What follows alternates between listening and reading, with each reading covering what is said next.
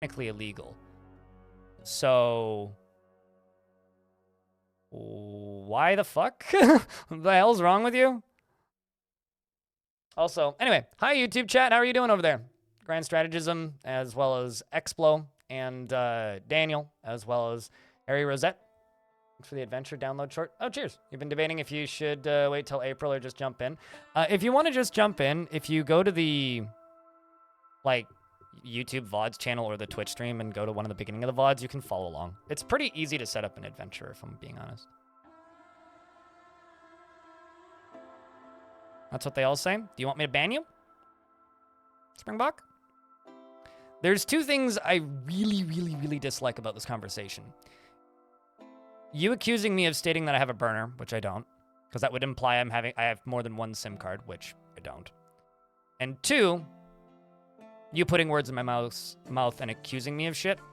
I don't care if it's a joke. Some jokes aren't funny. In order for jokes to be funny, there needs to be a punchline and something that's amusing and something that's entertaining. You need to have some humor or some sense of humor. Putting words into somebody's mouth and accusing them of suggesting that they're committing crime is not a joke in any sense of the word. So if you're going to say, it's just a joke, buddy, I'm going to say, make funny jokes. And I'll accept your jokes. Over here, he has buddy. a sword. All right, let's play some Dwarf Fort, shall we? So, we're going to be picking up, you know, the same fort that we've been playing, which is Creaturekeepers. Last night, I streamed for way too long again, and by the end of the stream, we got to the point where we built coin cannons, and today I need to remake parts of them, because it didn't quite operate as I intended.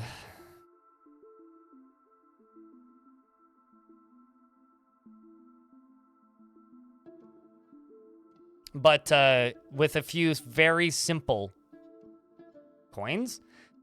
Hold on a second. I have a question, Shadow Absorber. If coins don't exist, why is there a coin stockpile?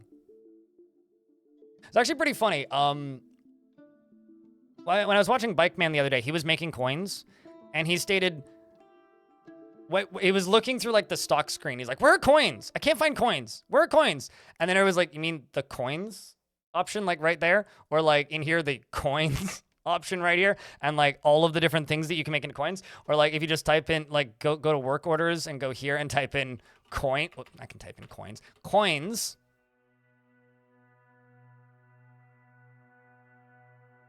Where the heck is on my? Yeah, no, there's lots of coins, and these are coins. In fact, this is a stack of 500 Lannisterthad year 132 gold coin. The coin is the currency of Lannisterthad. On the front of the coin is a rendition of the main theater, an image of two cut gems. The image is a symbol of the Sly Theater, a dwarven civilization. On the back of the coin is an image of a crutch.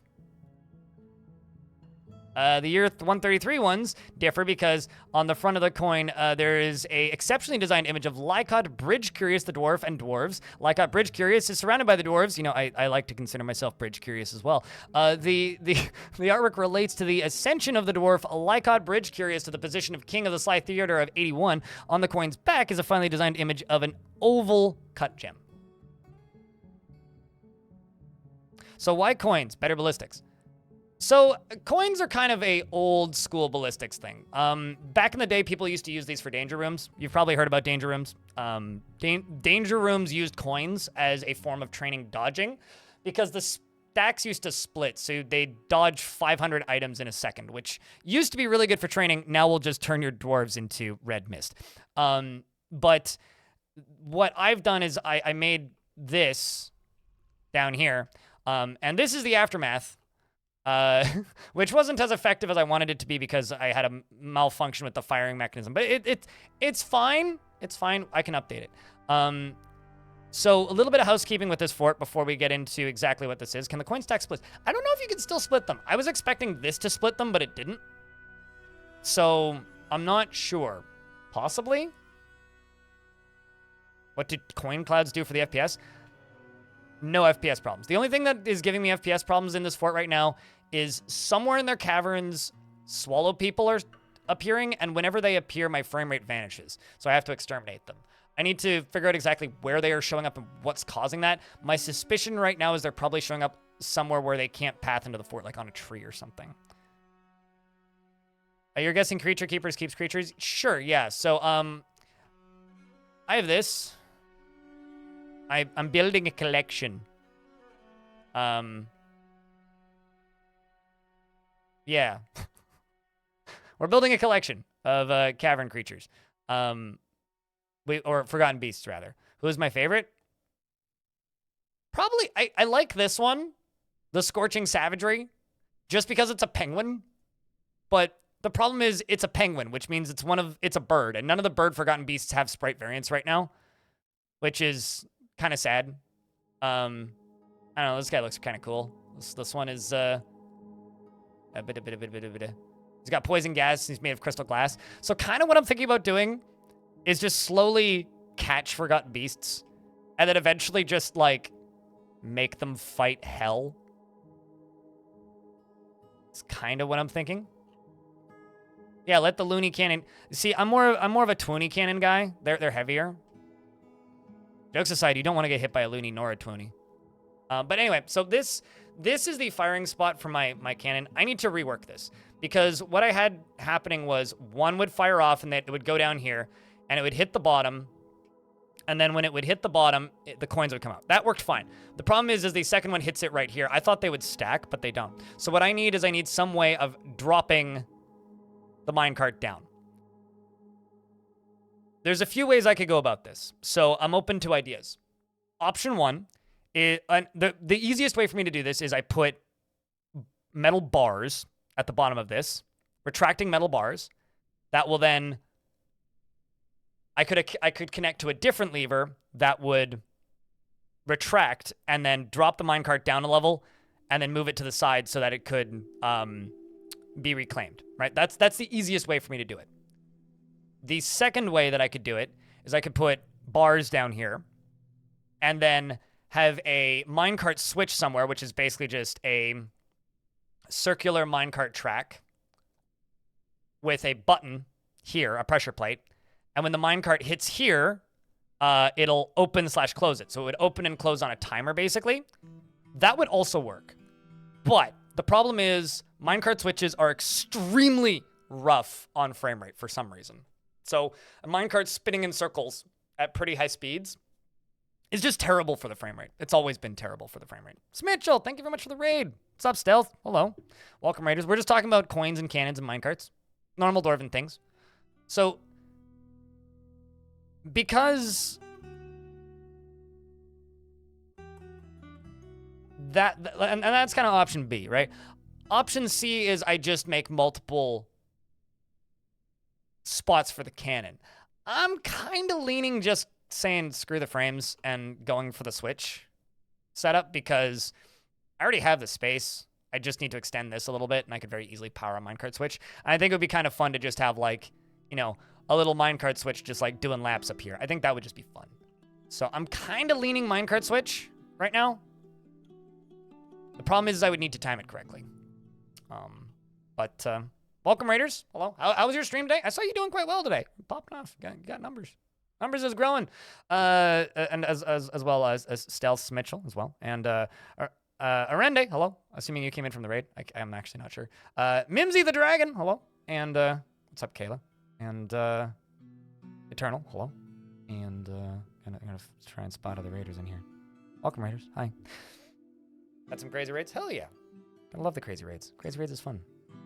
Doing great until agitated wildlife started to murder everyone. Right. Another thing that I've done with this fort, which means this is my #1 priority to continue setting up, and also resetting the backup plan, which I'll talk about in a second.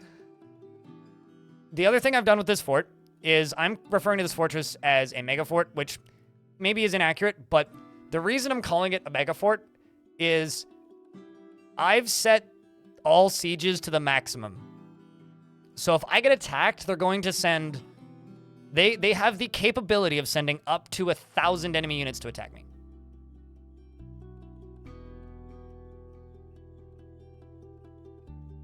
You put a pressure plate on the rails so that it opens the bars and drops the last cart. Yes. But... Yeah, I could do that. I mean, I did that with the different setup that I had previously. Yeah, that's an option. Actually, I could do that. I could just put a switch like right here. Because it takes 10 ticks. The minecarts absolutely get to the bottom of this faster than 10 ticks.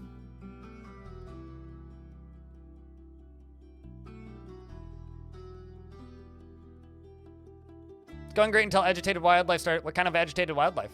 If I can ask. Yeah, no, I mean, I did that with my lava minecart system. Because I had a fully I built 2 fully automatic lava minecart launchers. Minecart lava launchers? I don't know how to word that. It's a weird sentence. Which we called the FAMP, the fully automatic magma. I can't remember. The fully automatic magma launching device thing? I can't remember what the acronym stood for. What is this rail contraption? It's a slot machine that gambles with goblins' lives.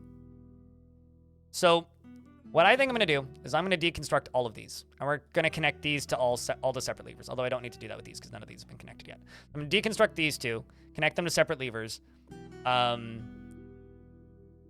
Leave that forbidden for a little bit. We're going to remove this and put a switch here. And I'm going to deconstruct this. And do a little thingy down here.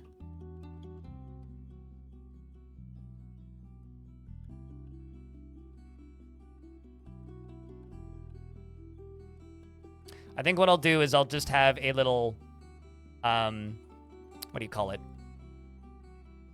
Set of rollers that will roll the minecart up to here and it'll hit a wall. In fact, I could just erase this. It'll stop there, and then from there it can get very easily carried back up. I'm not going to worry about fully automating it. I could do that later. It's not the answer you expected at all. And then the other thing that I have is this. Okay, so I could just show you what all this stuff does. There's a video on my YouTube channel right now called Coin Cannons, which I uploaded this morning. I edited last night. Which this is the video. Okay, so the coin cannon launcher ended pretty well by firing cannons like this, which you know, like I said, I need to stop the minecart stacking up issue, but it worked quite well, right? And then the other defensive thing is this hallway can do this.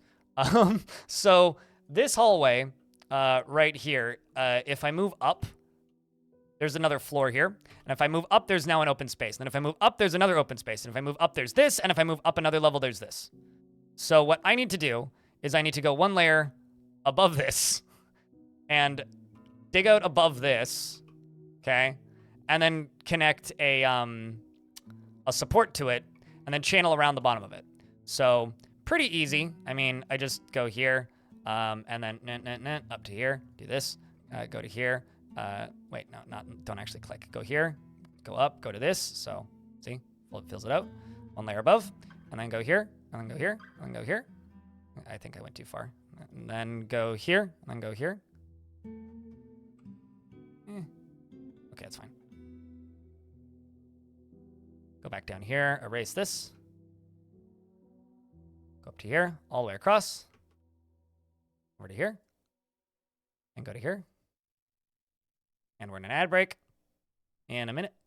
And then once that ad break's done, I will read the dwarves' names. Realizing I'm just screwing this up, but that's okay. And then essentially, the idea of this is I can then just go around the edges and just carve it all out because I'm going to make it 1 wider all the way around.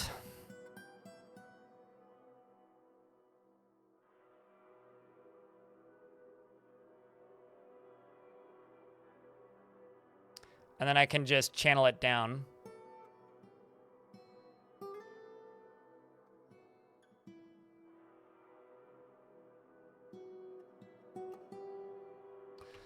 And then the idea is that I can go around the edges of it, channel it all the way around where these are. And then all I really need to do is just make sure I have a support in the middle, connect it to a lever, and then thonk. I can just drop that again. But we're about to go into an ad break, so I will wait for minute 30, and then we will read through the names of the dwarves. What's the poor dwarf who has to pick up all the coins to reload? So actually it's pretty easy. All I need to do is forbid bodies so that you might be stuck in an ad, but so that the, or rather, all I need to do is forbid all the coins so that the bodies get hauled away, which doesn't take too long. And then after that, it's just a matter of transporting the coins up, which I timed it. To refill one minecart to 50% capacity took about 3 minutes. Oh yeah, no, this is a temporary fix until we run out of mountain. But also like, so currently I'm digging out layer 67. We got lots of mountain left. Like, yeah, eventually we'll start to run out of mountain. But we got lots of mountain left. Don't worry about that. We're about halfway through the mountain. So we got tons of mountain left. Also, I can do other silly shenanigans such as like caving the floor in. I got mountains on my mountains. Yeah, we got lots of mountains.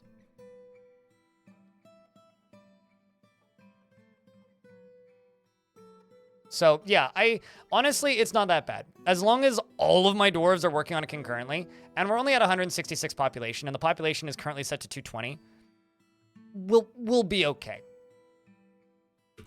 So, oh, speaking of secret tunnel, because of the dumb design of this fort, by that I mean this moat going all the way down to the cavern layers, which I need to continue working on, but because this moat's going to go all the way down to the caverns, the only way that I can get to that trap is with this. So this little stairwell goes all the way down to here, which goes all the way over to here, which goes all the way up to here, which goes all the way back up. All the way back up. All the way back up. To here. So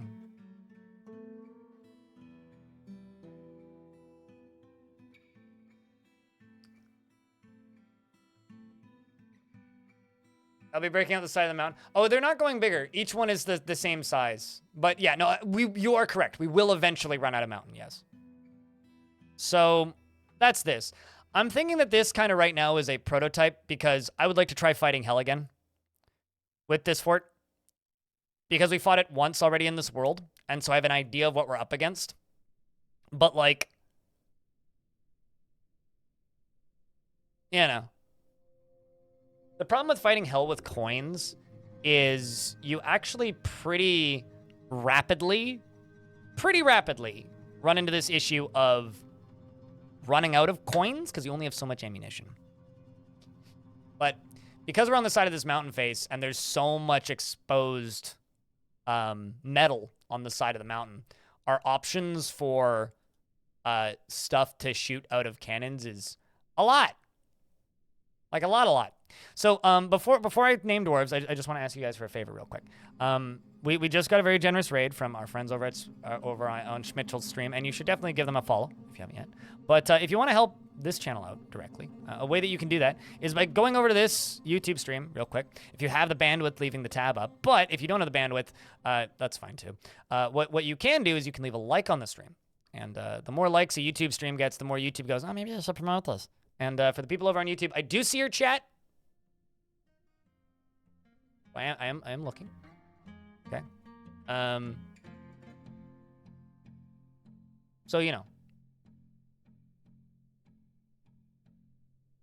Incoming cart triggers the previous one. I kind of don't want to set it so that the next cart going up triggers the cart from behind, because if I do that, the issue is if it triggers the next one, I might end up with a situation of I don't actually want them all to trigger. So I'm a little bit hesitant to fully automate it because it's just a lot more immediately predictable to just build more levers. So I think I would rather just build more levers. Or rather, I don't need to delete this, but I do need to change the name of this. Is that the wrong link? Which link is that? Okay. I thought I copied the right link, but I guess I didn't. Try this again. I know it's a YouTube link, but here's the right link.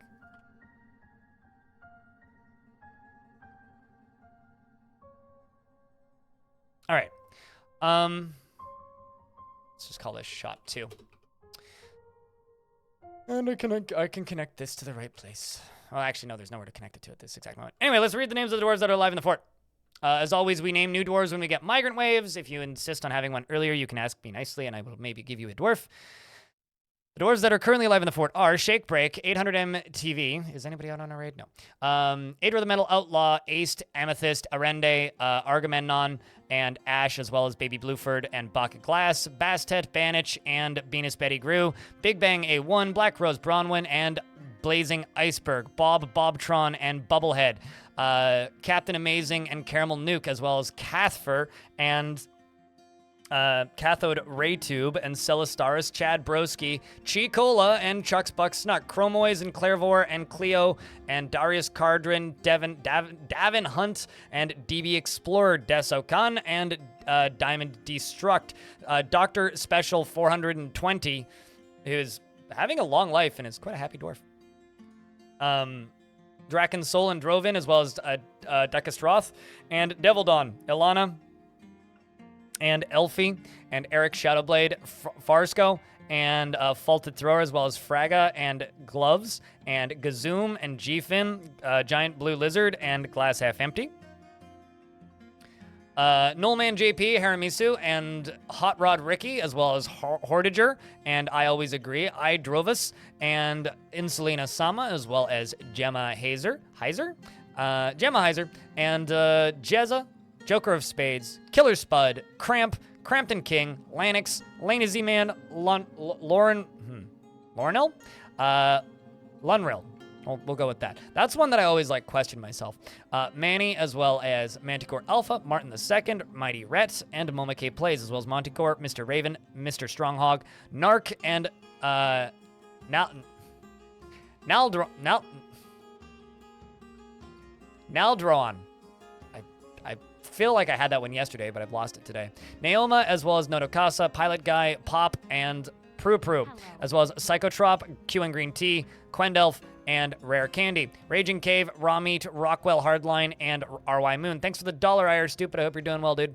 And Rockwell, Ryman, Salty Tempest, Salva Daddy, Saddle Rob, Scriprio, Shadowstorm II, Shaku, Shogun, Shutterbug, Skittle Silly, Sparky, Stealth CT, Spider, Megatheist, and Stonecoat, as well as Sword Coast, Telenartho, Suited Giraffe, Too Light, Spawnled, and Tujuhu, and Too Light, as well as Uber Ike, and Urist McTinkerer, Valleys, and Vox Tubersome, and Waterlyman, who's still alive somehow, keeps tantruming, and has been to prison many times. Wajess, Holy Spokes, and Zeophin. I also have to note about Holy I think it's Holy Spokes?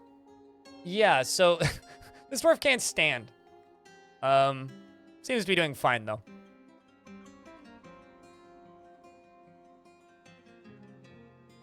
Laya has passed somethingeth? Yes, Laya did in fact pass to somethingeth.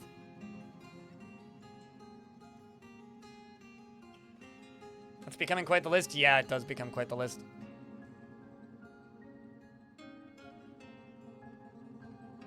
It helps give the impression the impression that your mountain is a mecha. I can't say that. I would think more like just control tower. I don't know about a mecha necessarily, but this doesn't need to go at full speed. Just to there.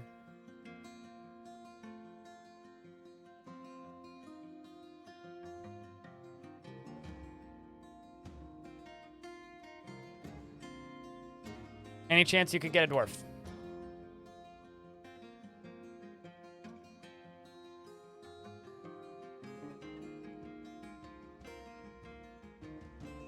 Would you prefer a beard or no beard? Just put him in a minecart, he good. Yeah, just put him in a minecart and throw him at the enemy. As long as he gets to the enemy, he good. He got this. Right? Beard? Okay. But Edom the Weaponsmith. Not pissed. No fights recently, but apparently you got into a fight. Adam the Weaponsmith is now Kaz Mirl _ I think that's correct. Kazmirl? Unless that's like Kazm IRL. I'm not sure how to say your name, but because your name is kind of like mine, where it's like, I'm not sure if that's an acronym or a part of the word. Finds something humorous in everything, no matter how serious or inappropriate. Is confident under pressure and presents himself modestly. Frowns on any flashy accomplishments and is moved by art and natural beauty. He is troubled by this since he dislikes the natural world. He tends to be passive in discussions and has a tendency to go it alone without considering the advice of others. He is grateful when others help him out, and he tries to return favors. He generally acts with a narrow focus on the current activity and can easily fall in love and develop positive feelings, and occasionally overindulges. He often lowers his eyes when he's thinking, and he personally respects power. And occasionally overindulges. That's the other thing. He often lowers his eyes when he's thinking, and he needs alcohol to get through the working day and doesn't mind being outdoors at least for a time. Dreams of creating a great work of art and personally values tranquility and a peaceful day and finds the pursuit of skill mastery off-putting. You have no family in the fortress. You worship the god Cat. You're a member of the Murky Coven and a member of the Weaponsmiths and Metalsmiths guilds, respectively. You're a competent weaponsmith, and you've never killed anything, and your recent thoughts are you don't feel anything after seeing many goblins' dead bodies. You need a nap? Alrighty. We'll see when we see us, Mitchell. Okay, so it is just one name. As long as there's one word to read through and no acronyms in there, then I'm good. Kazmirl. I can say that. As long as that assumption is correct, we're good. That isn't just boxes. I don't make boxes. It's like, so this is a question on YouTube. I don't know how to answer this question, so maybe Twitch chat can help. How do you come up with a decent-looking fort design that isn't just boxes? I don't allow myself to build boxes, is quite literally the answer to that question. So it's quite difficult for me to answer that question because I don't really know how to answer that question, if I'm being honest with you. And that's pretty much it. It's like I kind of don't know how to answer that question. It's like, I don't allow myself to build boxes. And that's kind of the long and short of it, I guess.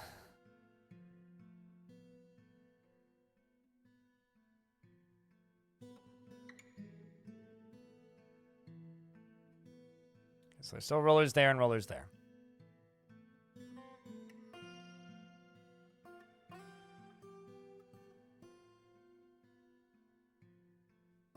Try to make larger rooms and use different shapes. That's one tip from Chad Broski.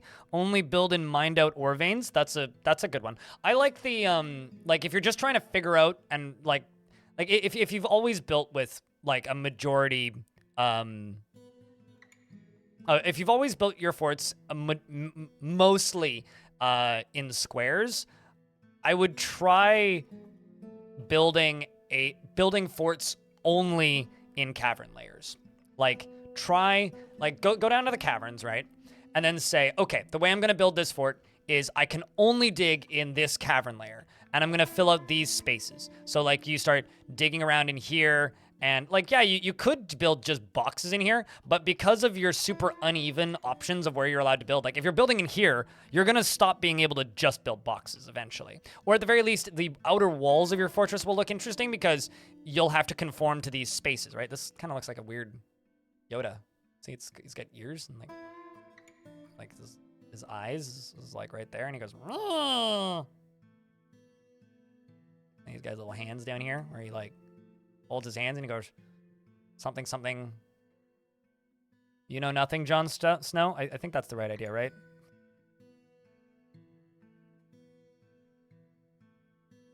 More Grogu than Yoda? Sure. I'll be honest, I've never watched that show, so I have very little. My brain always goes to Yoda because I've never seen that TV show. Oh my god, it's cute.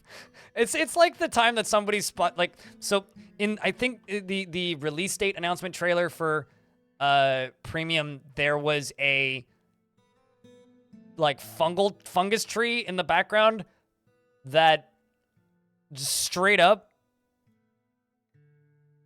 just 100% looked like an Among Us dude, like a spaceman. Constraint leads to creativity. That's a good way to put it as well, Lord Emperor Posh King Marza. I'm just gonna call you Marza because it's too hard to call you Lord Emperor Posh King Marza. It's plenty of titles. That or what's gonna end up happening is every single time I read your name out, I'm gonna add a couple more titles. So it'll be Lord Emperor, Holy Savior, His Majesty, #1, Emperor Boss King, Posh Marza. Is this an Among Us? No, what? All right, so somebody is doing an artifact. I didn't actually look at the name. So, artifact. No. Strange. That's what I need to look for. Vukar is making a strange artifact, and they are a proficient weaponsmith. Excellent.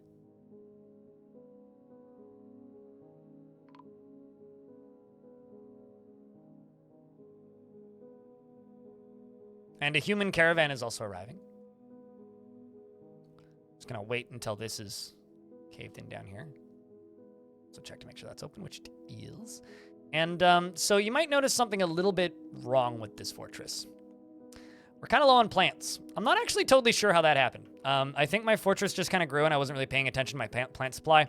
Anyway, long story short, we're kind of short on plump helmets, like actual harvested plump helmets. So I'm gonna actually go down into here, harvest a bunch of shit. Getting a little low. But the dwarves are very busy right now. I'm not sure if we're going to have time to trade with these lousy humans. I'll try. Do my damnedest. Farmers Guild slacking. Yeah, it certainly seems that way. Now, I need to increase my farm production. I've been too busy worrying about my coin production to worry about my farm production, so it's kind of on me, if I'm being honest. So now that I've done that, I can go over to cages and traps. We're going to go to pressure plate and go minecarts trigger. It resets. Is that there? And then down here, this has probably been dug out, right? Right? Okay, no, it hasn't. Waiting for somebody to dig this out. There we go. And then now that this has been dug out, I can go... Actually, you know, let's dig these corners out just so I can make this look less ugly. And then I'm going to go floor bars, and let's go with something schwanky. Platinum. Done.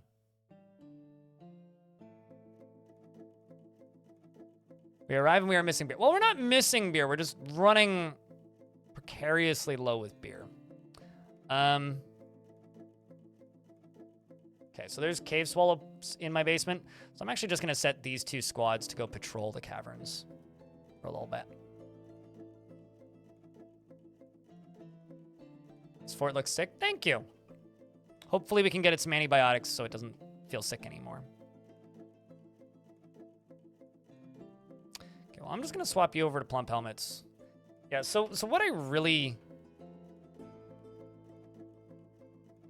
Okay, you know what? Let's try this. Wondering. I've got these. Got plenty of seeds. What are you doing on these? I've got tons of dwarves that are literally like the only job you can do is plant. None of them are planting. Did I accidentally disable planting? Did I do something dumb?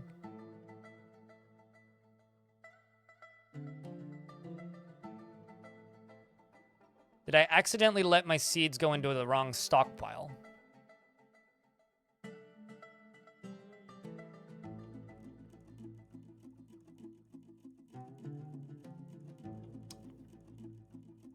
Never changed Dwarf Fortress.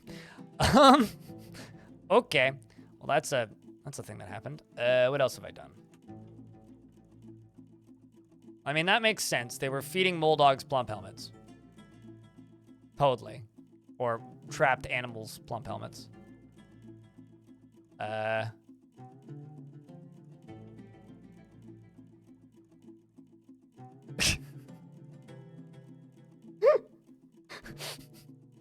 So, if you have a creature in a cage, right? And you have to feed it to keep it alive. So if it's like livestock, right? What happens is they get plump helmets inside of them. Or they get the seeds from whatever they're eating inside of them. So are all of my plump helmets inside cages? Yeah, literally.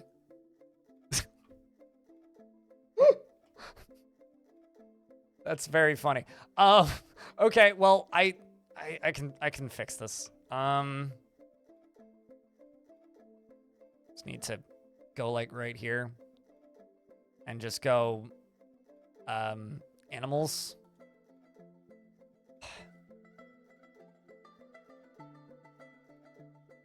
Saw the strange mood dwarf go running by. How are the gather plants jobs doing? There's got to be a couple of you, right? Nope. Nope, that's not how you spell gather. Nope, nobody's gathering. Okay, well, how many plant gatherers do I have right now? Everybody does this. I think I'm gonna just give a bunch of my planters gathering jobs so that they have something else to do.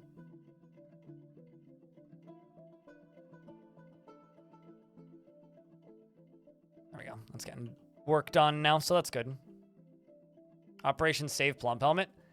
I mean, this game never fails to surprise me.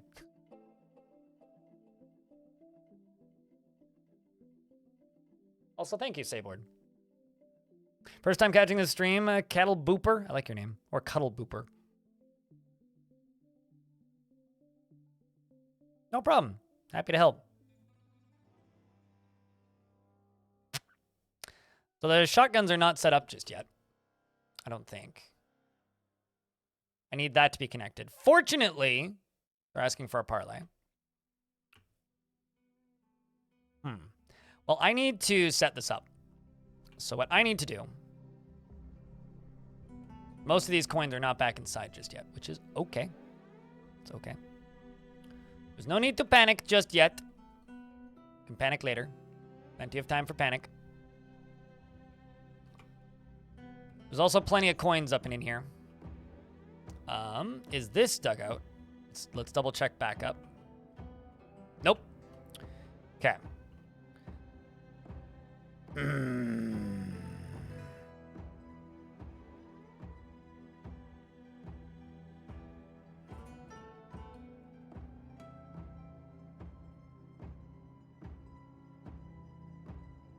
Let's do this. Make sure everybody's in the burrow. And camp equipment. I'm actually just going to get every single one of my soldiers set to no orders. So they go get their stuff. I'm going to give them a little bit of time. This is going to be a very large siege, I expect. We've even got goblin recruits, Mark's dwarves with them. Because theoretically, they could send sieges of up to 1,000 units. So what I need to do is I need to get this door closed. This drawbridge closed. I need to get the door to the caverns closed. And I need to get the upper drawbridge closed. I need to get everything shut. We can probably win in a one-on-one fight. That's a given. My concern isn't so much winning in a one-on-one fight. My concern is being able to fire this minecart, which I can't just yet. I'm going to add this to the burrow so that they can finish this up.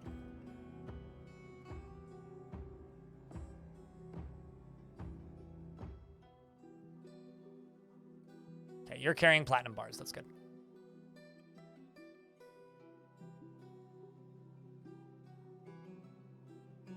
Well, you guys, chat woke up today and wanted violence, so I guess you're going to get violence.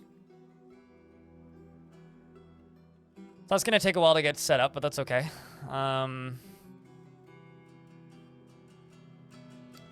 good news is, now that most of the hauling jobs are done, we are starting to get this minecart filled, I would hope. Maybe yes, they do want a parlay. We're okay. We got some time. Some time to get this thing filling. Oh, you two, cancel your job. You guys inside. Coins for the coin gob. Okay, so what I'm going to do is I'm going to see if I can set up 2 shots. You, right here, I'm going to link to that.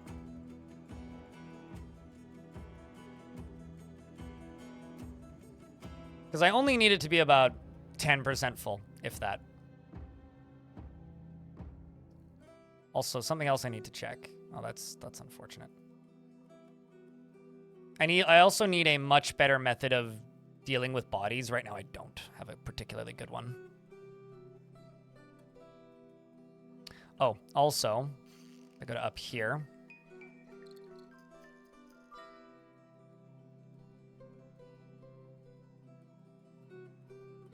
Probably dig this out in time. I really like the parlay mechanic. It's one of my favorite new mechanics for this version.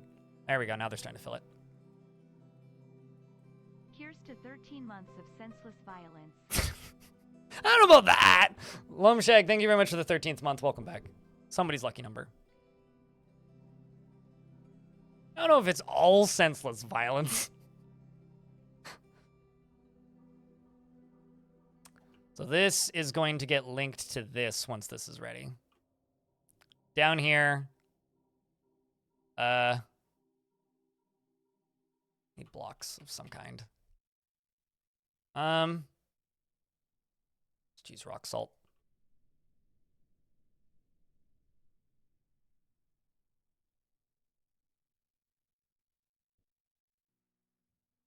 Can we name this contraption Charity? I don't know, the slot machine's pretty good too.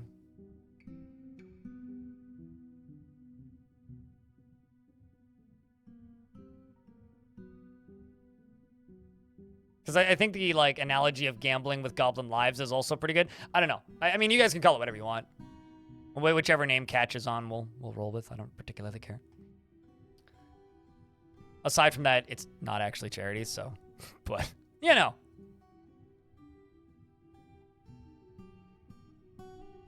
Although there is something about saying, I hear you're here to collect your charitable donations. Splat, which is a pretty good mental image.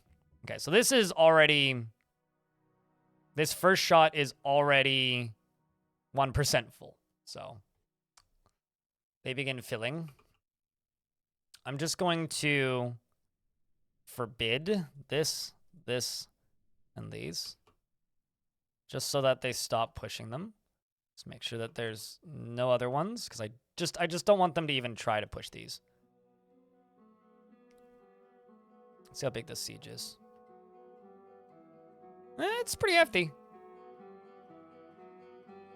Certainly not a nobody. Okay, so now that all that's done, I can probably slam this shut. Let's check up here.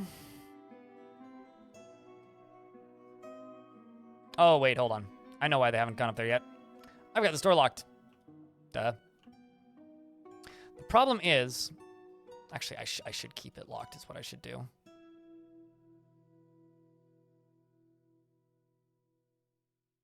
Let's dig over here. Go down one. Dig over here.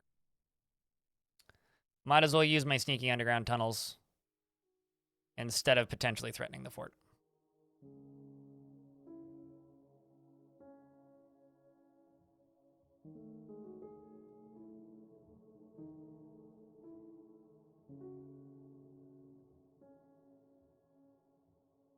I'll just go all the way up.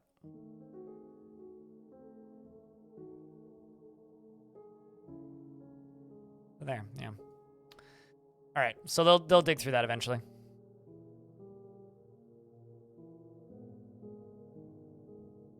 Elfie, thanks for gifting a subscription to Cuddle Booper.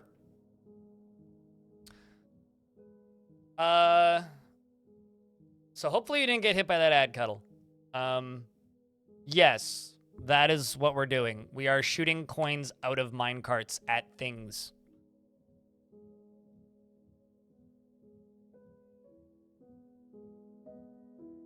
The change of a lifetime. That's a... There's levels to that pun. I appreciate that one. I'll give you a parlay, Lobster. Also, hey, Hot Rod, your dwarf's still alive. Damn it, the money shot.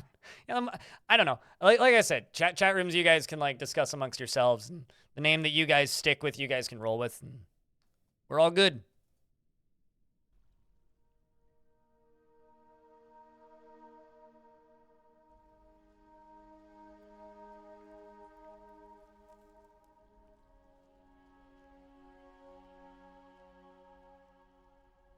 You know, I need to complain about something for a second. I received this email. Okay. This email came in 90 minutes ago. I'm going to read this email minus any revealing information about who it is. It comes in from a group that aims to help streamers do better or whatever. Grow, I guess. The email is titled, "Small channels should be doing this." Okay? And the start of it says, "Small channels should be doing this. Hope you are doing well. I came across some key insights on improving YouTube and your channel's visibility on YouTube and Twitch. Viewer-centric approach. Algorithm serves viewers. It's not about YouTube pushing content.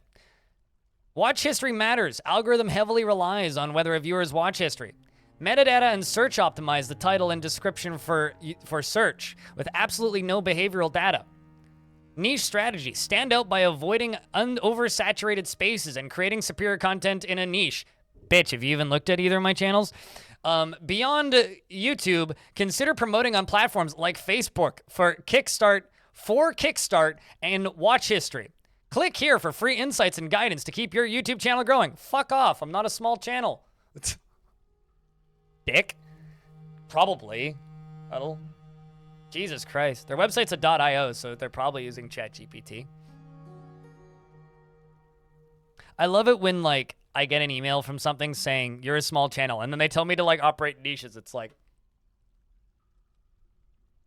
I'm about as niche as you possibly can be, man. Like, let's be frank for a second. Like, how could you be more niche than my channels?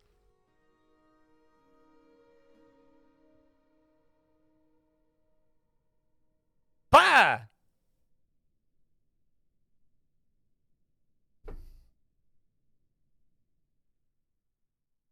Yeah, I don't know how much niche I can buy. I'm the guy that streams Dwarf Fortress for a living. Like, how could you possibly be more niche than me?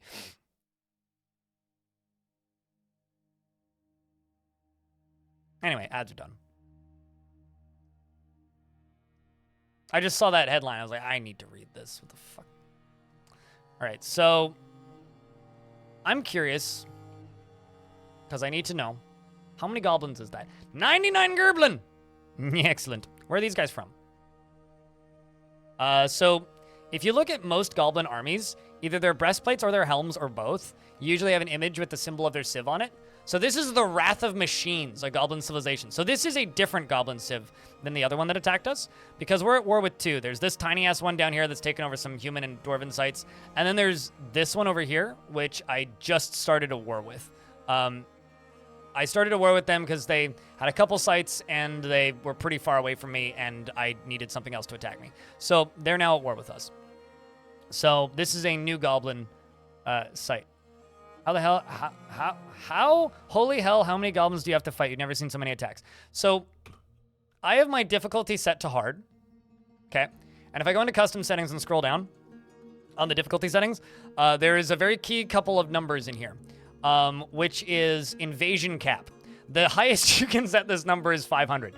So their first attack, they'll send 500, up to 500 goblins or trolls, but trolls are bugged, so they don't send trolls right now.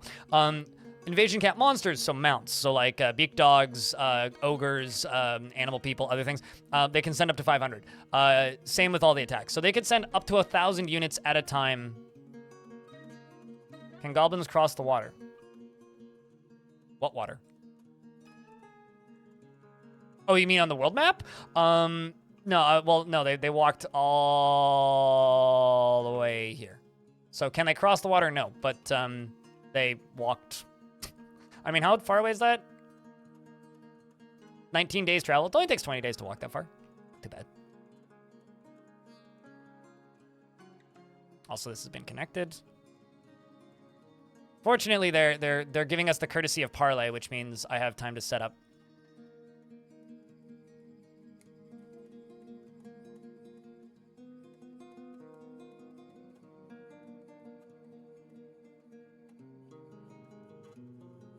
Well, actually, nope. I don't want to forbid this just yet. I do, however, need to make sure that you are still getting connected. Should really hotkey more layers on this map because this map is so large. Okay, shot 2. You shot 2 the heart, and you're to blame. You give Gobbins a bad name. Okay, so you go there. And pull it when you're done. Because this one is already partially full. I can also deconstruct this.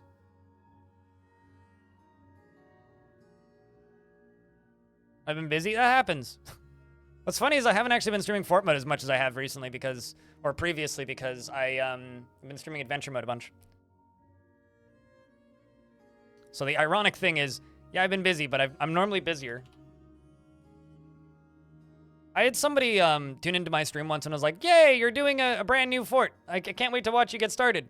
And then like had to go to lunch and came back, and they went to lunch while I was in prepare carefully. And when they came back, I already had 30 dwarves, bedrooms set up, and I'd hit the magma sea. And they were just like, "Oh man, I can never actually like see you play early game because you're at end game by the time like I would have like, I don't know, stills and a farm set up." So the actual issue here is I'm running out of food. That actually is an issue.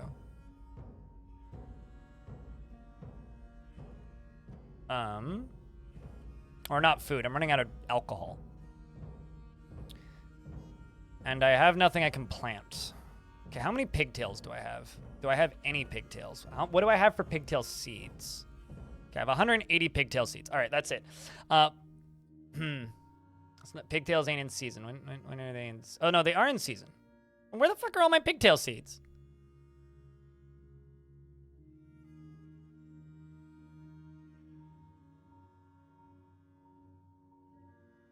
In this bag.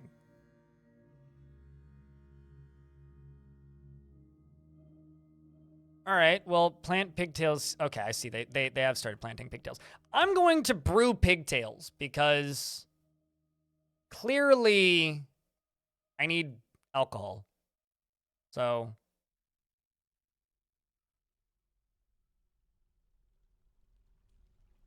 well, they're set to brew. So I'm going to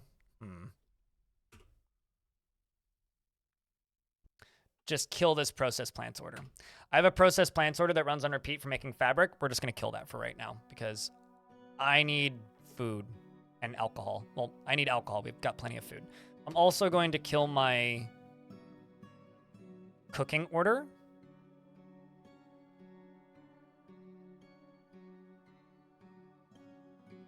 Yeah, there it is. Just going to check that yearly instead. I can also gather all these. Also gather all these. And cross my fingers.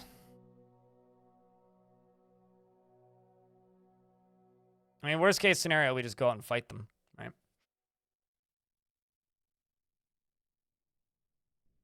Wow, they haven't started mining that out yet, have they?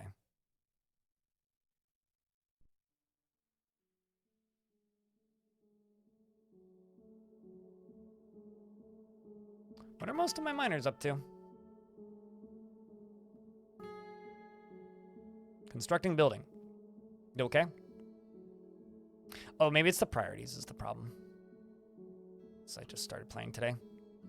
Okay, that's the issue. I need you to go do this, please.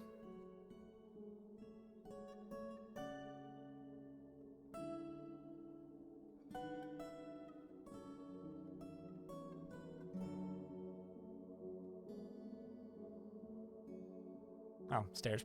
Not mining.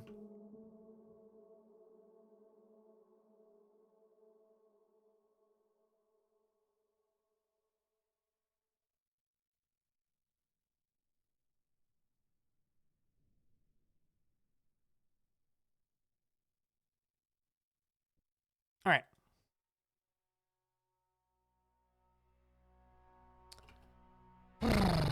Also, I have a strange mood happening, so we should keep an eye on that.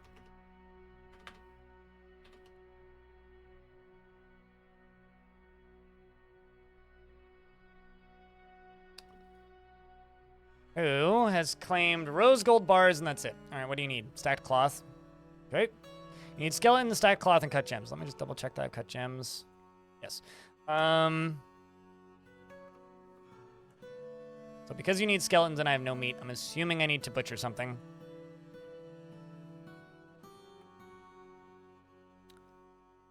Where is this? Drothla. Okay, I'm going to slaughter the trained Drothla. And also, I'm going to do something kind of mean real quick here. Pen pasture. And I'm going to grab this pen pasture. I'm going to scroll down to the bottom here and... are these troglodytes?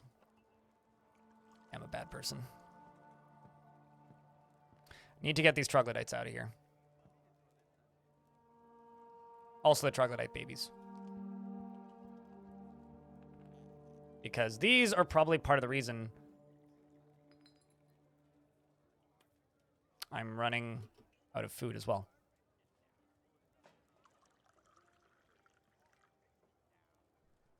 Yeah, but goblin skeletons are intelligent, so there's nothing I can do with them. They're useless to me. These will probably just get removed from the map in a few seconds. This Drothla child that's caged can get slaughtered if it's tame.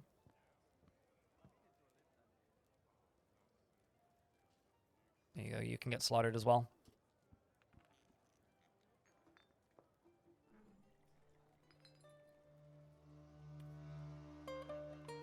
You are connected.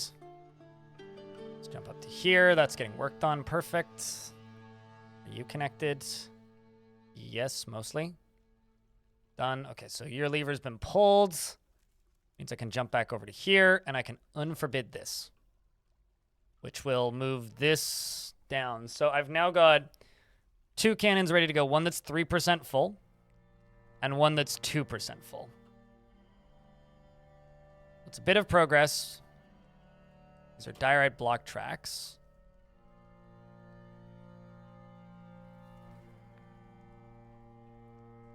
Diorite blocks the closest.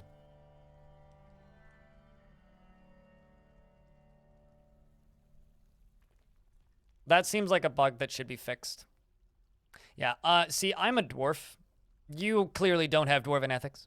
And just because you were willing to step as low as a goblin for disgusting things that dwarves wouldn't stand for.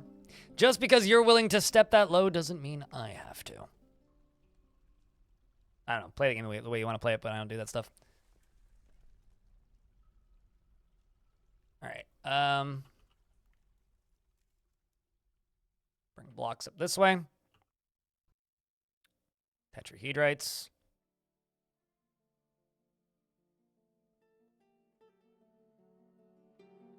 Why'd you stop there? Oh, is this not in the burrow? No, it is. It's in the burrow? Yeah, it is. All right. I don't know why they're not doing it that way.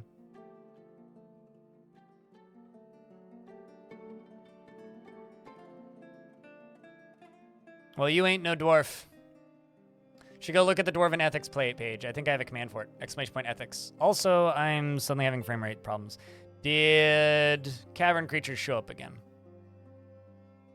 Must have. Gotta pause game. I will pause game and exterminate cave swallow people.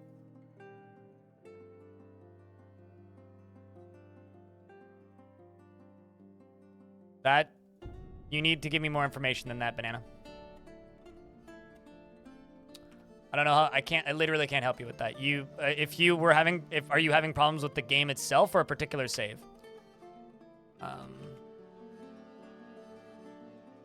That's the cave swallow people.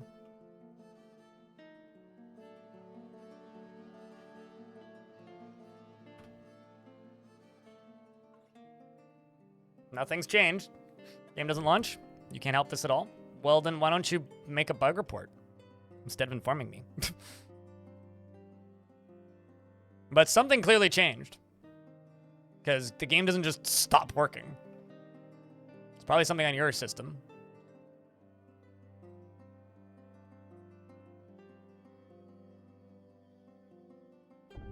Began a mysterious construction. There we go. Have you tried reinstalling? Have you tried a different install? Have you tried copying your install and then installing the game again from Steam? And then when you install your game a second time from Steam, you tried launching that? Have you tried installing a classic version and launching it there?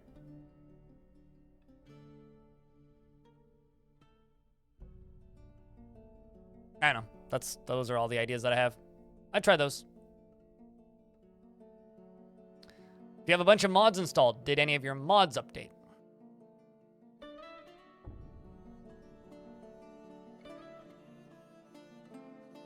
Yeah, it's DF hack that lets me search dwarves' names.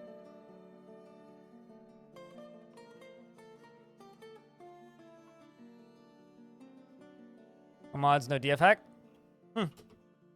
Are you trying to launch the same save, or are you trying to launch different saves? I'm actually, like, curious, which is why I'm babbling about this. I don't think I've ever had Dwarf Fortress just not work one day. You're not on some, like, weird fork of Linux, are you?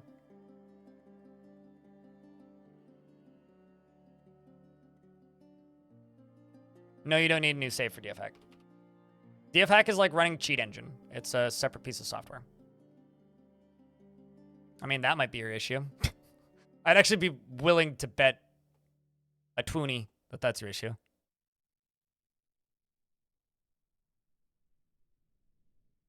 If something changed in Ubuntu, that would do it.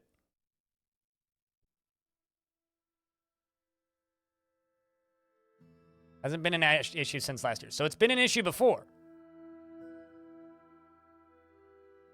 But I don't know. Goblin's being very polite and waiting. My mayor's a busy dwarf, and they're just assuming he's waiting for the parlay. The siege might get bigger also once I deny the parlay.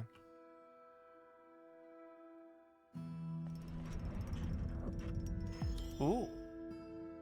That's pretty. Did I trade with the humans? Nah. I was too busy. It's not a huge priority, and they wouldn't have had much stuff for me anyway. I'm concerned about our drink, though. Anyway, this dwarf. This is a giant rose gold axe blade. All Crastor ship is of the highest quality. It is encrusted with cushioned diorite cabochons and studded with rose gold, and decorated with alpaca wool and encircled with bands of Dwarf bone and oval diorite cabochons and peafowl leather. This item, on the item is an image of Touch Helpful, the Sienna Ronis, the Raw Adam.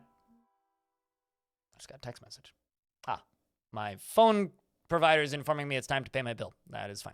On the item is an image of Touch Helpful, the Sienna Ronis, an adamantine crossbow in Dwarf bone. On the item is an image of giant thrips in native platinum. But yeah, regardless of whatever it is, I hope that you're able to sort it out. Because that shit sucks. Have you tried running it in a compatibility layer and running the Windows version?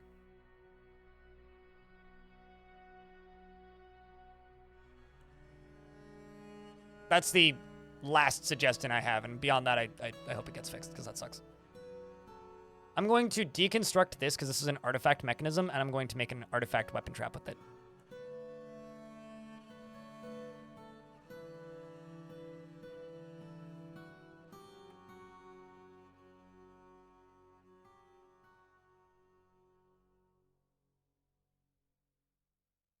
In fact, maybe that's what I should just do with all of my weapon traps.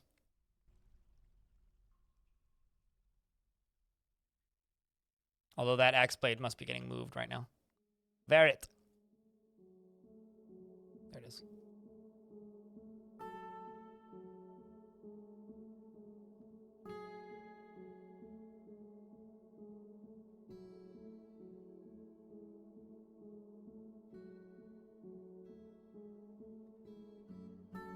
Can I explain how the gun will work? If you've played the video game Portal, this will make a lot more sense. Minecart has heavy thing in it, okay? Minecart full of heavy thing. Heavy thing is coin. Minecart go wee this way with rollers. Minecart go wee this way with rollers at a relatively decent speed. Minecart hit this pressure plate, although that pressure plate isn't connected to anything. Then it goes down this layer and accelerates to very high speed, hits this floor, which is a platinum bars, and when it hits the floor at an angle like this, because it comes down the minecart track, if there was a minecart track on this bottom level, this wouldn't work. Hits the floor, minecart's going like this, speedy thing go down, speedy thing go whap, speedy thing come out. Speedy thing, in this case, is pile of coins. Pile of coins come out and act like shotgun pellet and turn goblins into Swiss cheese. That's what it is. That's how it works. And in a few seconds, I'm going to take this pressure plate. I'm going to link this pressure plate to this down here. And then this pressure plate is a few seconds after the minecart fires. It's going to open, which is going to drop the minecart down here so that it can either be safely pushed up this way or alternatively powered, which is what I'm going to try and get set up. But I'm not sure if I'm going to have time because there's like goblins everywhere, which is a problem.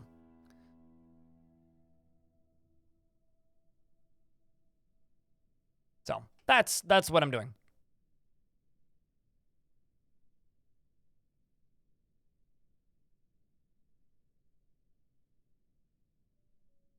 They absolutely spread out, yeah.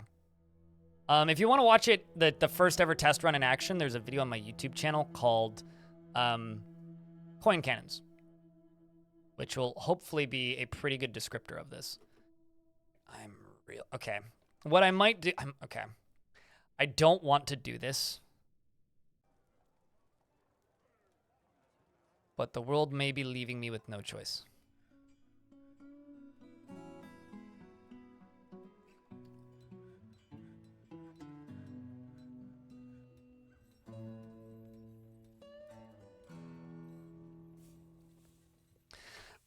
I really don't want to dig a second tunnel down into the caverns, but I might have to.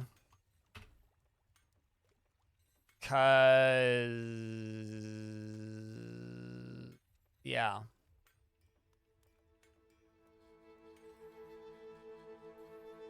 No. Metal items don't. Unless it's a clothing item. Actually, no. I don't even think clothing items would. They don't unless it's the item that's being attacked. So the reason like armor takes damage is because like the reason metal armor specifically takes damage. Wooden armor, non-conclusive. Wooden armor will degrade over time just like any wooden item, but a metal item doesn't degrade over time. A metal item degrades when it's attacked. And colliding with something isn't attacking something. Attacking something would be like if a dwarf was holding it and bashing, and then they got bashed in the hand. That might damage it, but no, they don't take damage when flying out of minecarts. Like, these ones have all collided with goblins already, and like, see, they're fine. So what are the majority of my dwarves doing right now? A lot of praying. They're harvesting some plants. Well, that's good.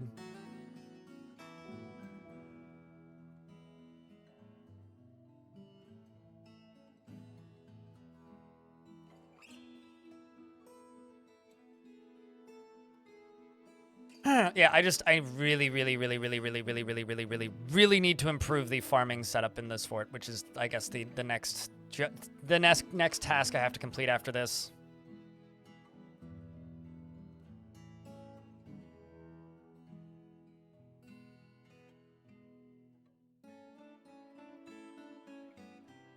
Would help with readability.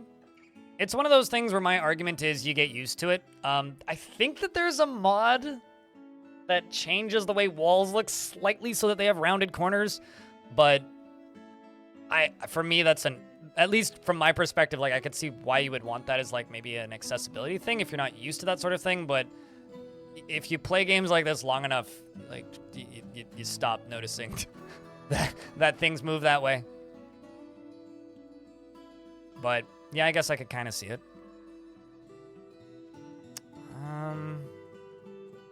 Guess I could bring power in this way.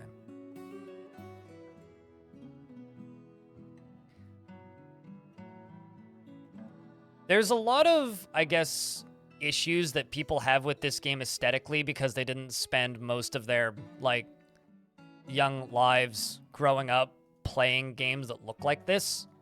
But I did. So, because I, am used to omnidirectional roguelikes and have played them as long as I've played video games, more or less, this is just how video games look to me. So,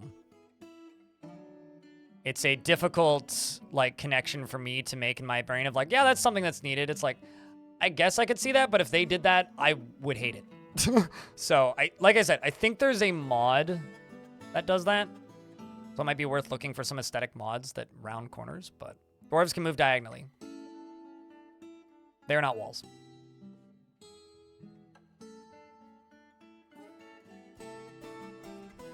Priority number 1, get rid of the 100 goblins that are standing on my doorstep. Priority number 2, feed the dwarves that are in the fort. Although the booze just went up, and it just went up again. So maybe we're slightly less screwed for the time being.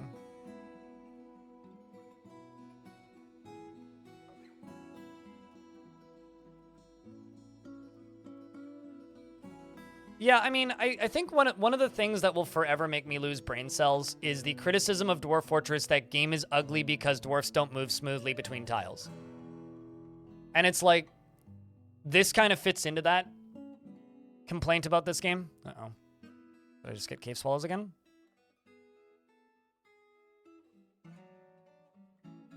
Nope, just a brief hitch. Okay. That discussion of like rounded walls and stuff kind of fits into that. And for me, it's like, it's a game that's running in its own engine, right?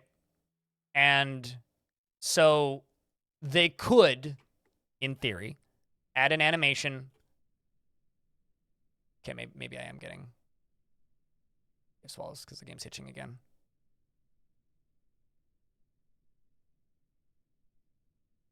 And it's like, yeah, in theory, they could spend a year making dwarves smoothly slide from tile to tile, and it would look a little bit more like games like RimWorld. I personally think it would make it harder to follow visually. At least for me, it would. Maybe not for other people. But I would also much rather that they spent a year on making the UI better, making the game run better, fixing bugs, adding features, instead of just making the dwarves slide from place to place. No, I'm not saying with no grid, because when Tarn says he could make them slide from tile to tile, he doesn't mean removing the grid.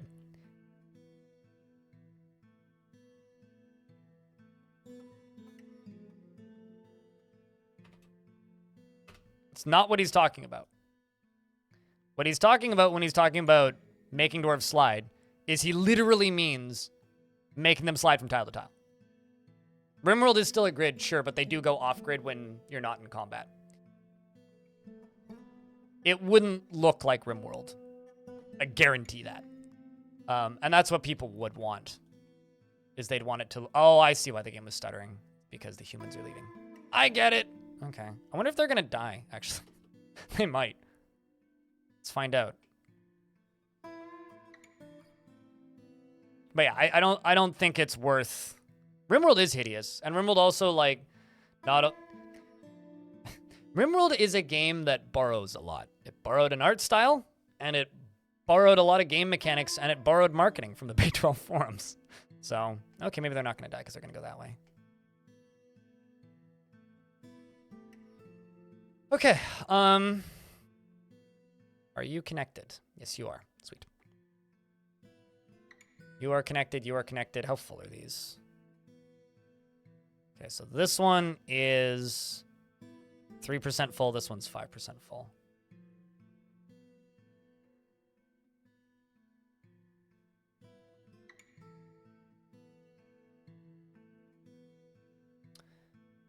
I'm gonna go through all of my tasks here. Stranded Alien Dawn. I haven't, but I've heard good things. That's all I know about Stranded Alien Dawn. I haven't played it, but I've heard good things. I'm going to pause all of these jobs. Except for the still jobs. I really Dwarves Brewing. And put all of these squads on off duty.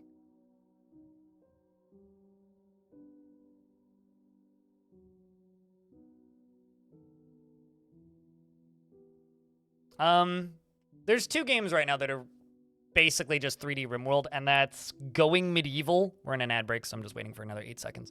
That's Going Medieval and Stranded Alien Dawn. I think from the gameplay I've seen, Going Medieval is closer to just a 3D RimWorld. At least it was in the very early access. We're in ads now. At least in the very early access, it was very much just RimWorld, but 3D. I don't know if they've changed that much. I know I've seen some people build some pretty cool looking castles in it though. I haven't played Stranded Alien Dawn. I know Stranded Alien Dawn. The thing that made me not want to play Stranded Alien Dawn, and this is gonna be really petty. I don't like the people's faces at the top. Like, I'm not gonna accuse them of generating them in Midjourney. They were probably drawn by an artist. I'm pretty sure they're drawn by an artist. But like, it gives me that same uncanny valley, like, stock photo image feel. And I'll be honest, I play a game that is a better 3D RimWorld already. And whenever I play games that are like, oh, it's a colony builder, if you're just either doing the RimWorld thing or doing the, or fair, you probably can. No, man. If you're just doing the RimWorld thing, that's what initially turned me off of it. If you're just doing the RimWorld thing or you're just doing the Dwarf Fortress thing, like if you're just trying to be Dwarf Fortress or if you're just trying to be RimWorld, I don't want to play your video game. Because I already have Dwarf Fortress and I don't want to play RimWorld. So if all you're doing is RimWorld but it's 3D, I don't want to play it because I don't want to play RimWorld. And if all you're doing is Dwarf Fortress or trying to be Dwarf Fortress, you're just going to be a lame attempt at being Dwarf Fortress. Like, I tried to get into Timberborn, and it just made me mad. Because it's like, well, if I want to play an Impression City Builder, I'll play an Impression City Builder. And if I want to screw around with, like, water mechanics, I'll play Dwarf Fortress. And if I want a 3D colony builder, I'll play Dwarf Fortress. So it just kind of made me mad, because it's like, well, this is just a lesser version of the other things that I like. Songs of Six I like, because Songs of Six is unique in that it's nothing like Dwarf Fortress. You can say it's like Dwarf Fortress in that you get to watch an anthill run around. Okay, but that's about where the similarities begin and end. It's a very different kind of city builder. It pulls something. What's funny is the developer of, everybody goes on about how Songs of Six it's like Dwarf Fortress. The developer of Songs of Six has never played Dwarf Fortress. And he's pretty open about this. In fact, he didn't know it existed until he started developing Songs of Six and people started saying it looked like Dwarf Fortress, which I think is really funny. He'd never heard of it. The developer of that game had played 3 games, and Songs of Six was largely based on those 3 games, which is Rome Total War, the first one,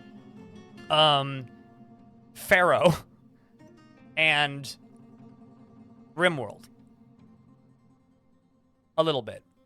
Because he took the building designs from RimWorld. But literally, like, dude plays Pharaoh and Total War. And he wanted to mix Pharaoh and Total War, and he also really likes the Myth franchise of games. Like, guy's not a gamer, he's a software developer. And because there's an interview with me and him on my YouTube channel, and talking with him is one of the funniest things in the world, because he's just like, yeah, no, I'm not a gamer. I don't play games. I really like Pharaoh, and I still play Pharaoh. I still have my disc, and I still play Total War 1. And I really want to take those 2 games and glue them together and make it in a way that I can just play it forever. Like, it is a really interesting game in that way. And then, like, he took some ideas from RimWorld because of the success that it had, and then after he released his game, found out Dwarf Fortress exists.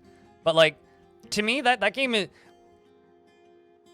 and because you ask about me in Songs of Six, I like Songs of Six. I'm planning to play it. I've skipped the last few patches. I've skipped it. I haven't played it for almost a year. I played it last spring a bunch. I'm trying to remember which update that was.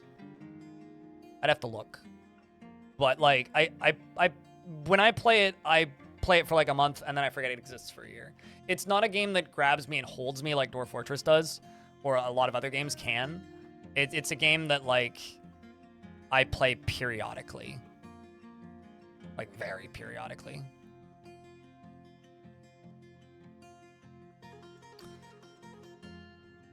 Okay, well, at the very least, the alcohol count is going up slowly, so that's a good sign. We're not totally screwed, which is what that means, which is good. I'm just gonna undump these.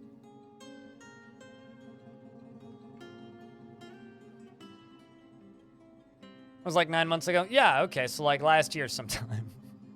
But I did play a bunch of it last year. I do like Songs of Six. Songs of Six is one of these games that some people seem to think I hate for some reason. I don't. It just doesn't grab me as much as other games.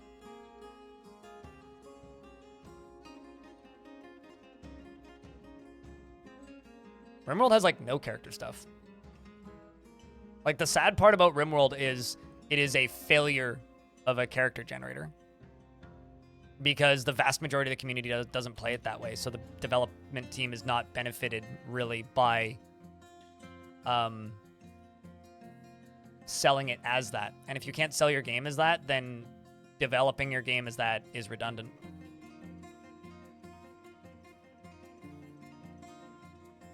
I just wish that RimWorld wasn't... I just wish RimWorld was a better game. Which, you know, I really don't want to turn this into the why blind hates RimWorld discussion again. I just need to get my ass in gear and make that video. I have it scripted. I just need to do it. I don't ever script things either, so that's rare for me.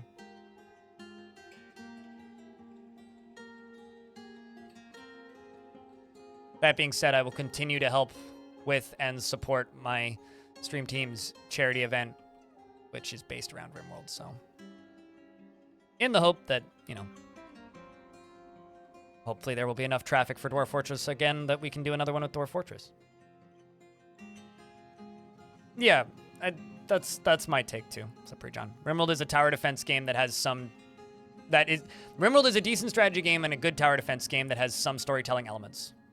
But it's not a very successful story builder. Modded or otherwise.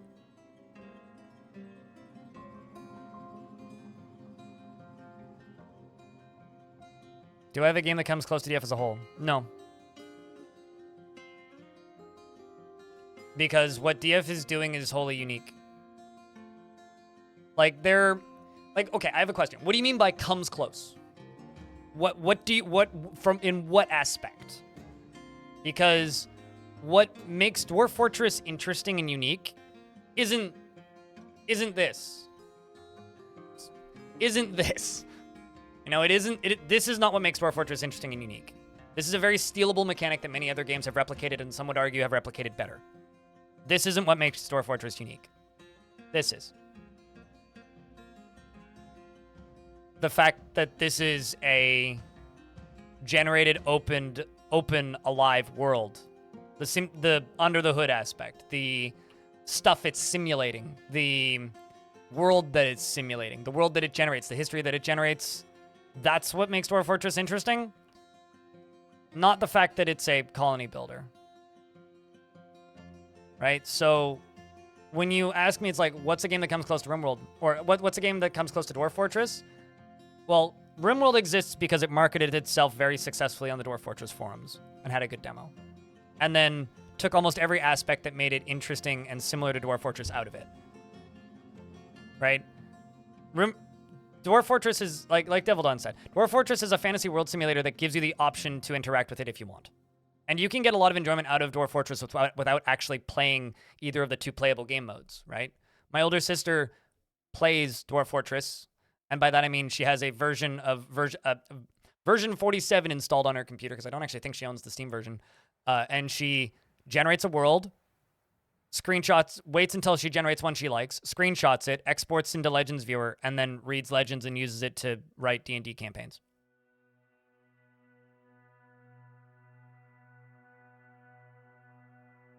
Like, it's...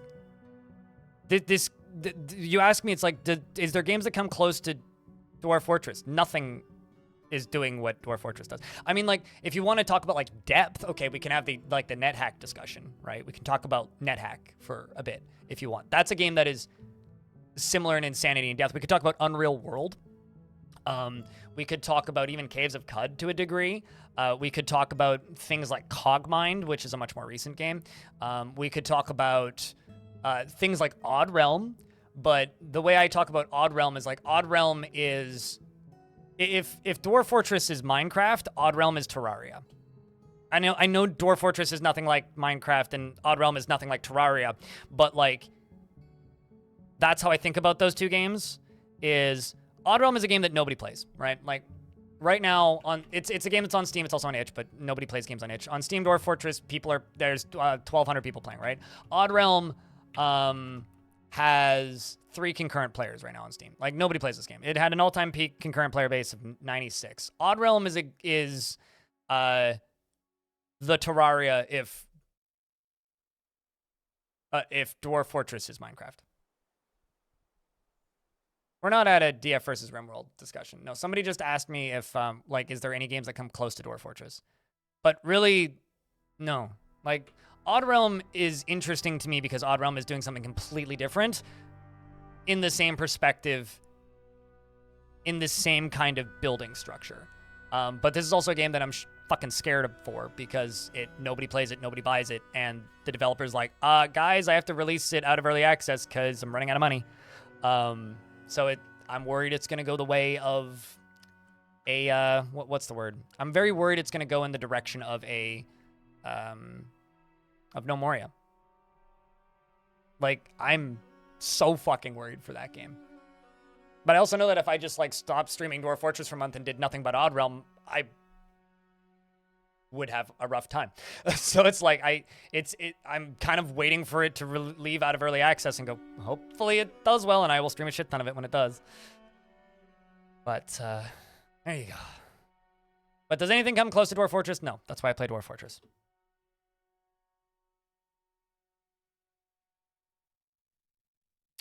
Okay, so this has been one of the longest siege preps I've ever done.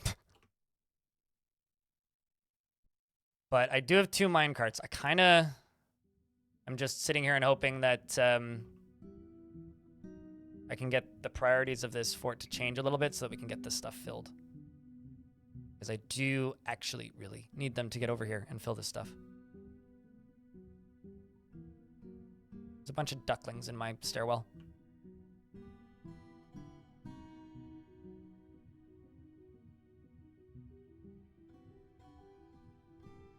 Yep. I was correct. There is a bunch of ducklings in my stairwell.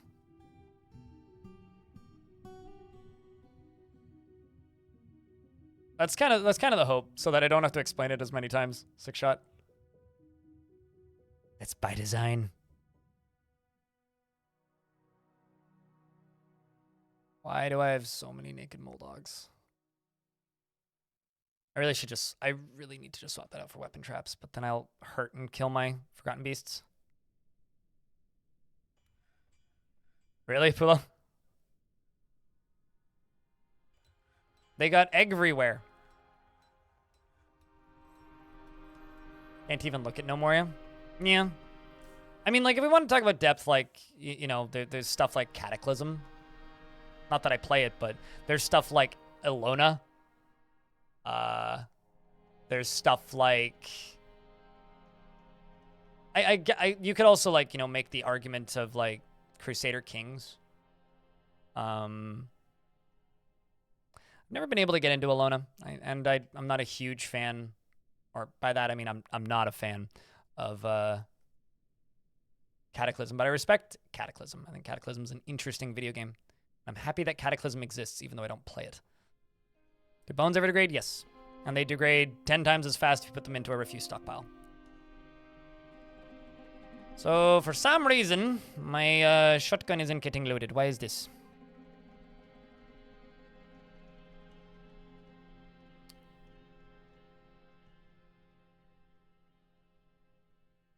Okay.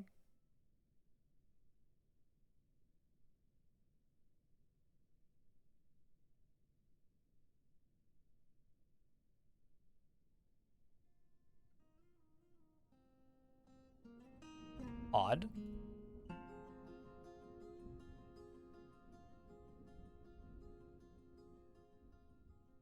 Is it because of the stuff sitting on the minecart? Is it the pants' fault?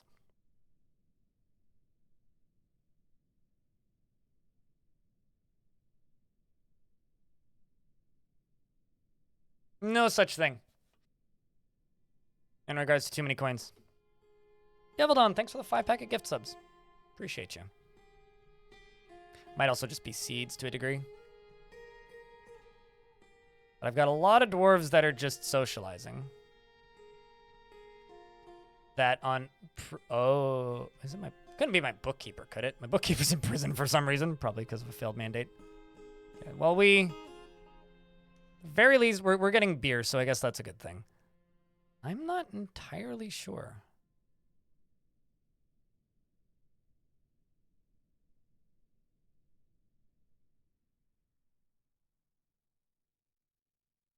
Breaking the burrow? That's not how burrows work. They move from one portion of the burrow to another. That's not going to affect it, but if it makes you happy, I'll do this. That's not how burrows work, I guess is the short version of the statement. But we'll try it. This ain't the issue, though.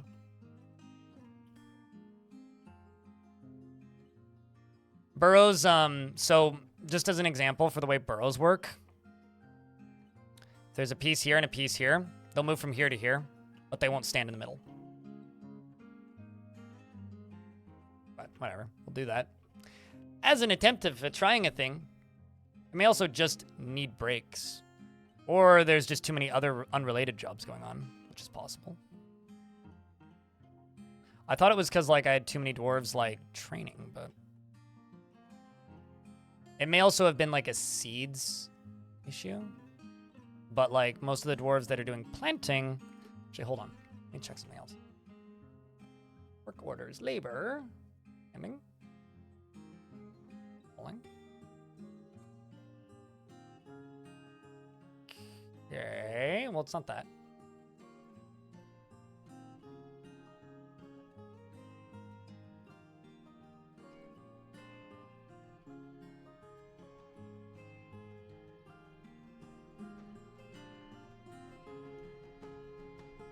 Technically, this isn't a trap, so that wouldn't do it.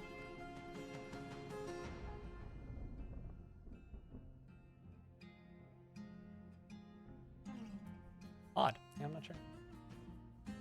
For some reason, didn't bring his steel axe to a fight, to fight the giant that showed up and kicked and punched it to death before the rest of them even arrived. Yeah, giants are a noob trap and not actually strong in the slightest. Fun fact about giants in Dwarford.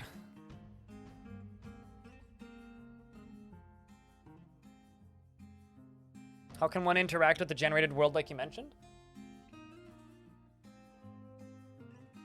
It's weird because learning to play Dwarf Fortress for most people, Lord Goodman, is people start... Okay, you know, actually, let's try this. Let's try forbidding all of these coins. Let's try forbidding everything down here. Maybe that's an issue here. It's weird because for most people learning Dwarf Fortress, it's like a multi-step process. I'm also going to cheat briefly. I'm gonna do this. I'm gonna do this. I'm gonna go auto dump, destroy. Is that an issue? Let's see. I doubt it, but let's also claim everything in here. And forbid this, maybe.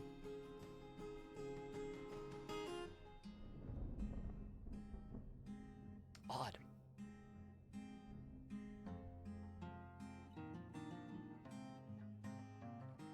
Let's try removing this. So I think for most people, the learning curve of Dwarf Fortress starts off as, I have to learn Fortress mode, right? But what you're actually doing when you're learning Dwarf Fortress is you're not learning Fortress mode specifically. You're learning how to interact with the simulation. And the simulation of Dwarf Fortress is a fickle, weird thing.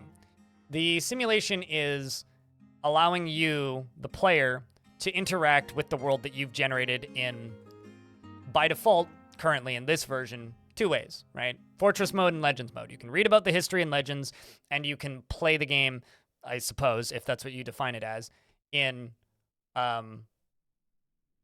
Fortress mode, right? Once you've learned the basics of, you know what, let's just fight this army, and then we'll worry about this.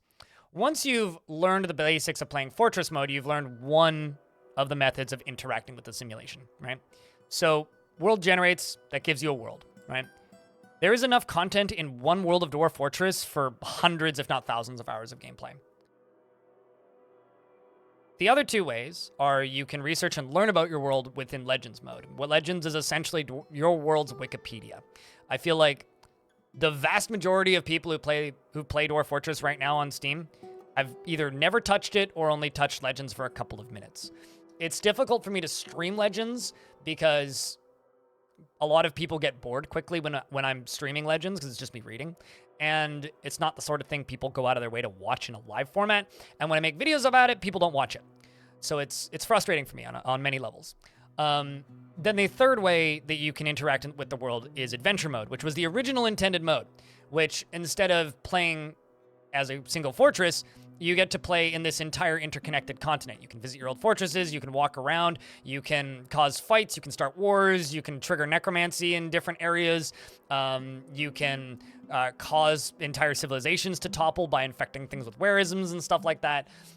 There is a lot of expanded control you have over the world when you're playing on when you're playing in adventure mode that you don't have in fortress mode. And between research in Legends mode, direct interactions with fortress mode, and indirect interactions with adventure mode, you can contort the world into generating a narrative of your choice. Everything in Dwarf Fortress is overpowered, extremely overpowered. And I think initially this was a design mistake, but at this point it's part of the game. As the player, making a perfect fortress is very boring because it is very, very, very, very, very easy to make a completely impenetrable fortress that is 100% stable and will essentially, outside of dwarven boredom, last for eternity, right? Which is why we have mechanics like bar fights, where occasionally fights will just break out so that dwarves that need to fight don't get super bored and the fortresses collapse. That's boring. So you're now suddenly in charge of making your fort interesting as the player. So what do? Well, you can make a completely impenetrable, indestructible fortress. Yeah, Long Death was extraordinarily boring. It was very boring. The only reason I was able to tolerate streaming Long Death for that long was because I was streaming and I had chat.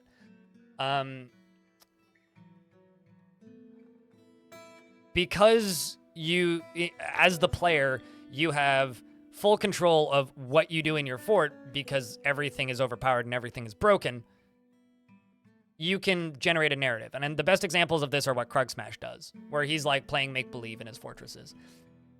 And that's not the type of game that everybody wants to play, right? Which is why Dwarf Fortress is a niche thing.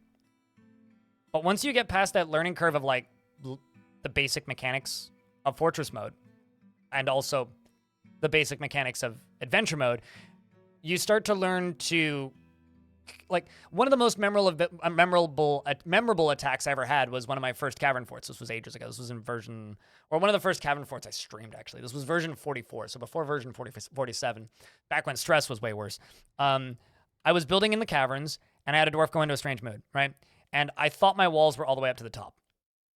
And I had a forgotten beast fly onto the map, which was literally Mothra. It was a fire-breathing moth. And it flies on the map. I'm like, it's okay. My walls go up all the way up to the top of the caverns. It can't get in.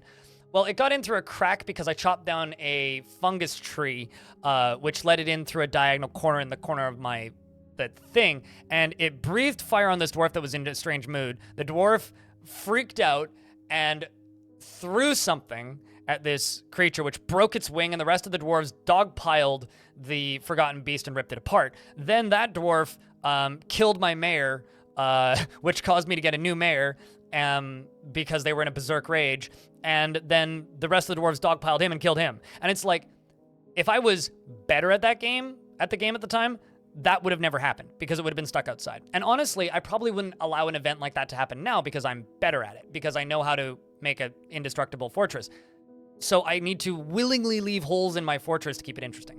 Like in this fortress, if a flying creature shows up in this fort, we're kind of fucked. There's like 80 ways for it to get into this fort. Because if you make an impenetrable fortress, it's boring. So then you start playing the metagame. And when you realize that, well, this isn't a static map like RimWorld or a lot of other games. Thank you very much for that Prime Side, Freakazoid. I did see it. I'm just in a rant. I'm in a flow state right now. This isn't just a static map, right? This is essentially a very, very, very, very slow 4X game that's happening in real time, right? And when you plop down a fortress, you're taking up a portion of that civilization world map. I already killed a rock in this map, didn't I? Pretty sure I did. Rock wouldn't be a concern. I mean, like, maybe a flying beast made of metal would be a problem to this fort. But, like, once you get to the point where you're playing the world map and messing with different civs and watching them tell stories and seeing them sing and dance, if you have some semblance of imagination left from your childhood, it becomes very easy to just inscribe a narrative onto things with your head. And that's playing Dwarf Fortress, which is why, like, that comment yesterday about Dwarf Fortress essentially just, I'm going to fix these buckets, fixed dry buckets. That's why that comment from the other day about Dwarf Fortress essentially being D&D is my take as well. It's like playing D&D with the world that you've generated. But the player's the DM, regardless of how you're interacting with it. Because D&D is about inventing a narrative with friends, right? Well, Dwarf Fortress is about inventing a narrative with yourself. Can you have a dwarf? Next migrant wave. Ask me then. All right, let's trigger this siege. See how big it actually is.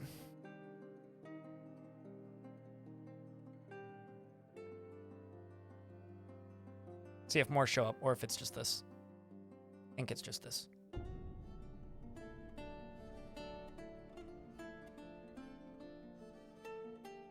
So the game runs by default at 100 frames a second. The game's speed is based on the frame rate. If you go into your game settings, you can turn down the frames per second, and that'll slow the game down. So if game speed is an issue for you, it's pretty easy to remedy that with some settings.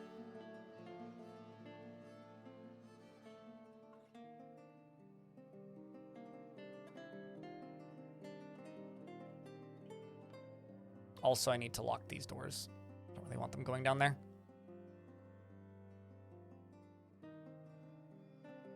So a few of these goblins are going to get way ahead, which is okay. I go up to the upper battlements. Put this squad up here. This squad over here. I don't know why I do this with 3 separate clicks. I could do it with 2, but you know. And then you. I'll go there.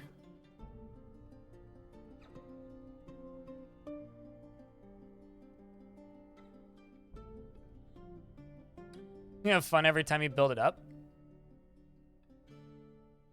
And also, another thing that I think people miss in Dwarf Fortress is if you start a new fortress, don't make a new world every time.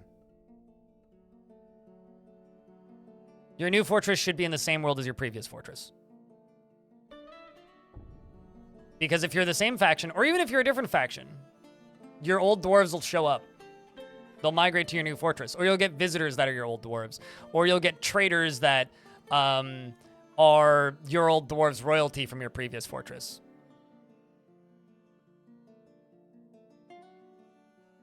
Like, if you ever played the video game Shadow of Mordor, or Shadow of War, that game copyrighted a mechanic, which is horrible, in my opinion, called the Nemesis system. Dwarf Fortress has had a more interesting version of that system for a very long time.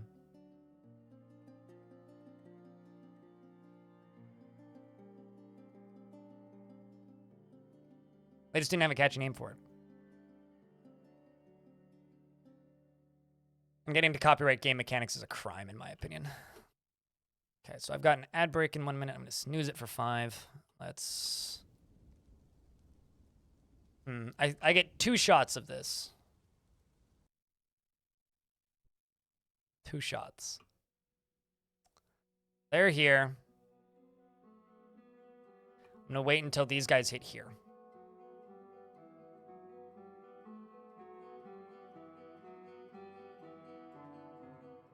They're chasing some Drathlas. All right, let's fire the first shot.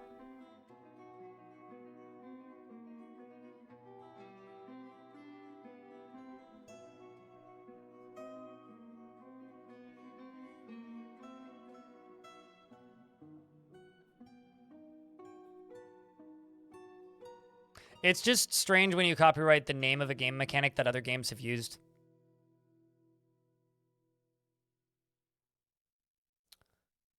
Okay, here comes the dwarf to pull the lever. Pause the game. Jump to the location. Zoom in. Grab a minecart. Look up. We're about to fire a hit. Fire it. Fire it. Hopefully, the timing on that switch works. Otherwise, I have to fight them manually.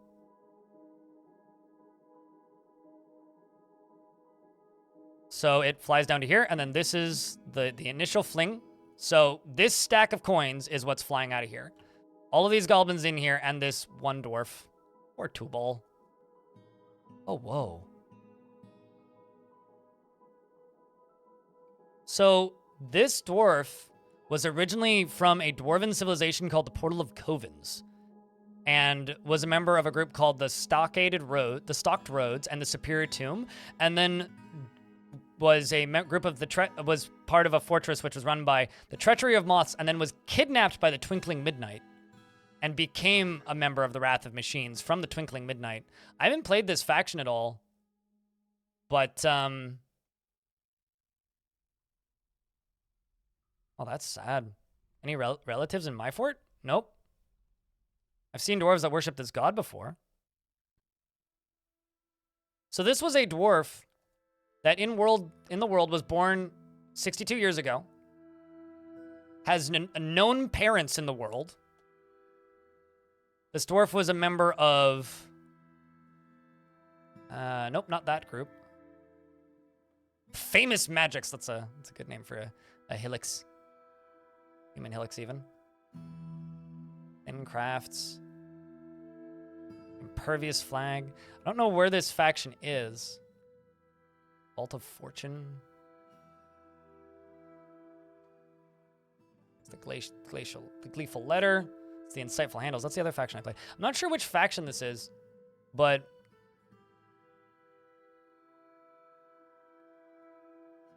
they came from another dwarven faction, were kidnapped by goblins, and then convinced to be, or convinced to stay as part of the goblins, and basically got brainwashed. We're in year 134. You can see how old the world is right there. This is the second fortress I've played in this world. Anyway, so there goes the first shot of coins. This is a pretty small shot. Which didn't do too much because it was very small. Now it should drop.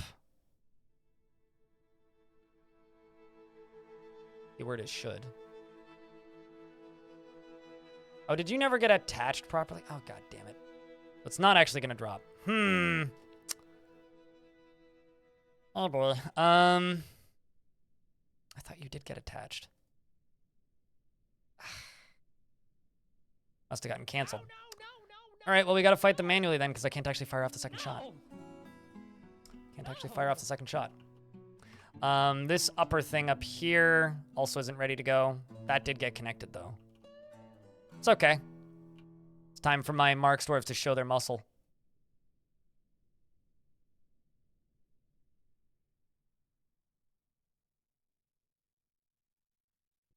Coin him?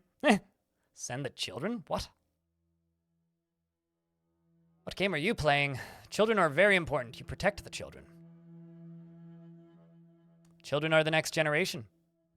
Without children, we have no hope.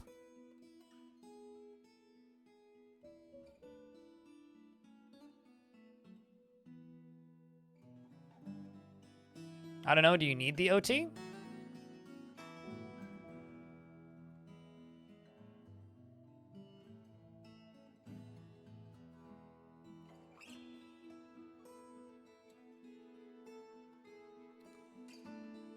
So the Marks dwarves start shooting. We got an ad in a minute. I'll pause the game when the ad hits.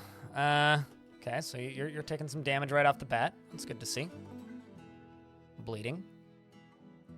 Marks dwarves continue to shoot. Goblins dropping their gear. It's the first goblin down. Second goblin casualty probably going to happen in a moment. Heavy bleeding. Most recent bolt hit it in the right lower leg, tearing the bone, meaning it won't be able to walk too good. This goblin over here has already dropped something. Specifically, oh, never mind. It's pulling bolts out of itself. You over here, this one dropped their shield. Everybody's at the very least getting puckered with something. And they're split up enough that it shouldn't be too difficult for me to just, like, rampage through with my soldiers, too. So I'll just let the crossbow dwarves keep firing until they run out of bolts. This one just lost his insides. If I actually look at this in ASCII, too, you'll see how clear those bolts are when they fire. Oh, look at that one. That one missed. That one missed pretty bad, actually. We'll leave the game paused until the ads are finished. Once they start running. The first goblin has actually made it through. And I think it might be time to just tell my dwarves to raffle stomp them.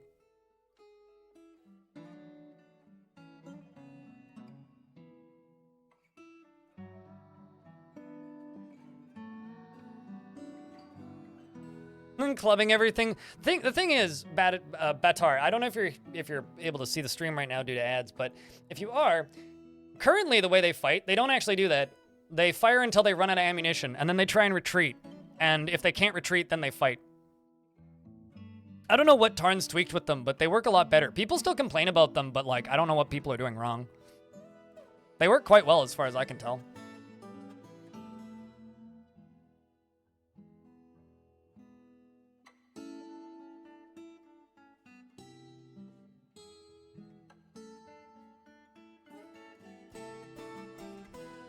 Also, Pulo, you want a dwarf? Here, have a dwarf. Olu Zion is now a Mark's dwarf.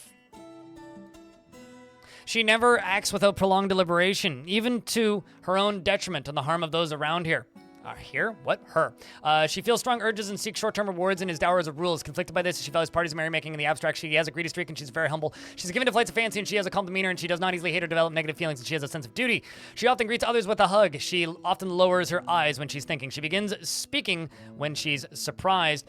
She begins speaking in monotone whenever she's angered, and she stiffens up when she's surprised. She needs alcohol to get through the working day and dreams of creating a great work of art, and personally sees war as utterly repellent and would have peace at all costs, and would have the world operate in complete harmony without the least bit of strife or disorder, would just as soon have the nature and the great outdoors burned to ashes and converted into a great mining pit. She is terrified while in conflict and terrified after experiencing trauma. Has no family in the friends, but has no family in the fort, but plenty of friends, and she is a member of the Metalsmiths and the Weaponsmiths Guild.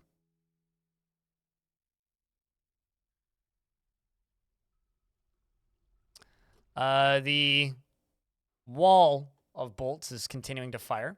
The swords dwarves have taken out the first of the goblins, and it may be time for us to reload the ammunition for my Mark's dwarves because they've been firing a lot of ammo. Yeah, we're not going to be able to fire off a second one. I need to get that hooked up. Why do people always do that in the middle of sieges? All right, fine. If you insist on me not watching the siege, I will read the thing, if that's what you truly want. Although most people, I think, just don't know what it does and just click it because it's a button. Sing the screaming song of silence forever. Echoes of ordnance sing beautifully to prove that the cannons are not loaded. But we're finished reading. All right, let's keep going. And here goes that for the melee dwarves. So I will just reform the melee dwarves further up, at which point the charge begins.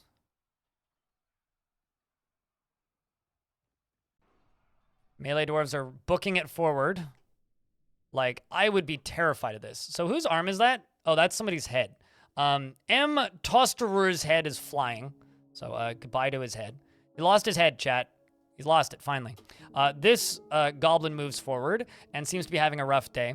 In fact, he gets punched in the head by a mace dwarf, which pulls the head, tearing apart the fat.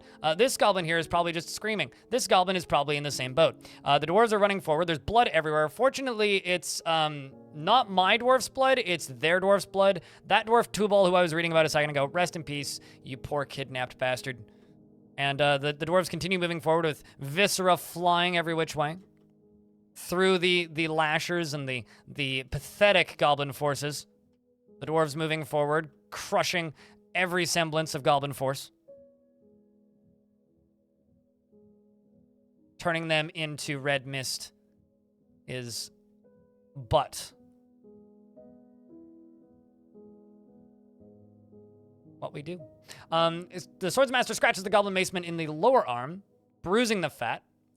This dwarf right here, Libash, has slashed many goblin in the lower leg with the short sword, fracturing the bone through the iron high boot. The force pulls the left knee, tearing apart the muscle and bruising the bone. A ligament has been torn, and a tendon has been torn. Also, part of the reason I'm doing this is so that I can actually trade with the dwarves, because I do want to trade with the dwarves, because we are, it's almost that time of year.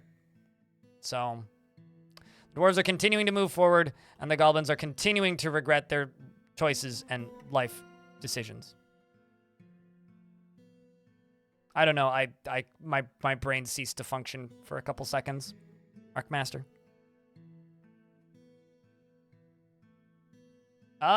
So far, 0, Batar. Believe it or not. And they don't slip.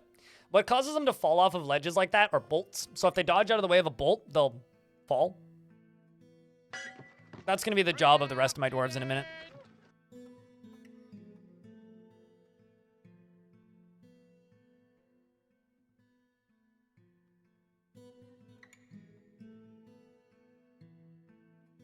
Can they slip on goblin blood? Yeah, but there has to be goblin blood there for them to slip on it, right?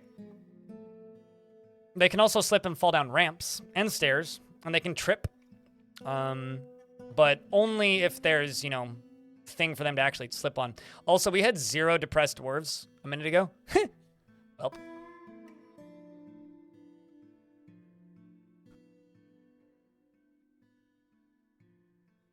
But yeah, I haven't had anybody fall off of the sky bridge just yet. Siege is done.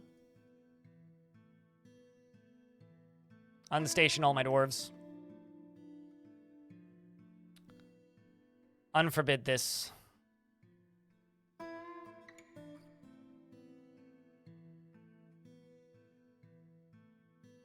Pull a lever. Several levers.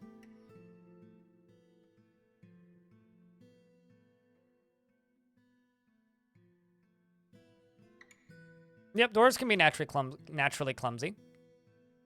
Some dwarves can be more prone to such things. So I really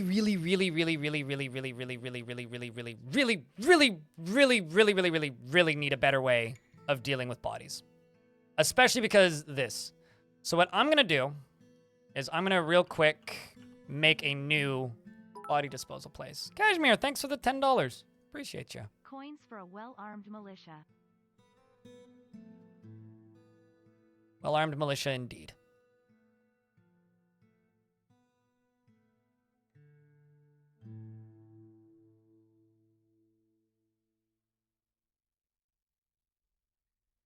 So I'm going to give those bodies a little bit to decompose. They don't stress the dwarves out as much. Oh. I do have it set to hard. Oh, did that one just immediately leave? Ha! It did. That's actually kind of funny. Okay.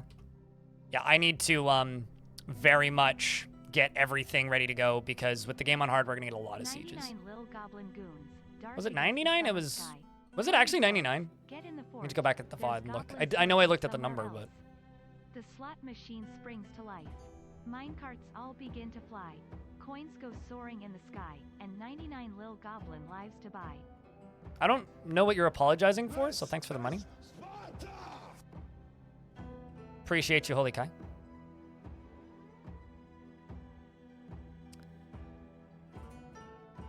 You really liked when the goblins and elves decided to end up raiding at the same time. Yeah, no, that's always entertaining, is when warring factions that both attack you at the same time. That's always a classic.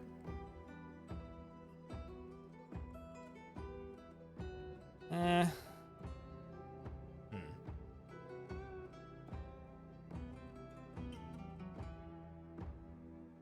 guess the easiest way to do this is this.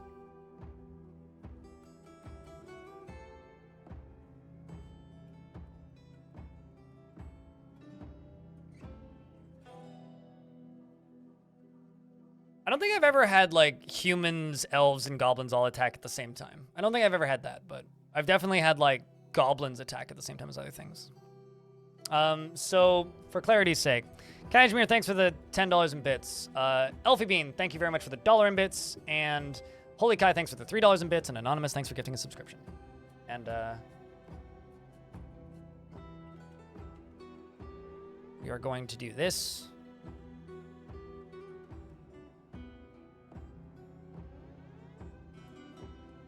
Of whatever material.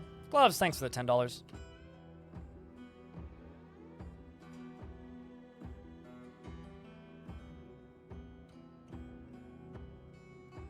I think I have a second one of these, but Ghost actually, B139, Krunlin Ghost B139, Krunlin Ghost B139. I respect your restraint. Krunlin. Suited.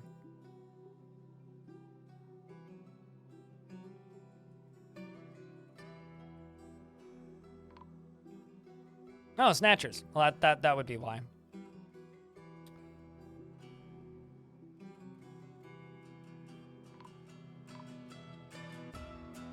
Get him, dwarves.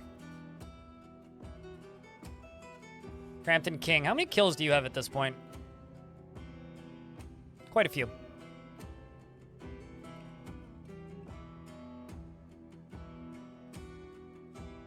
So where are you guys from? Somewhere else, clearly. Say on your tunic? Nope. Crypt undulates? Close, but you didn't quite type it in correctly. So another thing I'm going to do is I'm going to go up to here. Eveldon, thanks for the 5-pack of gift subs.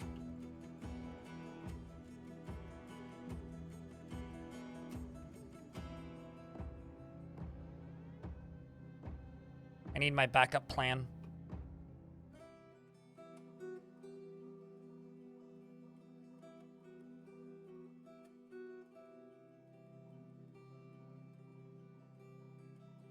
It's wiggling on your screen. It didn't work on mine. That's odd. Whatever. What's the weirdest thing I've seen today?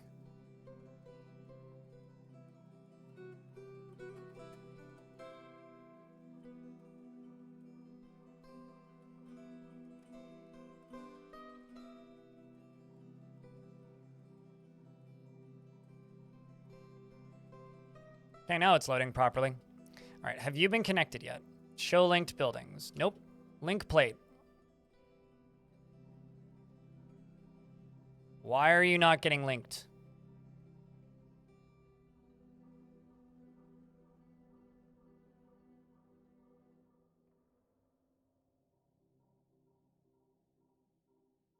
Okay, before I follow that dwarf, actually, I'm going to go over to here because I need to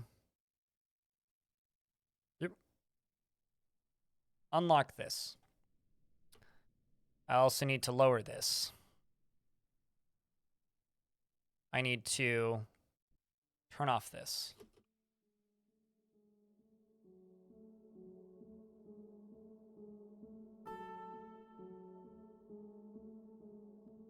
And I need to follow you.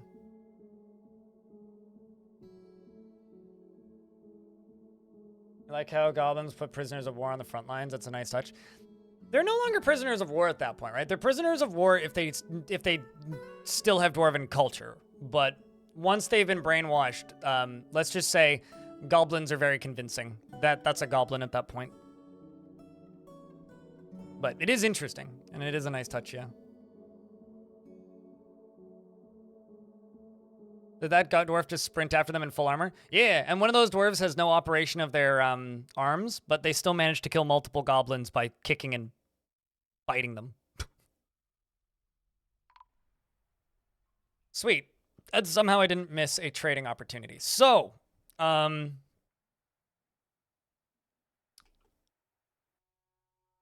you're stationed there. Let's unstation you guys. This down here is going to become a new trash compactor. In order to do this, what I'm going to make, I think, is a... Because I wanted to be able to, like, wait on trading so that I could sell, like, arrows and stuff, like ammunition. So I think what I'm going to do is I'm going to go all the way through all of this.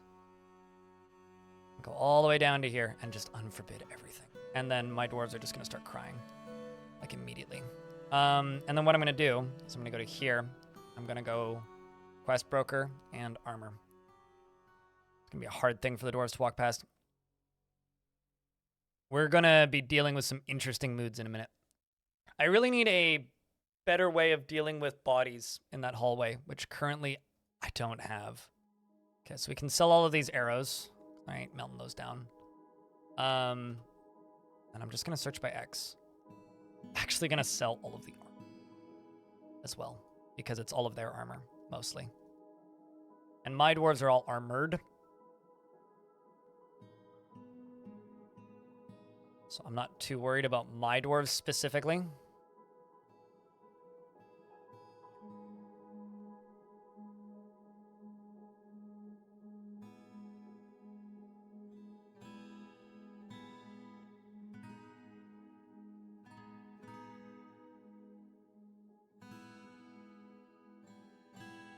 And use. And also, chat room, thank you very much for that hype train. It really does mean a lot. So thank you. If you happen to have a Prime sub or a resub, pop it now, and you may get emotes you don't want.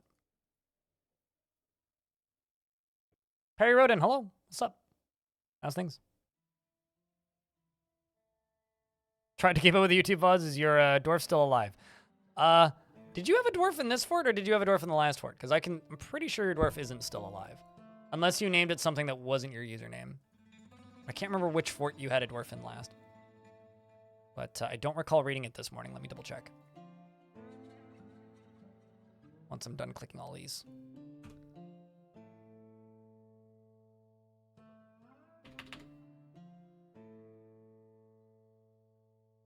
Yeah, no, you...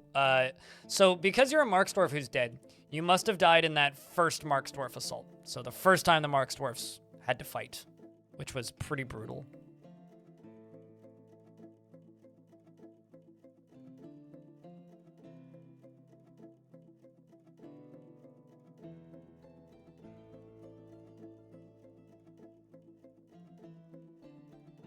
Roll Brandywine. Thank you very much for the 7th month Prime subscription.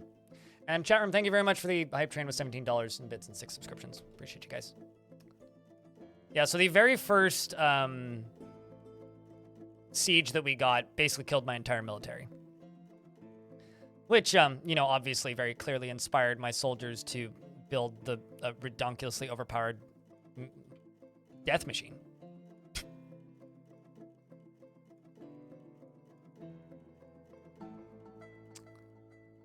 I can also claim these. And I cannot wait to buy all of their foodstuffs from here. Oh my god, that's so many items. Holy shit. Most of this is from here. Just watch the moods just suddenly get horrible, by the way. Because that's gonna happen over the next little bit. Moods are gonna get really bad.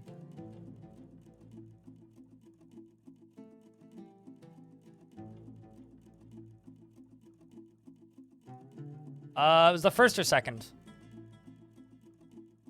Can you have sideburns too? Please request. I'll make sure you get one, but request dwarves when we get the next migrant wave. I don't like stopping constantly and naming dwarves.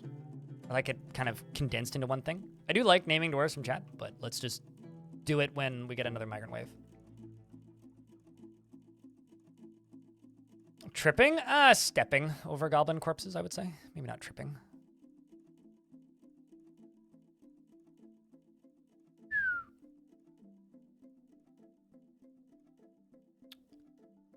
I'm going to have to make a festival mandate, I think. Have we used the cave-in trap? Yes. We used it a second time? No. Is it ready to go a second time? It's getting there. But yes, we did use it once yesterday. We're prepping to use it a second time. Diplomacy. They say there's much to share. Well, that's interesting. I'm just going to keep asking them for all the same stuff I've always been asking them for. If they want me to take a noble, I'll take it too. They need figurines. All right, I could do that.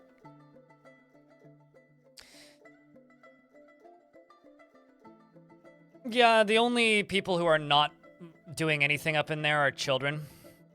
Because children don't do anything with bodies.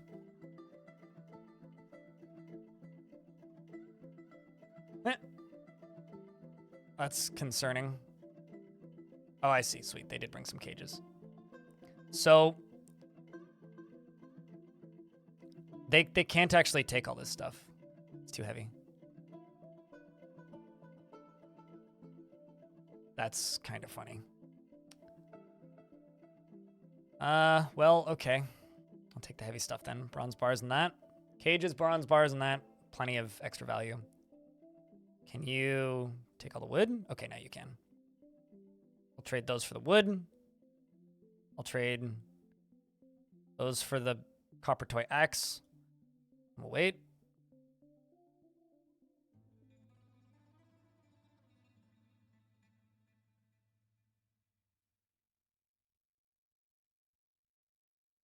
No problem, Ty Histofel, for the tutorials. Happy that they're helpful.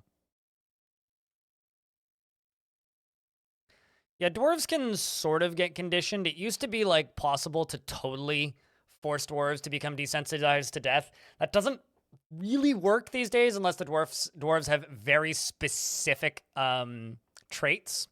But there are some dwarves, like very high empathy dwarves, that will never be okay with seeing dead bodies. So there are certain personality traits for dwarves where you can make them be okay with seeing dead bodies, but most of these dwarves are very upset right now. Why are you naked? There. It's all stars. Trouble breathing.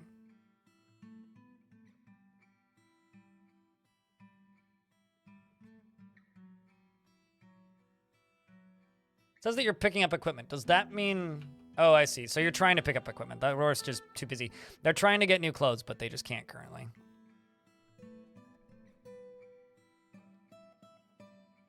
Maybe yours do. My children hang out in my guild halls and learn to metalsmith. It's much more useful.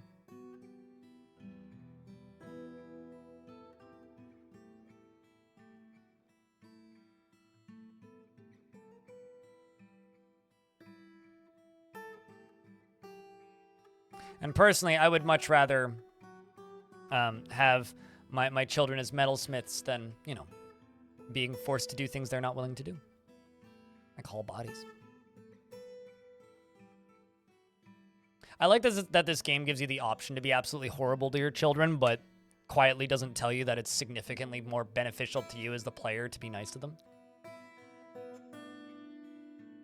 It's something I weirdly appreciate about this game, is it's kind of like real life. Yeah, you could be horrible to your family, and then your family will be really horrible back to you, generally. All right, let's buy all the leaves and fruit. Excess weight's too high again. Buy other things from them. The cheese, maybe? There you go.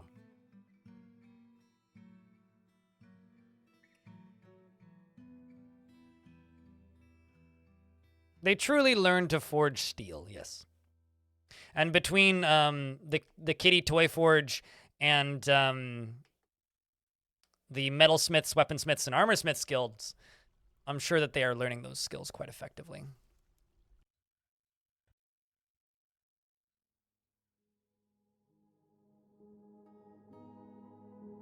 Yeah, I'm going... I don't really like just putting drawbridges in my entryways, but I'm going to need some better method of disposing of corpses than this, because this ain't sustainable, guys.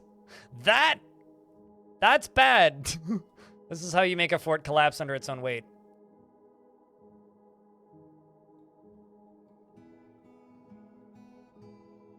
Let's buy those cranberries, I suppose. Buy the meats that they have left, I suppose. I can buy bolts, why not?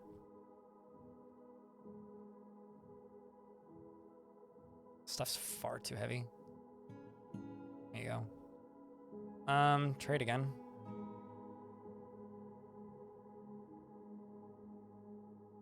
All right, we're just gonna do this. Moods are getting too bad. Gotta stop this. Some migrants have arrived. All right, so to those of you who keep asking me for dwarves, if you would like somebody who's about to be scarred for life, say pick me. If you do not currently have a dwarf in the fort, and if you know you had one previously and that you're aware is dead, if you could say the second, that would be helpful.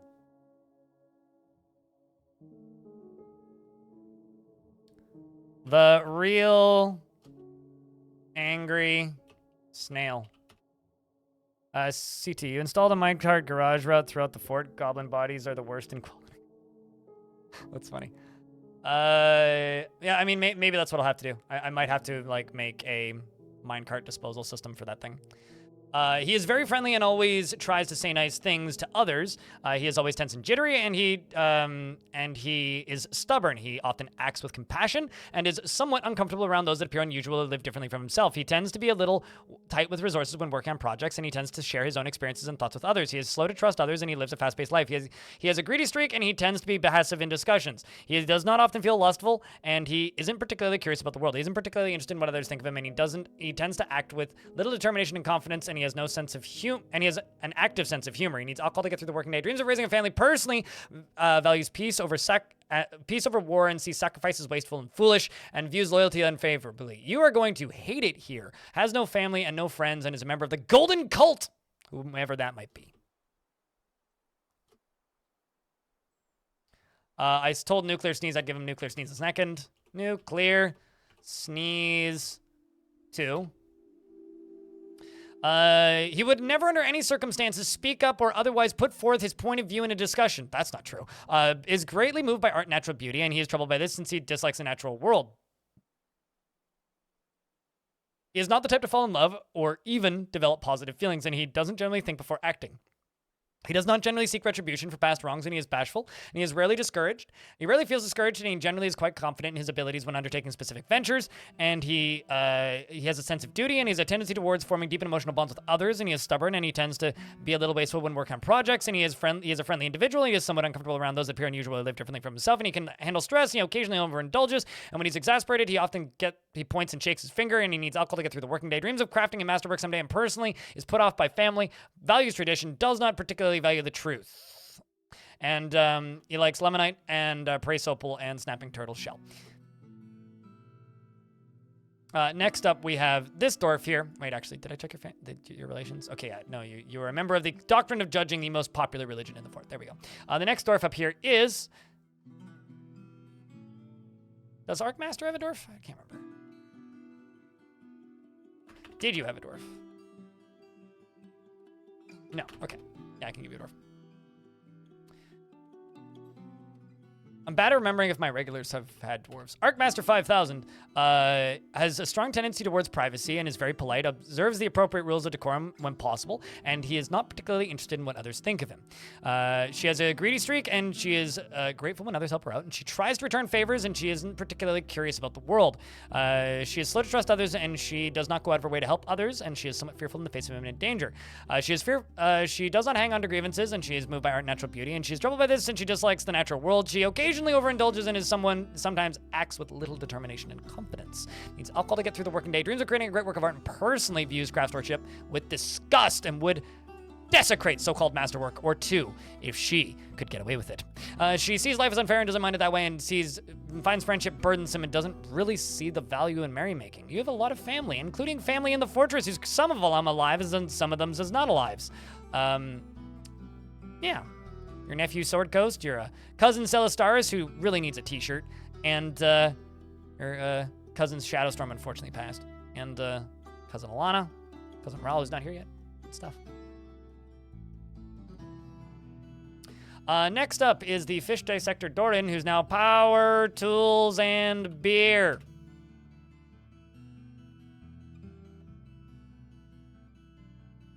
Kashmir, is your dwarf still alive?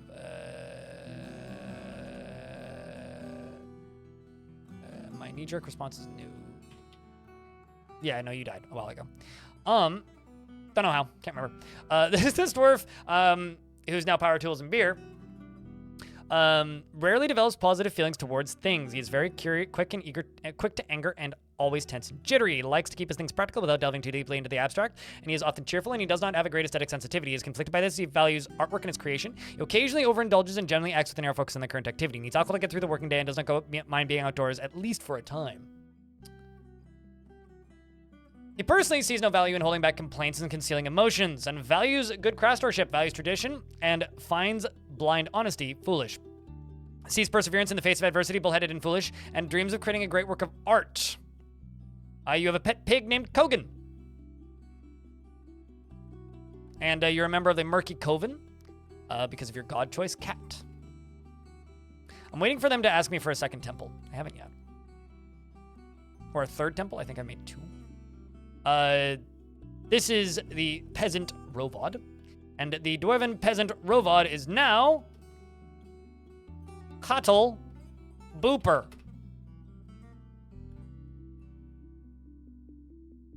Portable bacon. Portable, lovable, petable bacon. She very easily falls in love and develops positive feelings. She enjoys the company of others and doesn't often experience strong cravings or urges.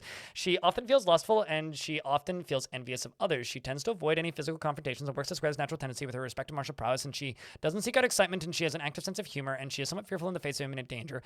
She tends to not be swayed by emotional appeals, and she is somewhat quarrelsome. She's bothered by this, and she values friendship. She has a greedy streak, and she doesn't mind a little tumult and discord in day-to-day living, and she tends to not reveal personal information, and she likes to take it easy. She often talks to inanimate objects when she's nervous, needs alcohol to get through the working day, dreams of mastering a skill, and personally values peace over war, finds the ideas of independence and freedom somewhat foolish, and thinks friendship is important, but she dreams of mastering a skill.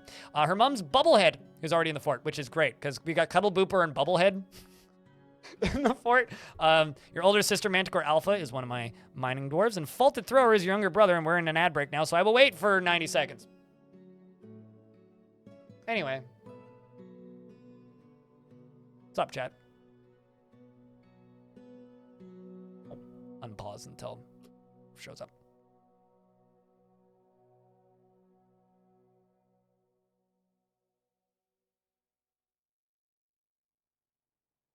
Might as well get this one named, but I generally just assume most people are in ads. I really wish I didn't have to stream this way, but it's what it is. Now is a very good opportunity, though, for you guys, if you haven't yet, from the Twitch side of things. We do have 245 people watching on Twitch and an extra 40 over there on the YouTubes. If you're watching here on Twitch and you want to help with the YouTube side of things, if you pop over into that link and you go give that YouTube stream a like, that would be very, very helpful. I know some people use it as like their TV viewport. I do pay most attention to the Twitch chat because I hate to say it, but there's a lot more of you guys. Or maybe I don't hate to say it. I love to say it because I love your faces, but there's way more of you guys, so I pay attention to you guys more than the YouTube side of things. And as far as the pick me stuff, I'm working down the list of people who've asked. So if I don't get to you, it's because you're too far down. And next time, Craftlaw is completely oblivious to the concept of neatness and will just leave his things strewn about without a care.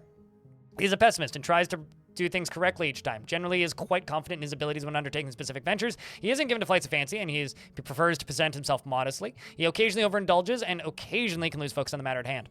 He dreams of crafting a masterwork someday and personally is disgusted by merrymakers, respects perseverance, and sees war as a useful means to an end and doesn't care about fairness.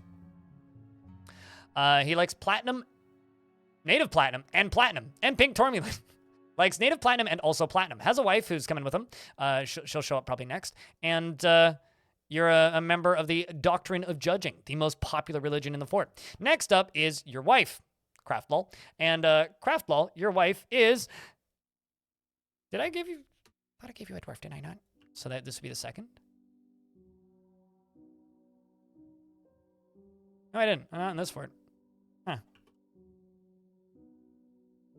No, wait, not SCR, SCI. But I gave you a dwarf. Let me double check. Yeah, I did. Okay, so not you. Next. Napalm Sidebrims, got you already. Big Gerald is your wife, which is kind of hysterical. She is stingy with resources when working on projects and prefers to refuses to expend any extra effort.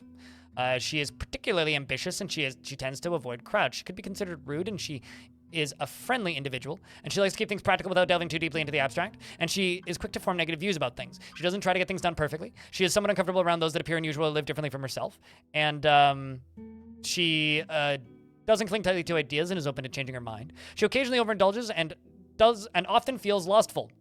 Maybe you will make many children. She scratches her ear when she's trying to remember something, and she begins to talk more slowly when she's angry. She dreams of crafting a masterwork someday and personally respects commerce and those that engage in trade, and prefers a noisy, bustling life to boring days without activity, and values artwork. And you have no friends and no real extended family, but you do have your husband at the very least. Next up is Orab L. Did I give you a dwarf previous? I thought I gave you a dwarf yesterday. Let me double check. Nope, I did not. Swear I did. But this dwarf takes no pleasure in her talents and appearance, and she can be very single-minded. She sometimes acts with little determination and confidence, and she doesn't cling tightly to ideas and is open to changing her mind. And she generally acts with a narrow focus on the current activity. She generally acts impartially, not current activity. Generally acts impartially and is rarely moved to mercy, and she has a greedy streak. She generally finds herself to be quite hopeful about the future. She's not particularly interested in what others think of her, and she needs alcohol to get through the working day. Dreams of creating a great work of art and personally is put off by family, finds those that deny their impulses somewhat stiff, and doesn't respect a society that is settled into harmony without debate and strife. And that's everyone. Your dwarf does sound like you.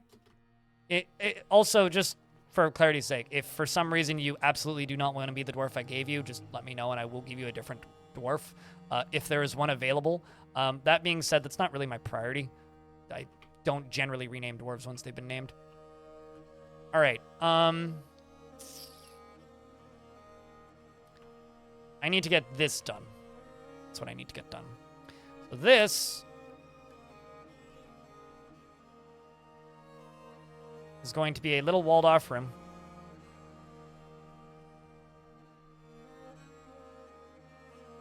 I wonder if we have a god of death. If we have a god of death, I need to fill this area up with this little room up with statues of the god of death.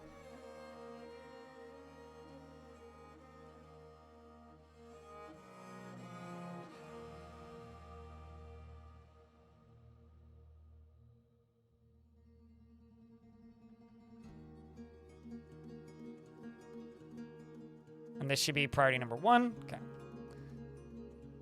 There we go. I haven't seen that one in ages. The kids with no skin. I don't know why it is, but I haven't seen it in a very long time.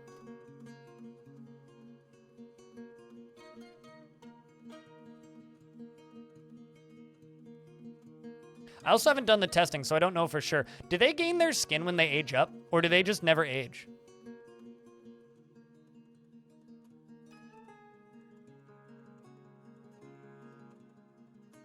You gotta get going to work. You might be lurking in Twitch chat with your earbuds in, depending on how work is. Gotcha. Well, don't get in trouble at the job, but enjoy the lurks if you get the opportunity.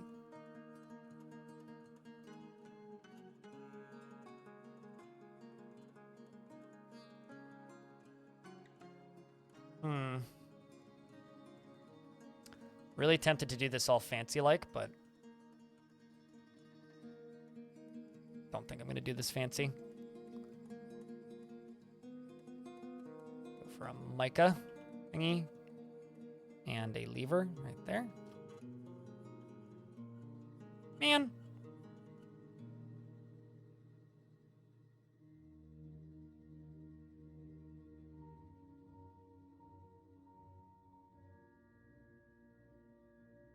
So this is going to be my new garbage disposal place.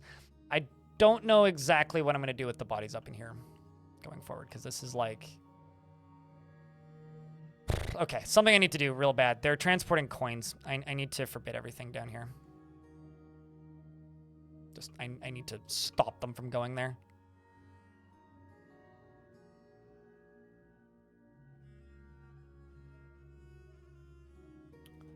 This can get unforbidden. This needs to get built.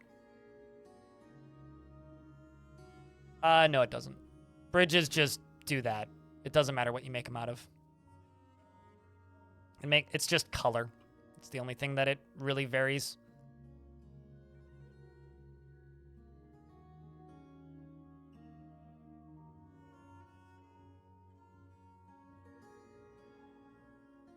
Holy shit, 57 really upset dwarves.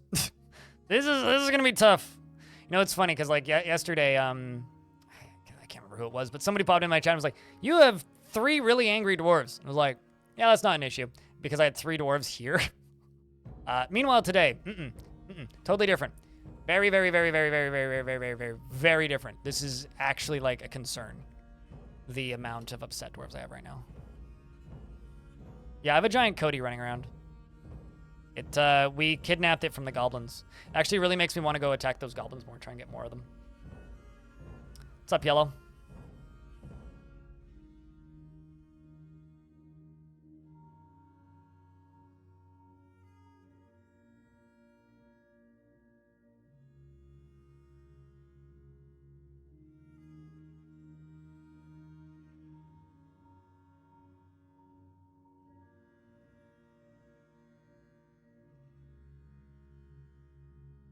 I kind of love him. I was gonna eat him, but I decided that chat might get sad if I did. The dwarves I'm truly worried for right now are the ones that are happy.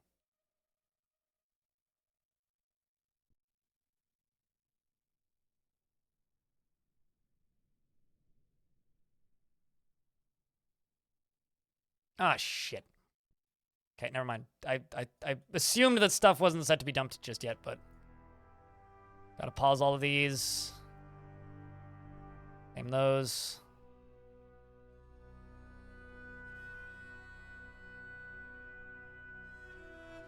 So I need this bridge to be finished building.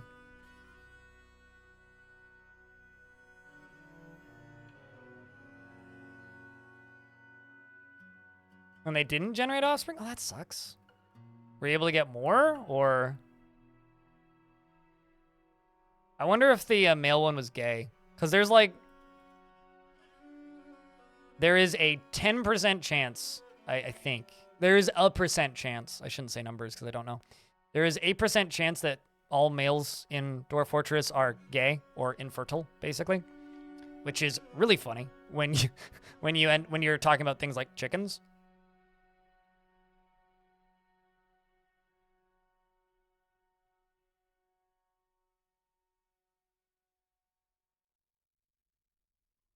The funny thing about elves is, like, if you try raiding elves, elves are freakishly good ambushers and freakishly good at kidnapping your dwarves. It's like the most consistent thing that happens when I try and do things with elves is the elves, like, kidnap my dwarf. I'm just going to use the diorite boulders around here because I want those diorite boulders out of this doorway. There we go, that's connected. There they go. That's exactly what they're doing. Can dwarves be gay? Yep. I had a gay king once. A couple forts ago, I had two lady dwarves that were married, and they had a kid, which had a different father, obviously. So one of them had a kid with a different father, and who I looked up later in Legends was deceased. And then one of them became a vampire, which is, like, oddly fitting. So I had a lesbian couple with one of them being a vampire, and then I felt bad. And all she ever did was pray, so I built walls around her, and she just lived in the temple, and I made her into a religious figure, and she just sat in the temple. The funny thing about it is, like, the reason it was added to the game was actually, like, a mechanical reason. It's because dwarves were just outbreeding everybody else. There was a couple versions of the game where dwarves were just outbreeding literally every other creature species in the game. That sucks. I'm more like she sucks, you mean? But yeah, anyway, they were literally outbreeding every other creature race in the game. And it was on the to-do list anyway, so Tron was like, well, I'll just give it a percent chance that dwarves are gay so that they breed slower. Anyway. Uh-oh.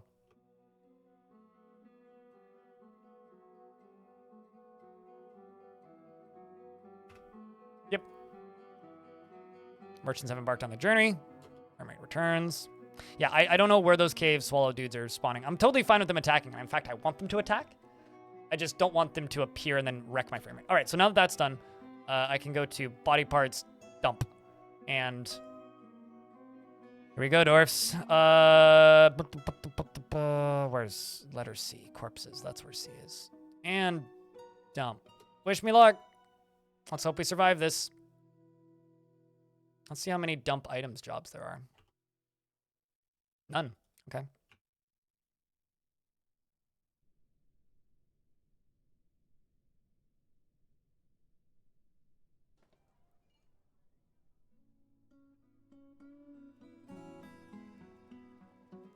I'm gonna do a thing, 'cause I'm a little bit concerned.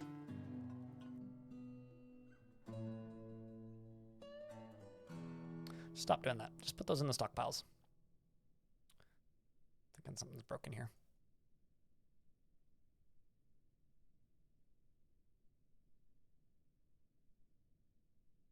Something's broken with my setup.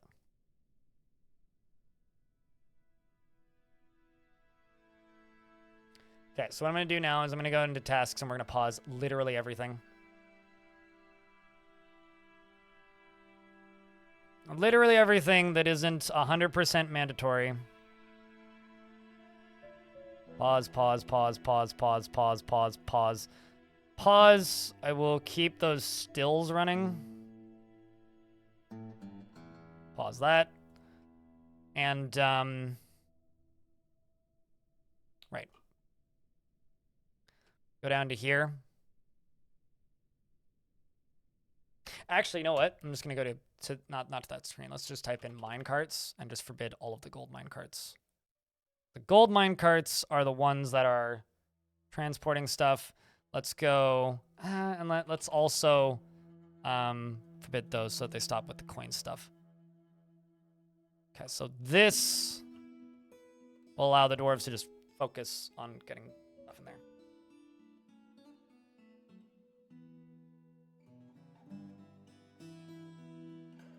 The thing is, dwarves can also be not interested in multiplying, and I remember asking Tarn about this at one point, and his response was something to the equivalent of, once dwarven sites hit a certain population, the percentage chance of them not being interested in making babies goes up dramatically, which is like he is rarely lustful, or she is rarely lustful trait. I don't know exactly what the numbers are or how it actually works, but that's the gist of it that I get. And as far as gay dwarves go, dwarves that really want to make or that highly value war romance is a trait that I've always seen whenever I do see same-sex couples amongst dwarves. Don't have plump helmets active. Yeah, I do. What?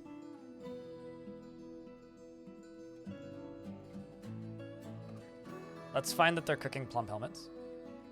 Not really an issue. But because I'm not cooking meals to begin with.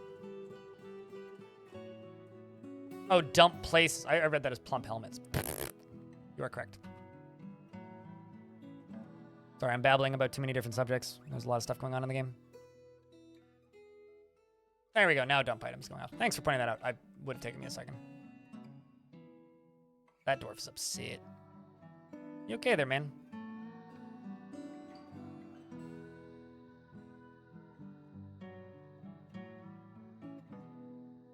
Poor guy.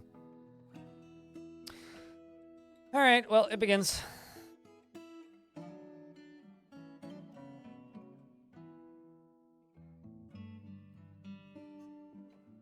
I'm going to be honest with you. YouTube chat, just the font coloring and literally everything about it is so fucking hard to read. Doesn't matter if it's in dark mode or light mode, it is terrible. At some point, I need to figure out if there's like a third-party plugin or something for OBS to put. This is fine.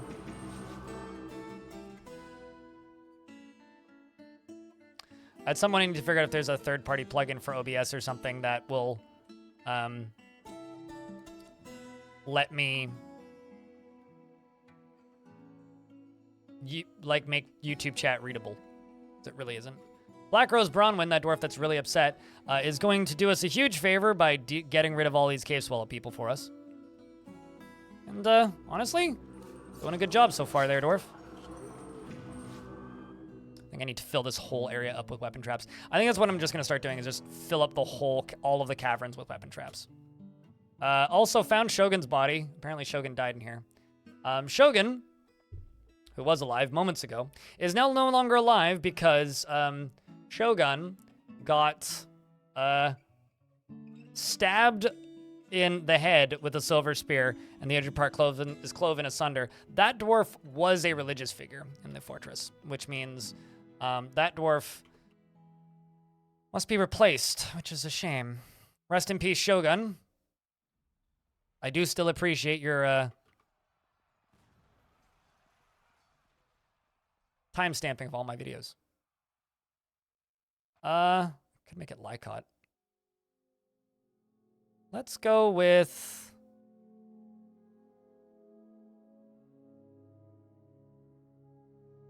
Let's go with Uber Ike.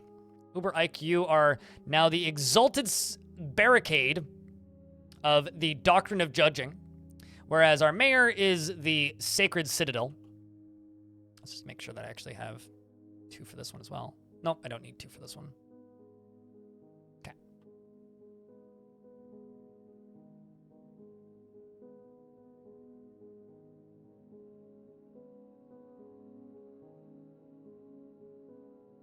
Yeah, I don't do that. And I don't want that stealth. I want them separate. And I'm also not talking... If I combine the Twitch chat and the YouTube chat, that would make life way harder for me. No, I have 2 separate chats. I got one on one monitor and one small on the other monitor. The difference is, like, Twitch chat, I have, like, what, 1, 2, like, 3, like, on average, like, 3 to 5 messages a minute. Whereas YouTube chat, on average, I get about a message every 10 minutes. YouTube chat is way less active, which is fine. The thing is, it just the limitation that I have there, I suppose, is I don't really want to miss things in YouTube chat specifically, and if they're blended together, even if it's just in my viewport, that's a waste of time. So no.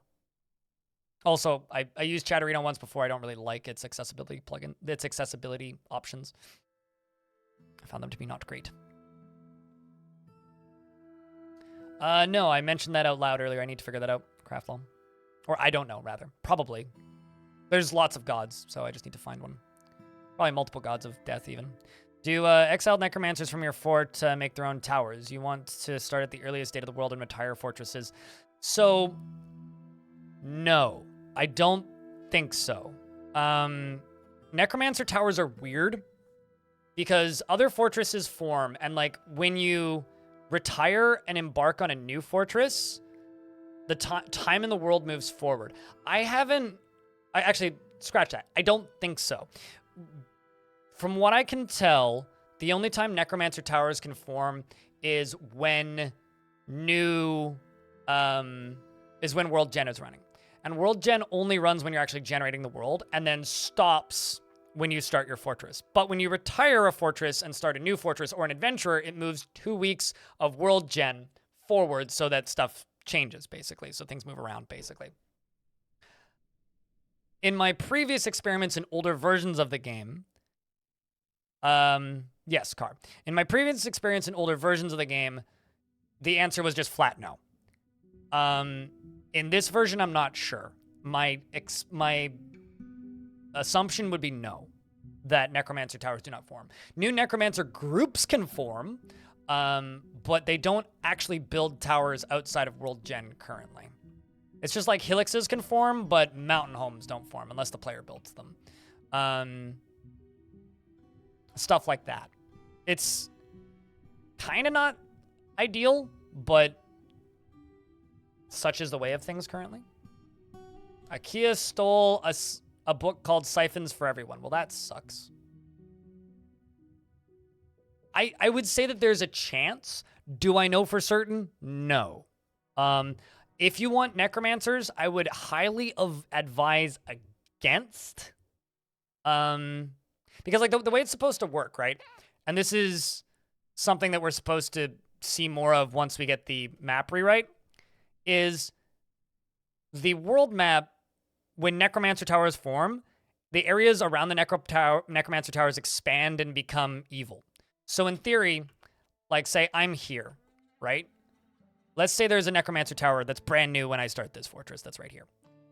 In theory, after like 50 years, my fortress's biome should become haunted. But because the map rewrite isn't done yet and none of that stuff's actually in the game right now, that wouldn't happen. So I don't know. They force you to use the name for your YouTube. Yeah, no, I can't chat in my OBS extension. And once they had Google Plus, I filled out there with my real name, surname. No way in hell I'm shit posting with your real name on Twitch. Twitch is much better for this. Yeah, I like the YouTube player. That's about all I like about YouTube. And obviously, like, the community over there. The people over there are great. But, like, I like the YouTube player, and that's about it. Everything else about YouTube just kind of eye roll.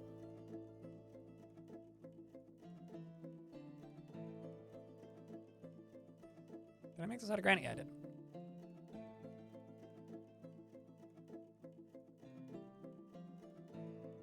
Wait, nope, those are bricks. Don't do that. Do this. There you go. Well, the thing is, you can go into your real name. You can go into your Google account and you can change your real name to a screen name. But if the Google account was made with your real name, then there's still ways for your real name to be found. I mean, I guess theoretically, like Twitch could do that via, what's it called? In theory, Twitch could do that via like your payment information, but yeah, but still your account name is still your real name, even if you rename yourself. Because I have an account that is my real name, which isn't either of the ones that I make content for, and behind the scenes, it's still got my real name, even though I've renamed that account to something else. Yeah, the pig's probably got the zoomies, Cuddle. Okay, I think what I'm actually going to do is I'm just going to dump all of this gear.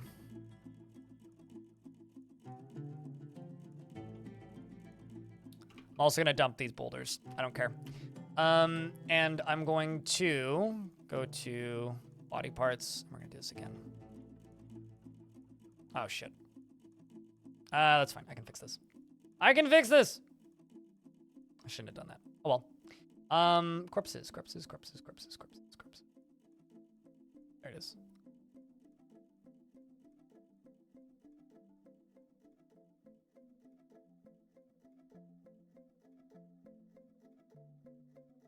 There we go. And remove dump on these. And unforbid this. Also this, I can unforbid you, but lock you. Can unforbid. Oh. And also Shogun might get tossed into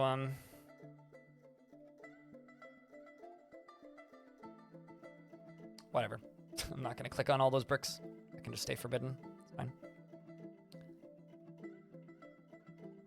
Okay, at least the depressed numbers of dwarves have dropped a little bit. Somebody named Kess wants to live here to eradicate monsters. What the heck are you, Kess? Human spearman. I don't want to make clothes for you, so no.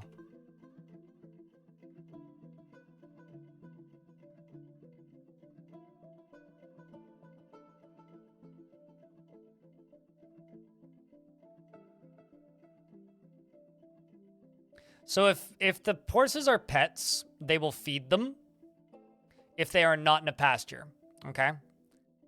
If you put your horses into if you do not put your horses into a pasture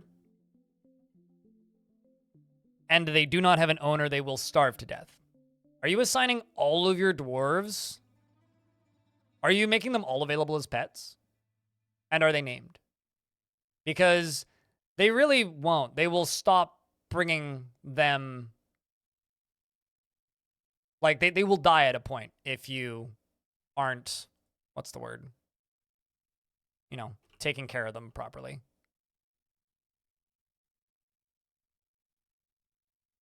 They just came with a ton of pet horses. That sucks. I would geld them all. Did they get sad when they're in pastures? No, you should put them in pastures. They'll go visit their pets if they really want to. They can go pet their pets and they can spend time with pets, which gives them happy thoughts, but they'll just go do that in the pasture. Like, do horse owners in real life get sad if their horses are in the pasture all the time? I don't think so.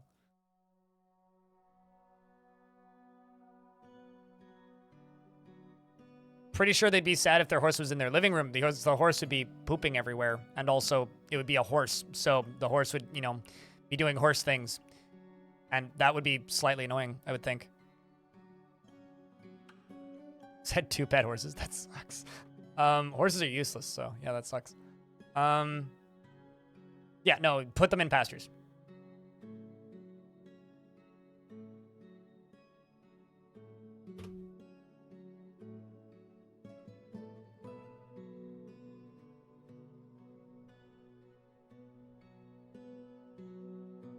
Also, the coin cannons video is doing pretty well, which is nice. Not doing crazy, but it's doing well. Glad that video is doing well.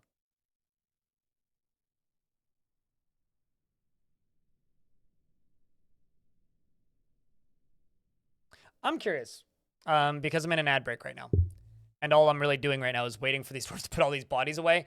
And we're probably going to get sieged either in winter or spring because of the difficulty I have the game set to. I'm probably just going to lock the next siege out and build inside the fort and turtle for a bit. Just a heads up. But I have a question, chat. Because it's been a little bit since we've seen any news from adventure mode stuff. The last one was like, I guess, December 19th. What are you guys looking forward to seeing the most? Like, what is... Like, if assuming you know your way around adventure mode a little bit, what is the UI element that you're most curious to see? Because I'm really curious to see what their character creation that they're coming up with looks like. Because I really want to know how the like face portrait things are gonna work into it, and whether or not, because like I know that you can like randomize your description right now and like change your personality, and that UI is a mess if you've never seen it. Moving waves? Well, that's not adventure mode specific, but sure. I also really want to see moving waves. How long can I make diplomats unhappy? And how will it affect you? If your mayor doesn't have time to meet with the diplomat, or your highest ranking official doesn't have time to meet with the diplomat, or doesn't have an office to meet them with, or the diplomat can't get into your fortress, and they leave unhappy, if they do that enough, they will eventually go to war with you. How long? I don't know. It depends on, like, your relation with that faction.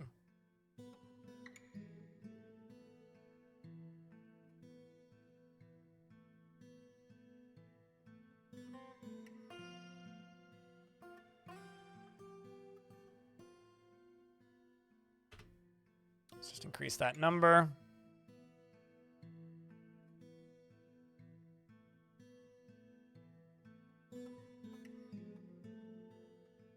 I'm going to actually just lower these significantly. Drop that down to 50.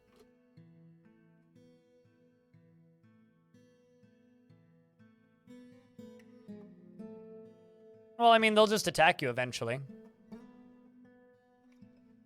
25 years? They must really like you. But I mean, if you're still trading with them, the thing is trading with them, because like they arrive alongside of traders, right? So if you're still trading with them, you might be offsetting that too. But like when I say ignoring diplomats, I mean like ignoring diplomats and not trading with them. They will attack you pretty quickly. But if you're still trading, you might be okay if you're offsetting it.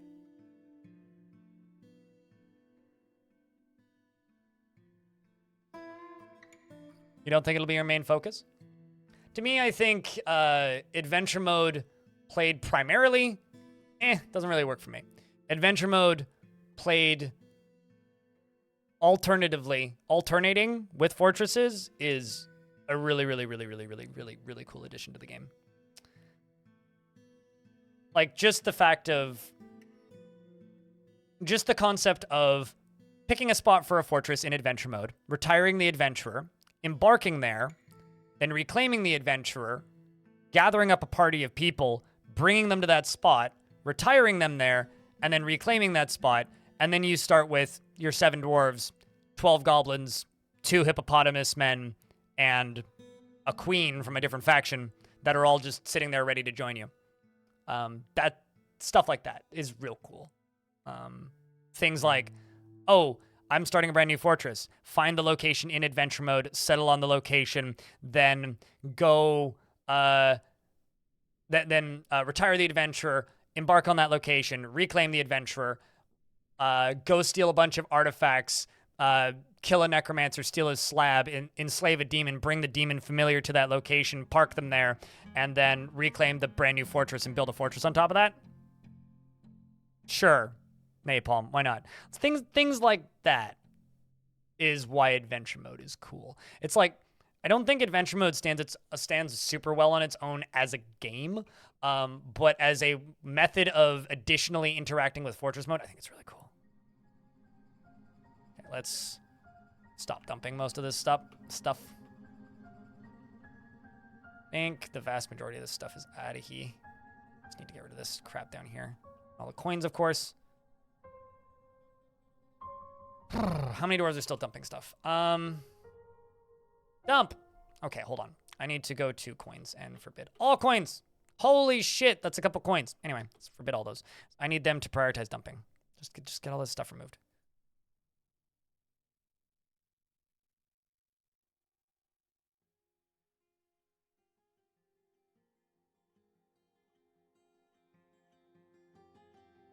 I love the conclusion that chat came to recently with adventure mode, that the combat in adventure mode is VATS from Fallout. Sweet, numbers are getting better. Whew. Can you pick a random person in your fort to be an adventurer? Not really, but what you can do is you can make an adventurer that starts in your fortress. So you could be like, I'm going to make a dwarf, and I'm going to name them Urist, and, like, you retire your fort, right? And then you make a dwarf, and you name them Urist, and then you start that dwarf in your old fortress. You can do that.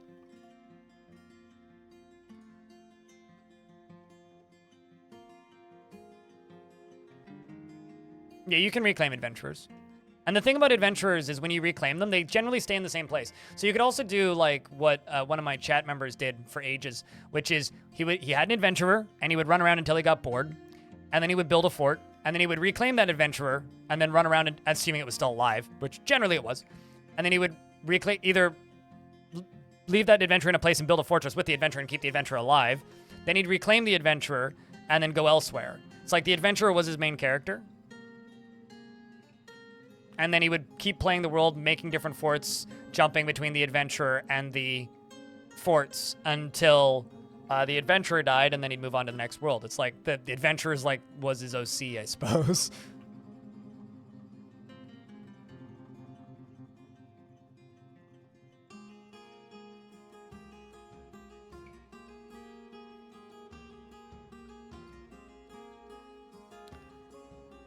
Okay, so I'm gonna go down to here and I'm just gonna pull this lever.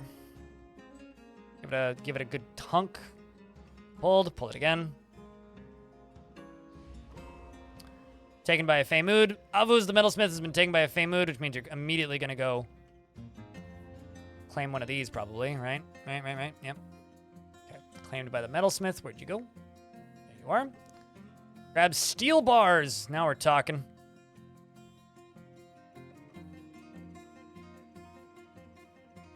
Most adventurers, I think, are like 60 when they're born, aren't they?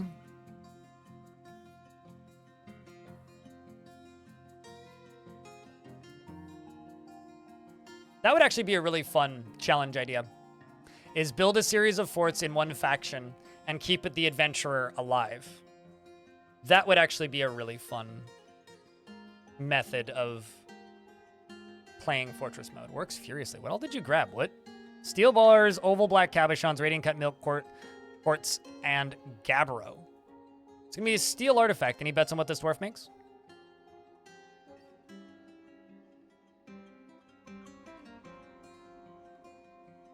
Still need to unforbid my mine carts, but I'm mostly just waiting for all these dump jobs to be done.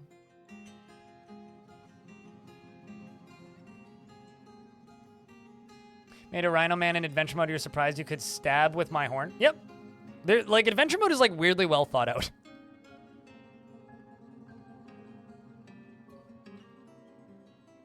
Why is there stone absolutely everywhere? Because there used to be a mountain there, and I dug it up. That's why. At one point I had it was like 25,000 diorite boulders in this fort or something. Yeah, because I caved in a mountain, yeah. Yeah, I cleared out the mountain layer. Like, there's a little bit of diorite here. And then I'm also doing quite a bit of mining. Okay, so next thing I'm going to do is... no, not that. This. Mine carts.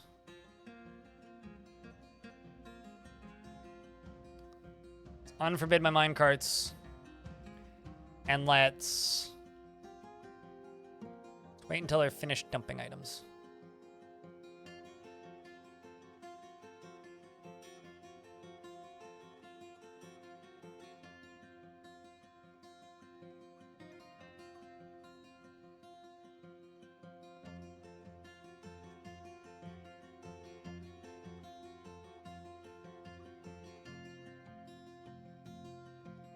The game soundtrack, Redbeard?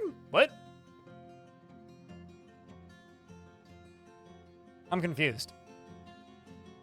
Because, like, you're around here all the time. Do you not recognize this one? I mean, that's kind of crazy if you've somehow missed one of the individual songs. But, or maybe you just keep your volume low. I don't know. But, yeah, this is the video game soundtrack. I think there's a giant cave toad in my basement. Currently, Rockwell is killing a giant cave toad.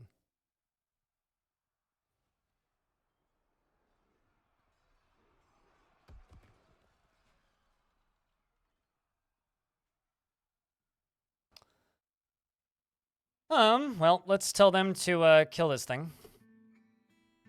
Well, you immediately pull out your crossbow and start shooting, and now you're gonna go pick up equipment. But you're continuing to shoot with your crossbow. At least you still have your crossbow on you. Shooting the crossbow at the giant cave toad, and the giant cave toad falls. Rest in peace, giant cave toady.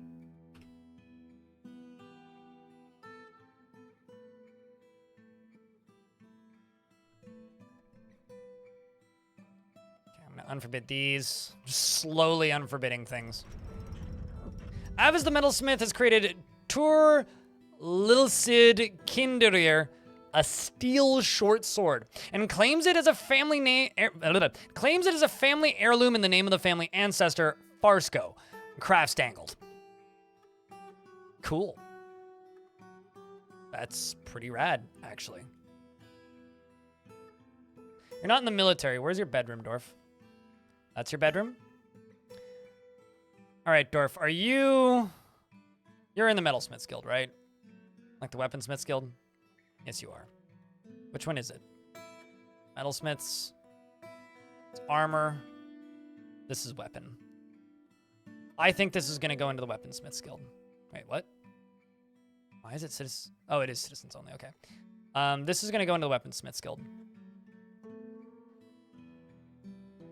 I mean, people have their tastes, right? Banana?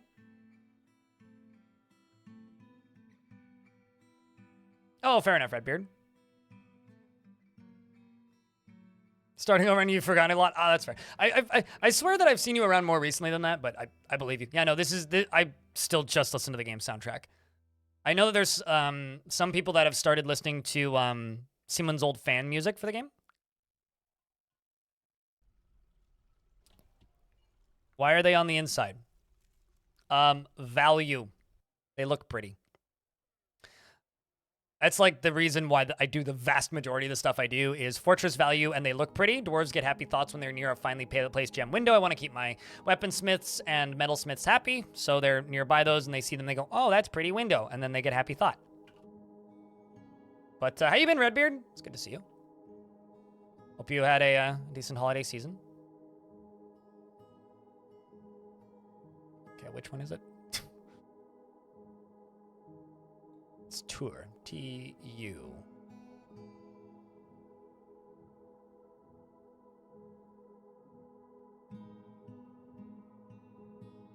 You know, is it bad that, like, I hate it when soundtracks are like that? Like, I've played, like... Oh, man, what was the name of that game? Chat room, try and remind me the name of this video game. It's like a grid-based, turn-based strategy thing. It's got a run-based structure with meta progression, and you have it's like they are billions kind of thing where you're defending against enemies.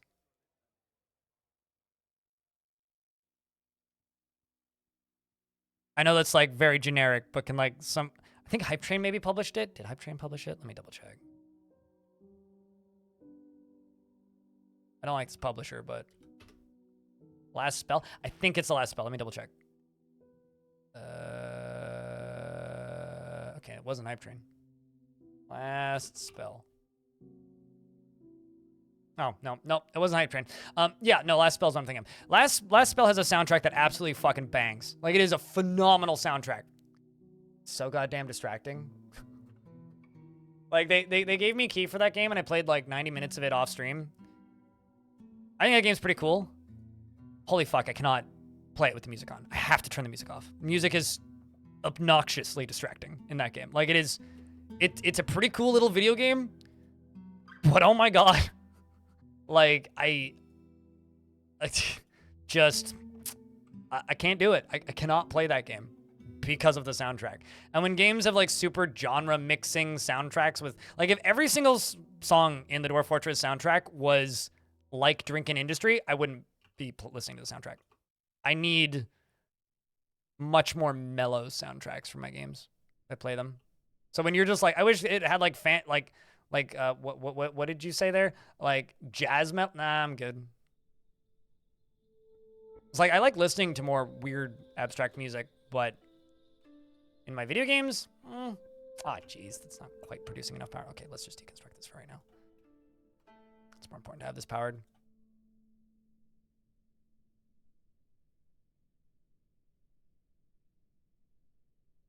Like, Hearts of Iron has that Sabaton soundtrack, and while that's a really neat idea conceptually, I would literally never use it because it would drive me insane. And I like Sabaton. Okay, so shotgun number 1 is 30% full, or 20% full. They're currently filling up the shotgun very much. I'm actually just going to just wait for them to continue putting all this shit away. And then I'm going to do the final thing, which is coins.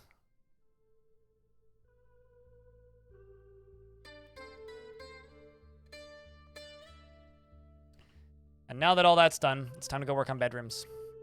And also hit this button and start unforbidding things.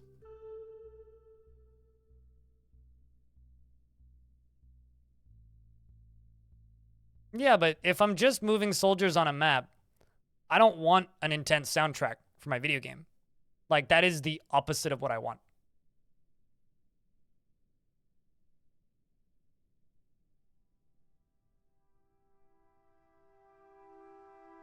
Yeah, but Dragon's Dogma is a very different kind of game than this. Like, if we're talking about a thinking or a pondering game, I want thinking or pondering music, right?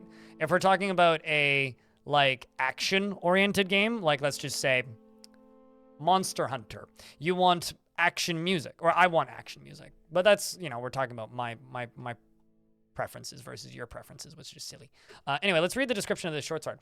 This is a steel short sword. All craftsmanship is of the highest quality. It is encrusted with octagon cut black zircons and encircled with bands of round gabbro cabochons. This object is adorned with hanging rings of milk quartz and menaces with spikes of steel. And the value of this place is still question mark.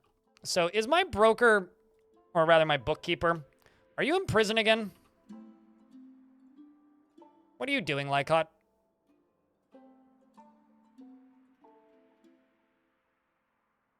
You clearly have too many other extracurricular activities, because that or you're just really bad at your job, because like none of these things actually have values.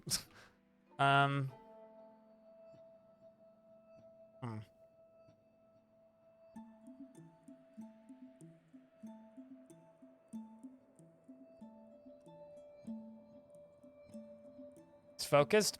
Doesn't seem to be. Starting to think he might be like disorganized or something. Or she, I think.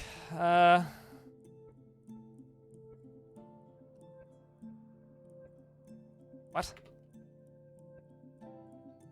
A bookkeeper, not broker. Duh. Bookkeeper. Okay, so what about your personality? Because completely helpless and stressed, is constant, happy and optimistic, moved to mercy. Low sense of self-esteem. Jones and generally respond to emotional appeals as an active imagination. Rarely feels discouraged. Tends to be a bit stubborn and changing her mind about things. Is often nervous. Isn't particularly curious about the world. Has a noticeable lack of perseverance and finds this troubling since she values perseverance. Is not inherently proud of her talents and accomplishments and is not particularly interested in what others think of her. Well, how good are you at like record keeping? Talented record keeper, but very rusty. Why are you rusty? Shouldn't you be keeping my records? I mean, clearly you're not.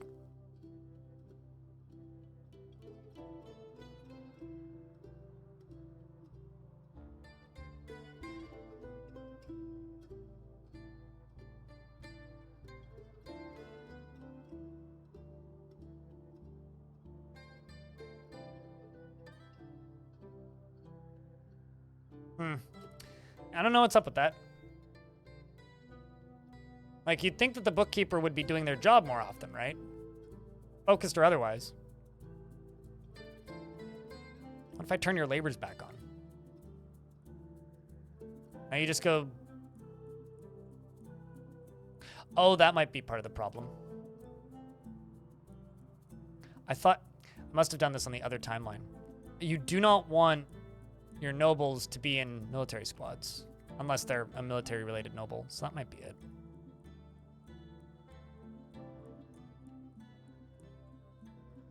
Been playing the Room while watching the stream. Room is a lovely video game. I've played the first 2 rooms. Very, very good games.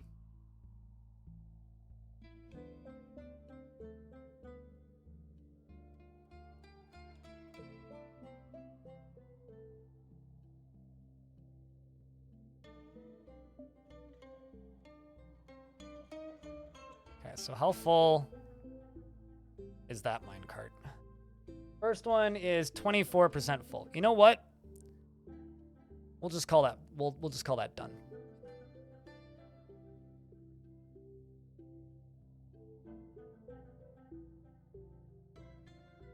None of my orders are going through. Oh, yeah, there you go.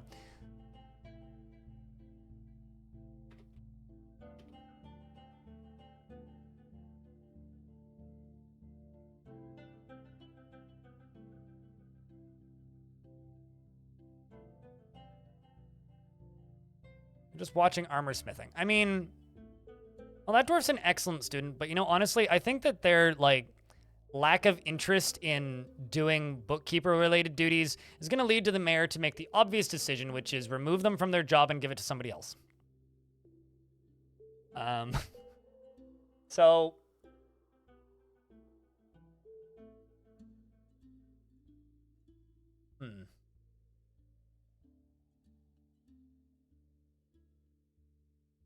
Also, apparently my broker is dead. Right, yeah, because the broker was, my broker was Shogun. Shogun died. I think Sparky is getting a new job. Sparky, you're getting Lycot's job. You're the Sacred Smile. You also get an office out of it.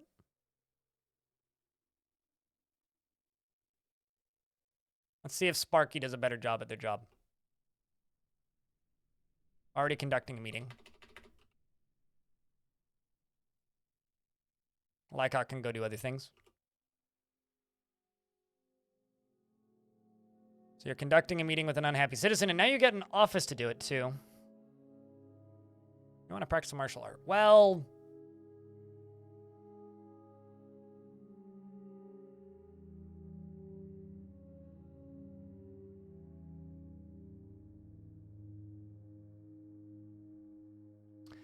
I feel like I should probably also throw some statues or something into these offices, because these offices are just looking kind of barren in comparison to my other offices.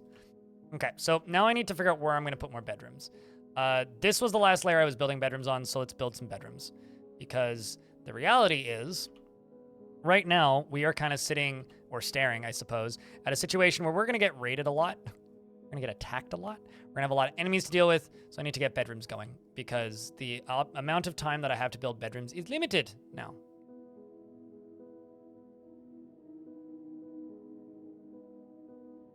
Also, I feel the need to say this out loud, mostly because Donkey made a video making fun of it. I feel like everybody's favorite YouTuber is retiring right now.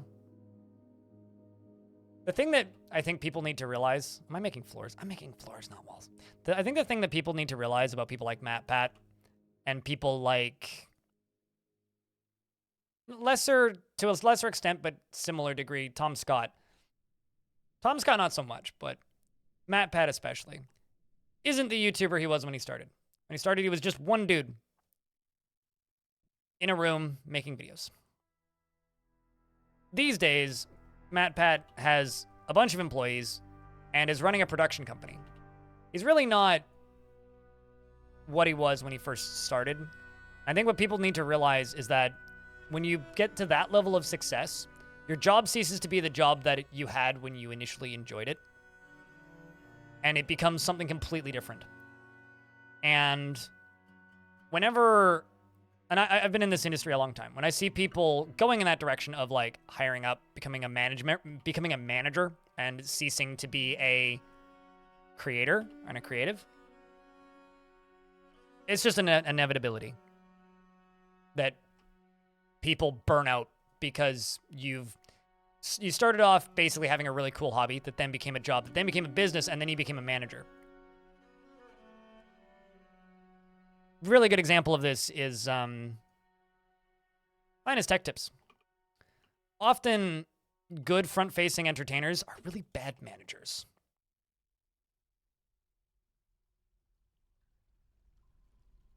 I'll be honest with you, I've never actually watched Uber Hackster Nova, but there was a very brief period of time there where every single YouTube recommendation I ever got was Uber Hackster Nova, and I'm not actually sure who he is. Like, I completely missed that era of YouTube.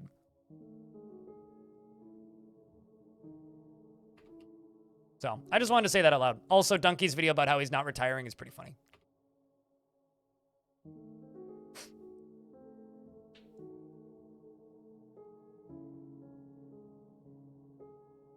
Is the face of your nostalgia? No, I get that. I get that. I mean, it's like a TV show ending, right?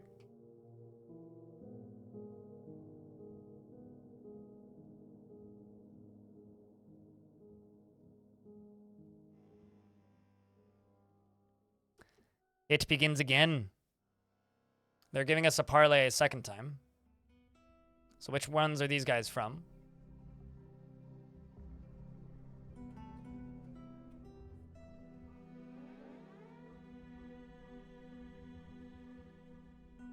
Once again from the Wrath of Machines. All right, so we've attacked a much bigger goblin group. And I was right. I said it was either early winter or spring. We're going to get attacked again. Okay, well. I think what I'm going to do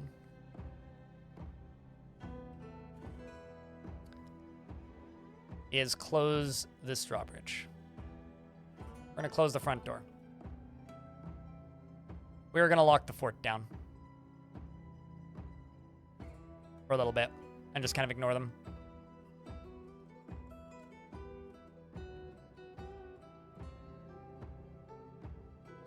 You were literally a child. I mean, I agree. That was me in Total Biscuit, right? Like, I've got plenty of nostalgia for YouTubers as well. I think it's kind of amusing watching like certain portions of social media like have collective mental breakdowns over YouTubers retiring, and it's like most of these YouTubers that are retiring because they're running a entertainment business, not because they're like most of them aren't even really what they used to be. I don't even remind you about TB. See his face every day. It's beautiful, Johns. Every single day. Every single time I stream, I see his face. Because every single day when I stream,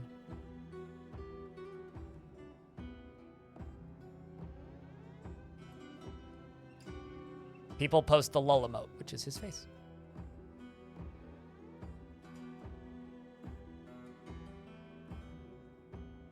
So they should be filling this up. Oh, they haven't started that one yet.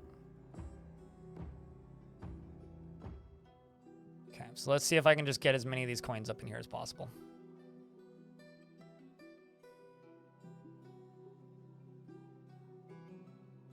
Let's also make sure that this second one is filling properly.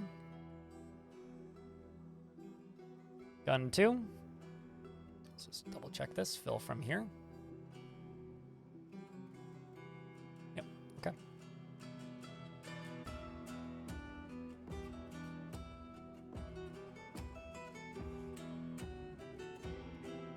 What is that? Splattering of troll blood? I haven't seen that in ages. Must be a troll on the surface somewhere.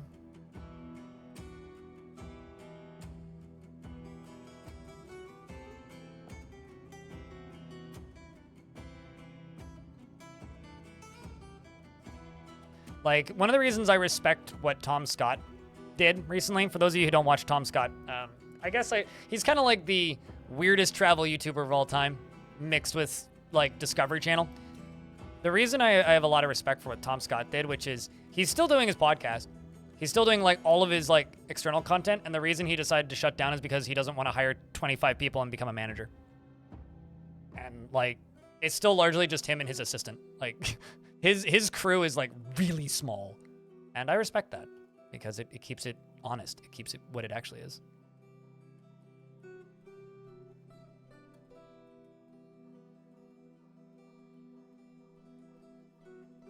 You will always respect people who became super popular on YouTube and eventually decided, I'm no longer enjoying this and either retire or just take a break regardless of what anyone else thinks. Yeah. I thought you were going to say that you always were going to expect people who got super popular on YouTube, because I don't.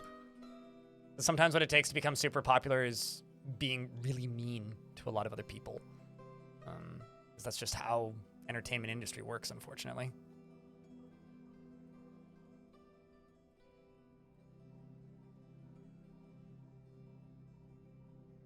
But I also very much respect people who take a break or retire over, you know, losing all the soul, I guess.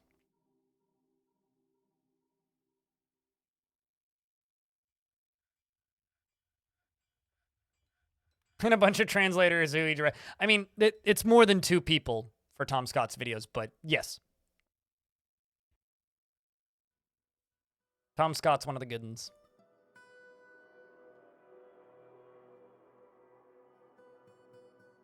I would never want to be a manager. Shaco, I should make your dwarf my manager.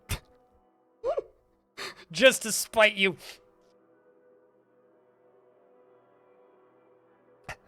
Noted. I will try to... I mean, currently you're in the military, so I'm going to leave you in the military, but I should prioritize your dwarf as manager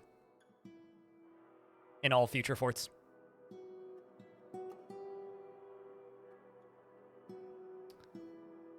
So I'm literally just, like, letting my dwarves freely roam while there's just, like, this army brewing down there.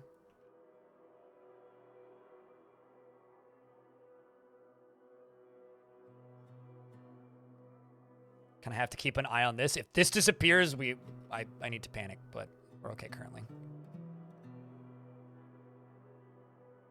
It's all suspended. Let's unsuspend all of this.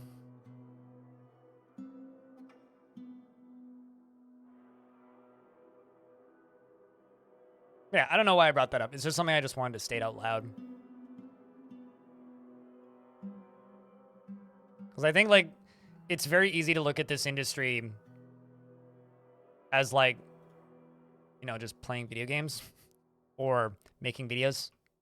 But it can become a lot more than that if you get to that level of scale.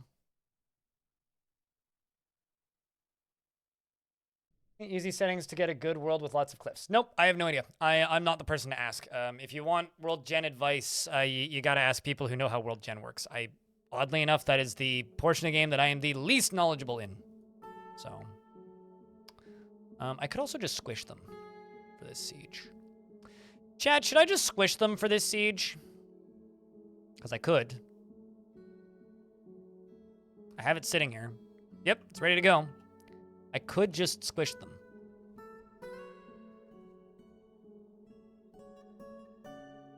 Chat, I have a question. What should we do? Should we wait and fight them in, like, 2 months in game? Or do I just squish them?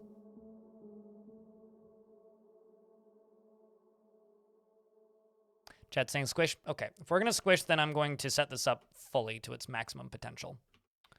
Which it currently isn't.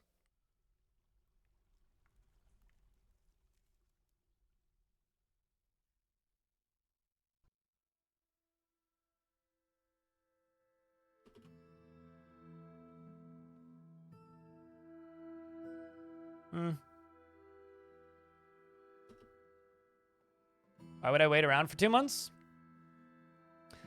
To finish setting up things and unscrewing up my dwarves and making bedrooms because we got attacked 3 months ago. And sometimes it's better to wait out the siege a bit and then fight them so that your dwarves have the mental capacity to actually fight another siege instead of just immediately fighting another siege. That's why.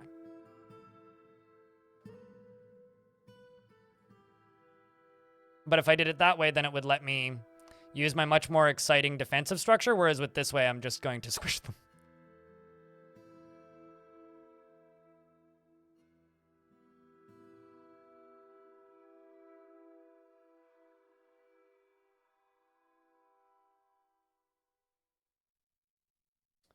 I joined a dwarf civilization with 200 dwarves. I mean, you'll run out of migrants. No. So there's way more dwarves in every world than in that particular faction. All that means is that the dwarves in that particular faction are limited. But there's a lot more dwarves in every world that are nameless and not part of a faction. So you have way more potential for expansion outside of those initial dwarves. It just means that that particular faction at the time of you embarking has a very limited membership. That's all that it really means. You'll still get migrants.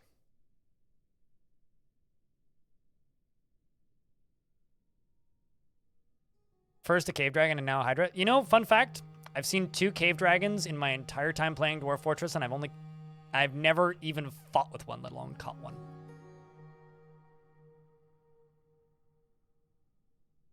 So congratulations, you've done something in the game I've never done.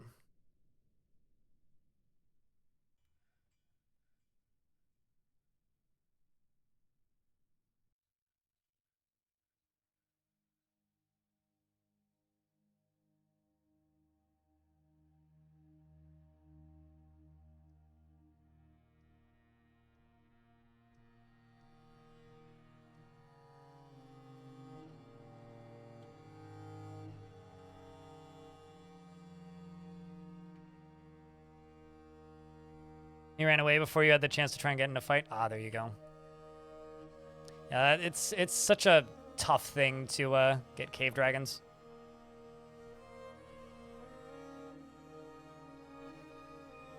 You know what's funny? I was 100% planning on doing a subathon in December, and then chat was so nice to me in November, I canceled it. Like, I never officially announced it, so I never officially canceled it either. But I just kind of decided to not do it. Because, like, I was doing fine money-wise, and, like, shit's a lot of work, and I know how exhausting it can be. Because, like, if I do a subathon, like, basically I'm just accepting that my next week of streams is going to be a write-off and kind of shitty. Because I'm going to be exhausted and very, very tired and need a nap and wish I was sleeping and, like, be grumpy and have a hard time streaming for the next couple days.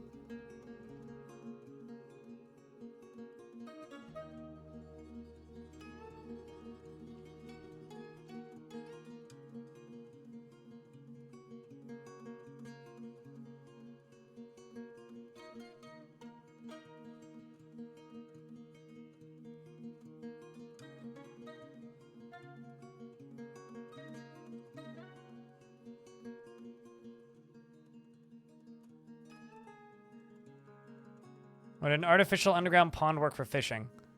Maybe? I don't know. I kind of pretend fishing doesn't exist in this game generally. Probably.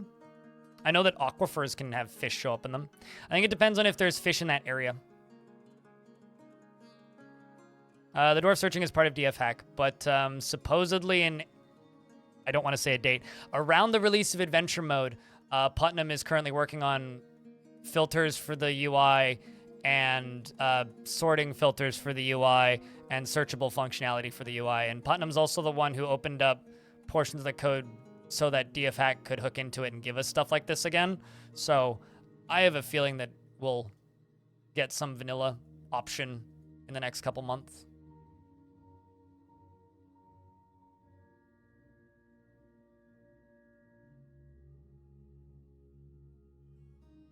Yeah, I mean, I think it depends on the person and the situation, right? I think for me as somebody who lives alone, I don't like doing subathons unless it's something I feel I need to do financially. But if the person doing it doesn't live alone. My alpacas died. If the person doing it doesn't live alone, lives with somebody else who can like make the meals and whatnot, and isn't ridiculous. Like if we're talking those uncapped subathons, which I think are the actual problem, assuming the person doing it isn't alone, and the person doing it doesn't go super ridiculous with the hours, not that bad, really. As long as you're doing less than 12 to 13 hours a day, and you're taking relatively frequent breaks, it's not so bad. Speaking of things that are so bad, the Forgotten Beast, Tithal Sarakatharek Budum Fur, has come. A huge humanoid composed of salt. It has large mandibles, and it appears to be emaciated. It's normal Call of Duty player. Okay, so I'm going to unforbid this. I'm going to go up to here, and I'm going to put this into the burrow. I'm going to turn on the burrow. I'm going to make sure everybody's in the burrow. And then I'm going to go down to here, and I'm going to just wait for it to come up, and I'm going to lock it in there. There you are. It's Blaze Echo, the Yearling of Beasts. Order Tome is a good name. Seems like it had 2 rampages, one in 36 and one in 47.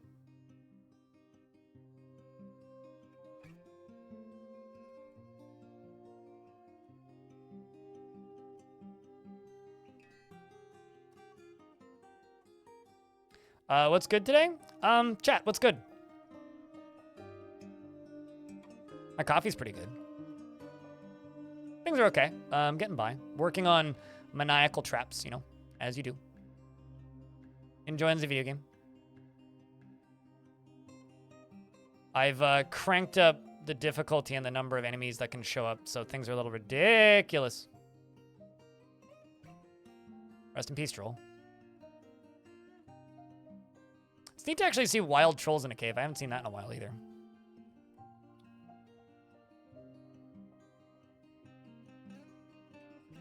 The lunch was pretty good. Hell yeah.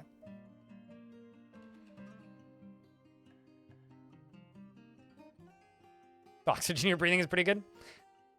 Debatable. Because he fucking does uncapped ones, and he used to stream 36 plus hours on his own. You know, have you ever heard of a streamer named Man vs. Game?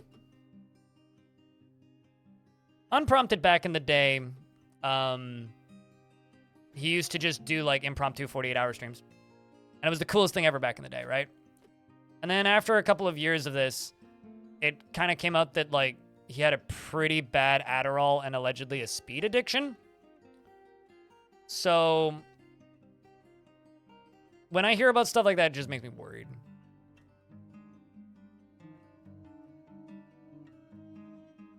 Like, I used to do pretty frequent 24-hour streams. I'm just going to lock this thing down here for right now. I don't want to deal with it. We'll worry about that later. I just need to get this done. So when I hear about stuff like that, it freaks me out. I don't know Pestily particularly well. I know the name. I know he does, like, Tarkov stuff, but that's about it.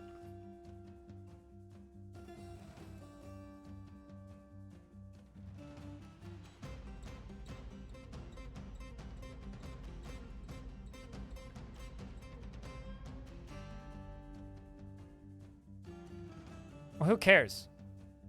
That doesn't mean anything.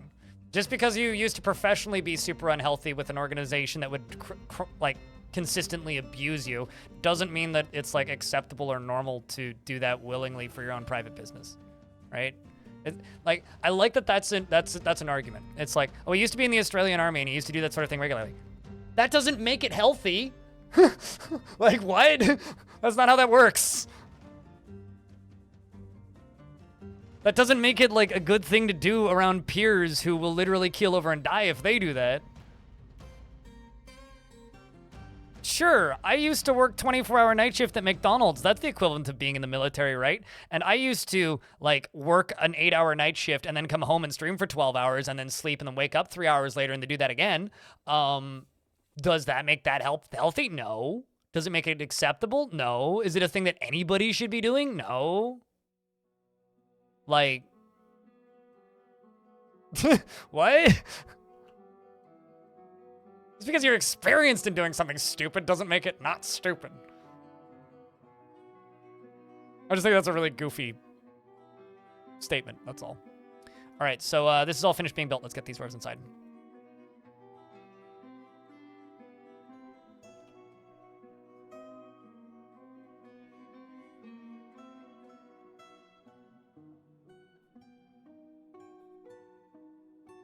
I used to do I did one 24-hour McDonald's shift once. That was a one-time thing I had to do once.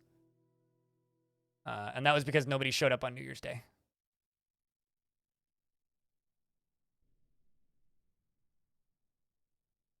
So back in the day, this was like 2017, I used to do a weekly 24-hour stream. It was just a thing that I would just do once a week. It was one of the fucking dumbest things I've ever done in my life.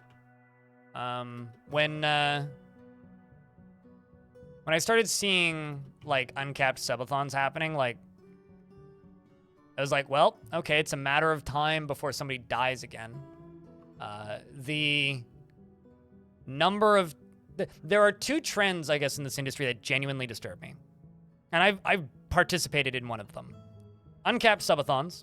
I've done those. It's concerning. And always on 24-hour streams. Those are the two things that disturb me most. The two trends that disturb me genuinely the most in this industry.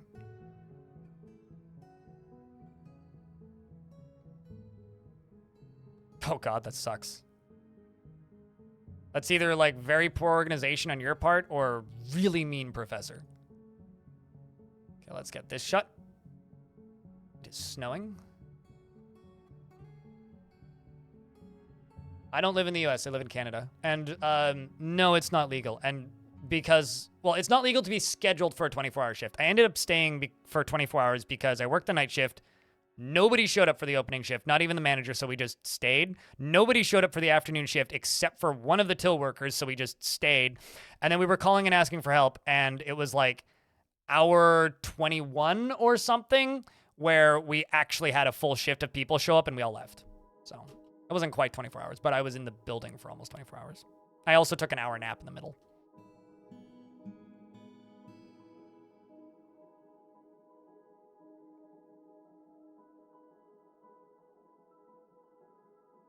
Publisher perish, oh boy. Speaking of things, I'm just gonna go peek outside because I want to see if it's snowing here. How's the snow today?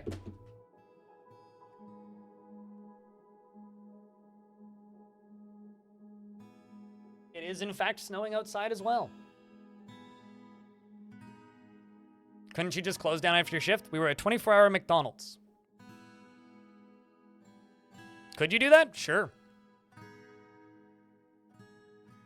All right, let's fight this. This was years ago, and I don't really want to just dive back into old trauma and bullshit jobs I used to have, so.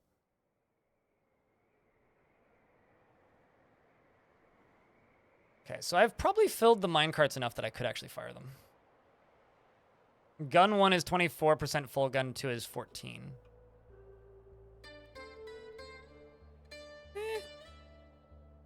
What do you think, chat? Do I fire the cannon? Backup's good to go.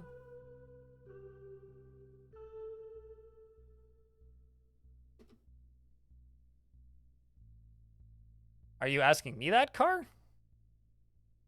I don't understand who that question's directed at.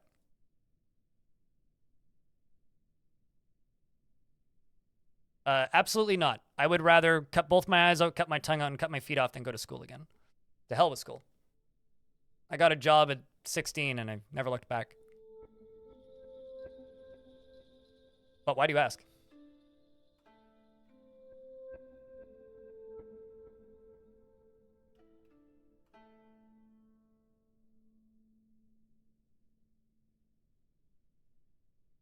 End up doing 24-plus-hour days, probably 10 to 12 times over 4 weeks. Yeah, I think if it's an occasional thing, it's fine. But it's when I see people doing this sort of stuff frequently and regularly and then bragging about it, it disturbs me. Okay, let's unforbid these. See how big this goblin army is. I just like having a number. 79 goblins, okay, not too bad.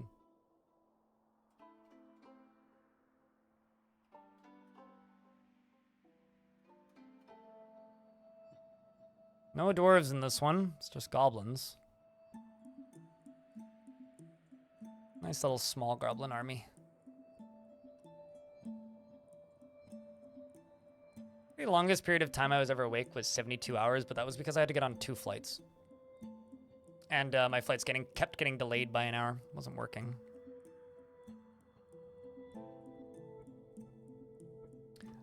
I kind of envy people, actually, who miss school, believe it or not. Because, like, it is something that I am so revolted and repulsed. Like, it's really funny. It's like me and my dad could not be more different than this. Like, my dad wants to retire to become a professional, like, psychology or philosophy student. And I want to go take photos of mountains. I have absolutely no interest in having to be in a classroom ever again. And if I can get away with that, I will be very happy.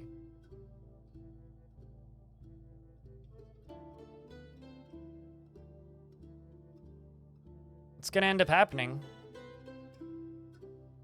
We're gonna have to be careful, though. Moods are not super balanced right now, but at least they've recovered a lot. That has me hopeful.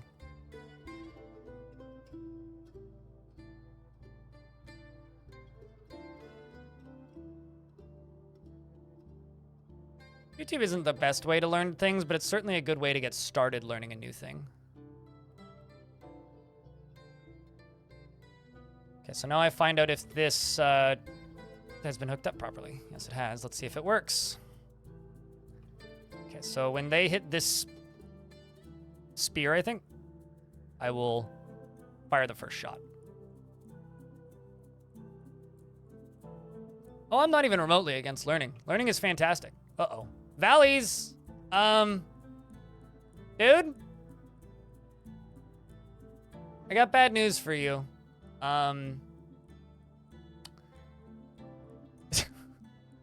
There's nothing I can do, unfortunately. And I never once said I was against learning. I just have absolutely no interest in taking part in a school system again.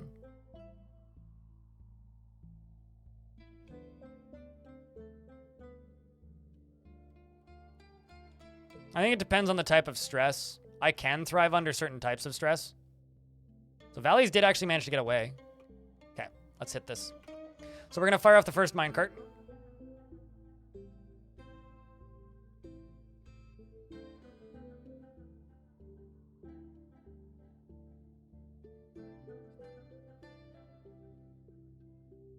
So Dwarf, come here.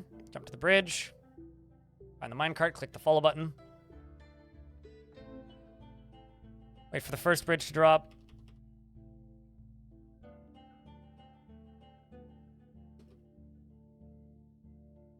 There it goes. First thing goes over this. You share my statements about school. Chose a path because you understand that retail grind was one of the only realistic paths for a chance for you to live comfortably. Man. Well, I respect it. You're not the only law student or law major in this chat right now. There's a pretty good number of them in there currently. So here goes the first wall of shrapnel.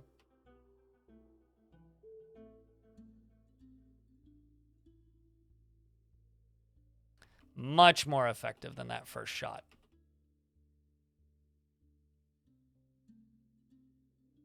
If we look at their combat logs, it's like strikes with 500 coins in the lower body, bruising the muscle. Ow. That's a pretty heavy bruising. There goes a huge chunk of them. They keep moving forward. And now, as you can see, it worked. So it dropped down, tunk, into here. So now I just need some way of powering this, and then it'll power them up to here, and then we can just reload them. All right, let's, I guess, fire the second one. Fire the second minecart. Fire the missile! Minecarts. Yes. Wait.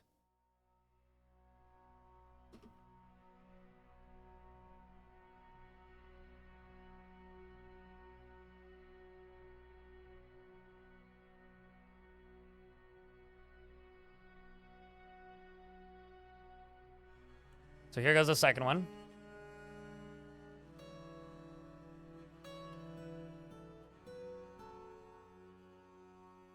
Okay, so here goes shot 2. So each of these, for reference, is coins. The first number is the year that the coin was made.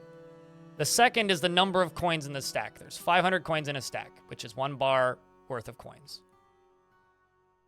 So they spread out, and they drop down a layer as well. So these are all the ones that are on this layer still. These are all the ones that are on this layer still. And they're going to hit these guys at the back too. So that first rung that already got hit once is now getting hit a second time. So they got hit the first time. This goblin's just been sitting here vomiting for a bit and complaining. So this goblin got hit, and then is sitting there vomiting and now is getting hit again. Got hit in the head, bruising the muscle and fracturing the skull. Oh, you're dead. Got hit in the lower body. Which is bruising the guts. Because they are fully armored, they're mostly just getting horrific amounts of bruising until they get hit by a second and third round of shrapnel. Okay, these ones, they're not going fast enough to really hit the ones at the back, so it only really hits these ones here. Well, that's good to know. Bunch more of them die, and then we move up.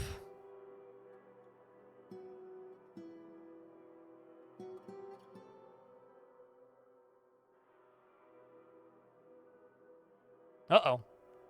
I just realized I fucked up.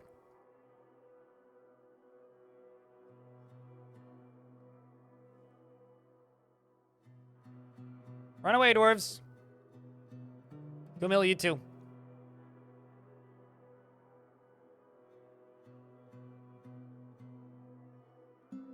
Okay, let's see. How many of you have bolts? Hopefully enough. Get them ready to start shooting at that line. Go down to here. Unforbid all of these bolts. Those are the bolts they need to go get.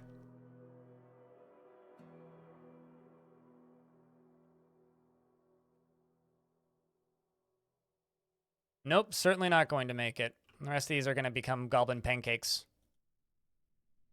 And also, I'm willing to bet most of these goblins that are still alive are injured, yeah. Well, that one's fine. Except for the ones that got completely missed by it. They're all pretty injured now. These guys are all turning around, probably because that Dwarf is ups us, hears us, against us. Oh my god. Yeah, they're chasing valleys, wherever valleys is at, which is kind of funny. Okay, you're backing up. What are you doing? Which direction are you going? Okay, well, you're going in the wrong direction. Hopefully you run away. Which you are, which is fine. I need enough of them to be in here that I can actually kill them. So, okay. If you insist on that, Diamond. So Diamond is, deciding to just fight them all by himself. Which is, you know, honestly a very admirable thing. However, I don't expect him to survive this, and I'm not going to send the rest of the squads in. So rest in peace, Diamond Destruct. You were a great dwarf while you were alive. You shall be greatly missed. Rest in peace. Okay, so I fucked up pretty bad. I need to do this. I need to go to stocks, ammo. I need to forbid all bolts. What I need to do. And then I need to go right down here. And claim all of these. And then I need to unpause and see if you turn around. Okay. The next thing I need to do is I need to do all this and then hit update equipment. Turn around. Nope. Okay. Well, I mean, if you insist, I station you all back here. Nope. Okay. Fine. Fine, then die. So in that case, what I will do is this. This is my fault. I didn't have my my gear well enough organized. So we're just gonna charge in because what else can I really do?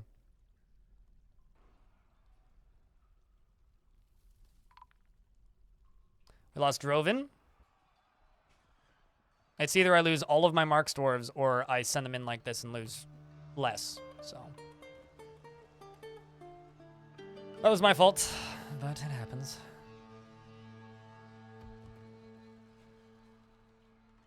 Okay, so now that I've done that, let's cancel this.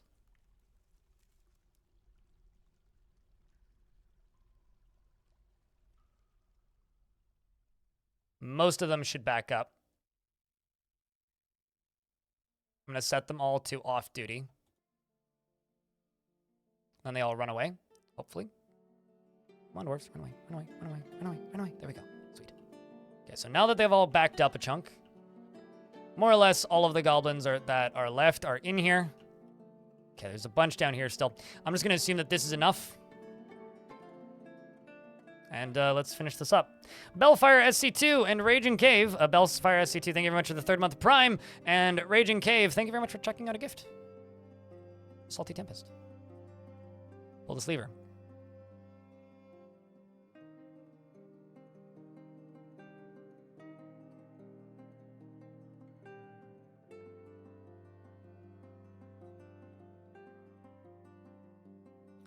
And here we go. There it goes. That's it. It's done.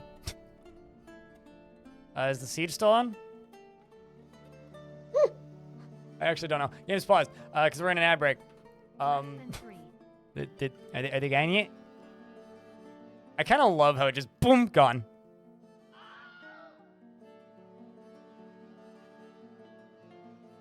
But seriously, thank you very much for the Prime sub and then the gifted sub, Raging Cave.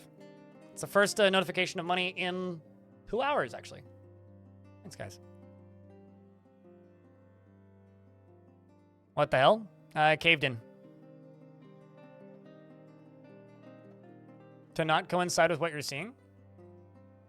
So I caved in flooring here. Wow! There's still a goblin in there. This guy must be confused. He is.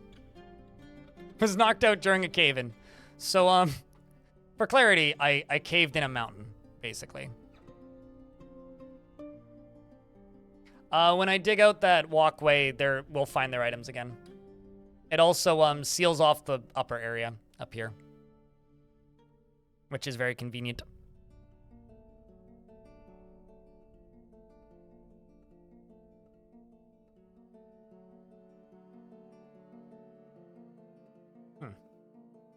That's interesting. So now I need to figure out if there's still enough goblins for them to continue attacking me or not. Nope, siege is over. There they go. That's it. Easy peasy. I'm gonna leave these squads training all the time because the way I had it, what's gonna end up happening is they're gonna have to go collect their gear again. And if they happen to leave it somewhere inconvenient, then they just die like that.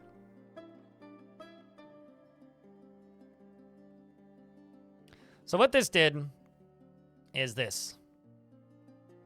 This is the area that I have built out, right?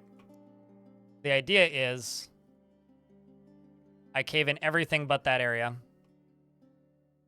And then they have no choice but to become one with stone. Bringing new meaning to the glorious term, rock and stone.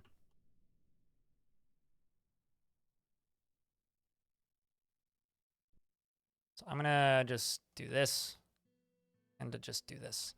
We'll do that stuff afterwards. And I'm just gonna go into the tower here. We're just gonna claim everything. Turn this off.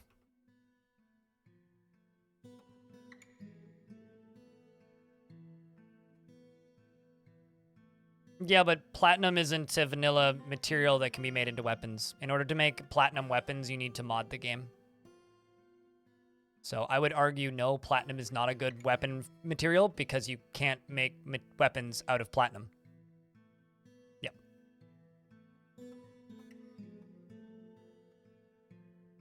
Unless, like I said, you mod your game. Which I wouldn't count. Because then at that point, you could just, you know, add other things in. Oh, okay. I understand. Sorry. I missed the first half of the conversation. Carry on.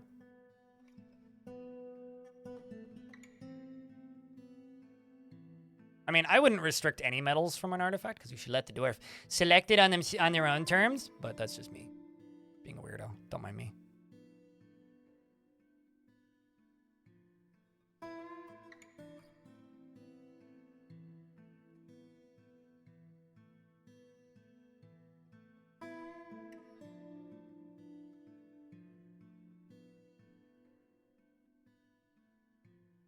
Okay, so let's give it a little bit of time for all the bodies to decompose. The outside ones, anyways. Because dwarves are less disturbed by decomposed bodies, which I'm kind of terrified by, if you ask me. Oh, Jesus. Whoops. Got 2 more levers I gotta pull.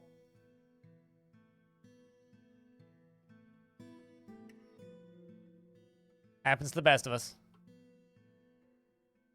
Kind of pet hydra help with?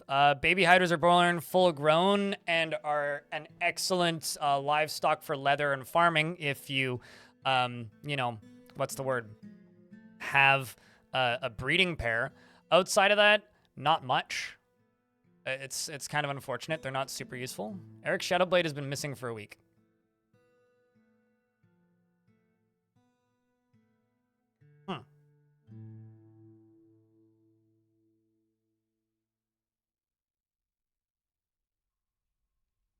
That seems bad.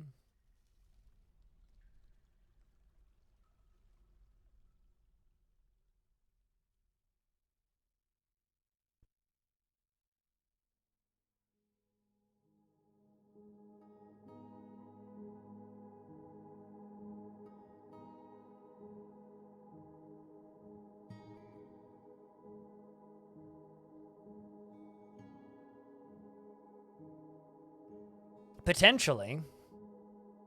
I really like this goblin right here, who somehow managed to just dodge this whole thing. Oh, there we go. Yeah, he is now one with the. She became one with the mountain. Rest in peace, Eric. You shall be missed, good dwarf. So something else that I really want to do that I talked about starting to do but didn't do yesterday, like most things. I'm gonna go down to the bottom of here, down to this big old walkway. I'm gonna start making tombs down here.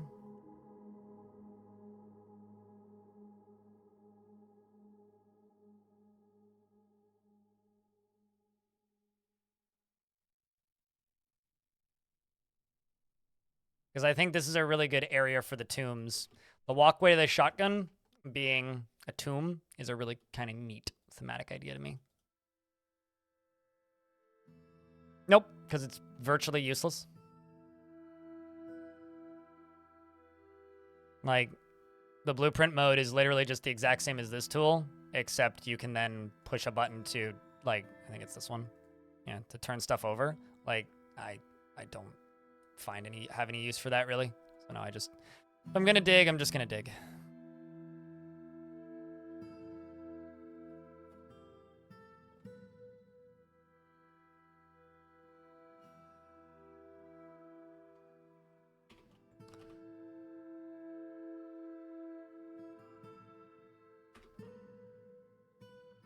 I wouldn't use it even if I could save templates.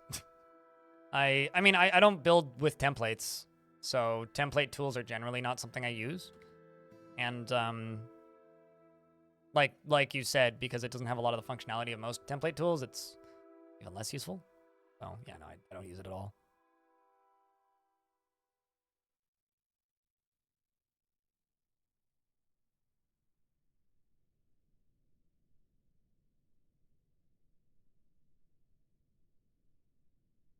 They randomly made an Electrum bed. Oh, that's rad. Usually, if they demand a bed or an item, it's because they, one, like the item, and two, like the material, which means if it's available, they're more likely to use it for a mood. That's funny. Also, if you have a noble demanding a bed made out of material that can't be, you know, made into a bed normally, if you're good at the game, and mess around a little bit, you can. Oh wait, hey, this does actually destroy their items. That's interesting. If you're good at the game and careful with things, you can stud the beds with that material, and it counts. If you take a bed and stud it with gems, or let's say they want an iron bed or whatever. If you take a bed and you stud it with, you know, iron, they'll do that for you. I should be doing coal. Say to one of your nobles, you're welcome. Also, they won't go insane if you ignore them. If you ignore them, they'll just eventually forget about it. They'll just get a little upset. And not even that upset. It's just a reoccurring crappy memory. It's like about the same level of badness as seeing a dead body. Rock. Let's just do rock coffins. Rock coffins are so much easier. 80. And let's use, I don't know, diorite, because I got bajillions of it. But you're welcome, Banana.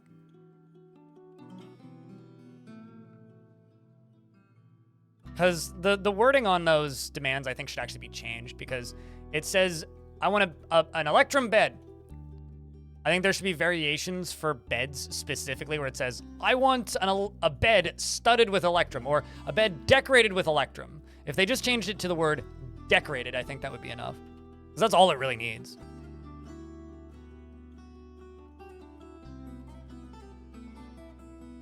And I studded like 10 beds like a dumbass. The concept of somebody sleeping on a bed studded with metal, though, is pretty funny to me. It's like you roll around on it and it gives you a back massage. It's like, what is that? It's a bed that, like, it also unknots your back.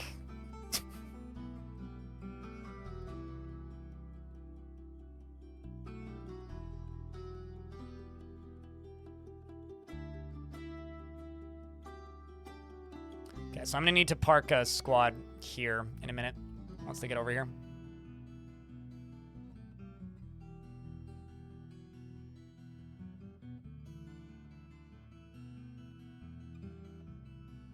And also, let's... Is that salty forgotten beastie still alive? I don't think so.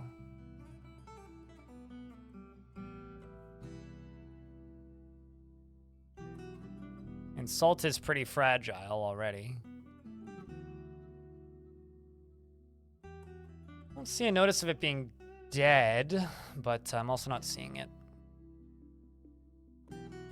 Also, did Valleys survive? Yeah, Valleys did survive. Valleys was outside during that siege and has survived. Clap. Well done, Dwarf.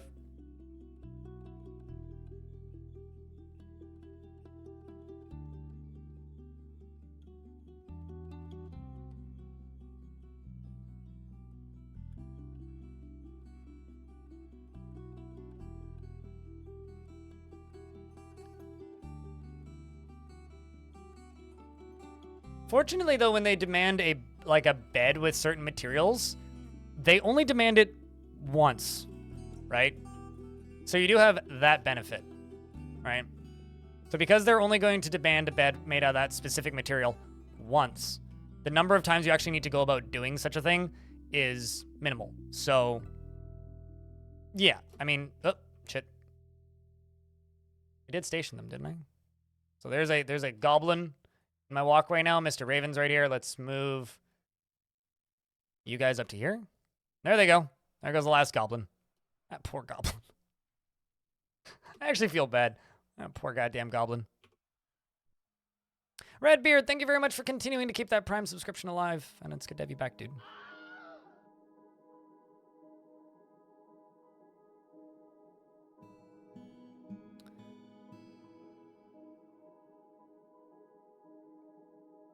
Actually, hold on. Have those dwarves' bodies been removed yet? I guess they'll do that once the tombs are opened.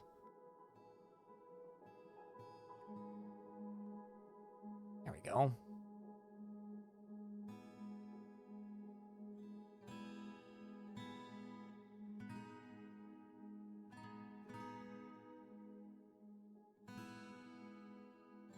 Thought it was a bill spear. Oh, there you go.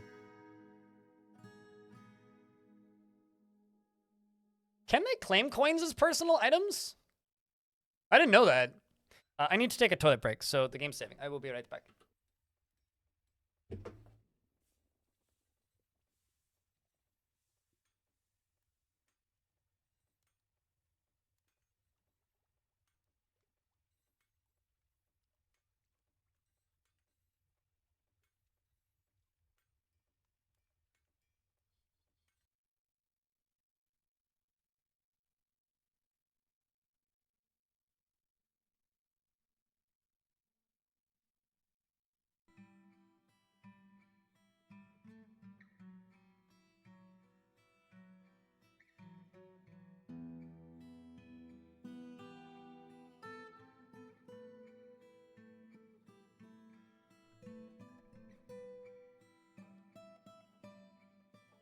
So, it's no longer snowing.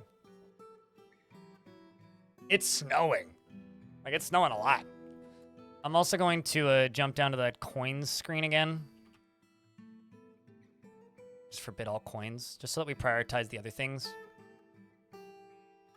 And we're gonna just wait until those two dwarves' bodies are gone. And once those dwarves' bodies up here are gone... Also... I think maybe I should set the game off of hard.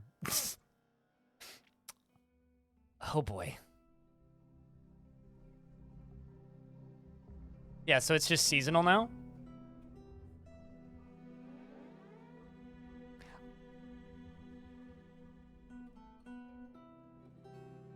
They just attack me seasonally, I suppose. Started in Victoria too? Oh boy. Wow, you're getting snow in Victoria? Jeez. Wonder if my sister's getting snow. My sister's not in Victoria, but she's on the island. That's a lot of dwarven traders. Yeah, no, this faction has a lot of kidnapped dwarfs. Although it depends on if they have goblin names or not, whether or not they're traders. Toad, goblin, goblin, goblin. Yeah, these are all goblins. Yeah, they're dwarves, but they are goblin culture dwarves. Oh, this is a different faction, too. This is the Points of Indignation, which is the closer one that we were fighting with previously. Which means it's a much smaller siege, because they're a much smaller faction. I can just fight this. I think, Let's see,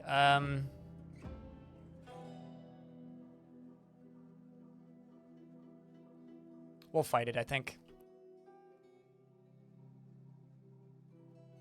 I'm just gonna wait until all these store items and tombs jobs are done because they are giving me a break.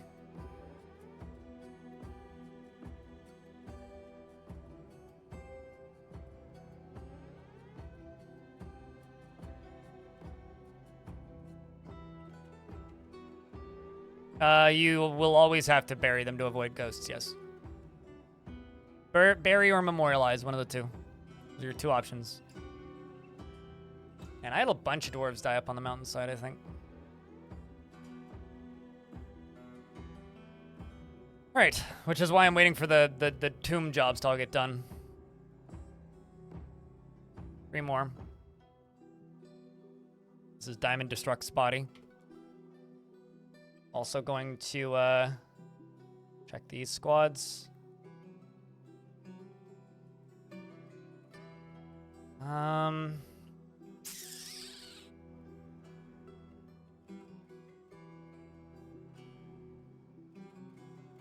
gonna run out of bolts pretty quick. You know what? I'm just gonna let them keep doing their thing. They're just gonna fire all the bolts, and then when I'm ready to get them to go station, I'm just going to unforbid all of these.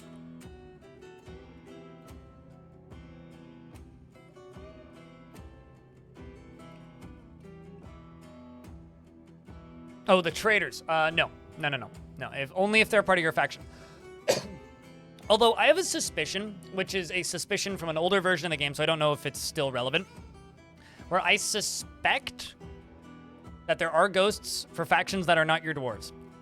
However, they don't interact with your faction, they interact with the other faction. This is a suspicion of a bug that I think exists. Because for a while there, in Long Death specifically, there was a point where I had a caravan die, and everybody in the caravan died. It was very unfortunate. It wasn't my fault. But a bunch of dwarves died because of it. Or not dwarves, a bunch of human traders died because of it. That had brought their wagons to trade with me. When a number of years later, they'd come back and start trading again. And then it happened a second time.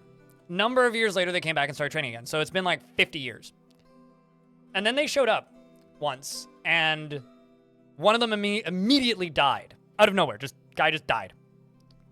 On the way into the fortress. And then the wagon split and left. And I looked at the combat log, and it said that he'd slipped and got battered. Which is one of the combat lines that a ghost can do. At which point I panicked and made a fuckload of slabs, and every single dwarf or every single named entity in the entire fort got a slab, and it never happened again. So I kind of suspect. I just got a really dumb idea for what I could do right here. Once I get lava access, there's something very easy I could do here. But I kind of suspect that there is an actual pretty real possibility.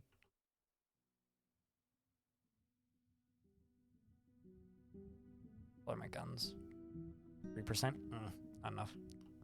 There is a pretty good real possibility that, not ghost wagons, no, ghost traders, that at least in that version of the game, ghosts would show up and attack their own faction.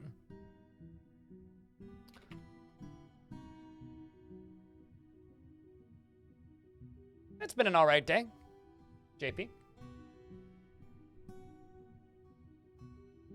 It's because this is a smaller siege and there's no reason for the dwarves to walk down in this direction. We're okay right now.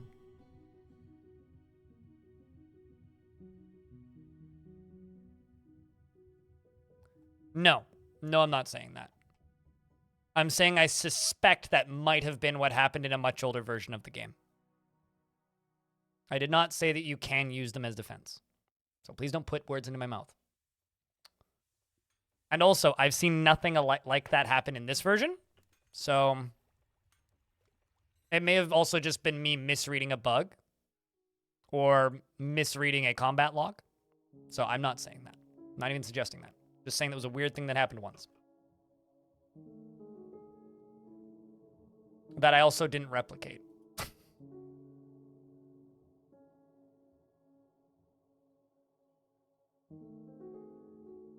Sure, Russ Ames.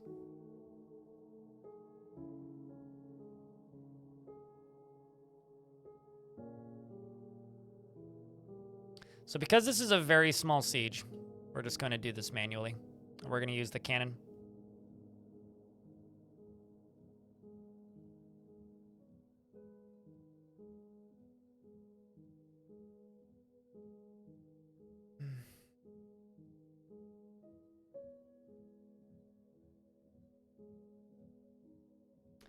I'm just going to fight them rather than using the cannon. So many coin stockpile hauling jobs. Look at all this. Okay, so I'm just going to go through here. Forbid. Whoops. Forbid.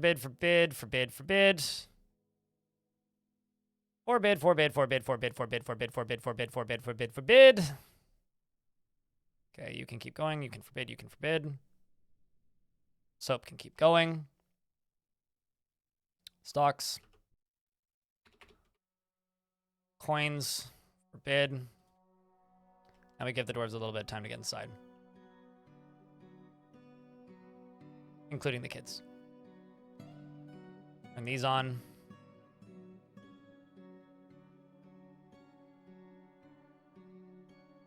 Okay, so it's the 19th. I'm going to give them until the 30th.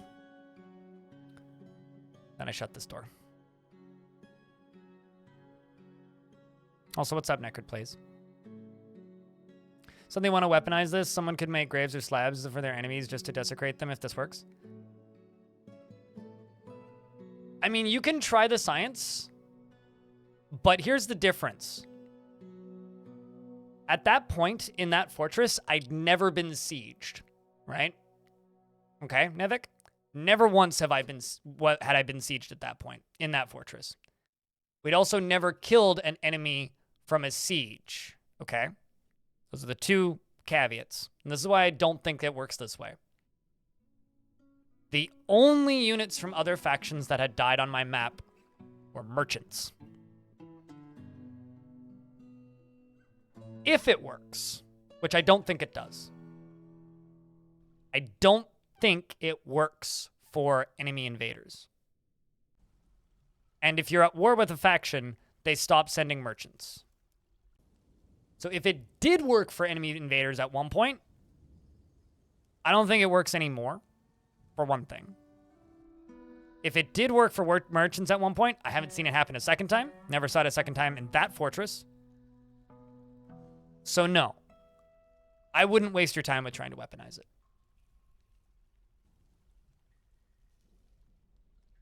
And also, weaponizing ghosts is a really dumb idea because, putting it simply, they don't discriminate. They'll kill you too.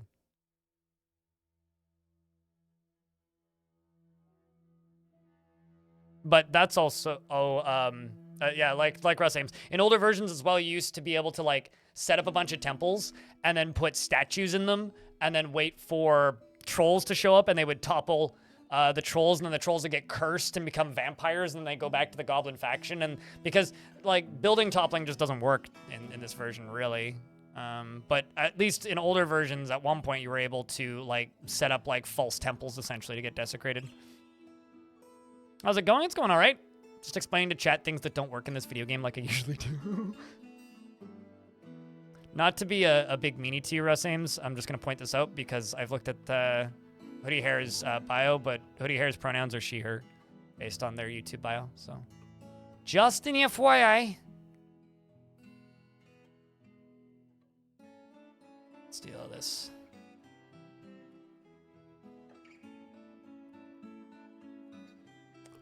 And I'm going to go to here, unforbid this, unpause the game, go up to here. Yeah, it's all good. Which is why I'm just saying I'm just pointing this out because I'm aware. But I only know that because I've looked at their YouTube bio. So.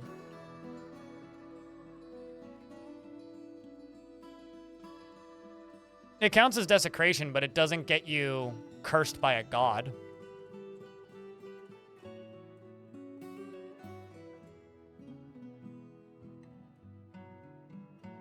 So I'm just making sure that my military ain't going anywhere dumb.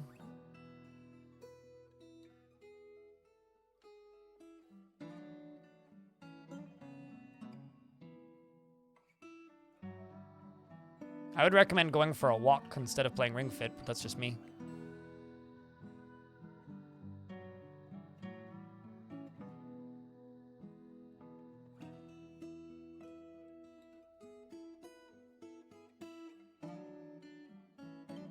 Okay, let's see. Is there any more dwarves skulking in?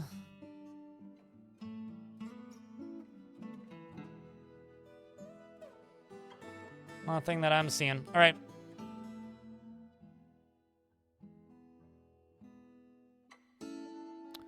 Dwarves are lining up. And it begin.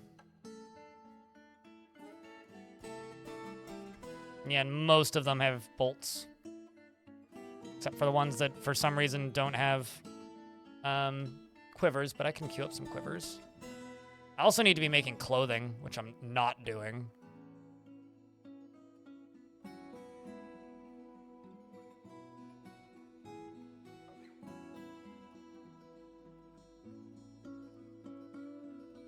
He will internally implode. What do you mean by... You mean, like, just lose idea of what to do?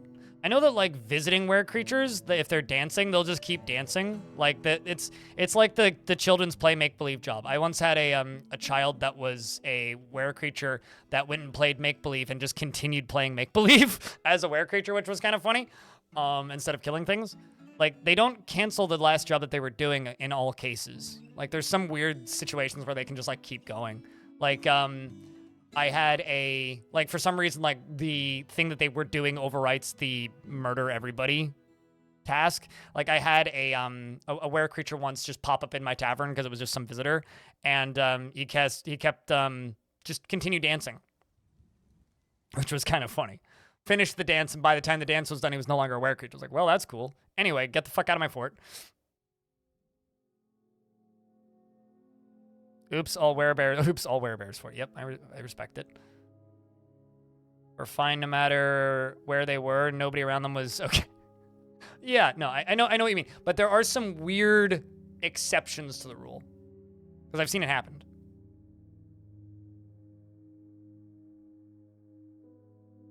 The were creature just had to keep dancing, man. Chicken dance was on it. It's his favorite bit. I don't know why, but the chicken dance, for whatever reason, lives rent-free in my brain, and I hate it.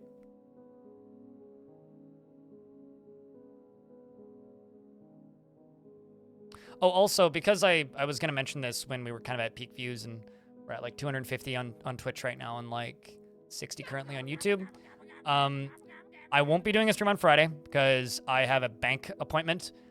And next week on the 18th, I have a doctor's appointment in the afternoon. So I think I'm going to do a stream on Monday, which will probably be around, I don't know, a normal stream length, like 8 hours, or a normal human being stream length, not like my 10-hour ones. And then on Wednesday, we're going to have a pretty short stream. Oh, also there's an ad, so that sucks. Ironically, the song for the chicken dance doesn't get stuck in my head, Bastet, but the dance moves of the chicken dance does. Like, I can envision people doing the chicken dance, but the actual song itself doesn't. Doesn't have much stick. Chicken Attack is a better song. The Duck song is a better song.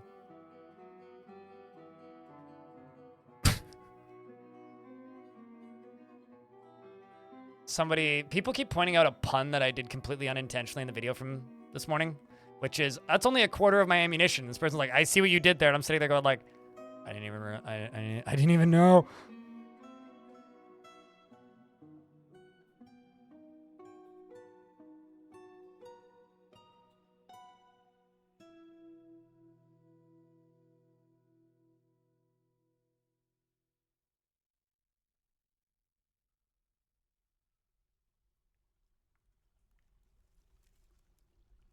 About the puns that you don't even notice until after the fact? Yeah. I'm not going to disagree with that. It's pretty true.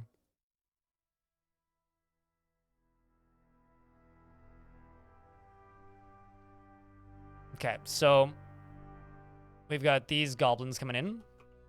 And I've got stacks of Mark's dwarves. Stacks and stacks and stacks of Mark's dwarves just waiting. And let's see how they do. Round of beers for my Mark's Dwarves chat, because they're going to need a pint after this, I think. As we prepare to cover more of this mountain in Viscera.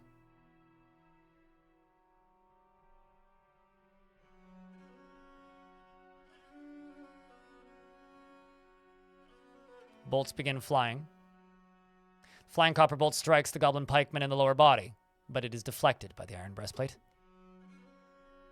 Steel bolt strikes the goblin pikeman in the upper body, tearing the muscle and tearing the left lung. Through the iron breastplate, the goblin is having trouble breathing.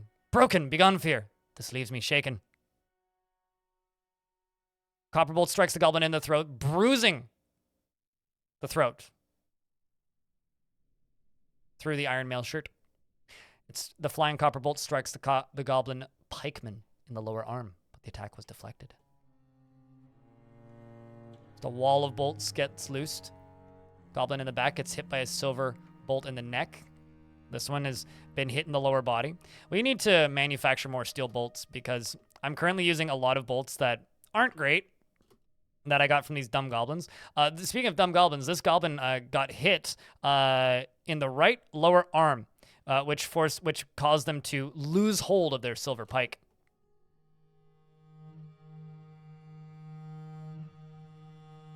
No, not. Yeah, you guys. We can send you guys up.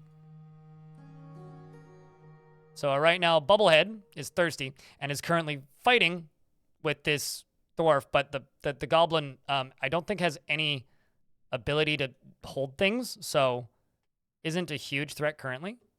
The dwarf is dueling with it, and we're shooting point blank at them. The rest of the dwarven military comes running up. It appears that Too Light is running out to go deal with these dwarven traitors, Zalak, Ransackor. The dwarf is up front. He is a novice surgeon. No familial relationships. More bolts are flying. Fighting begins to happen on the Golden Bridge.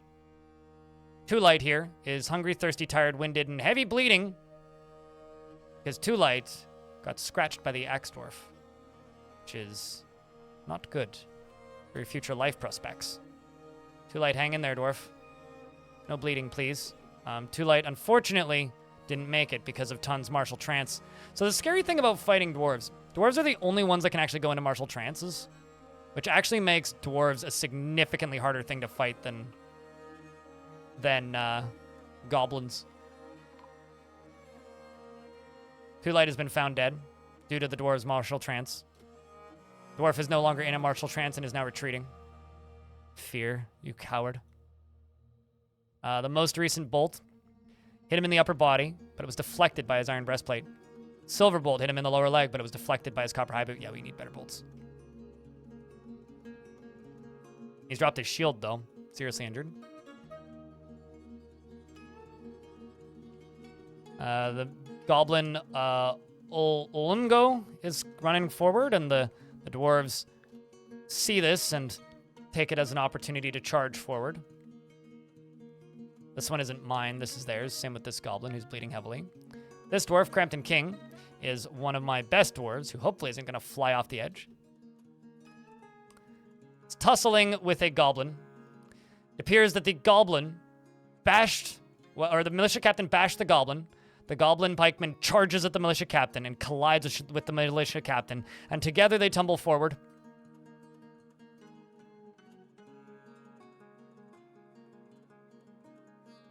They continue falling. So easily broken, begone fear. Goblin is stunned.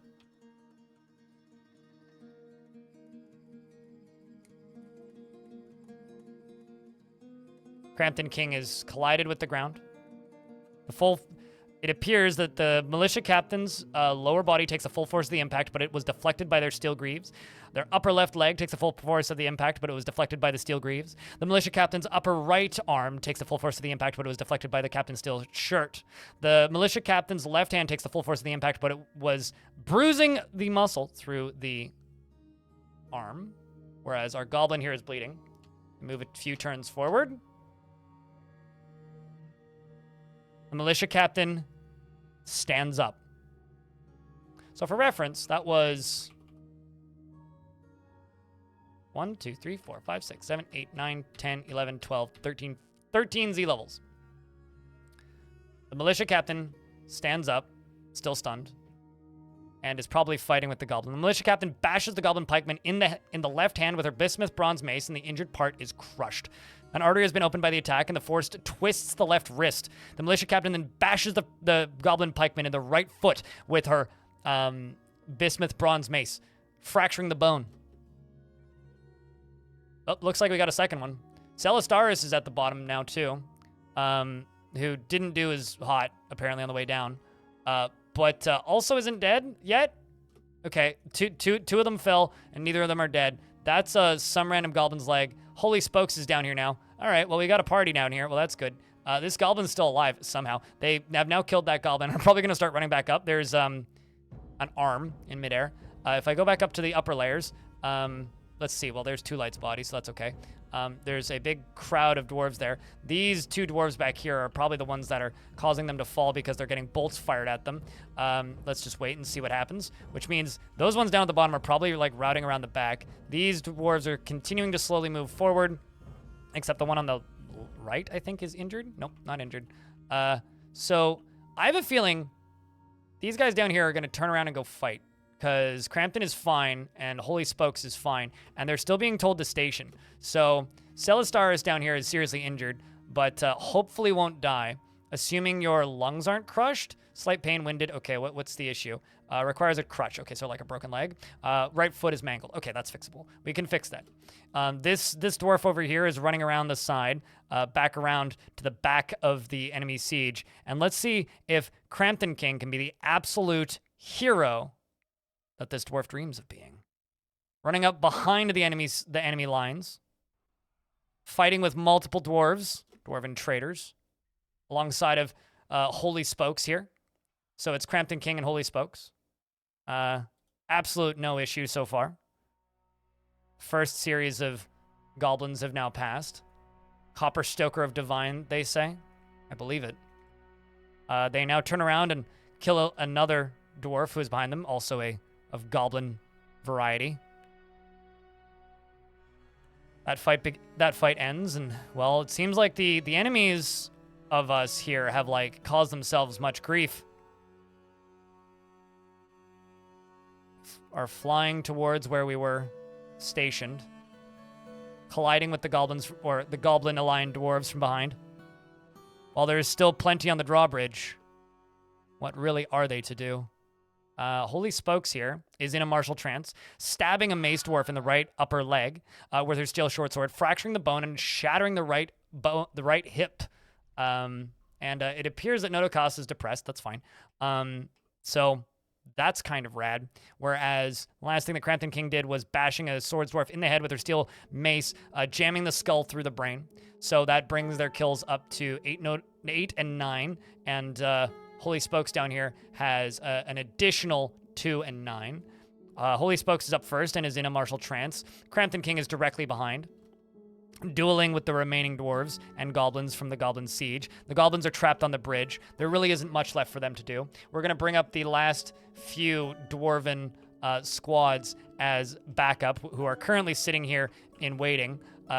And they book it forward. The remainder of the goblins are now completely trapped on the bridge between my dwarves and, well, my militia captain and Holy Spokes here, the sword master. The militia captain is dodging through the bits and pieces of remaining viscera that is the goblins, and the siege is vanquished.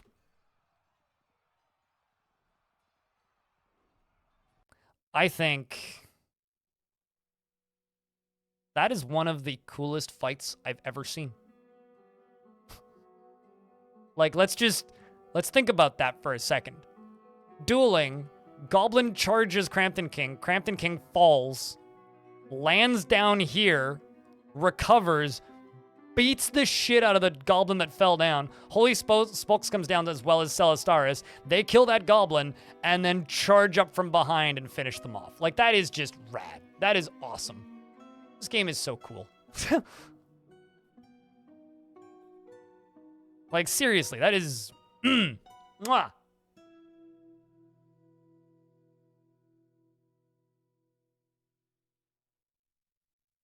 Putting a marker into chat so I can highlight this later.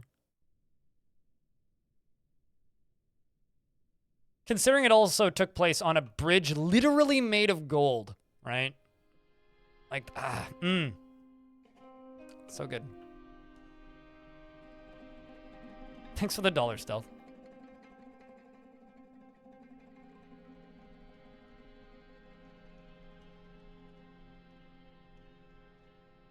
I'm just going to deconstruct that. Move this. Okay. Let's turn this off.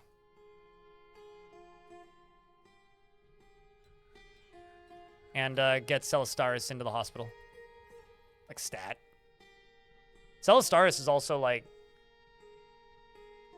Wait a second. Okay, I must have misunderstood. Anyway, Celastaris is also a hell of a dwarf. I mean, like, diving off of that cliff purely to diving off the side of the bridge purely to take out some goblins, like, that's rad. Also, our hospital is stacked, by the way. Not only do we have an incredible group of doctors, but we also have soap, buckets, powder for casts, crutches, splints, hiccups, cloth, and thread. And I'm actually curious, what kind of soap do we have? Peafowl soap, Drothel soap, stuff.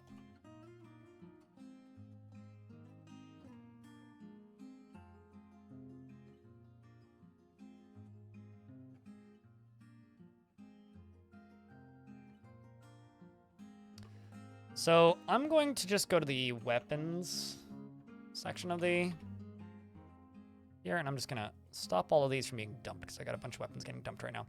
I'm thinking, I don't usually use weapon traps, right? Because I think weapon traps are a little goofy.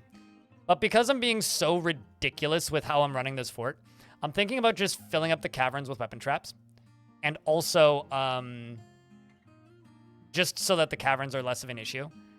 And I'm also thinking about putting some weapon traps out. Like, I'm never going to use these bows, and most of these halberds and such aren't, like, never going to be useful.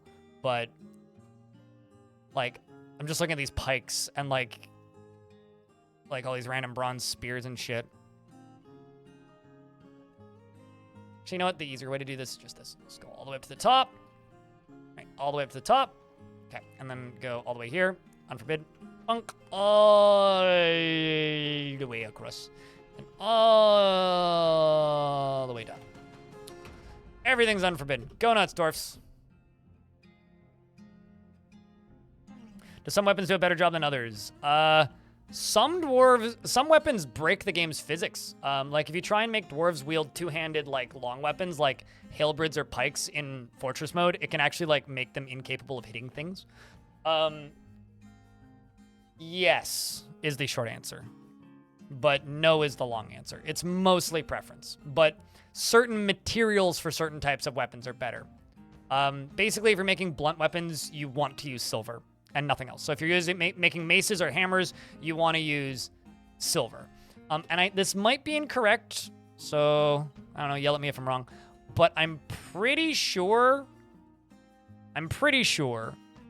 that warhammers are just, like, statistically better than maces in, like, every way. Yeah, your dwarf's been depressed for a bit, Notokasa. Sorry to give you the news like that. All right, so body parts. I need to get this shit cleaned up.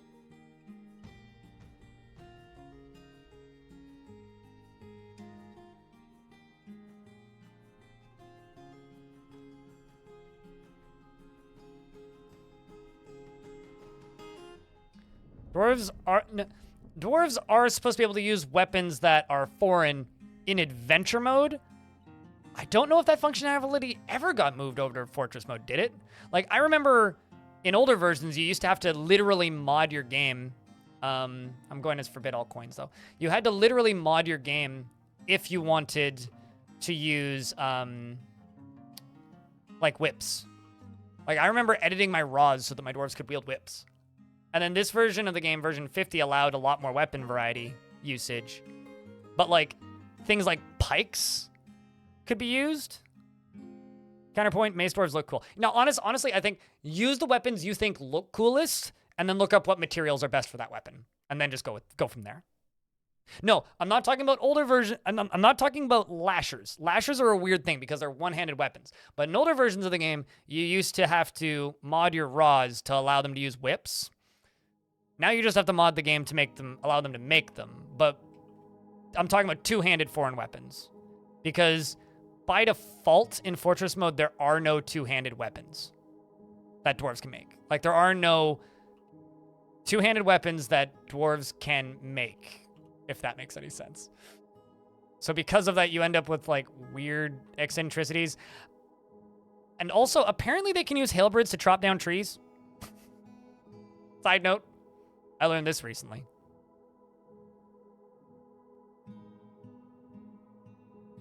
Why is there 2 beds in this bedroom?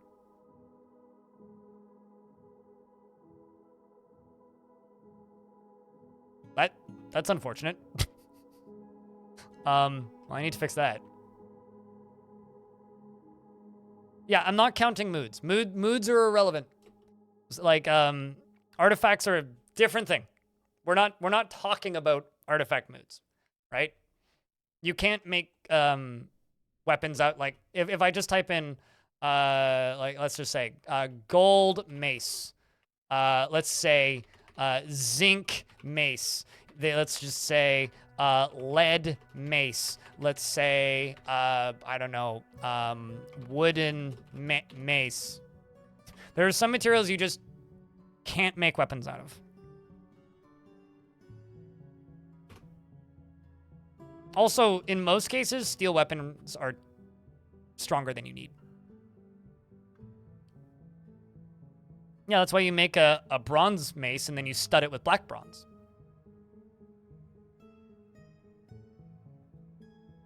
Because, like, there's some places in Dwarf Fortress where Dwarf Fortress just insists on realism, right? Or, like, believability, I guess, maybe not necessarily realism. And a lot of that stuff is things like materials that weapons would really be made out of.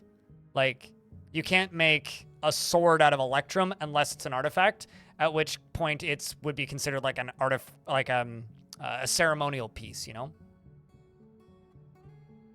Like something that you would take on a parade, but not necessarily something that you would use in a serious setup. So, how is Celestaris doing? In traction. Still trouble breathing. And actually, okay, so your right foot was torn open, but it's been stitched. Your one lung had an issue. Your left foot needs cleaning, but we got plenty of soap, so that's not an issue.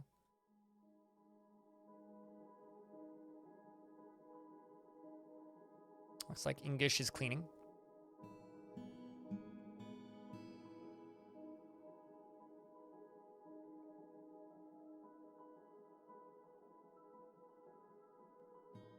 Yeah, no. I mean, like, if you're defaulting to, can I just say I love the fact that it takes so long for a bucket to go down in this? Like, it's just kind of amusing to me how long it takes for the bucket to go all the way down because of how big this well is. But yeah, if you're playing Dwarf Fortress, if you're min-maxing, especially if you're new, you're just gonna get frustrated with it. So don't worry about min-maxing until you're positive that's what you want to be doing. Oh shit, we have a child with a strange mood. Necrid Plays, thank you very much for the $1. Appreciate you.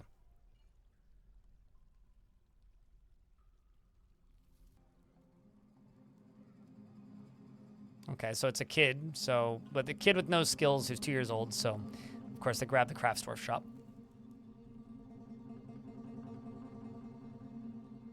Some migrants have arrived. Because you literally just gave me $1. If you would like a dwarf in this fort, and you don't currently have one, say pick me. And if you do currently have one, just remember you can always yell at me to check in on your dwarf at any time. He only rarely tries to assert himself in conversation, and oh god, I need to make more bedrooms. He has a strong tendency towards privacy, and he does not generally respond to emotional appeals. He isn't particularly curious about the world, and he tends to be a little tight with resources when working on projects. He is somewhat fearful in the face of imminent danger, and he is grateful when others help him out, and he tries to return favors. He has a tendency to go it alone without considering the advice of others, and he blows out his breath when he's annoyed. He needs alcohol to get through the working day. He dreams of creating a great work of art and personally values hard work and does not care about family one way or another. He doesn't particularly care about craftsmanship and doesn't see cooperation as valuable. He likes alabaster, bronze, and picture jasper opal, ducktooth and amber and bug bat bone, and giant platypus parchment and the color pine. Giant maces and ducks for their quacks, meaning if I made some of my ducks pets, you'd probably claim 4 of them. Next up is a weaver who doesn't even know you. And this weaver is going to be named... Going up. Neither. Also, Null Zell on Twitch. Are you Null on YouTube? Is this the same null, or are you different nulls? This Neezer is never fails to seek out the most stressful or even dangerous situations, does not find most jokes humorous, and almost never feels discouraged in changing her mind about things. She tends to make a mess with her possessions, and she takes offered help and gets without feeling particularly grateful. She is often lustful, and she doesn't mind wearing something special now and again. She generally acts with a narrow focus on the current activity, and wearing something special now and again, and she generally acts with a narrow focus on the current activity, tends to not reveal personal information, though she is conflicted by this as she finds this sort of as she dislikes this sort of concealment in the abstract. She is quite ambitious, and she is very humble, and she has a greedy streak. Needs alcohol to get through the working day. Personally sees concealment of emotions as a betrayal and tries her best to never associate with such secretive fools, and sees war as a useful means to an end, but dreams of mastering a craft or work someday. So because you see war as a useful means to an end, and I need more, you are going to become a Mark's Dwarf. You're gonna mark your targets and shoot them with a bolt. Next up, we have a Dwarf. This Dwarf over here is a peasant. This Dwarf is now gonna be called Null. Zol.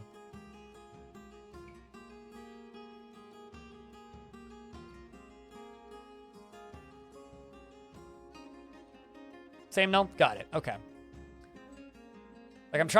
Like it's hard. It's sometimes hard for me to keep track of between like Discord names, Twitch names, and YouTube names, and then sometimes people at me on social media, and it's like I don't know who's who. But you know, it's nice to like confirm. Anyway, does not trust others and does not generally respond to emotional appeals. Often feels lustful and prefers that everyone lives as harmoniously as possible. Has an active imagination and tends to hang on to grievances. Has a sense of duty and tends to hang on to grievances. Has a sense of duty and tends to be a little wasteful when working on projects. Doesn't try to get things done perfectly. Has a noticeable lack of perseverance, and he is rarely happy or enthusiastic, and he is conflicted by this. He values parties and merrymaking in the abstract. He is somewhat quarrelsome, and he is conflicted by this for more than one reason, and he tends to avoid any physical confrontations, though he works to describe his natural tendency with his... Though he tends to avoid physical confrontations, though he's conflicted by this for more than one reason, and he is brave in the face of imminent danger. He needs alcohol to get through the working day, and dreams of crafting masterwork someday. And personally, values cunning, values a harmonious existence, prefers a noisy, bustling life to boring days without activity, and has many members or family members in the fortress, including Raw Meat. What squad is Raw Meat in? This one. Null, you're gonna go join your family member in the military. Because obviously that's why you moved here, right? Your uncle Shadowstorm was also a Mark's Dwarf. Some of your cousins are Mark's Dwarves, it turns out. So, yeah. Next up, we have a Twapper. This Trapper has a fist-shaped brain. The Brain Fist is a Trapper, and this dwarf is rarely jealous and often feels discouraged, doesn't mind wearing something special now and again, and he lives a fast-paced life. He has an active sense of humor, and he isn't particularly curious about the world. He does not easily hate or develop negative feelings, and he can sometimes act without deliberation. He doesn't often experience strong cravings or urges, and he likes a little excitement now and then. He tends to be a little tight with resources when working on projects, and he tends to share his own experiences and thoughts with others.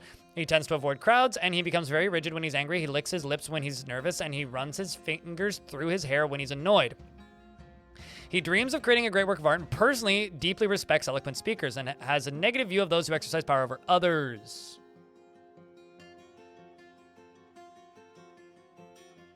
You've heard I know how to use Mark's Dwarf, so you came on. I actually made a tutorial about him. Just gotta say. So if you need a tutorial on how to use Mark's Dwarves, that'll help. At least get you them set up. All right, next up we have L-Ray.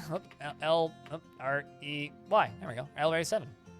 This is a fisher dwarf who probably needs a new job because there's no water here, so doesn't mind wearing something special now and again, and tends to form only tenuous emotional bonds with others. It's actually kind of nice that we have no water here because there's no chance these dwarves will go fishing, which also means that I don't have a fisher's guild, because the number of fisher dwarves that have migrated here, I absolutely would have a fisher guild if If there was water here. He does not easily fall in love and rarely develops positive feelings and tends to be passive in discussions, is grateful when others help him out, and tries to return favors. He rarely feels discouraged and he has a greedy streak. He tends to consider ideas what others think of him, and he has an active sense of humor. He dreams of master a skill and tends to observe decorum and maintain their respects those that observe decorum and maintain their dignity, sees guile and cunning as indirect and somewhat worthless, and doesn't see cooperation as valuable. Or analytical abilities, good focus, sickly. I feel like we should throw you into the military.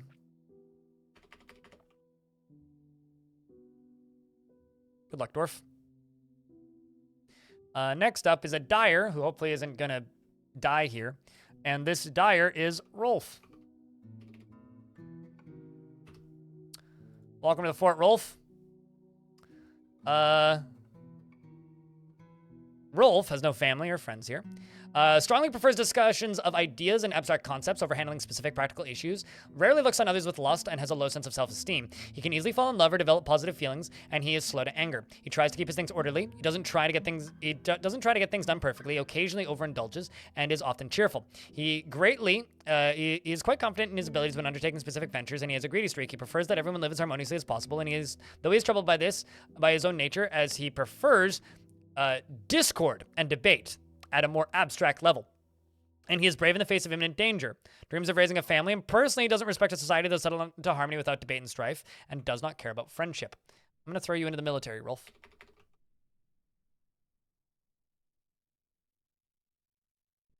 Next up, we have another peasant. This peasant has many family members, and Shanira, their cousin, was once in the military. XD Lol, thank you very much for that brand new Prime subscription. Always check your Prime subs. If you see them up, you might get some Dwarf emotes and ad-free viewing. Appreciate you. Means a lot, dude. He's generally unhindered by the thoughts of others, is this dwarf, and this dwarf is now named. You need to build a daycare for your dwarf children. If you're using DF Hack, you can filter them out in what do you call it? You can filter them out pretty easily. Did I give you a dwarf, Ranger Rick? You have a dwarf in this fort? No, you don't. All right, I'm gonna give you a dwarf because your name's in the line anyway. Ranger Rick has low willpower and poor memory. Generally is unhindered by the thoughts of others concerning his actions, is somewhat uncomfortable around those that appear unusual or live differently from himself. Also, in my headcanon, after playing a bunch of adventure mode recently, I feel like dwarves with poor memory get lost in your fortress. How is the angry snail doing? Hold on. I'm kind of waiting on an ad to end, but...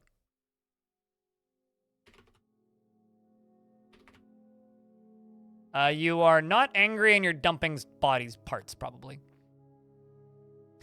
Because, like, sometimes just dwarves will just act weird when they're really far away from the main fort. How's Insulina doing? Very happy. Socializing currently. Very, very, very happy weaponsmith. Thank you for the great videos. Just found out about this game 2 weeks ago. There's a lot of people that pick this game up and are just like stuck in it ever since the sale. Sales are fun for this game because it's like suddenly just a bunch of new people pop up. How are you doing? Probably not dead yet. Napalms. What? Did I kill you a second time? Did I fail to name you a second time? What? I did name you, right? I am confused.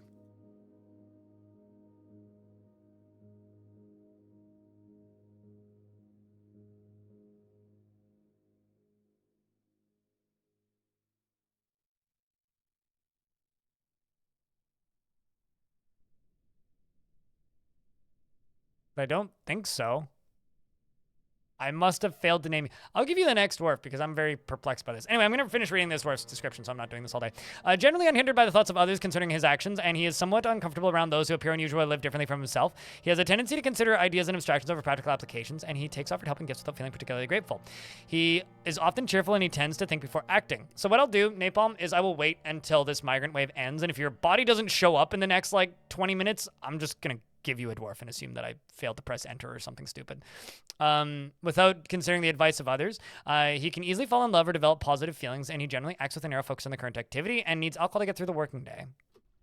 And dreams of mastering a skill and personally values decorum, dignity, and proper behavior, and does not care about family one way or another, and doesn't care about art one way or another. Poor memory, shameless, resists sickness, good intuition. I think we're just gonna throw you into the military, Rick. You do now, Ranger Rick. This is you. This dwarf over here is Olin.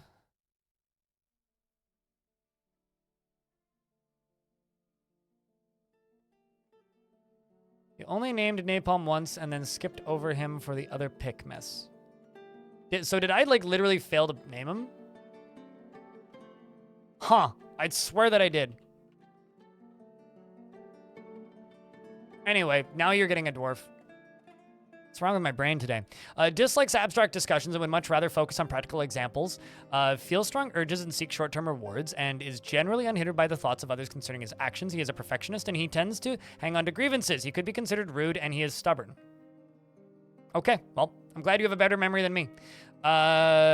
He is rude and he is stubborn, and he tends to form tenuous emotional bonds with others, and he tends to think before acting, and he does not often feel lustful, and he tends to be swayed by the emotions of others, and when he's thinking, his body becomes very still, and he exhales slowly and deliberately when he starts getting bored, and needs alcohol to get through the working day, and dreams of mastering a skill, and personally respects the law.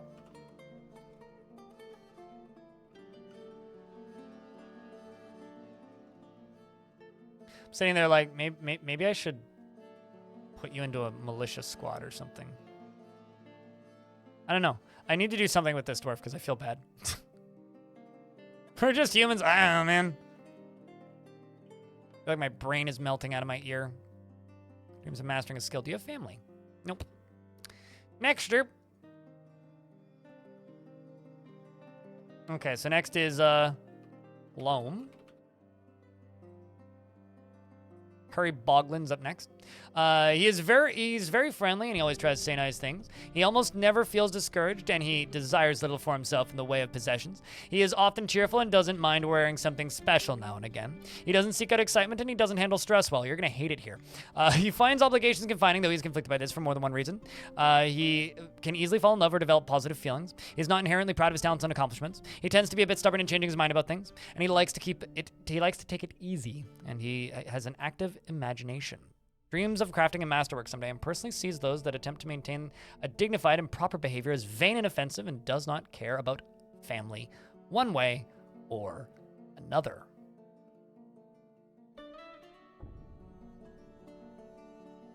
Hummus is good. I'd like some hummus.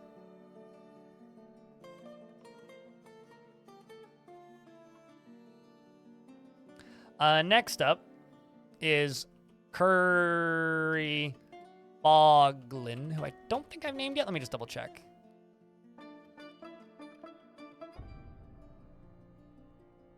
Oops, dead missing is what I'm looking for. Okay, no, I know. I have not. Curry Bloglin? Anyway, Curry Boglin, feels best when everyone gets along without any strife or contention, dislikes helping others, and is very humble. She has an active imagination, and she finds obligations confining, though she is conflicted by this for more than one reason. She is somewhat fearful in the face of imminent danger, and she does not reveal personal information. She has a noticeable lack of perseverance and doesn't seek out excitement. She generally acts with a narrow focus on the current activity, and isn't particularly curious about the world. Speaks very deliberately when she's annoyed, and she needs alcohol to get through the working day. Especially if you have a few hot sauces around. I've mixed hot sauces with store-bought hummus, which is pretty good, but I should make my own hummus more often. It's good. I've only done it like once, maybe twice. Okay, next up is Dr. Funk. There you go. Dr. Funk, bringing the funk, often neglects her own well-being, having no interest in material goods, would never pass up a chance for a good fistfight, and is a strong need to pay back any favor done for her. She gets along best when everyone gets along without any strife or contention, and she tends to make a small mess with her own possessions. She has a noticeable lack of perseverance, and she finds this troubling as she values perseverance. She is a friendly individual, and she is slow to trust others, and she doesn't often feel envious of others and needs alcohol to get through the working day. If enough show up, Potato Godzilla. But there's a bit of a queue.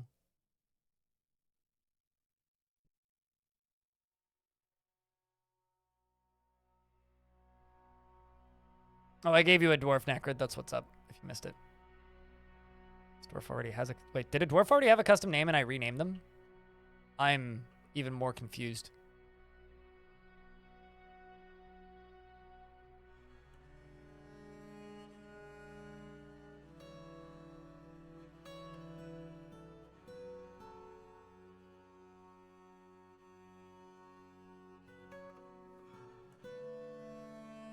I mean, it's a bit late now, but it usually would mean somebody came from somewhere else.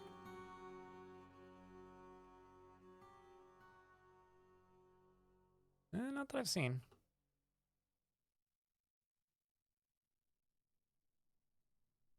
There's a kid in strange mood. I need to go back in the VOD and see what that name was. Lumil. Yeah, sure, craft lol. Can do that right now.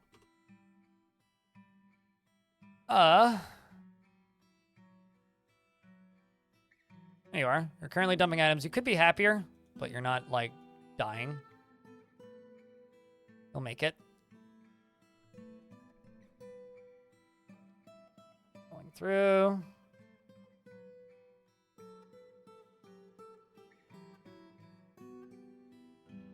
Going through confusion now. There you go. Potato Godzilla, you want a dwarf. Here, I'll give you one that would match military decently. Raising a family. What did your dwarf end up being again? I gave you one because you gave me $1. Macrid. You are a butcher. A butcher. Right color, wrong job. So this dwarf is a trader. Mastering a skill. Potato Godzilla. There you go. Potato Godzilla.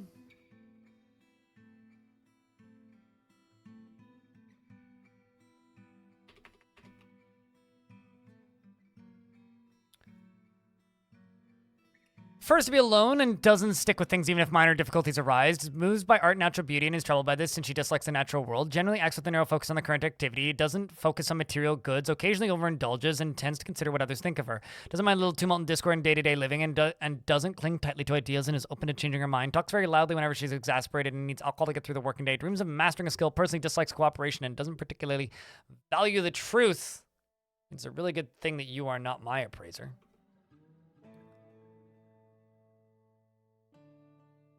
Some big... Fortunately, giant blood smears are not disturbing to dwarves. Bodies are. That's just some weird red moss. It's a naturally occurring thing around dwarven fortresses. This dwarf came from the Canyons of Law, which is a great name.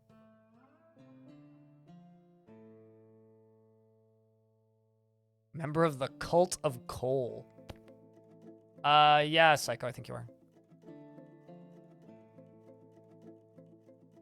You are labeled as a scholar, which is interesting because you're not, you know, what's the word? There is no scholars in this fortress. You came actually from my previous fortress. You came from the Frosty Beards. You then went and joined a nomadic group called the Windy Wheel, and then traveled here. So you're quite a happy dwarf, I would say. Another trader who's proud. Oh, that's interesting.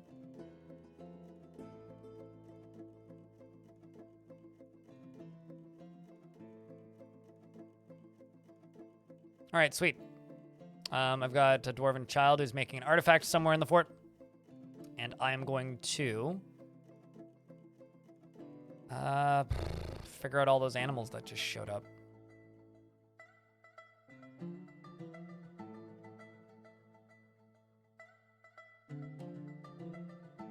And continue working on these bodies.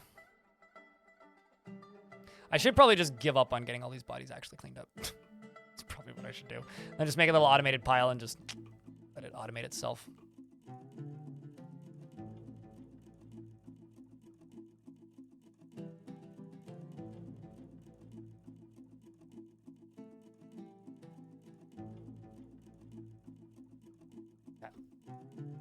I'm still just like enamored with how awesome that fight was.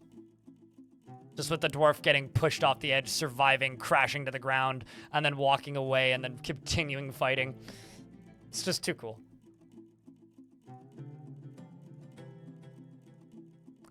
It's always a slippery slope. Yeah, it's just a matter of time at that point, right?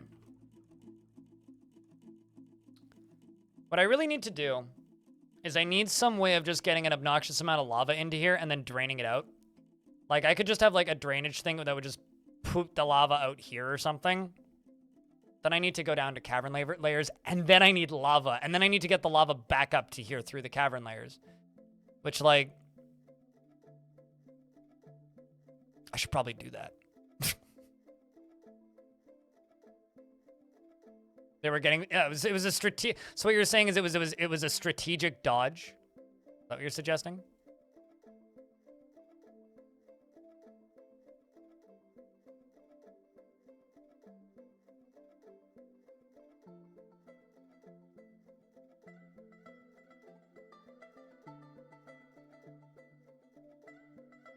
You're a big fan of a particularly large gate?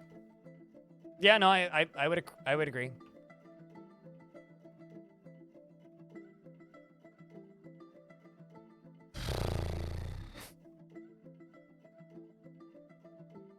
So many dumping jobs.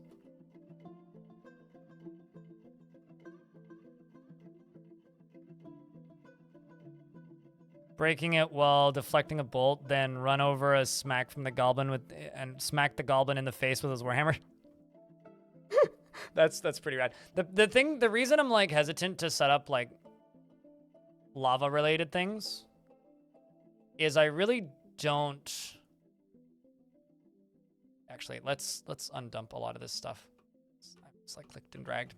I'm going to go into here. Do this.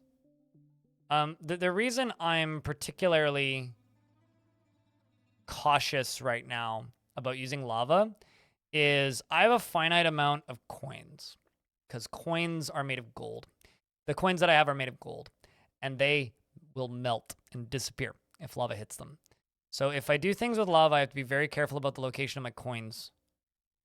And that has me wanting to be very cautious.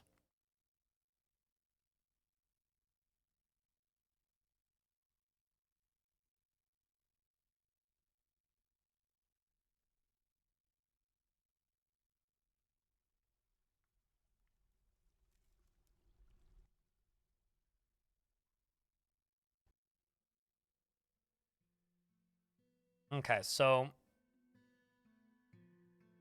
I need to figure out where I'm gonna put more bedrooms. Because currently, oh geez, there's actually a bunch of rooms here that need to be reassigned as bedrooms. Let's okay, let's just go up to here and just see if I can do these multi-layers. I don't actually know. Nope, can't. Okay. Then I will instead just go to right here and just do this. 5 more bedrooms. 5 more bedrooms. No more bedrooms. 6 beds already in use.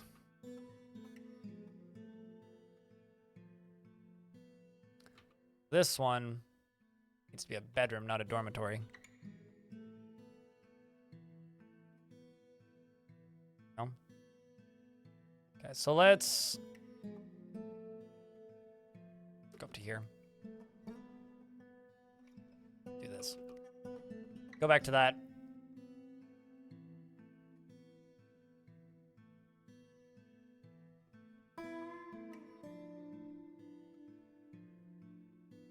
I'm not a weeb, so I don't particularly care. If I'm being honest with you, Venus. Did I know that? No. Could I figure that out in like 10 seconds if I cared? Sure.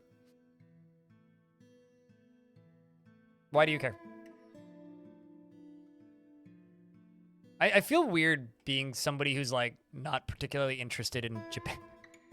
I feel like it's like the most common format of international nerd culture. And then there's me where I'm just like, yeah, I don't care. That's fine. Cool.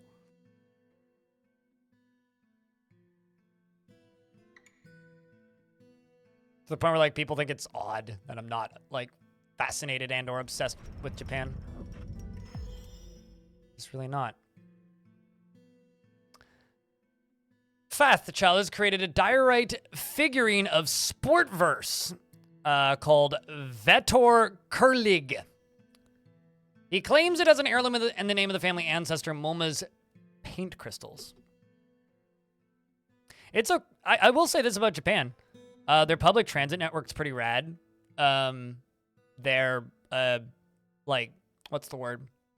Arcades are pretty cool. The ones that still exist. They've made some pretty cool games in the past. They have cool architecture sensibilities. They have absolutely obnoxious lighting sensibilities. And I wish more places had car ownership laws like they do, where it's very specific as to where you can put your car instead of parking it on the road. I think that their criminal system is terrifying. And when it comes to being a tourist in Japan, I would be scared of being a tourist in Japan. So, yeah, I don't know. There's people that are like oddly obsessed with Japan, and I guess I kind of respect it, but same because I have my own odd obsessions, so I'm not really one to judge. It's just, why the fuck would I care what my name would be if I was Japanese? I'm not Japanese, so it's not my name. This is a diorite figurine of Sportverse. All craftsmanship ship is of the highest quality. The item is a masterfully designed image of Sportverse, the Cave Swallow Woman, and Shaku. I'll read Shaku's full name once. Cradled, the Morning of Lords, the dwarf, in diorite by Fath. Shaku is striking down Sportverse. The artwork relates to the killing of the Cave Swallow Woman Sportverse by the dwarf Shaku, Walled Cobalt, in the Cradled Morning of the Cradled Morning of Lords in the Sprayed Gallows, with the Sprayed Gallows, which is the name of their weapon, in Creaturekeepers in the early autumn of 131. The item is encrusted with cushioned diorite cabochons, studded with pig iron, decorated with cat leather, and encircled with bands of cave spider silk and birch. This object is adorned with hanging rings of amethyst and menaces with spikes of black zircon and cave spider silk. Yeah, it's a higher than 99% conviction rate. It's like 99 point something percent conviction rate. It's scary. And also, they're, as far as I'm concerned, based on my jokes that I make about countries all the time, a third world country because weed isn't legal.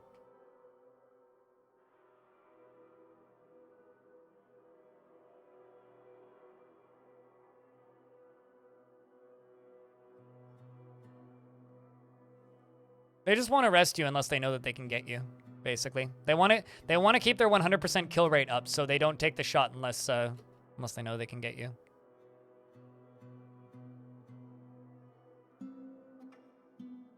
You know, there was a period of time when I was younger where I lived with my ex, and she was very obsessed with Japan.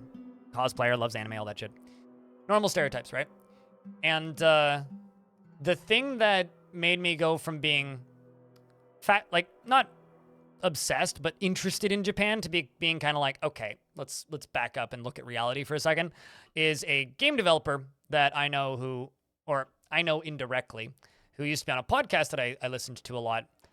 Gorlak, bone figurine of giant sponges. Excuse me? That used to be on a podcast that I listened to a lot before the podcast stopped being a thing. And he has a story about there was a domestic violence issue happening in his building. And by that I mean not even on his floor. And he could hear it every night.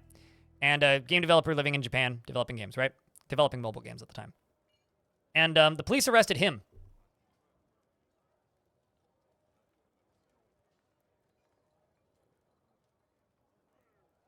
For a domestic violence issue on a different floor. Because the neighbors were complaining about noise. So they arrested the British foreigner. And the only reason, as far as he's concerned, that he got out of it, and they didn't try to take him to court, was because his girlfriend, at the time, who he didn't live with, by the way, who lived in a different city, called them and, basically acted as an alibi. Because at the time of the noise complaint, he was with her in, an hour away. So Yep, and that more or less made me go, oh, yeah, no, okay, that shit's too real. I'm good. Fucking hard pass.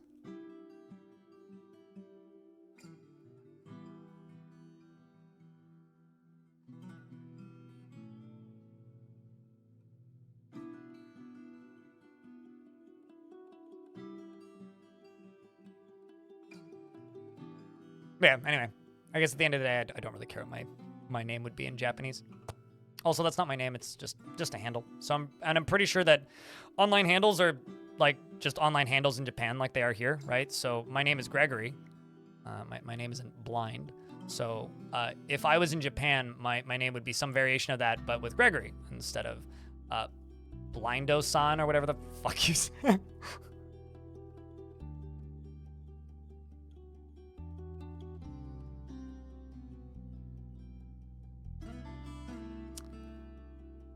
Okay, so it appears that I've cleared most of this shit. So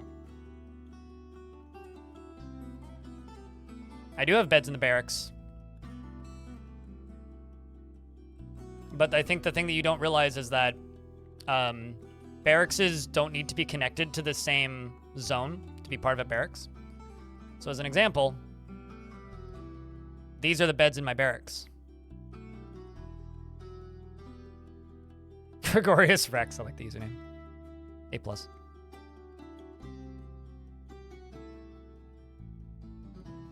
I kind of wish my parents were more, honest to me about my disabilities before I figured out that my eyes were so bad that I couldn't drive, because my parents kind of raised me just saying, oh yeah, no, there's nothing wrong with you, which is true, physically, more or less, within reason. There's very little wrong with me. Well, more so these days, but at least when I was growing up, I was quite a healthy kid. But if they were more honest with me while I was growing up, I wouldn't have, had certain career paths that I really wanted to do, or like tried to do certain things that then I realized later, why was I even wasting my time in the first place when I couldn't physically do those things? Like, why did I spend like half a year of my life in archery classes? Well, the answer is I wanted to, but my eyes were too shit. Would have been way easier if I just didn't go to do that in the first place. But, I digress. So now all of this stuff is unforbidden. We can get, did I also unforbid those minecarts? I'm sure that did. Yep, okay. So now they're probably just gonna haul coins, yeah. So now we'll just let them all haul coins for a minute, and then we'll do bedrooms. Assuming I don't get attacked at the start of the next season, which may happen.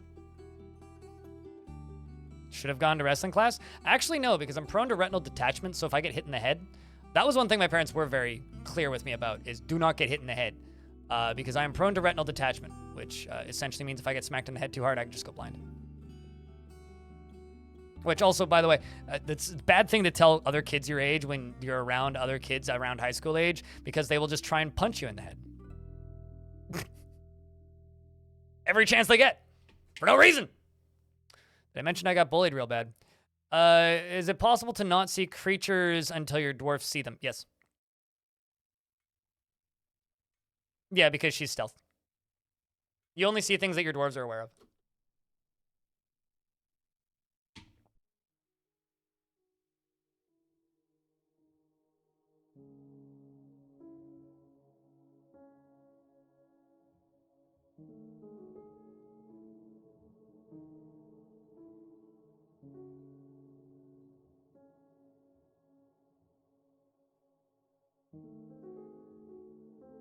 It wasn't their fault, Alfie.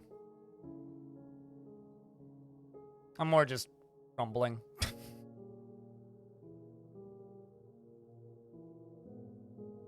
I think the main issue with me in archery, just to elaborate on that statement a little bit, I'm right-handed and can't see out of my right eye. And also my left eye barely works. So I spent like 3 months trying to shoot right-handed, unable to hit shit. And then, just feeling terrible about being bad at things. And then they were like, hey, maybe you should, shoot left-handed. And then it got worse. And then I stopped. So, stuff like that. That's just a random example, but...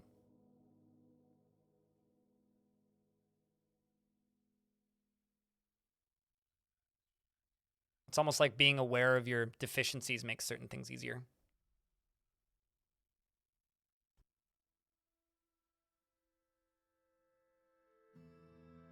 Potato Godzilla in the army was too cute, so I left. So I used your. Elfie, how dare! I'm just glad I have hearing. Also, hey Lewis, hope you're doing well.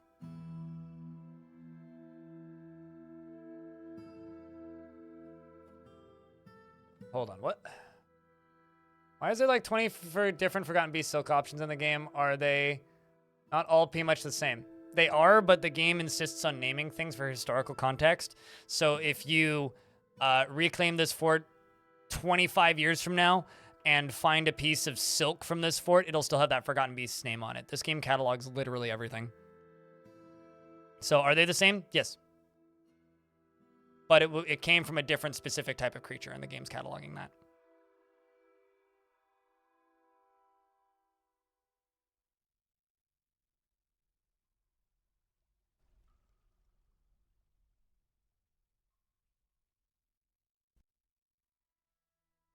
You know, sometimes I regret bringing up subjects, and this is one of them.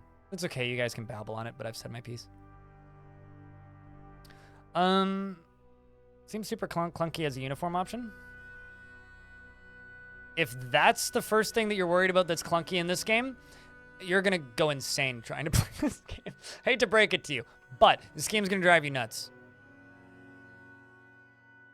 Because there is billions of little things in this game that are super clunky because of this game's dedication to consistency.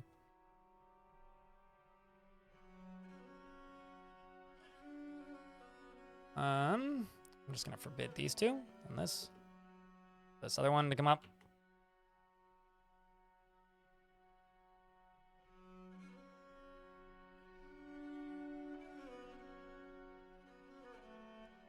It's just one of those things that seems unnecessary. Yeah. I mean, I could point out like 40 different things like that if you like. Like the fact that the game keeps track of what every single different type of wood was. And one of the early, there was a mod a while ago for this game that increased performance dramatically. You want to know how I did it? Turned all wood to generic wood. This was like, I don't know, 8 years ago or something. That's literally all it did. Was it removed the different specifications of different types of wood. And like most people's frame rates doubled. It wouldn't do that now because the game's been way more optimized since then. But back in those days, like just having generic wood would literally like quadruple people's frame rates.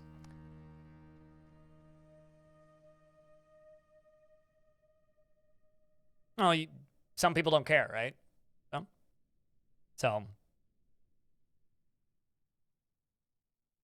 you think you heard about that? I've probably talked about it before.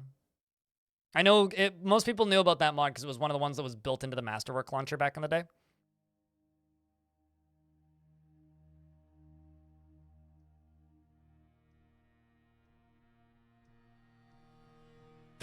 Please don't call me Gregory's son. I'm not Japanese. I don't need you to culturally appropriate for me.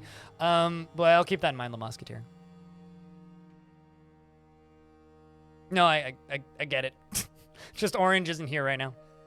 We also don't have an apple here, I don't think.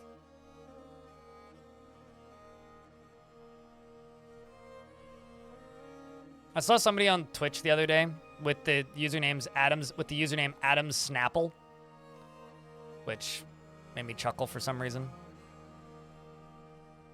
Okay, so they're gonna fill this up and they're gonna fill this up. We're just gonna kind of let them load.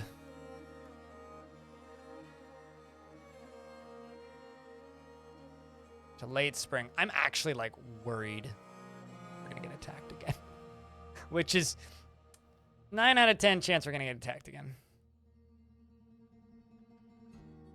Do you want me to time you out, Zasudra?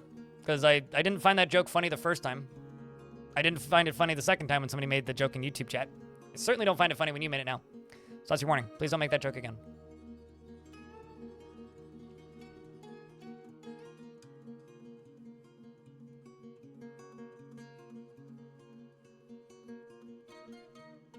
Stare. Yes.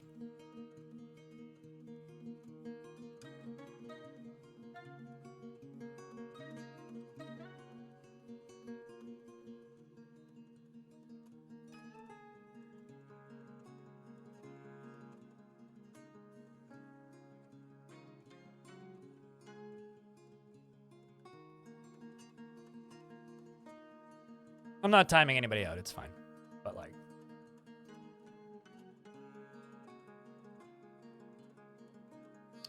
a little bit miffed. Got a email from a PR company that's sitting in my email that was pointed out by somebody in a Discord that I'm in that uses a very obviously Mid-Journey image in it. Cool. Siege every season? Possible. I mean, I'm at war with 2 different goblin civs, and we're cranked up to maximum difficulty, so it's essentially maximum siege frequency, potentially.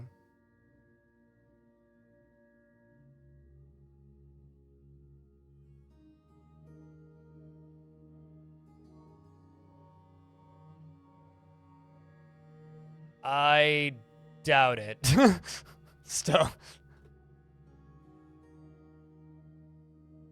No, just apple wood and orange wood logs. But there's no like trees on this map, so like there's very little in the way of fruits and vegetables, right? Part of the reason plant is so low currently.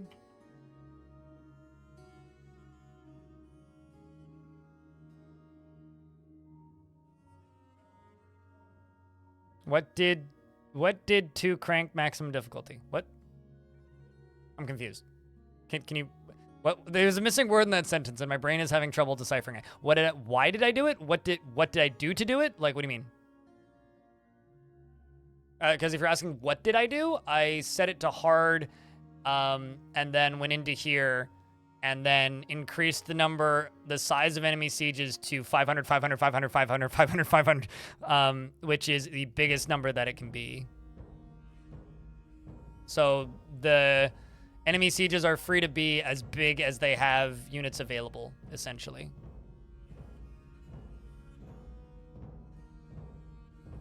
And if you're wondering why I did that, I don't know, because I figured I could take them. And yeah, I can. It's just I need to make bedrooms. It's difficult to make bedrooms when I'm constantly getting attacked.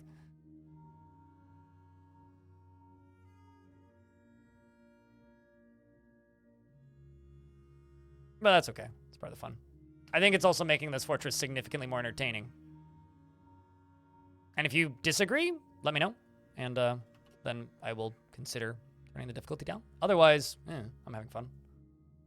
At least currently, anyway, I'm having fun. That might change.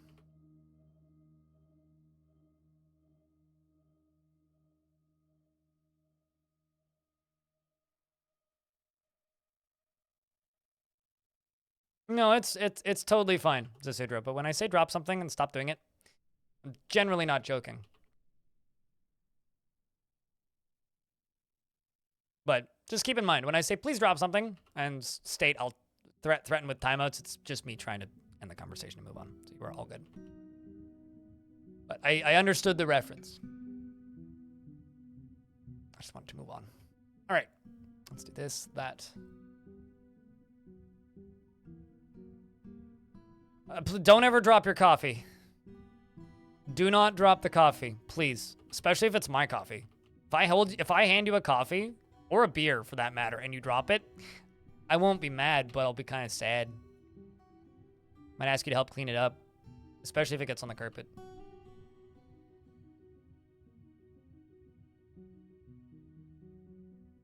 Now, if I'm telling you to drop the base, feel free to drop the base. You know what I'm saying?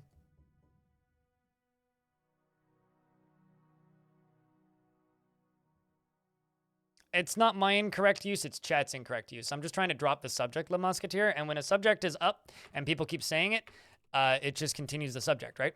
So my request isn't to correct people being incorrect. My request is to drop the subject entirely. I don't like people calling me a Japanese name. Stop it. That's all I'm asking. It's a very simple statement.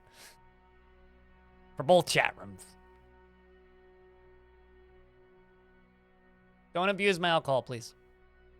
Unless you're beating the eggs. The only kitchen thing you're allowed to abuse is eggs. Go beat them. The scrambled eggs are delicious.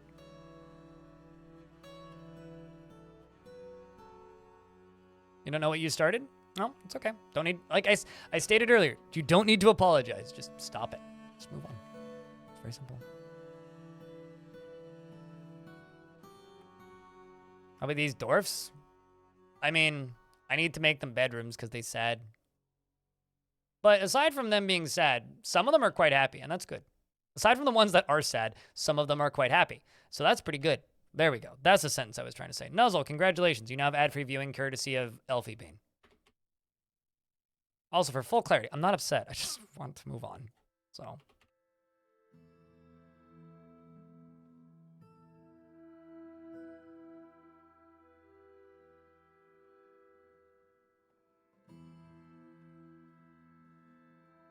Let's do that.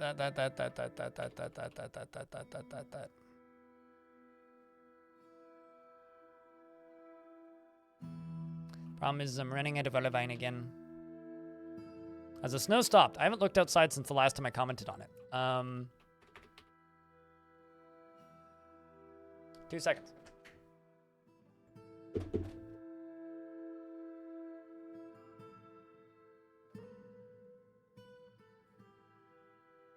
Cheese for everyone! Mostly, yes. It's still snowing, but extremely lightly. Although I expect it to stick around for a bit because it's supposed to be -20 tomorrow and clear. So there's about maybe 2 centimeters of snow on the ground. It's not much. It did snow pretty heavily for a minute there, though.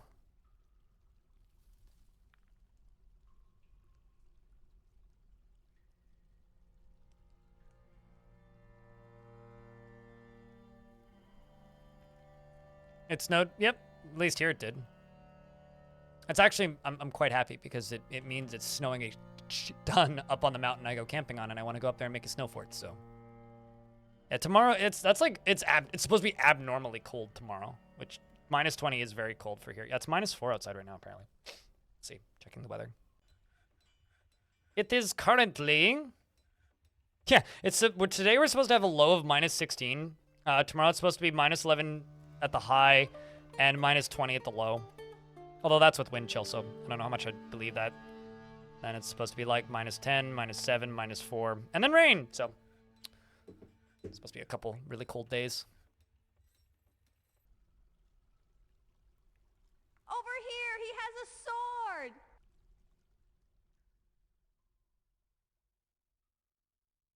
Okay, so we're now into the 9th of the summer.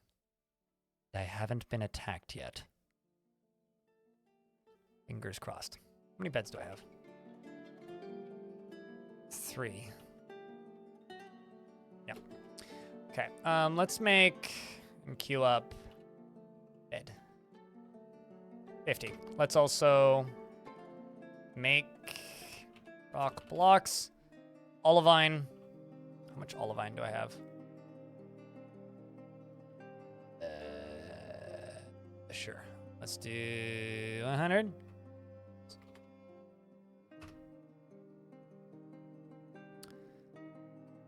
I also want to go into here, and we're gonna unforbid all these jobs. Get everything rolling again.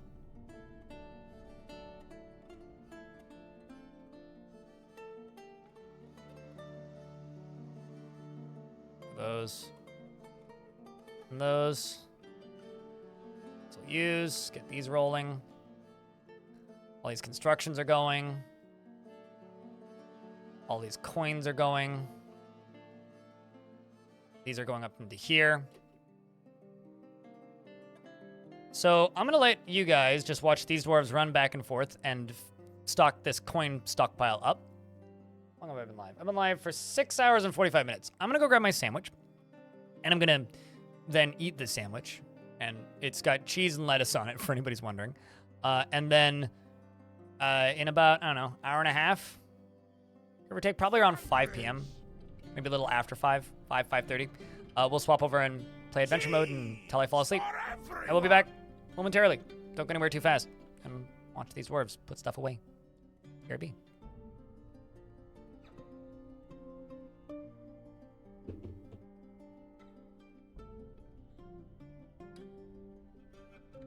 I actually have anything bread, which is whole grain bread with anything bagel topping on it, and it's delicious. That's the bread. Anyway, I'll be right back.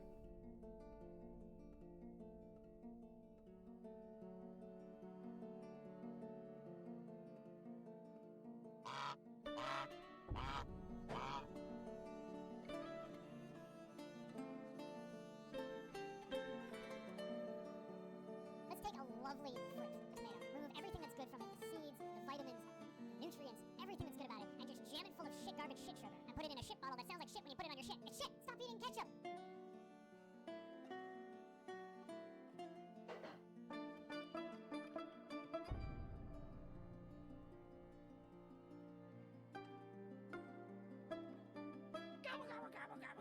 Hero Quest is the best game ever made, and anyone who says otherwise is wrong.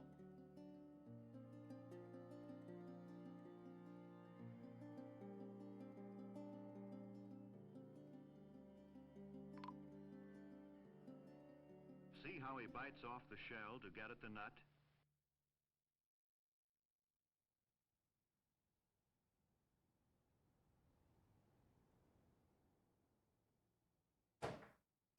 Is that interesting? Whew! I saw that pop up and I was like, oh god! Phew. You know you've got the game set to hard when you see traders show up and you freak out and think you're getting attacked. Oh my god, is this an attack? That's how people in adventure mode feel.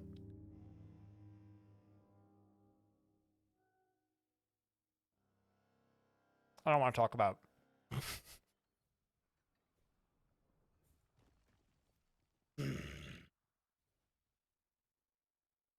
No, I didn't, Clairvor. Did you?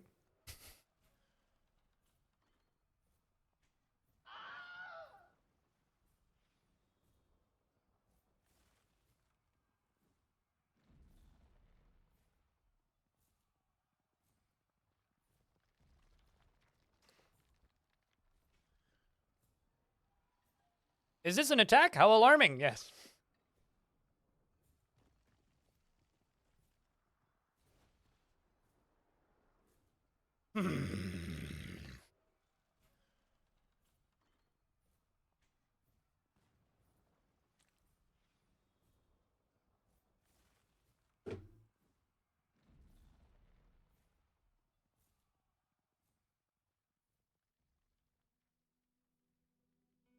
They left. It's fine.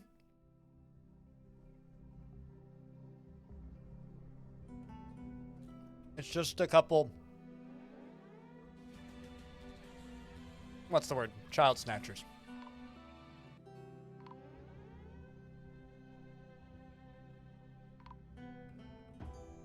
From the Wrath of Machines.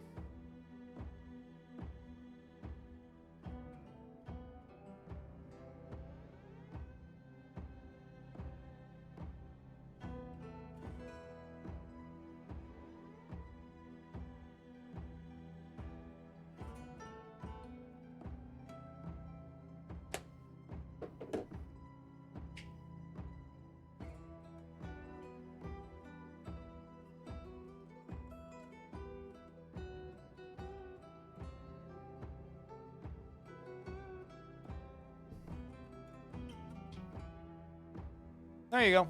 See you, dude.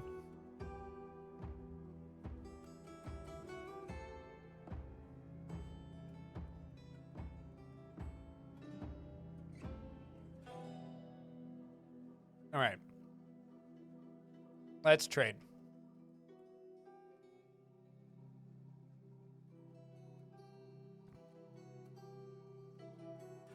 Spider is a classic goblin name. I believe it. A crinkly little spider. Now there was what, 3 snatchers or 4 snatchers total spotted? Okay. So sell arrows to them.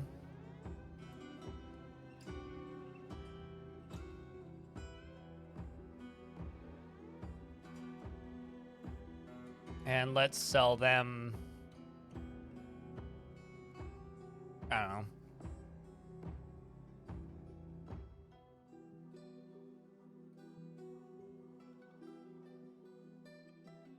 Some socks and some boots and some of these and...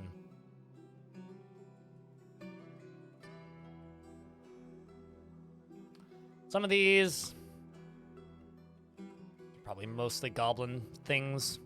They have beak dog leather, but where's all their beak dogs? Well, I guess maybe that answers and asks that question. I'll bring the iron stuff, but let's do everything else. That'll be fine. 203 items. Can do. Pretty easy. Alright, is it like naming a dwarf, like, Urist?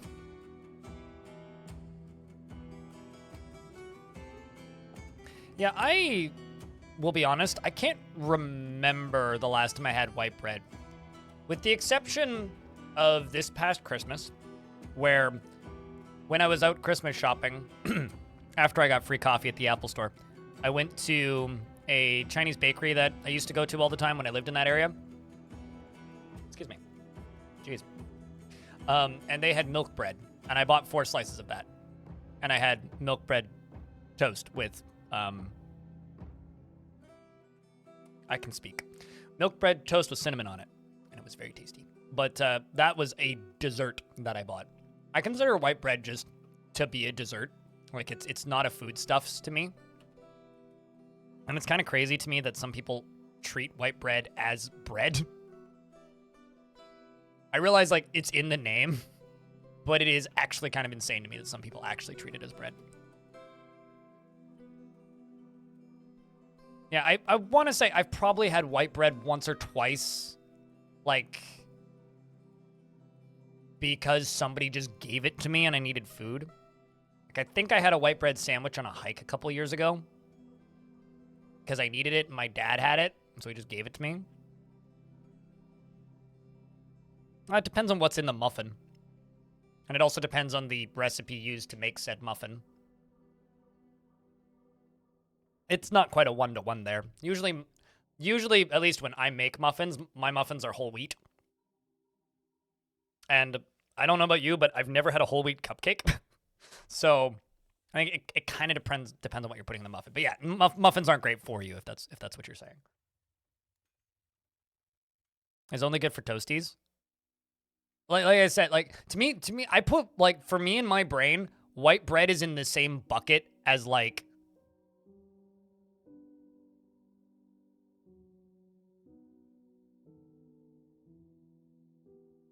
Fruit Loops cereal.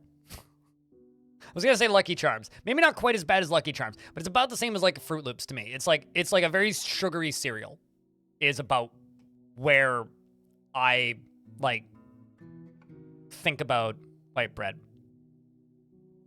Wait, white bread's good for buckets? Huh? You mean like fixing holes in buckets? I'm confused. How's it only good for buckets? I don't understand.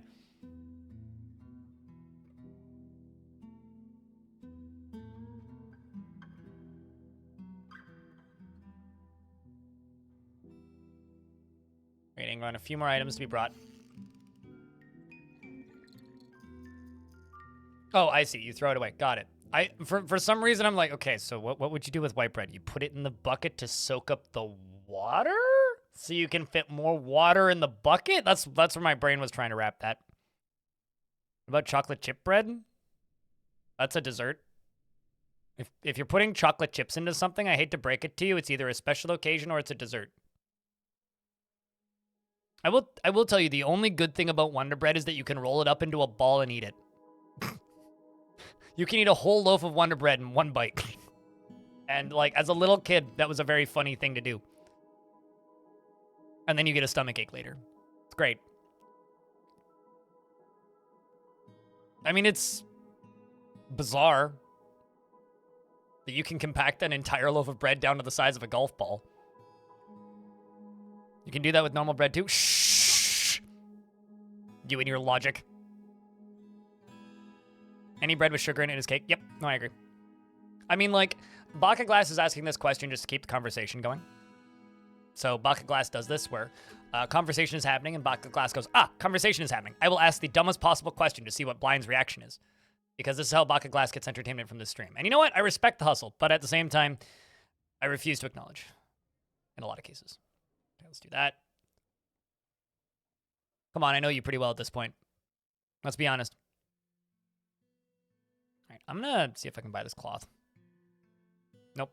All right, well, then instead of buying all that cloth, I will buy the meat, fish, plants, leaves, and fruit. And the cheese. And the backpacks. And the quivers.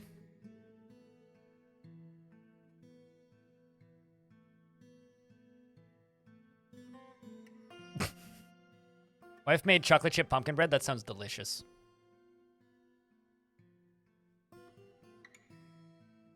I mean, don't get me wrong. I like sweet things. Like, sure, I'm super down to put, like, chocolate chips into pancakes, but, like, that's not something that I'm going to make a habit out of. Also, generally, for me personally, if you're talking about really high carb things, and by really high carb things, I mean, like, you know, bread with sugar in it, like chocolate chips or even raisins, I'm basically not going to eat that of my own accord. I'll eat it if somebody gives it to me, but if it's just me, I'm never going to buy that stuff, and I'm never going to do it because I'm diabetic. So it's like, it's kind of a moot point for me where it's like, oh, could you do the unhealthy thing that's full of sugar?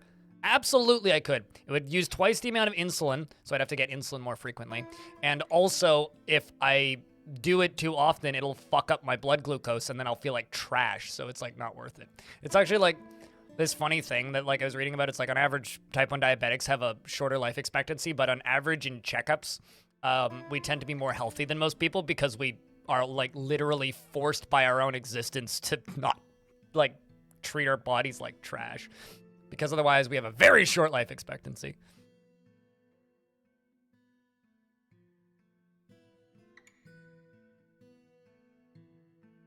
I mean, I'm not that responsible, but like, I've always been kind of a health food nut. I don't like super salty or super sweet foods. So unless I'm like extraordinarily depressed, I just don't eat that food to begin with. And that's never really been an issue for me. I used to always have to buy white bread because my ex was psychotic and only ate white bread. But outside of that, you know, never really been something I've done myself. Or been interested in doing myself.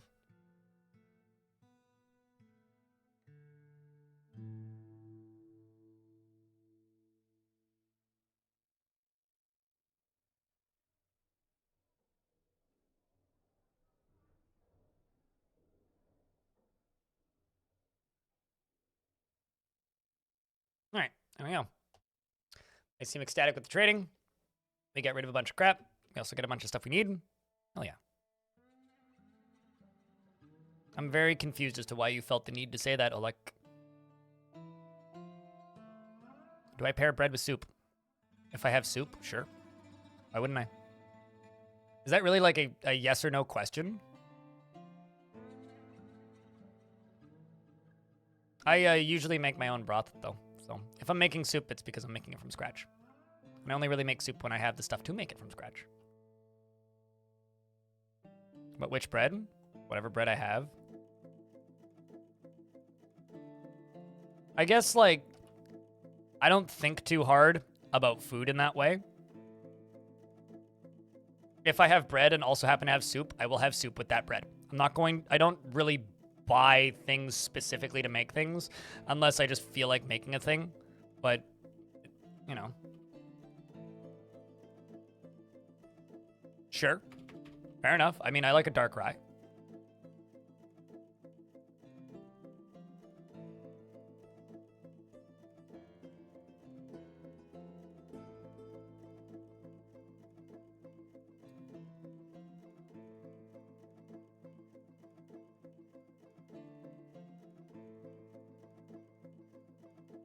Where do I buy my scratch? My garden? What do you mean by scratch in this instance? You mean like what do I use to make my soup stock? Whatever ends up in my freezer. So like If we're talking about a veggie stock, whenever I'm cutting veggies that I bought from the grocery store, though the bits that are left over go into a bag, and that bag goes into the freezer.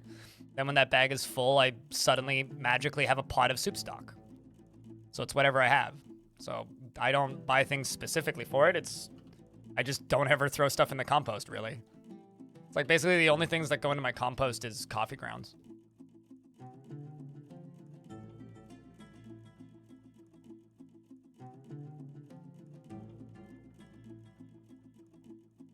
Sure, I didn't even register. My brain didn't even register that as a joke, so.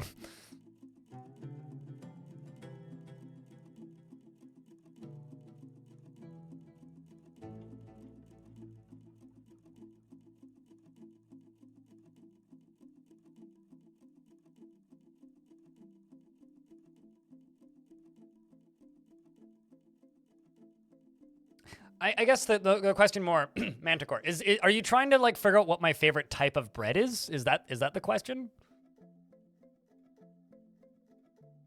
I guess like the thing is, I live alone, right? So like a loaf of bread lasts me a week. So that one loaf of bread is gonna go through many meals, right?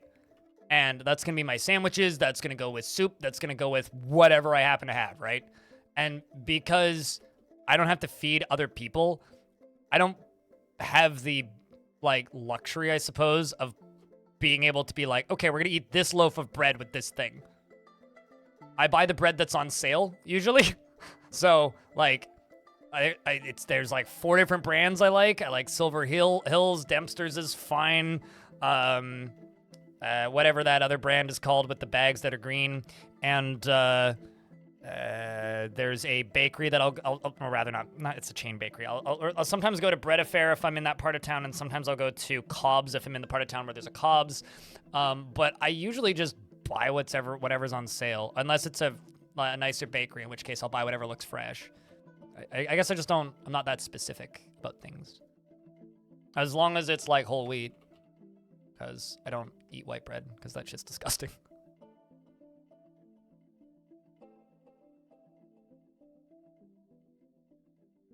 Also, I took my glasses off and immediately an ad break start.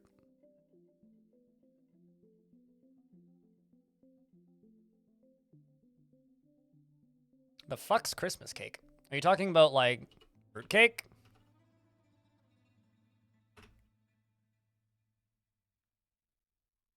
Or do you mean rum cake?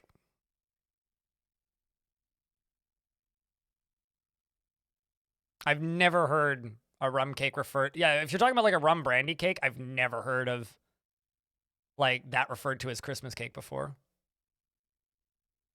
Bread Affair is a local chain of, like, bakeries. Do I like fruitcake? Well, so I Googled Christmas cake, and I got an all recipes recipe for rum cake, which isn't fruitcake. So what are you talking about? Are you talking about rum cake or fruitcake? Fruitcake is pretty gross.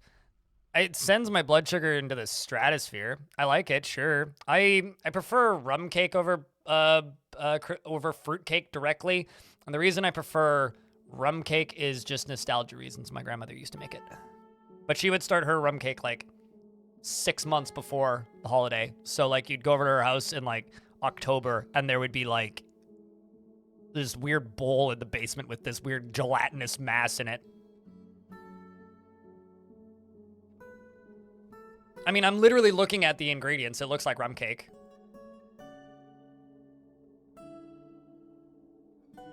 Like, I used to make it with my grandmother, and she was from Europe. So, if you're referring to rum cake, based on this recipe that I'm looking at, yes, I like rum cake. Do I go out of my way to eat it? No. Fruit cake, do I like it? Sure, I don't mind it. Fruit cake's fine. Will I go out of my way to eat it? No. But then again, like, you know, the holidays happened this year, right? I literally didn't eat a single dessert.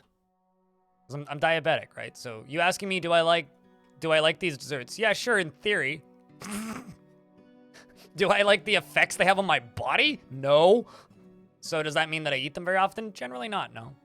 Like, it's the reality of having a body that's actively trying to kill you. You know? There's just some foods that are like, well, it's fun while that lasted.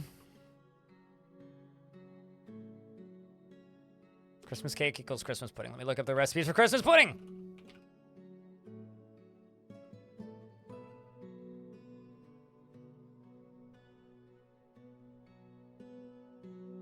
This just looks like fruitcake to me.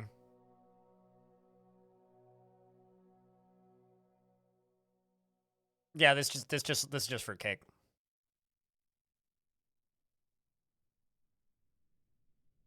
The hard part about this discussion is the fact that all of these things have different names depending on which part of the planet you're from.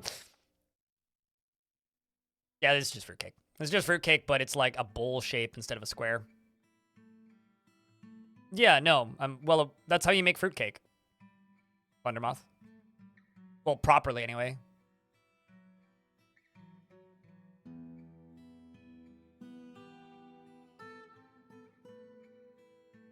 Yeah, I don't mind any of that stuff. I quite like that stuff actually. It's fine to me.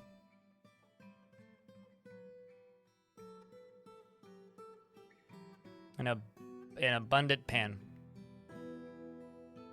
Okay. Well, out of all of these, the one that I do actually like is rum cake, which is quite literally just fruit cake, except instead of just, as you saying, let it go rancid, as Blundermoth is saying.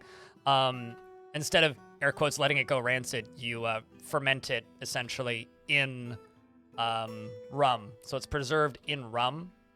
So if you like booze and the flavor of booze, you might like it. Otherwise, yeah, it's probably not for you. The hell is a Watergate salad? Sounds like a problematic salad to me.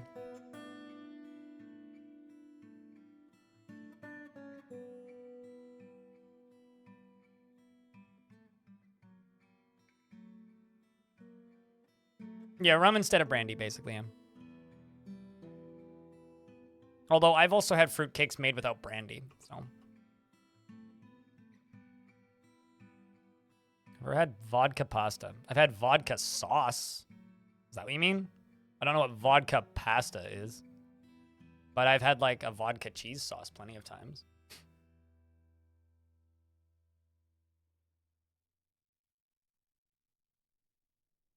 Served at work to boot. Fuck yeah, that's the best way to do it.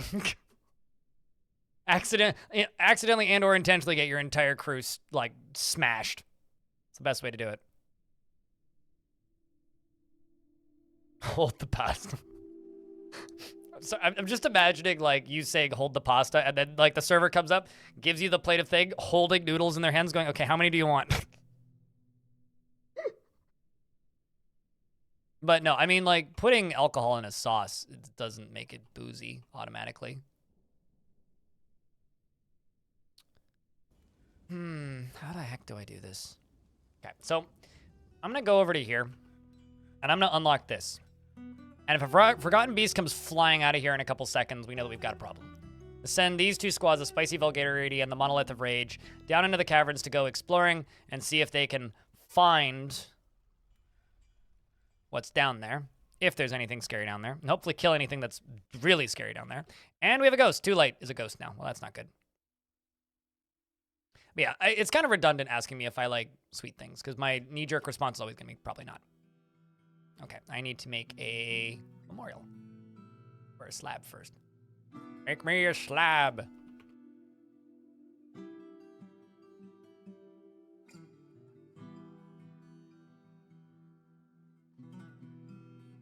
How's the fort doing? And back to work, how's the fort doing?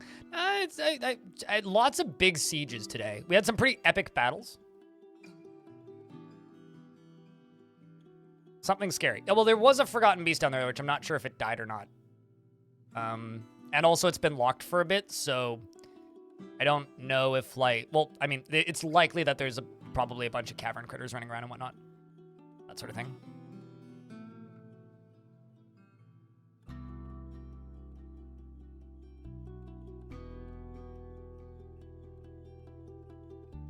Like, missed it entirely, Baka Glass, or you missed me playing it?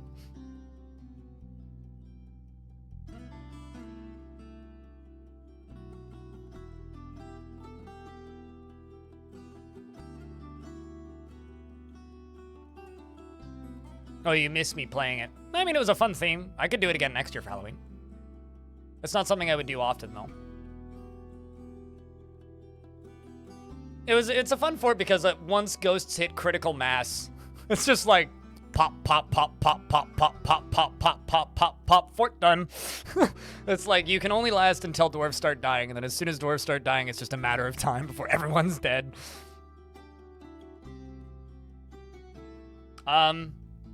Correct. I genuinely believe that, like, you have until the end of January to stop screwing up what year it is. Yeah, maybe we'll do that next Halloween. How's that? You are correct. Thank you, Shaku.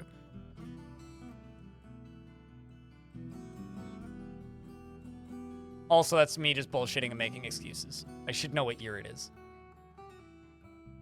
Well, they're killing troglodytes, so off to a good start.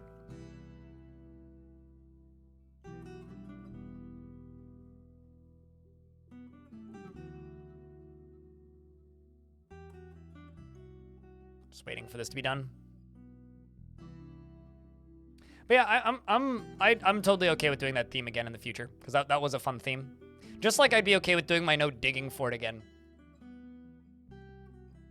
But if I were to do another no digging fort, it would have to be like in the middle of Elvish civilization, and we'd just have to be friends with all of them.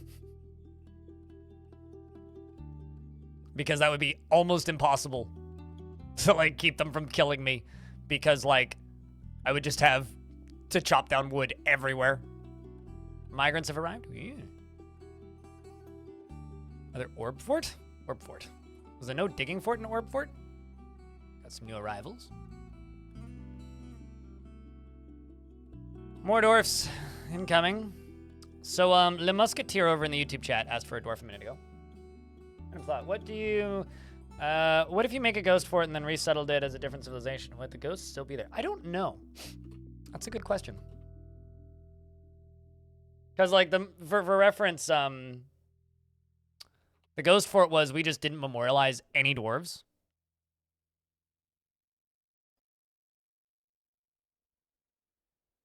Why would you have white bread when you can have brioche? Yeah, fair. Getting caught up on YouTube chat. Cool.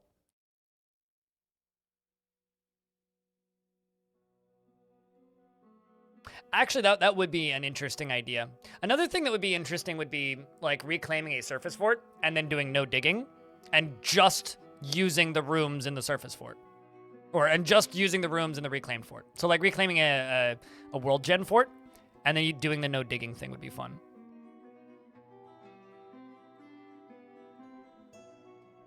Yeah, if they die non-horrifically, then they just kind of hang around, right?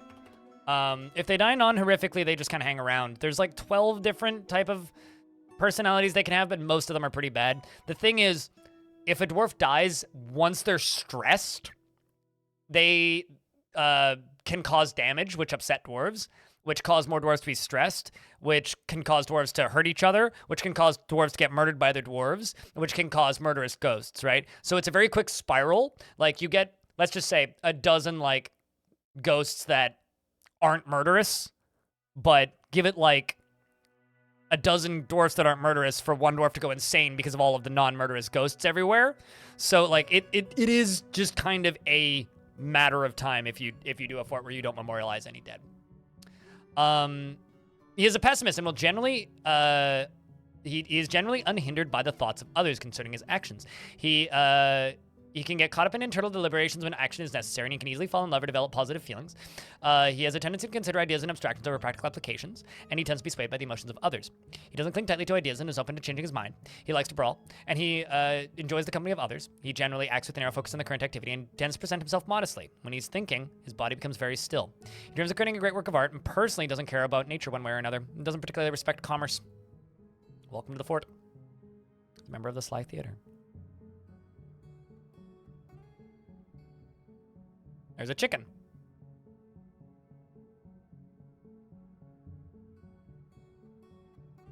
I'm mostly checking names to see if any named dwarves show up from previous forts. Stray water buffalo, sure. Mebzit, the peasant, sure. For you. Risen. I think that was a cat. Another cat. Just Another dwarf. All right, like that, we're up to 2 hundo.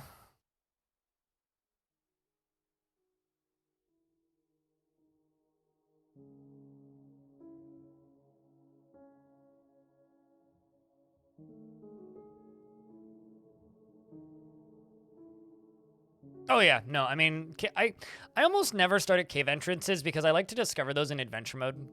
I should really, like, just start at a cave entrance at some point. But I don't like exposing them on the overworld. It feels like cheating.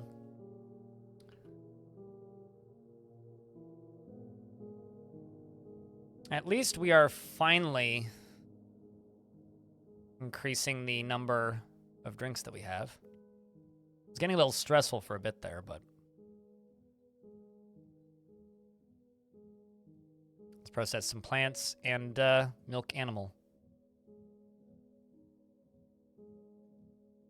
And in between milking animal, make cheese, please.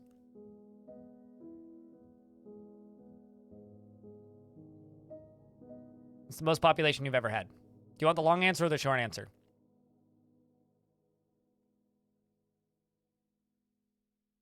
Because yes, it's been asked a million times.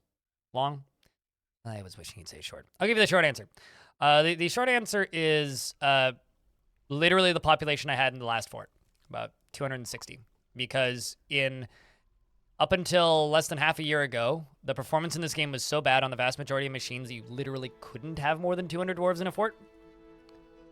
So the reality is, any version, like, I never had over 160 dwarves in any fort before the Steam version. Once the Steam version hit, performance was a little bit better, but not much better. It was pretty similar / comparable to where it was in older versions. And now that we are in the era of Putnam managing the frame rate for the game and optimizing it, it's actually possible to have populations above 200. Got nothing to do with having a potato PC, but it's like I had a pretty good computer for the time, but I guess people just don't realize how much better the game runs now. So people always ask, like, what's the most dwarves you've ever had? Well, in older versions of the game, it was literally impossible. So if you want to see the most dwarves I've ever had, go watch Sunbirths. It was literally the most dwarves I'd ever had. I want to say Machine Waters got pretty high too. It was like close to 300, but... And combine that also with the soft population caps, where you would stop getting migrants after like 2,000 entities had died on the map. Like, just period. In version 47, it is really hard, especially if you're in an even remotely war-active fort, because once 200 entities, this includes livestock, enemies, enemy mounts, and neutrals, and your own dwarves. Once 200 units or 2,000 units have died on your map, you just stop getting migrants, because it was an old soft cap from older versions of the game, which it was so baked into the code, in order to remove that limitation from the game, Putnam literally had to hack the game. By that I mean, like, put in a script where it would, like, the game would just periodically forget how many dwarves had died on your map, or how many entities rather had died on your map. So that's the long answer.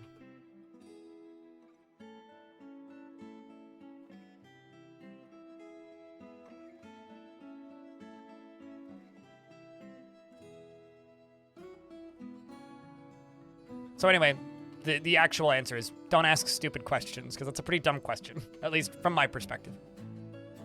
But it's okay. Most people don't realize it's a dumb question.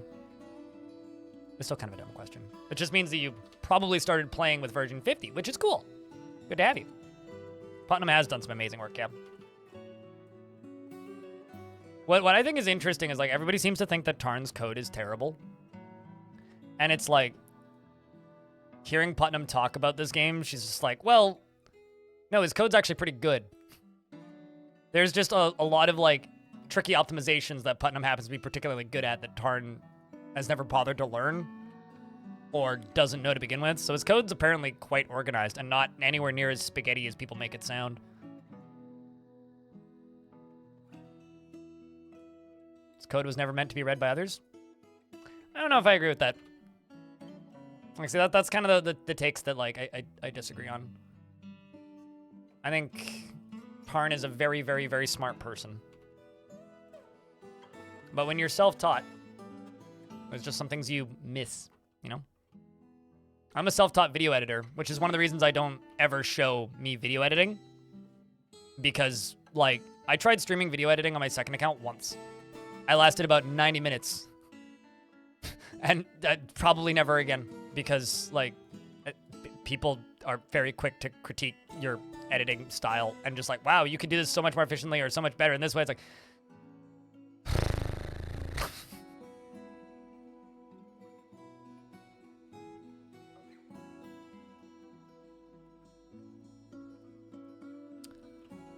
let's just get direct blocks into here.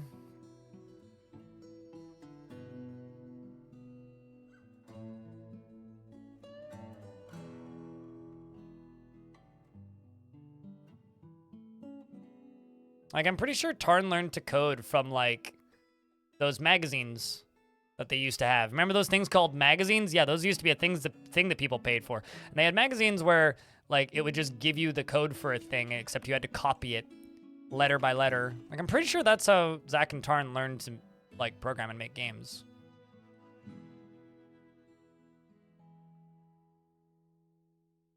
Nintendo Power? Well, I mean, Nintendo Power didn't come with code in it, but yes, that was in fact a magazine.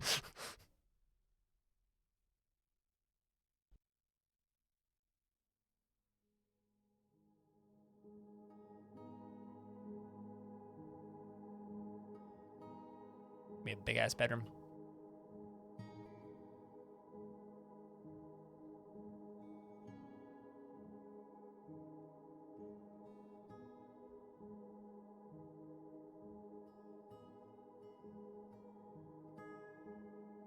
I teach programming that way. You know, one of my favorite Tarn Adams quotes ever was either the first or second time I had him on my stream. And somebody actually asked a question in, like, the question submission thing that I do, where they asked him for tips on getting started as a new programmer with no skills. It's like, if you have no idea where to start programming, how do you start programming? And one of the things that Tarn mentions was books. He's like, oh yeah, no, like, I mean, there's tons of great books on programming. He goes, assuming books still exist. With, like, this weird, like, momentary pause of concern, like, assuming books still exist. Which is genuinely one of my favorite, like, offhanded comments I've ever heard him make. Because, like, I mean, fair question. Do books still exist? Now I'm questioning every minute of every day. Do books still exist?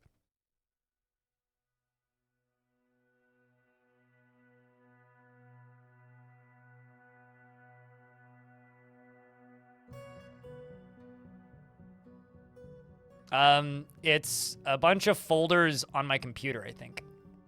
Unemployed Shaku. Unless this is a Jeopardy question, in which case I've already screwed it up.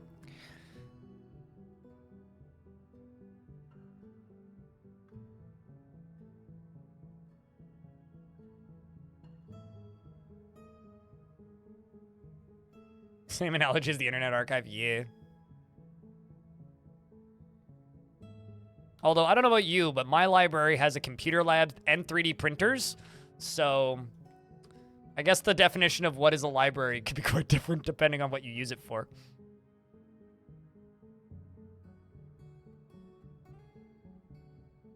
I remind you of a note. What is this note relevant to me, or is this a note that you need to go now and deal with?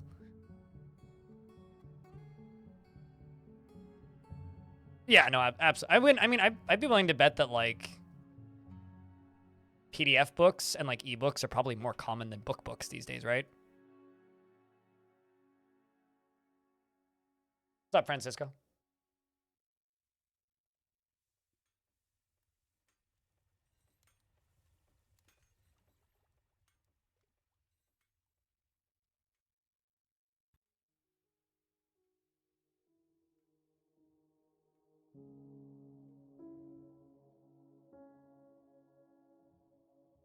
All right, who is the idiot that brought the KV?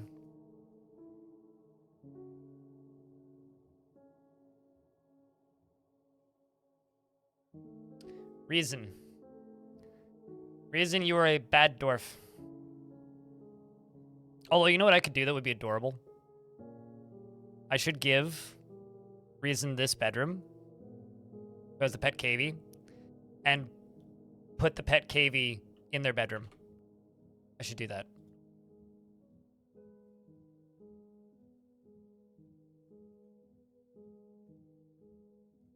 Where is that guinea pig? There you are.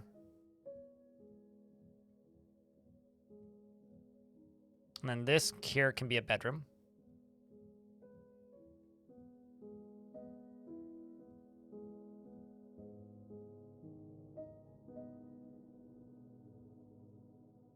I only have one dwarf named Reeson, so it's this one.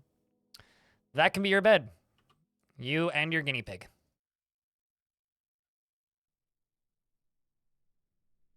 Real books are expensive.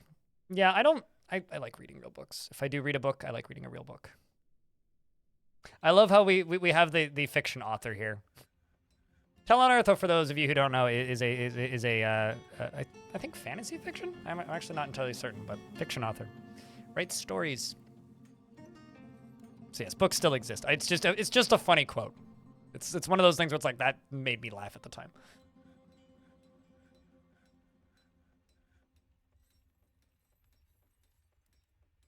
I think I like physical books for the same reason I like records. Like, I just have this weird fear of ebooks that, like, I don't know, Google Music is going to happen to them where, like, suddenly I'm just not allowed to read them anymore for whatever reason or another. I don't even know if that's an irrational fear, but it is a fear that I have where it's just like, well, there is no 100% chance guarantee that I will still have access to this book in 5 years if I buy it this way. So, not going to buy it that way.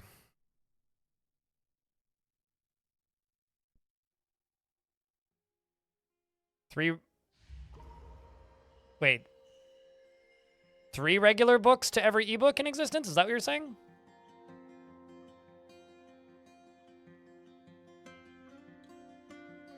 Oops.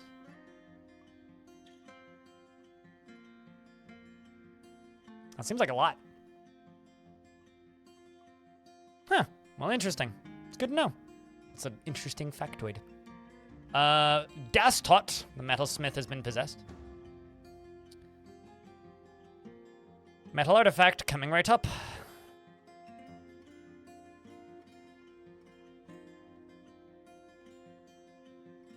I haven't seen any fights with Forgotten Beasts happen, so one of the next things I need to do is I need to go down to here. And it's time for literally everybody to start filling this. Uh-oh. Well, that was... Spoke too soon. All right, who's in the general vicinity that's been spotted? They're still patrolling, so hopefully it's the military. I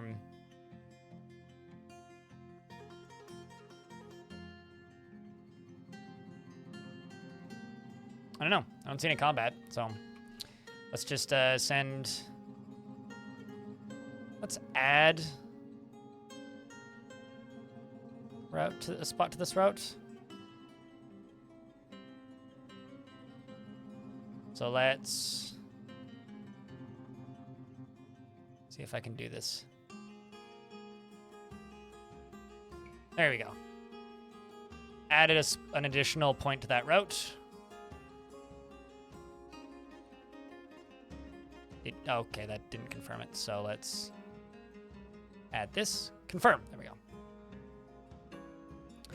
My soldiers will come up this way and deal with them. So since my soldiers have been running around in here for a bit, I'm going to scroll up a wee bit. Well, over to here. And I'm just going to dump all this crap.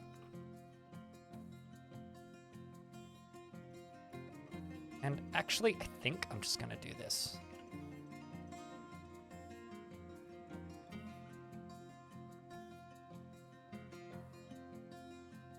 It's probably just going to trigger a whole bunch more cavern invaders, but realistically, I think that's okay. And then around this, I'm just going to surround this with weapon traps.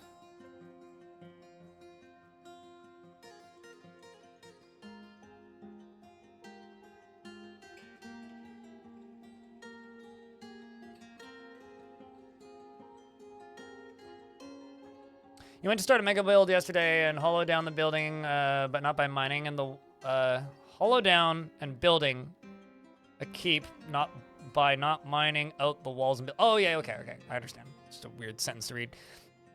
Yeah, no, that's always a really cool strat. Is hollowing down and then chiseling out the edges of the fort. I'm kind of calling this a mega build now, because I start to consider a fort a mega build when I turn the difficulty up to hard. And I've turned the difficulty up to hard and increased the number of enemy soldiers that can arrive, so.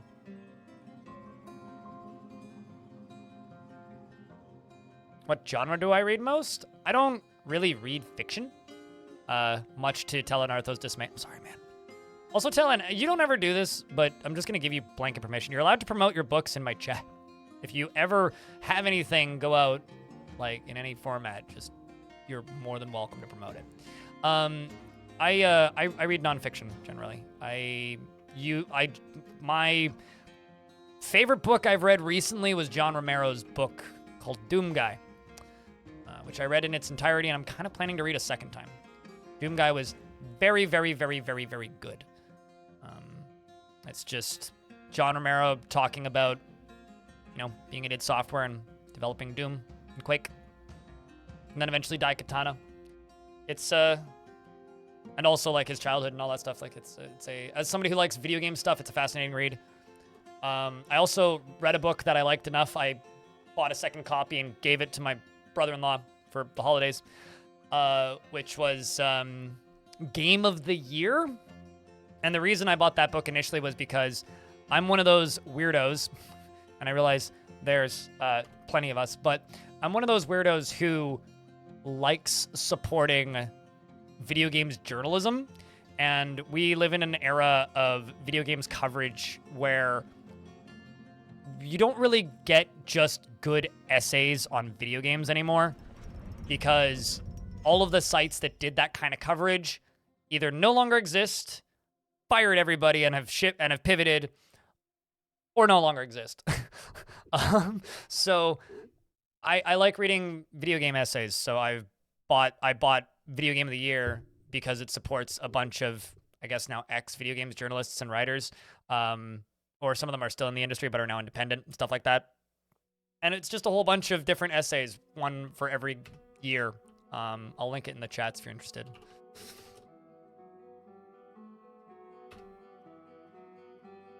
I'm not gonna link the Amazon link. I'm just gonna link the chapters link because it. Oh, actually, no.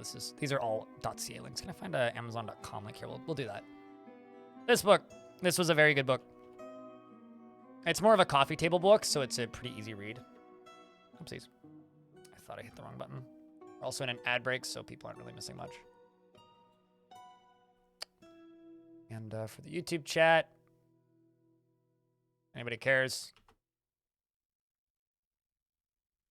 But yeah, no, the list of contributors for that is kind of massive. And it was like, well, I want to support games writers. Like I read Blood, Sweat, and Pixels a while ago. Although I actually got that from the library of all places, which is Jason Schreier's book. I read and enjoyed both of Tarn Adams or both of the books that Tarn Adams and Tanya Short published together. That was interesting. I'll also link Blood, Sweat, and Pixels in both chats for anybody who's curious. And I'll toss up Doom Guy in a second.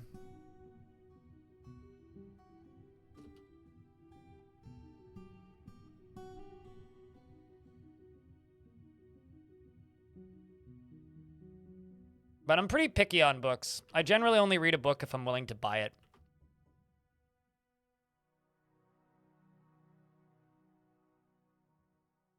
Right, so those are all the links to the books that I've read recently.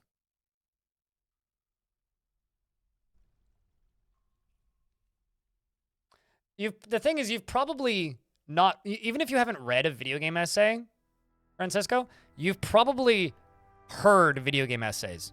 Because it's quite literally the most popular format of YouTube video these days. Also, I haven't even looked at it because I was tabbed out. That is a rad artifact. Just have to say that. So, Das Tot the Metalsmith has created Anir Kustuth Kustang Balmrek, a black bronze battle axe. Can't even keep up. I don't recommend you try to keep up. I don't. And some people want me to stream more.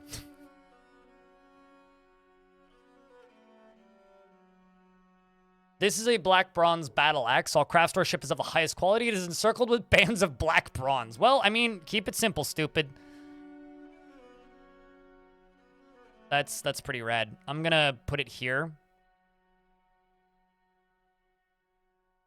Surrounded by gem windows. I'm just gonna forbid that so that it stays there. What, a black bronze battle axe? Yeah, me too, kind of.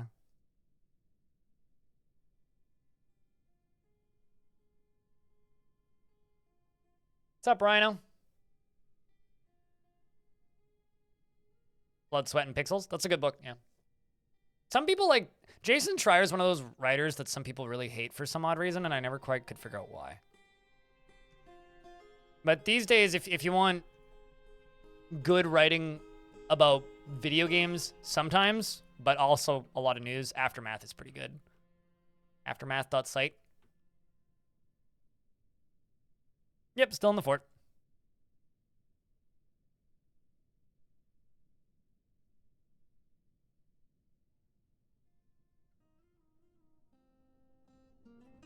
But they're more news these days.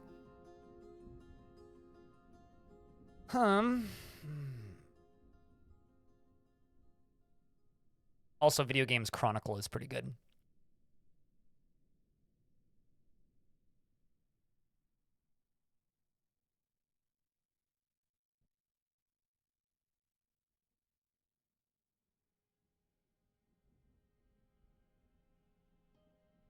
Oh, help if I unforbid it.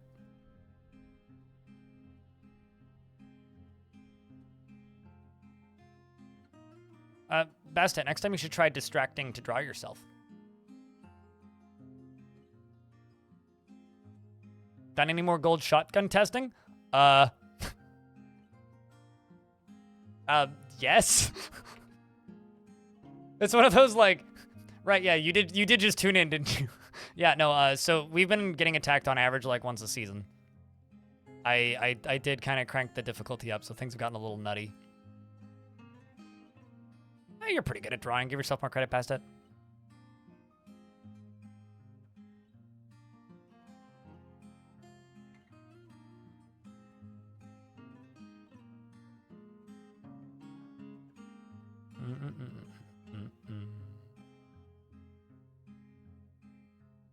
I think it's available globally. As far as I know. Francisco. Oh, there's a book that apparently is in the mail finally that I ordered. Speaking of books. Hope you guys are okay with puns.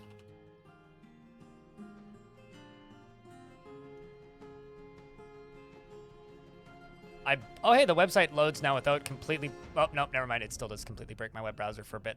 I bought this. Shift Happens, a book about keyboards. This is a book I kickstarted like 2 years ago, maybe? A year and a half ago. You had a bunch of shipping issues with it. But it is a complete history of keyboards. Including pictures and everything, so... Yeah, this is a book I kickstarted, which, like, I mean, I don't know, I'm a nerd about this kind of thing. Like, this stuff's cool. So, yeah, it's a complete history of keyboards. So I bought that. Apparently that's in the mail now, because he literally just, like, sent out an email, like, last week confirming people's addresses. But I don't think that's ever going to get another print run. I think it was literally just, he did the one. They said I wasn't putting in enough shifts. So what you were doing is you were putting too many spaces in between your shifts? Optimus, thank you very much for the $1. Appreciate you.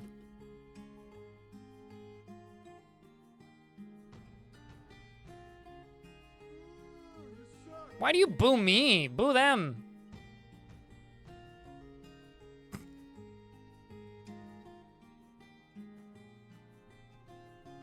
I'm actually out of gold bars again, which is kind of impressive.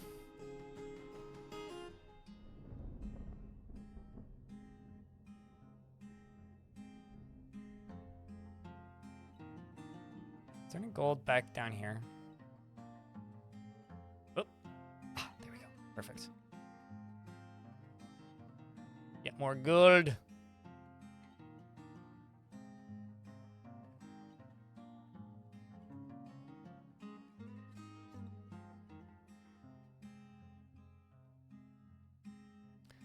At least we still have plenty of charcoal.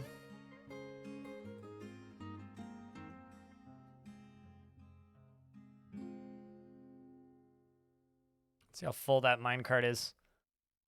45% full. That is a very full minecart. I'm actually going to forbid this one.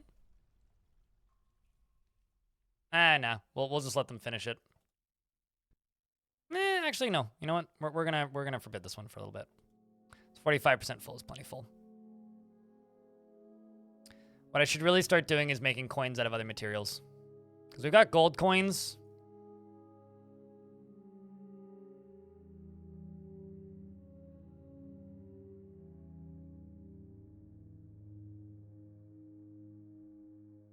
I mean, I have bonkers amounts of copper bars.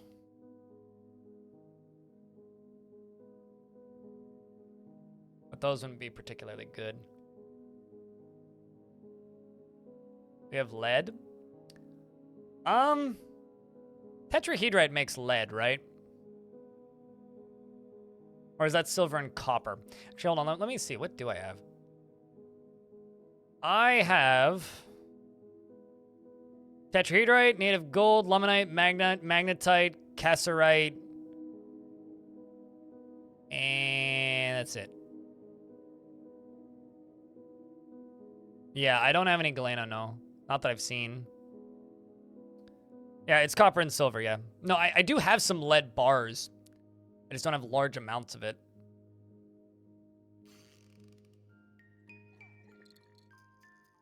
So no, I do not have lead.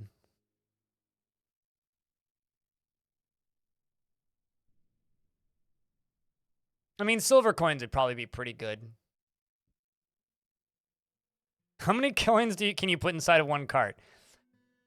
500 stacks of 500. Currently, I have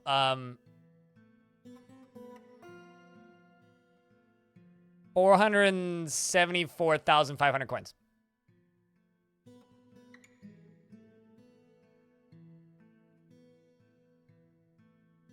Most of which are inside of this cart. This one stack of coins is 5 weight. An empty cart is 772 weight. This minecart weighs 5,073 Dwarf units. So...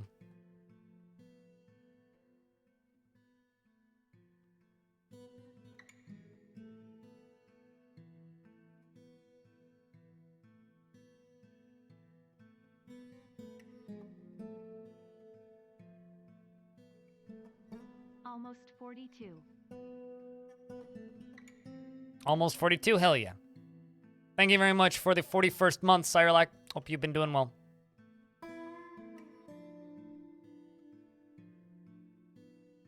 Still jealous of your boss.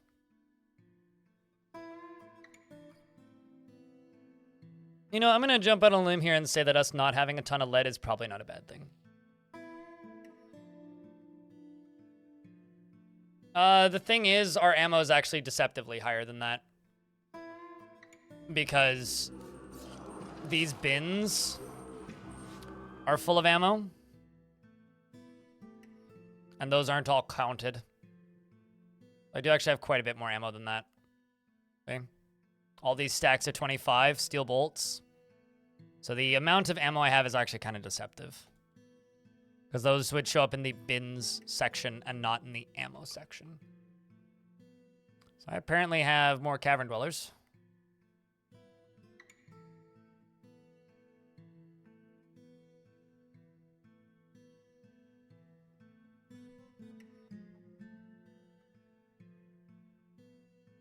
I love how the dwarves haven't even come down here yet. Where are they digging?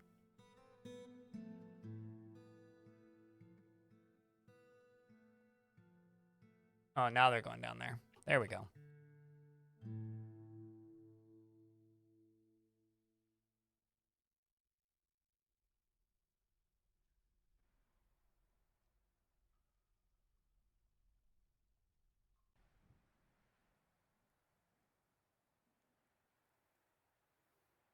After the SSD went poof. I was gonna say I haven't seen you in a minute, but it's hard to tell at this time of year whether or not people are lurking or not, but.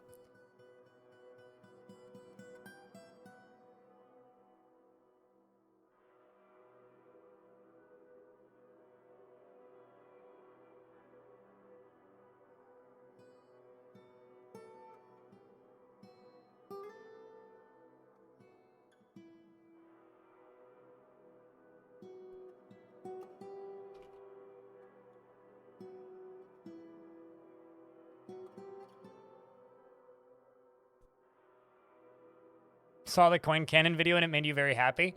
There's going to be a pretty epic duel video. Or a pretty epic siege video. Probably tomorrow. Unless I'm too lazy to get it done tonight. So we're into early autumn now. Now the question is, do I get attacked? Or do they hold off?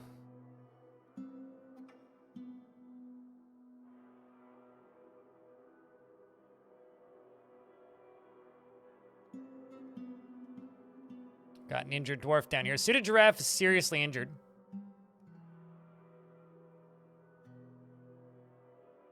And another one of these creatures is coming straight for him. Let's create a new route, which is just going to be this area. I'm going to put this squad onto Route 2.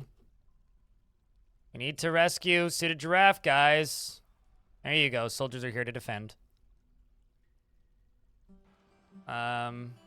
Recover wounded? Psycho's coming down to recover wounded. Come on. Scuffles in the caverns. Between the bird folk and dwarves.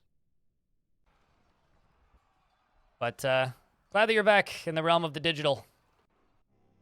Oh. Well, I guess that answers that question.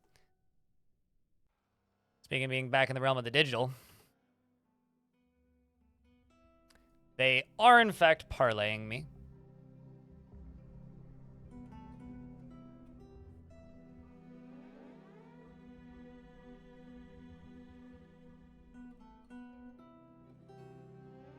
So who's ready for me to fire the cannon again?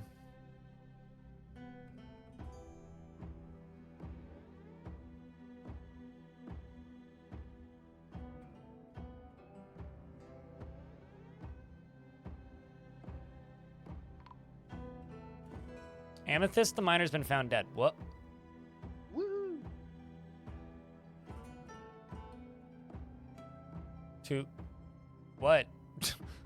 Eh?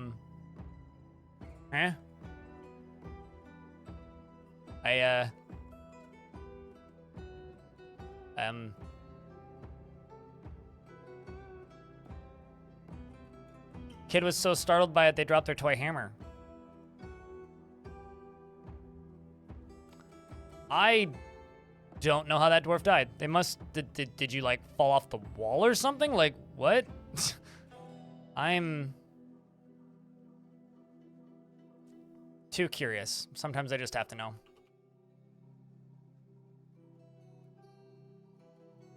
Did it survive a collision? Okay, so yeah, it did fall. Probably fell into the moat somehow, I would guess.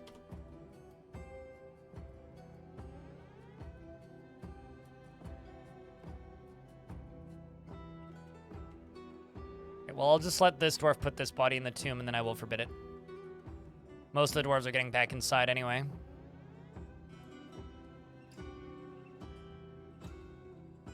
It's a damn shame. It's oddly fitting, though, that Errol, the gem cutter, is the one to memorialize this dwarf, as Amethyst always wants their dwarf to be a gem cutter. Rest in peace, Celesty.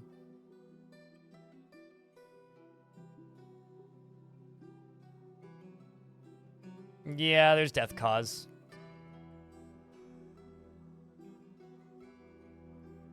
I'm pretty sure that death cause has actually been around longer than slabs do. Are we still making equipment? We haven't been making equipment actively in a bit because I've been making coins. How's Snail doing? Probably about the same as the last time you asked me, but... About the same as the last time you asked me. Yeah, still dumping stuff. Apparently you saw a Forgotten Beast's dead body? I guess that answers that question.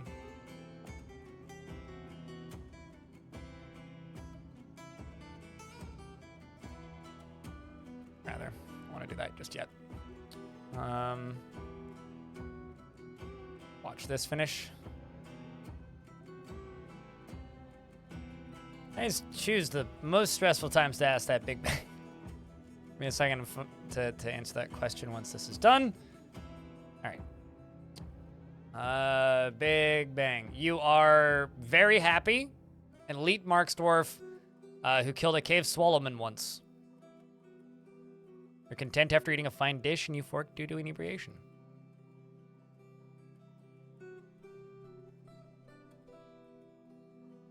Why do I keep turning this off? Muscle memory, I suppose.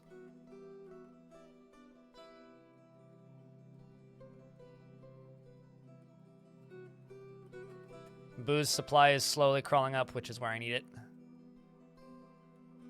Okay, so who's attacking me? Let's find out.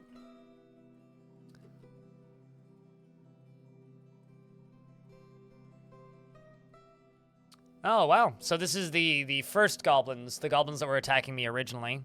But it leads me to believe that they probably don't have much in the way of population because they are attacking me with recruits. Usually when a goblin civ is starting to attack you with recruits, it means they don't really have much left. You know, there was one time I was looking through goblins' families in a goblin siege, similar to this, where it has they have a spouse. Scrolled down and noticed they were friends with one of the dwarves in my previous fort. Just kind of sad, I guess. I don't know. Okay, so I don't have the backup. We just have the main form of defense.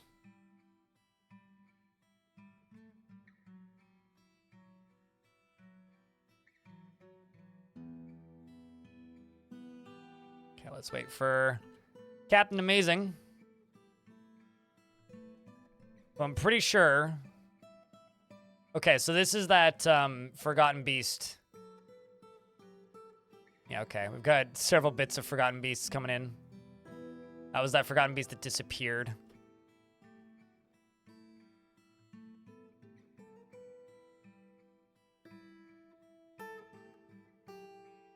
Their natural population. That or they just don't have much of an army. And because I've given them the ability to send so much, they'll run out even faster. Because if a faction runs out of population, they literally stop sieging you because they have no one to send. In Long Death, I eventually did get attacked by a faction. And when they were attacking me, by the end of the sieges, after like 80 years of sieges, they were only sending peasants and bards. Which was kind of funny.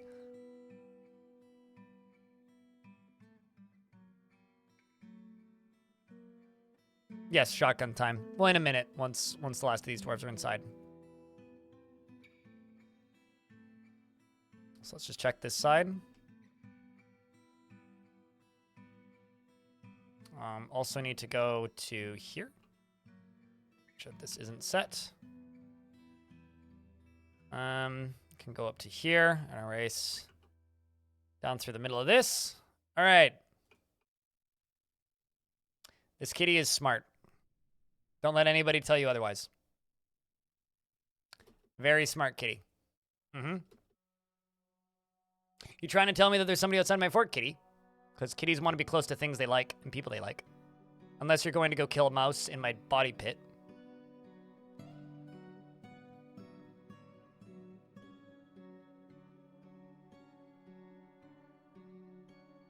Huh. I guess you are trying to tell me that there's dwarves still outside that you like.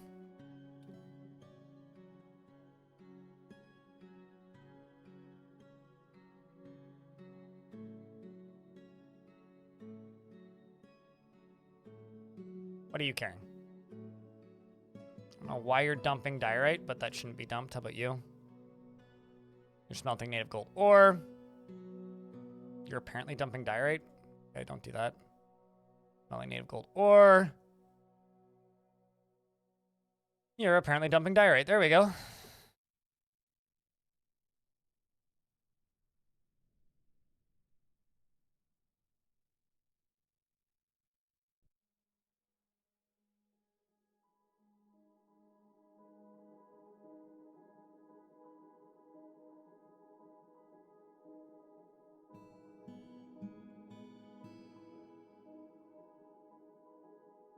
Don't need to worry too much about the bits and pieces of this Forgotten Beast body. All right. Let's try closing this again.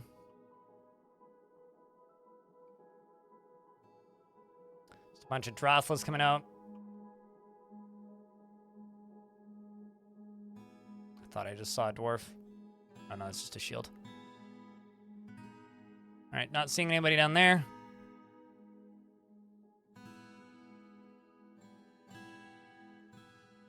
Not seeing anybody up here. Okay.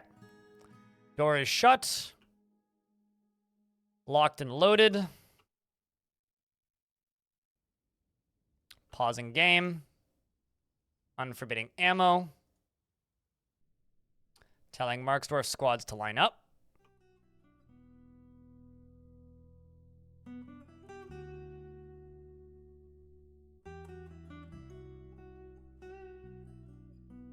Military stand down here. Pull this lever. All right, chat room, you guys ready for a fight? I'm going to steal a pun sort of from the YouTube chat. I think this fort is canon.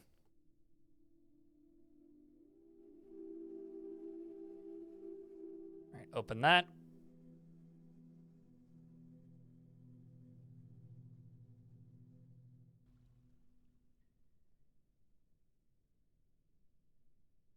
Okay, you come down here. We're going to tell them that no, we're not going to accept their parlay. And there go the Gerblins.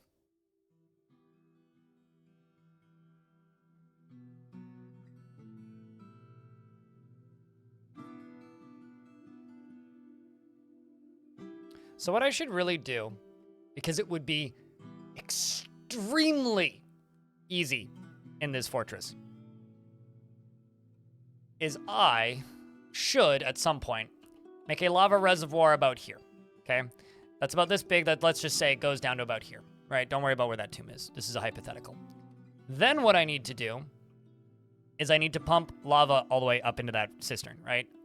And then underground here, dig a tunnel that goes all the way along to about here, right? With a trap door attached to a lever right about here. And then whenever they arrive, just pull the lever for the trap door and just go boosh and just immediately fry everything that's standing here when they show up to parlay.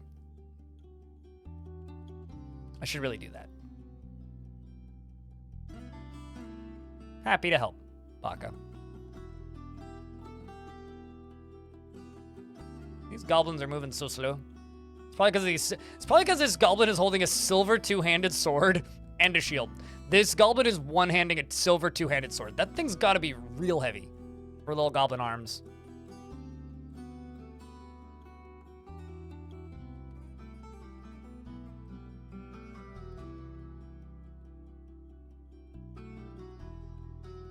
For a second there, I thought my dwarves were running into the baddies, but nope, there's just a bunch of naked bulldogs up here. Typical.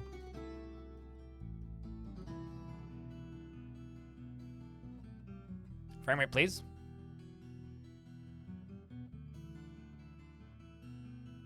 What? Lava levels if it's not going through a diagonal, so it'll only if it's actively being pumped does it work as you would imagine it.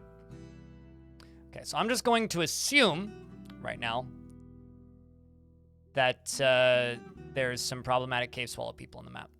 So just give me a second here while I pause this. Game is currently frozen. Every single time this has happened, it's been because of cavern creatures. So let's fix this. Oh, wait, unless it sorted itself? Okay, never mind. I guess we're good. Oh, no. Why did I...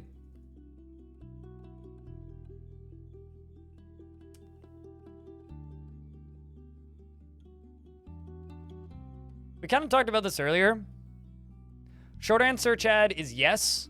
Long answer is you shouldn't let them.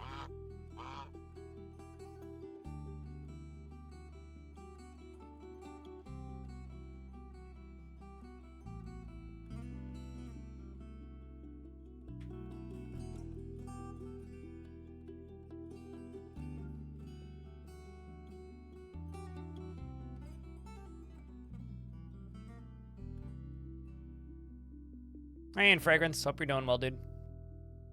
Oh, come on. It's weird. This is, or maybe not weird. This is the first fortress I've had since release that can, like, frame rate death itself. I just need to be able to pause it and exterminate those cave swallows. Although I'm not super surprised. This is a ludicrous fort. Wait. Okay. I keep thinking the frame rate came back on its own, but it didn't. Come on, game. Pause yourself.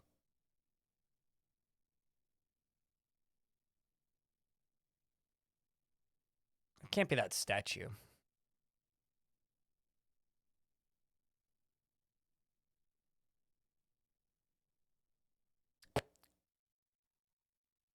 Come on, me. You can do it. Just need you to pause, game. I've been clicking the pause button constantly, so a frame hasn't passed this entire time I've been saying I need to pause the game. We're still in the same frame. Although it keeps unpausing and this, like, or not unpausing, but, like, the frames keep catching up and these dwarves keep moving, which keeps tripping. Yeah, I did it again, see? I'm just going to keep clicking. I'm just scared to click it when it's not responding because I'm worried it's going to crash, but our fortress is weirdly stable. What's up, Casual? How's things, dude? That is the drawbridge? Yeah! You should have seen the dwarf that pile drived a goblin off of it. It was something. Yes! Okay, got it.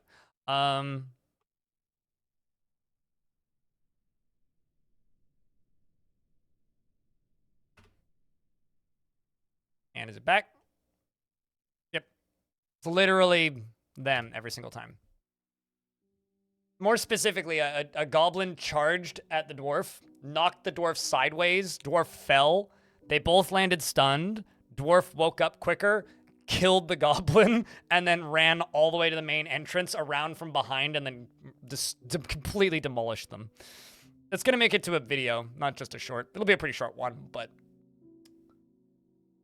hundreds of cave swallow people trying to path. Not hundreds. No, it's literally there's like 3 or 4 spots that they keep wandering into the map from, and one of those spots, just for some reason, just makes my frame rate go from totally, like, 80 to, like, sub 1.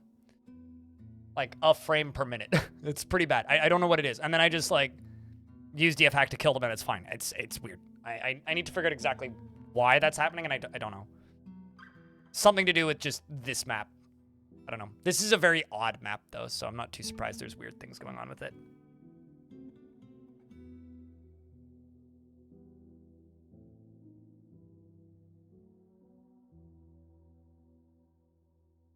All right, so chat room.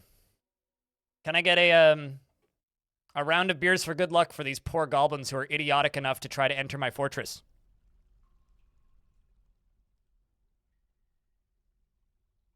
Because in case you missed it, we have a pretty solid defense for this fort. And just to check, cannon number 1, okay, so we're only gonna get 1 shot. Okay? 1 shot with this round. But the cannon is 45% full. So we're only gonna get 1 shot.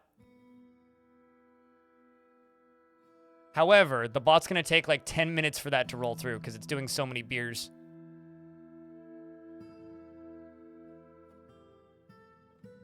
Unless it's gonna, yeah, it's gonna tell you that you don't have access. Are you giving me money on Patreon that I've forgotten about or I'm unaware of? If you are, then I need to give you those sound commands. Otherwise, that's how you access those, is via Patreon. All right, so it's a pretty small siege, all in all. I'm gonna wait until this dude is in here, and the army behind him enters. Okay, there we go. Now I'm going to go fire off cannon number 1. Cannon numero 1. Bring out your dead. So now we wait.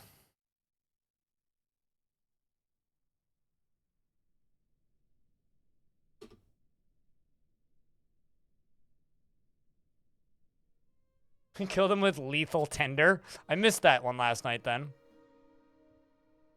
But lethal tender is pretty good. Welcome to the casino. Here to gamble with your lives. Place your bets. Flies in a straight line all the way across. And it begins to go down. That sound must be horrific. So this is the biggest single shot we've done by far. This minecart is going to immediately fall down to here. Before I actually let it go through, I'm going to just fly up here a little bit and actually just get them to pull this lever again. But, so this is going to fall through there in a second. There go the coins. First goblin to get hit is actually this one, who has been hit by a couple of coins. These are all of the coins to hit it. This is the whole combat log. 1, 2, so 5, 10, 15, 20, 25, 30, 35. Sweet. Okay, so that's the first view. Did you get hit? Oh, you did. Did you get hit? Oh, you did. Did you? Oh, you dodged it. Shoutouts to this goblin right here, because this goblin like just got to watch it all go by and is just like, as all of his friends like just turn into mist. This one is bleeding in many places because the last. Okay, let's see. The coins hit him in the right lower leg, chipping the bone through the iron chain leggings. The force pulls the right knee, tearing apart the muscle and bruising the bone. I should just make some steel coins. Many of them have already perished. This one is having a real bad time. Extreme pain. Wow, you don't see that very often. I mean, let's see. It hit him in the lower body, bruising the muscle and bruising the guts. Struck him in the upper leg, fracturing the bone. This here caused what exactly in damage so far? Upper leg broken. Upper leg oozing goblin blood. Well, okay. So you just like got your leg like compounded into your body. This one's just like, This one's just like, And then these guys back here are like, oh no, am I next? This goblin right here, if I wait a turn, somehow has managed to dodge everything so far, I think. Wow. I guess these guys up front just ate all of it for you. Well, that's nice of them. The rest of the hits come flying out, and I don't think it broke the siege, but it did take out a good chunk of them. And now you can see the minecart has fallen down, so I could theoretically fire another one, but I don't have any more to fire, so that is all we get for that round. They continue moving forward. As for up in here, some of the goblins are completely unaware. This is probably their guinea pig, and this goblin's like, "Come on, you pansies!" Even though this goblin who's still walking, by the way, took a strikes coin to the upper body, jamming the left false ribs through the liver and tearing the liver. This guy might be walking, but I don't know how. Like, her hips are broken. I guess they don't lie. Neither does she, because even though her leg and hip are broken, she's still walking, so. Let's see, how about you? This one, similarly mangled.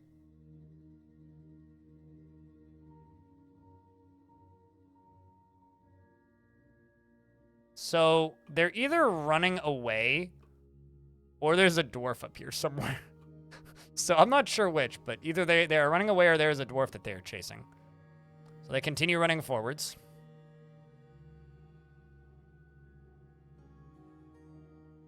Saw blades severing off limbs. It's because I've made them out of gold.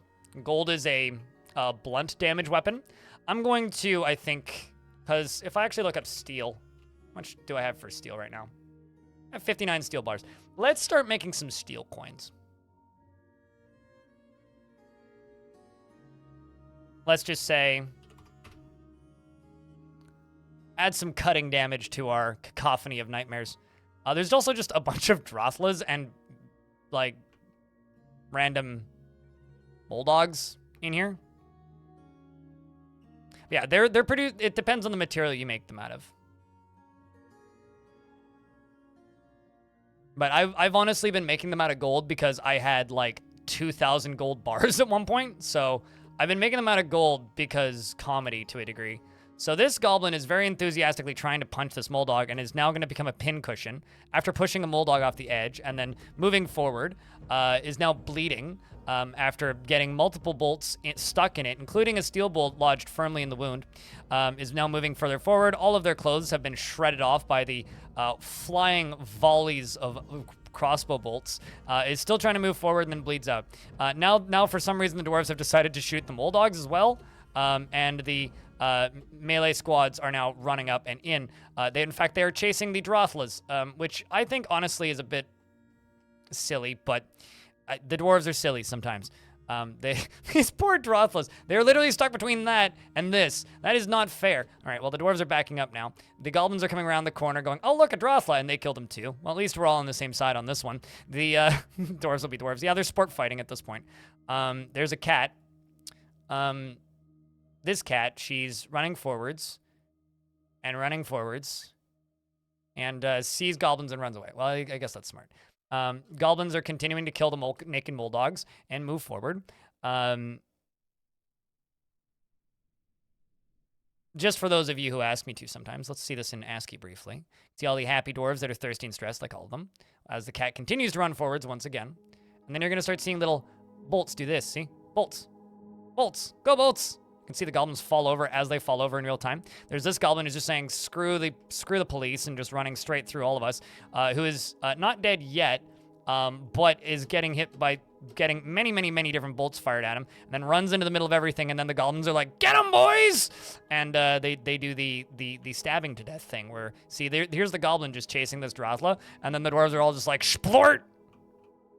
Meanwhile, up here, the goblins are firing at us very ineffectively, and then turning into pincushions, mostly. Wow, this goblin's gonna have a rough day. What are you doing, Raging Cave? What are you doing? Raging Cave, why? Run away, you stupid dwarf!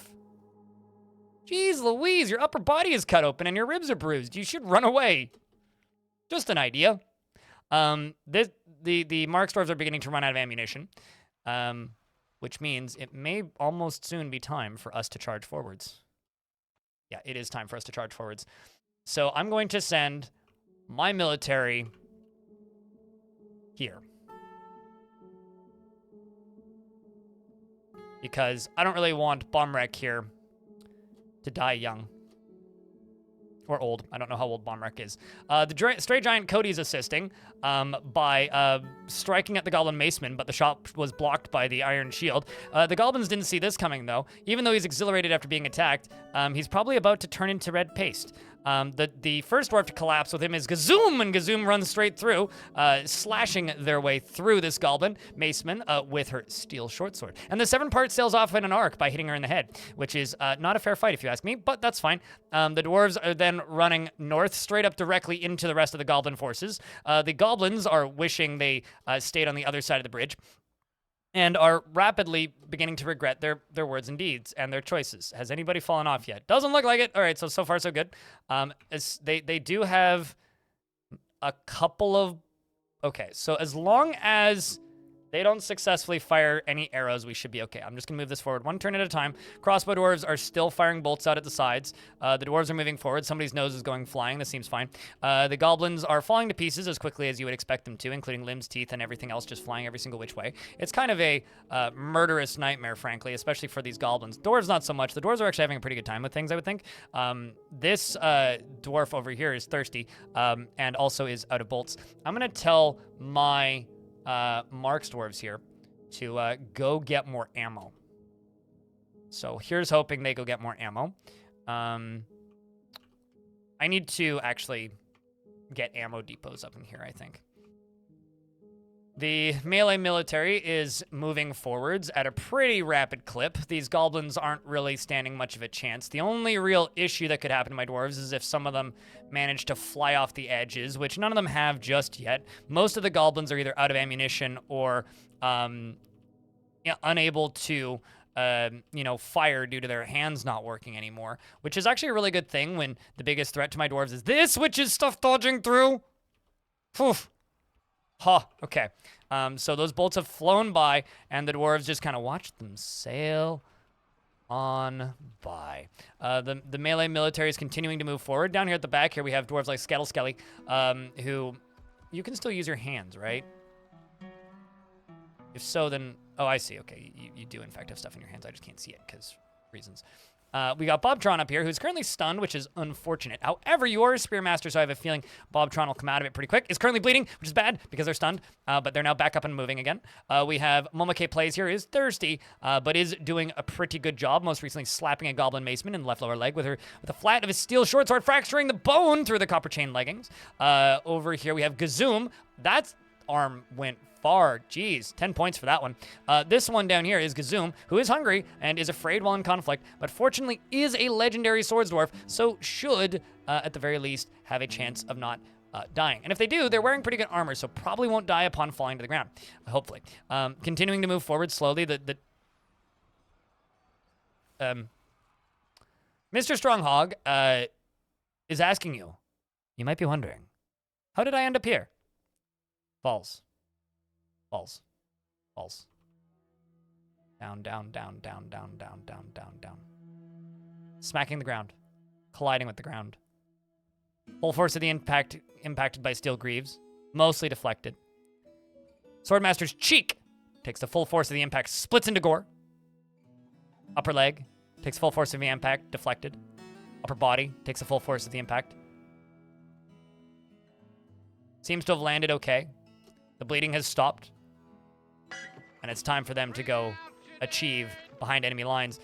There is an arm and a leg falling. So if you need an arm and a leg, well, we got you there. So I love how just like, it is very amusing, but also kind of haunting. Like just how many bits and pieces are flying, like foot, hand, tooth, leg, hand, nose, just everywhere, just cheese gratering their way through these goblins. They continue moving forward. I haven't seen anybody else fly off the edge. They're continue.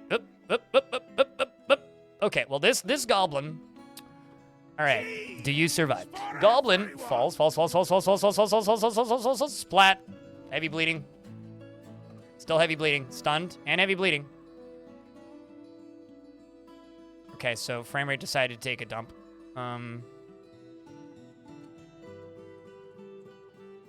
Give it a moment. This goblin is really contemplating his decisions. Where's the fun of, like, not taking any risks, though?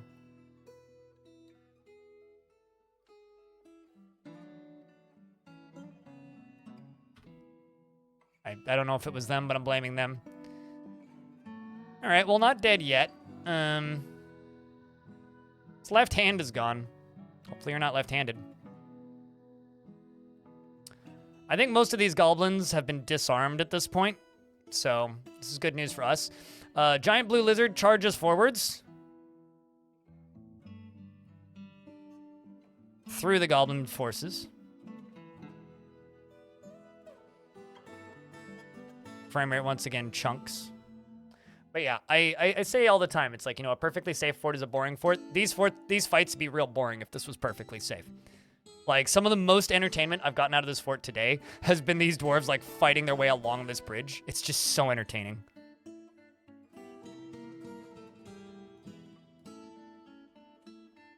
It is so bloody entertaining.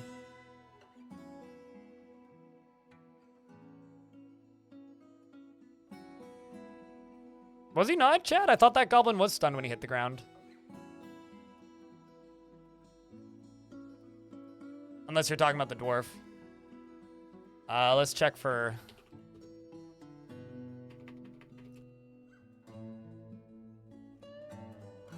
There's 7 more. Turns out I was right. And now from here on out, it's pretty safe. So the dwarves come around the corner. And it's Crampton King up front, who's survived multiple falls from the top, wielding a legendary mace, crashing through multiple goblins at record pace. Wow. What even was that? Bashes the goblin in the head with her bismuth bronze mace, bruising the skull and jamming the skull through the brain and tearing the brain. Bashes the goblin axeman in the left hand. Artery is opened. Force bends the wrist and then bruise. Like, just bonk that thing to dead. Just flying through them. Satisfied upon improving biting. You'll love to see it.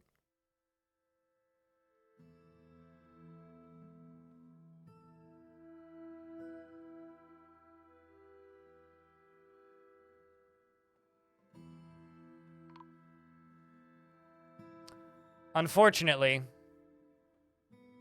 Mr. Stronghog didn't make it. Because even though they survived the fall, Mr. Stronghog then, after getting injured, collided with, it seems to be 4, if not more, goblins, and didn't make it. However, fortunately, they were able to get vengeance.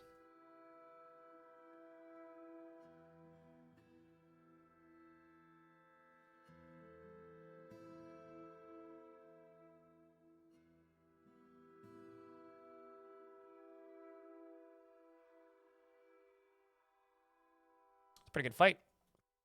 I'm gonna need to forbid some coins.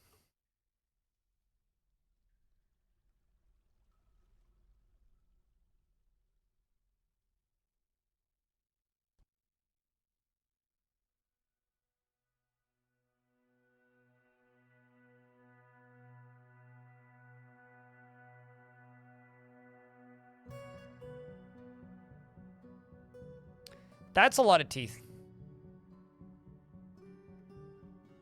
I mean, like, seriously, that's a lot of teeth.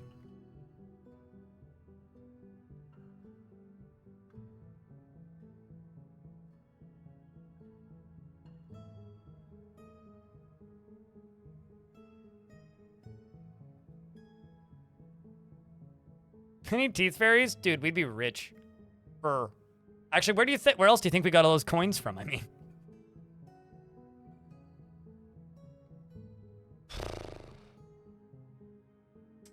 I don't feel like a teeth cannon would be particularly effective because bones are very ineffective for this sort of thing, and teeth are considered bones.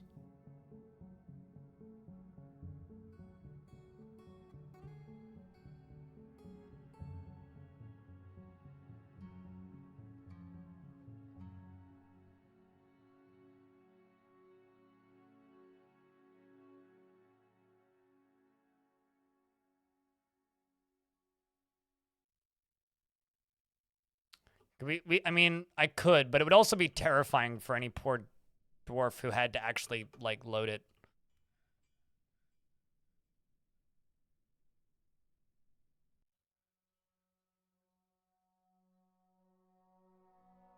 I love how far in they made it. Oh no, the giant Cody got hurt. I guess it didn't die because it's still around, but... Just to scare them, second one is golden steel. What I kind of want to do, actually, is... just put some gold, because I could put gold statues into them, but only one. I think it would be really funny to just have like coins, statue, coins. You know, like have a coin that have a statue like launcher that just fires a statue that's just like an image of goblins screaming or something, or a goose or something stupid.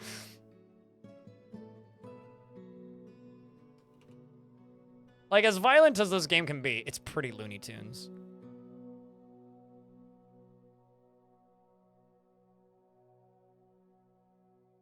Okay,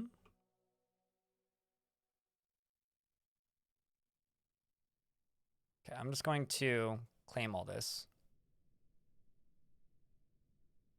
Did all of these get claimed already?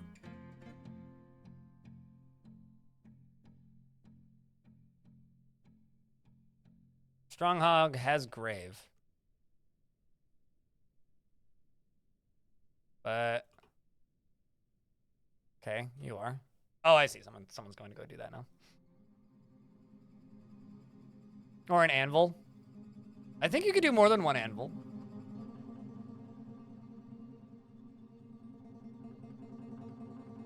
I remember there used to be a mod in older versions that let you do that. I don't know if it's been updated. Jake break.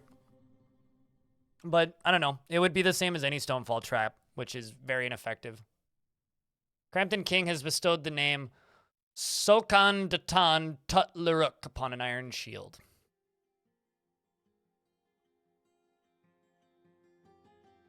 I'm just waiting for this dwarf to put all of Mr. Stronghog into a tomb, at which point then I will begin dealing with the bodies.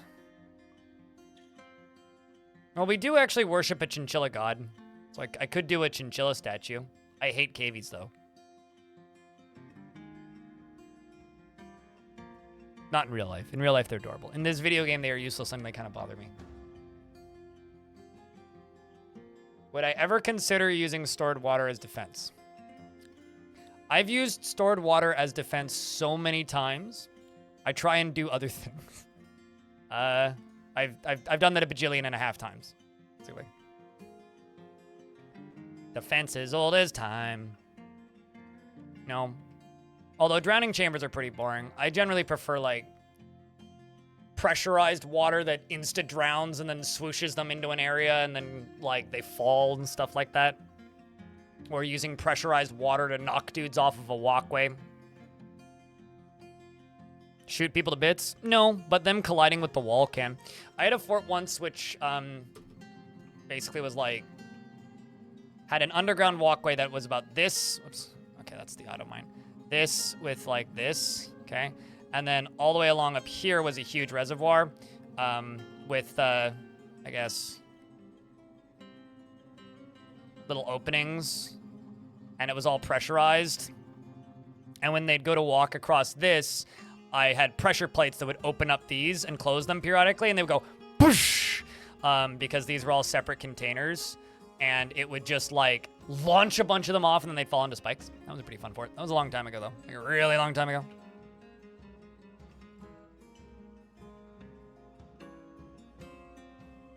Yeah, it's kind of funny when people ask me if I've ever considered doing something, because it's like, unless it's something really, really, really, really esoteric or, like, torturous to the dwarves, I've probably done it.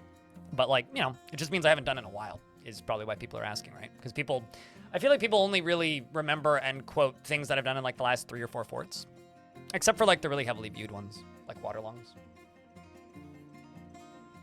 What about as a cleaning solution? That doesn't clean things. Because the issue isn't cleaning. The issue is the bodies, right?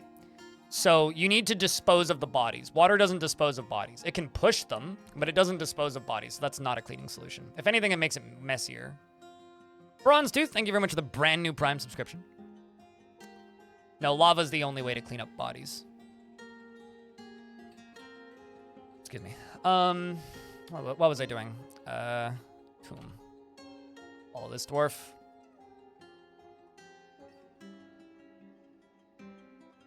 Without making obsidian, it's not a cleaning solution. Water just pushes mess around in this game. You can't wash things off the map. It's, like, literally impossible for you to wash things off the map. The fortress area that you play in fortress mode is, like, what's the word? Have you ever seen or read the short story? Either seen the shitty TV show or read the short story Dome? I think it's a Stephen King short story. It's essentially that. Like, you literally can't push stuff off a map. People have tried. Much science has been done. Bum, bum, ba-da-da-dum.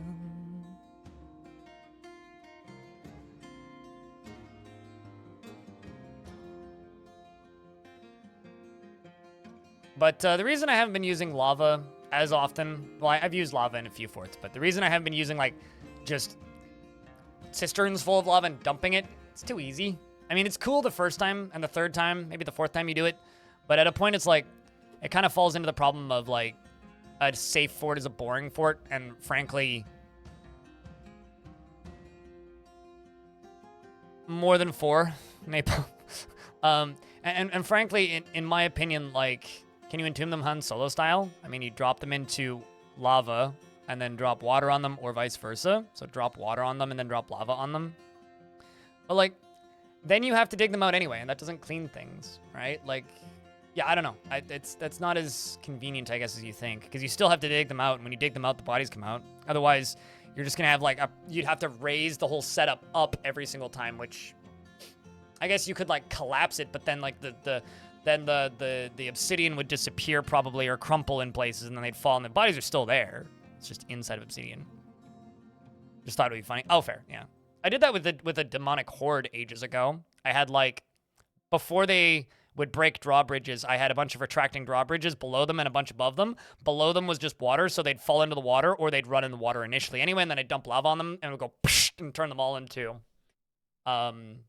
just obsidian blocks or boulders, I suppose, or just an obsidian wall.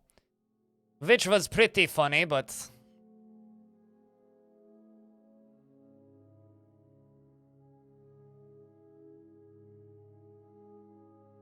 Oh, you mean the, you mean when Telenarthos dwarf fell into hell and then instantly became obsidian? Shake break, is that the one you're referring to? Unless somebody else did something more elaborate with that, but that was pretty funny. Hello, are you hobo?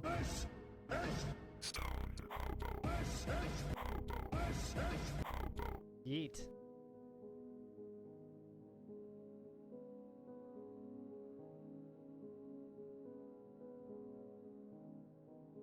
Like when the Colossus dies. Yeah, I don't think the game just doesn't account for such things, right? All right, so now that I've done that, let's go to body parts and remove all these, and let's go to that, and then go to corpses.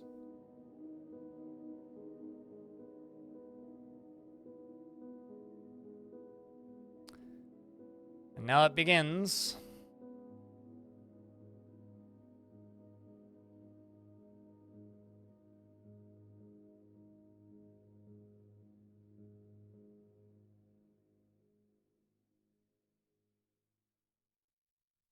God, there's so many bodies.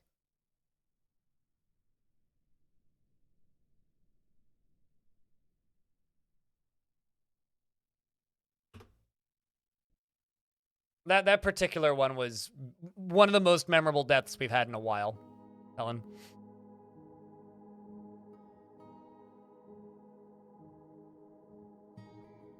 I'm amazed these dwarves are as sane as we are. I have a feeling that if I didn't have a mist generator in this fort, we'd be fucked.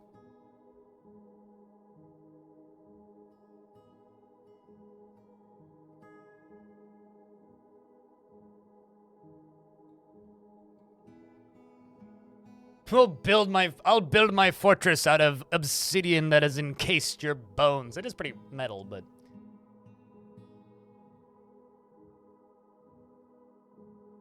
Yeah, I'm kind of thinking about making a second mist generator, actually. Like, right above this entryway. Just because, like, this whole fort is stressing the shit out of my dwarves. Like, the least they could do is get some relief running in and out. Like, I should probably put a mist generator, like, right here. Also, it would give me an excuse to put some windmills up here, which would look pretty cool. Let's actually see. How would these look? Do you like one here? Yeah, these could look all right. Windmills are just cool. Inconvenient, but cool.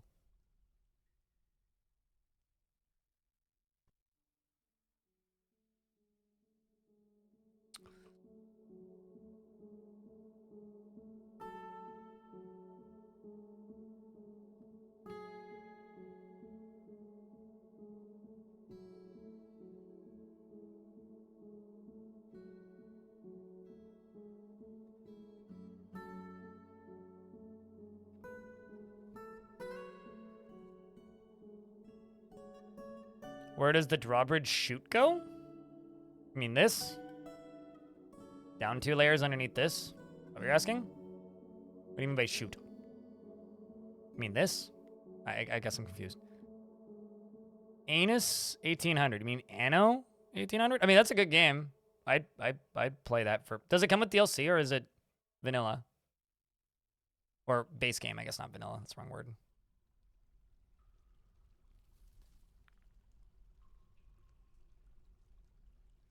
Was that a genuine typo? I thought you were just being a goof. Yeah, that game's good. That game's worth $15. Healthy diet of tickets, Napalm.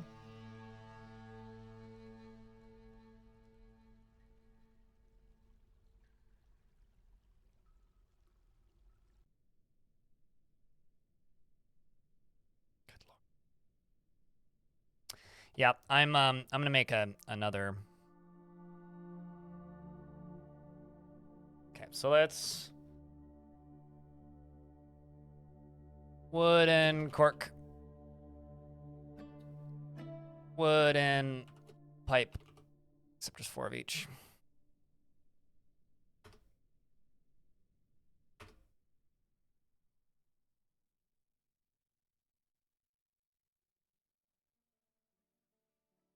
Okay, so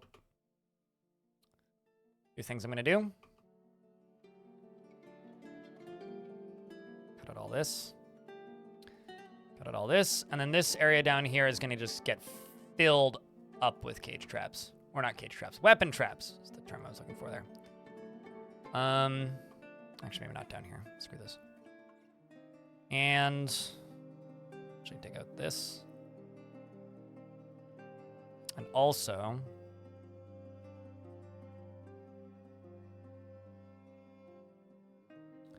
this is going to tempt a lot of cavern creatures, but we'll deal with that when it happens. You're gonna go route 1.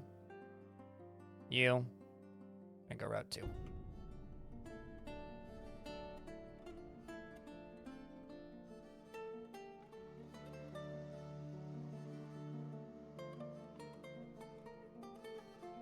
I didn't even get the chance to unforbid my minecarts last time. Or in between those 2 sieges.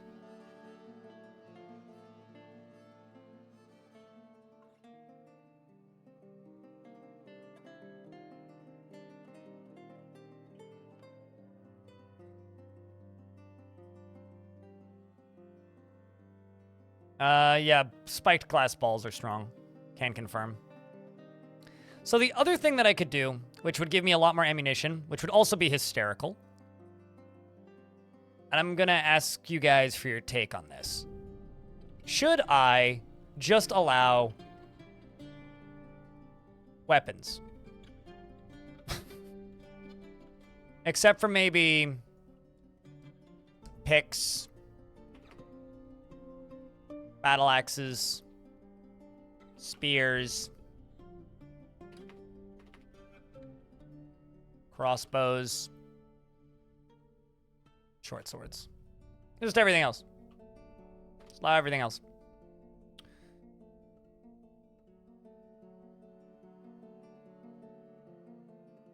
No trap components for sanity's check. And minecart 2, change what you load. Minecart 1 can stay coins. Minecart 2, you can just become just all weapons. Just make that easier on us. And minecart 2 is now going to load from here specifically. So instead of from here, 36, they're going to load from here. And I'm going to unforbid this. And now you also have these.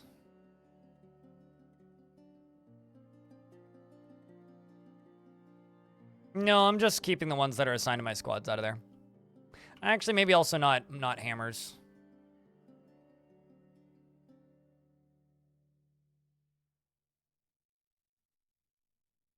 And not maces.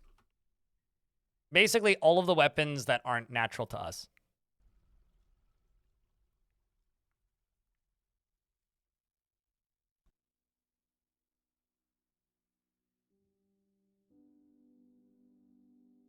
We're also finally getting those steel coins in there too.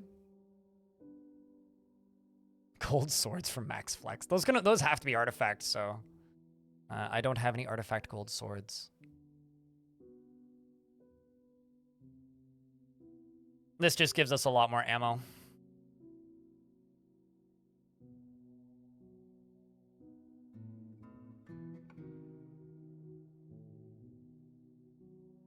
And while all of that is getting started,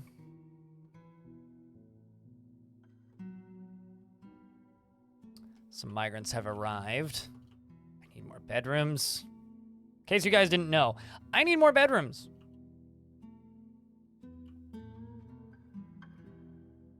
Okay, let's set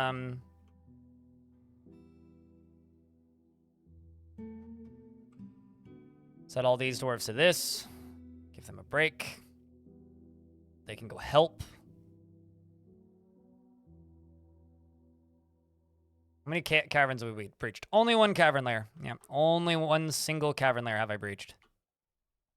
It's the reason there's no lava in this fort yet.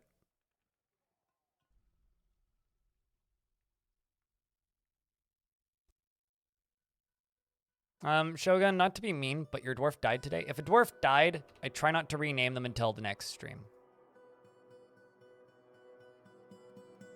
Which is unfortunate. Rest in peace, your dwarf, but let the dwarf rest. They don't need to immediately throw him back into the meat grinder.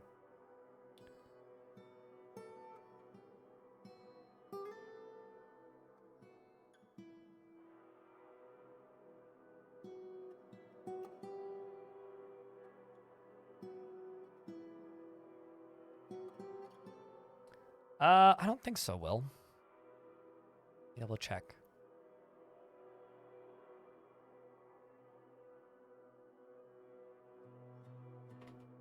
Nope. No, you do not.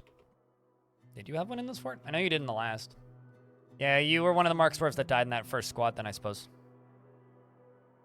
So if you'd like a second one, I can give you that. I'm not making weapons for this, though. That's the thing, Kyle. I'm just using spares. Believe it or not, we got a lot of those.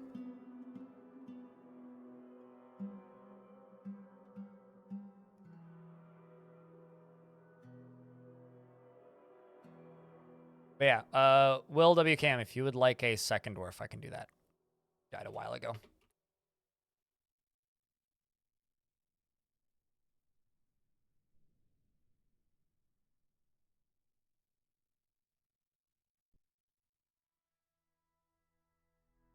What a weird cat.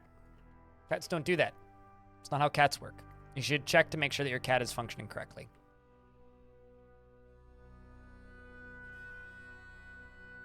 You may need to send that cat in for repairs.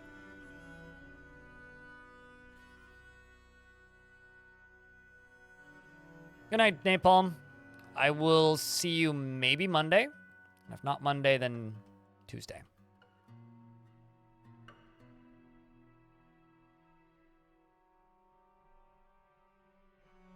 Apologies, my sarcasm clearly didn't go through Bastet.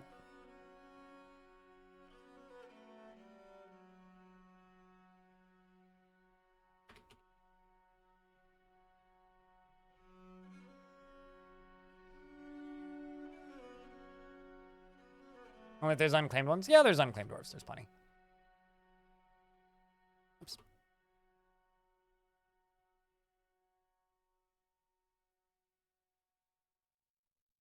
Find you one that isn't super pissed.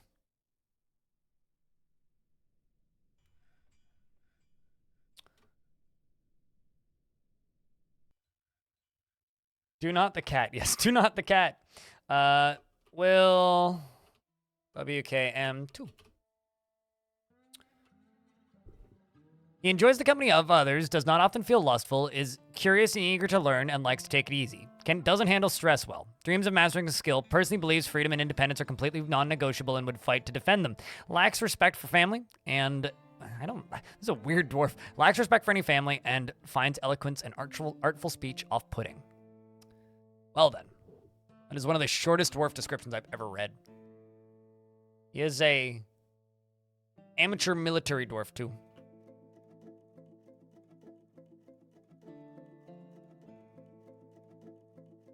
Actually going to a couple wheelbarrows in this so that they stop manually hauling wood all at once.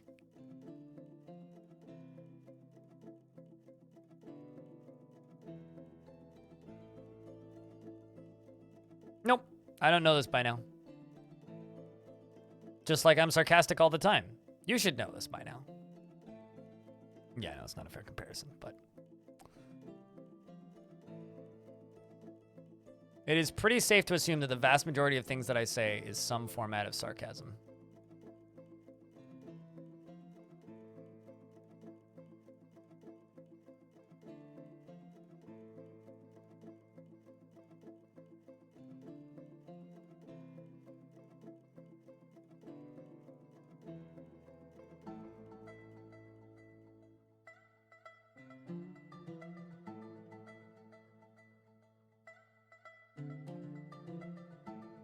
All right.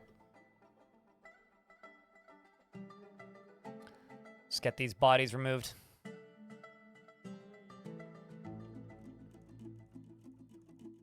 About that. Well, it's useful that you have no respect for family because it means that you won't go crazy not having family around.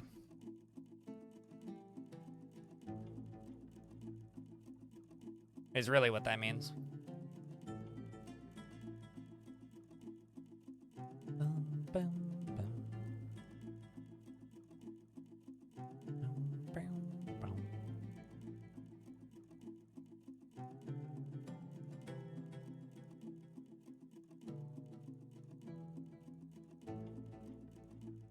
So many dead things.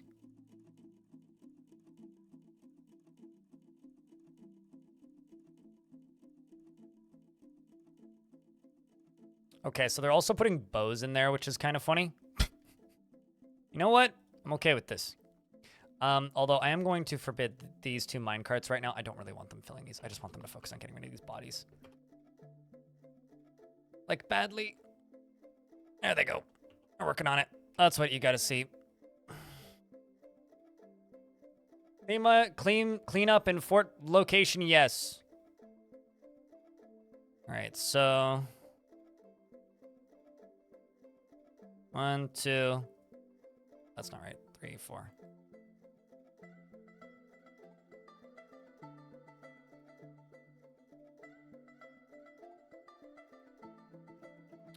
Up here. Probably do these now. Nope.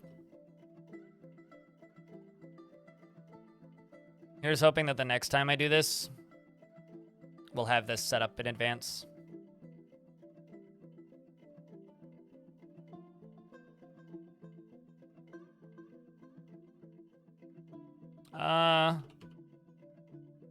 You are in the military still. You're a master marks dwarf. You're sleeping in the... You've killed 1 enemy dwarf. And you have a pet nanny goat. And you are a member of the Ashen Order. Surprisingly happy, actually. Content after being near a waterfall. You've been doing a lot of training recently.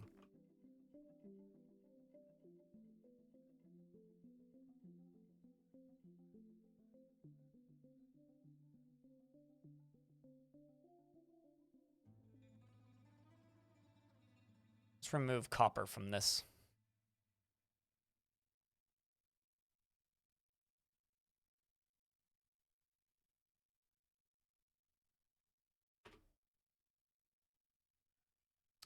LRA, you're not too bad. I mean, just kind of don't really feel anything. You're mildly horrified after reliving experiencing trauma, which is pretty bad, but you could be a lot worse off, to put it pleasantly. No room for mercy in this world, you have to say. I mean, you did take part in the combat. You didn't get any kills, but that's still not a bad start, gotta say. Strawbridge is starting to look less full, which is good. Lower zone is also starting to empty out a bit. Speaking of other dwarves, Bandage here. Doesn't really feel anything. Has killed quite a few things in his time.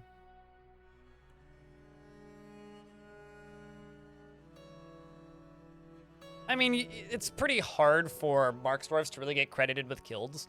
Marks dwarves are really, really good at, like, heavily injuring enemy dwarves. Am I still alive? Yep, you're still alive. You got a promotion, I think, right? Yeah, you did. You are a religious leader. You are the Exalted Barricade. And pretty happy.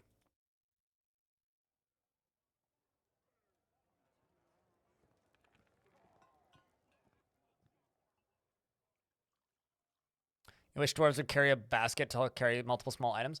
They kind of can with wheelbarrows, but yeah. Or bins, but... you have an older sister in the fort, your younger brother in the fort, and a dead uncle. And a niece who's alive. And a nephew who's alive. Oh.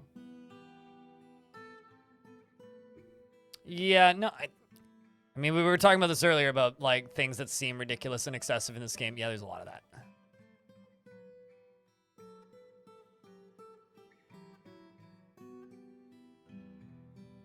How many dwarf to have a family?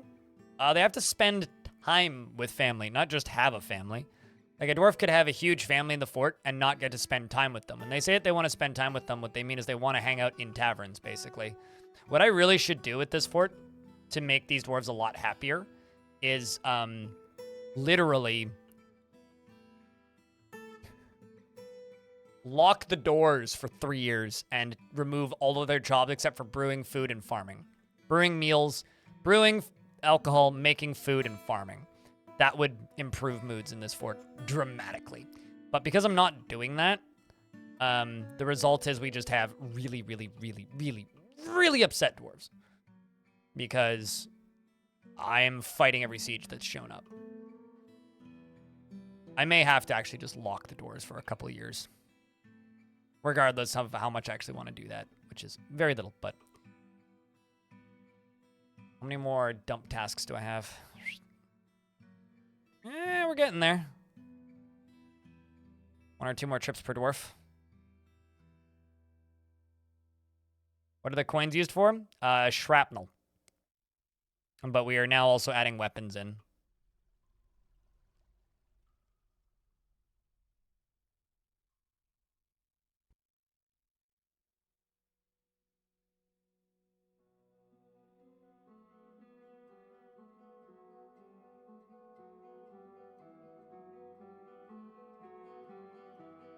Hey, Martin. We'll see you when we see you. I will probably be on Tuesday. Or I will be on Tuesday. I will probably be on Monday. My current noble in your fort is demanding that you make them, and you were wondering what you can use them for. Oh, they're a trade good. That's literally it. But if they're demanding you make them, then you can't do anything with them. So make a pedestal and just assign them all to the pedestal. They will stack items infinitely on pedestals, so you can just, like... I would just put a pedestal into their bedroom and then just fill it up with coins. Coins are completely useless in-game, aside from a trade good. That's it. That is their only function, is they are a trade good. Which actually means they are very useful if you have pretty good smiths, but...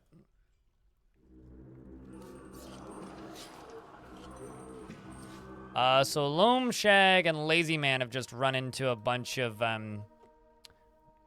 cave swallow people, which is a bit of a problem. Swallow these, cave people.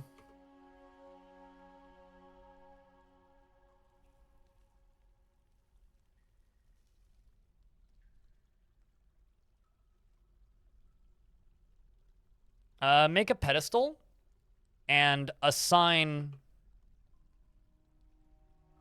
the, what's the word? Make a pedestal and then assign the items to that pedestal. Or assign the coins to the pedestal is what I would recommend you do.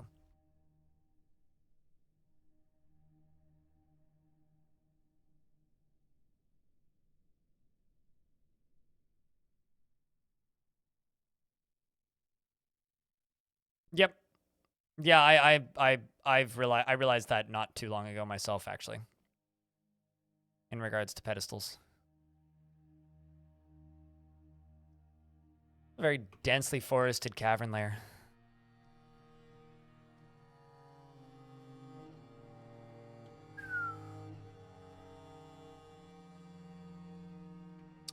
Frame rate going bye-bye again. Okay, so I have to kill these. I've made that joke more times in this fort than I would like to admit, Devilish. If you could even consider stating D's nuts with no real context a joke.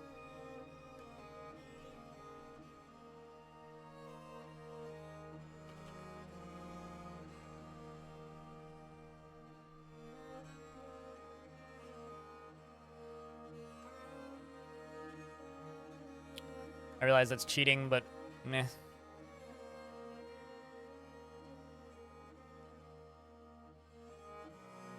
At this point, I mostly just need this cavern to not lag my fort out constantly.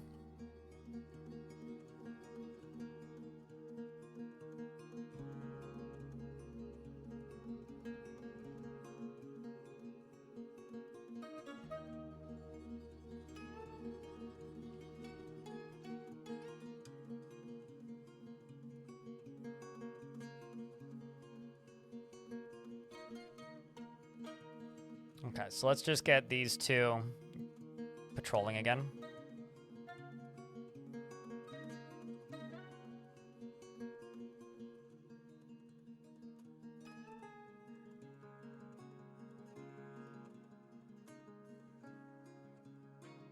How are the body parts doing? Okay, sweet. The majority of the dump jobs must be done now because I'm not seeing them anymore, meaning I can start unforbidding other jobs. Mostly just store. Okay, there still are some dump item jobs, but that's okay. We'll get them done in time.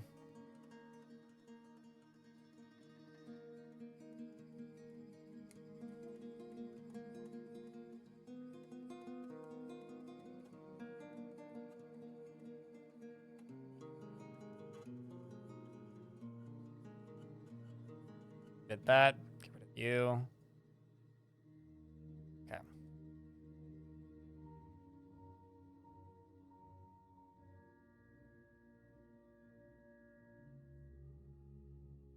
Meat farm and cloth farm? Hell yeah. Learning how to do things consistently is the first sign of getting good at Dwarf Fort. Beyond that, it just eventually becomes a matter of, well, just gotta get it done. In different variations. Okay, so let's do all this, all this. All this. I'm determined to get this done eventually.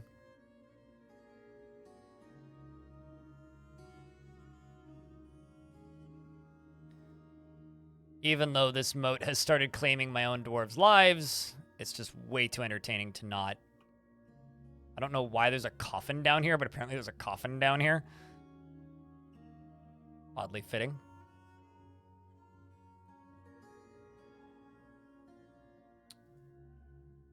Okay, well, I've been live for 9 hours. Finish this cleanup a little bit. The problem is this fort is just way too entertaining. We will still do some adventure mode tonight, even if it's just like 2 hours or something. Our current adventurer is trying to hunt dragons. We got a rock already, so.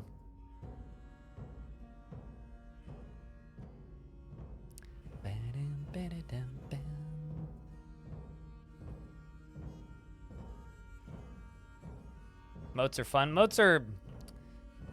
honestly, it's really funny. I see so many new players to this game, and the first thing they do is they try and dig a trench and fill it with water, which is one of the most dangerous things you can do in this game, especially if you're like not intimately aware of how like the physics and like construction mechanics work. So I do think it's really funny because liquid moats are unless it's got lava in it, are both, one, extremely dangerous to make, two, extremely difficult to make safely, and three, will generally just stress your dwarves out more than anything else. Your own dwarves more than anything else. Your own dwarves more than anything else, I can speak. Because when your dwarves, like, walk past bodies in your moat, they're going to get stressed out, and they freak out. It's like... how to upset all of your dwarves immediately. Have a moat. Or maybe not immediately, but how to really quickly upset most of your dwarves. Have a moat.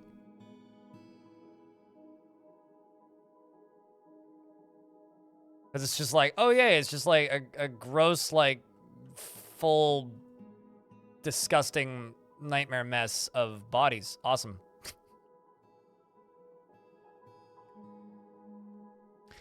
The fact that I'm going to be firing bows out of this is really funny to me. It's okay. We will in fact also throw the bows out.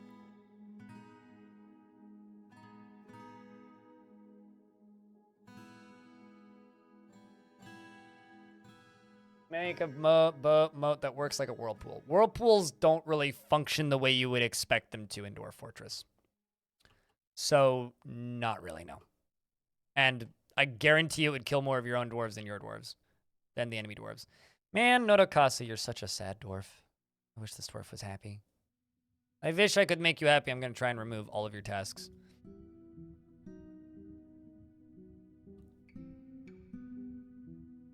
What else to this dwarf just having a playtime?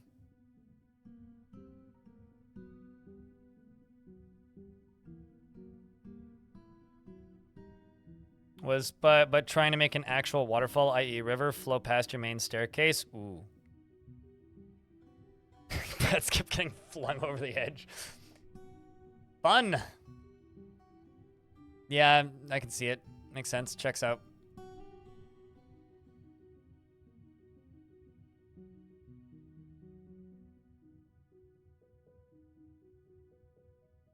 And thus, Dwarf discovered fun.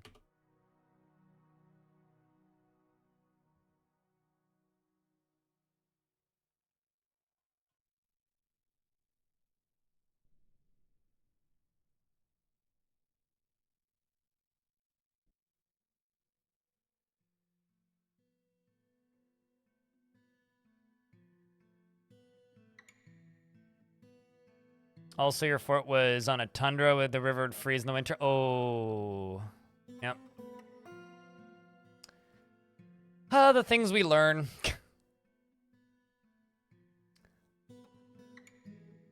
The things we learn.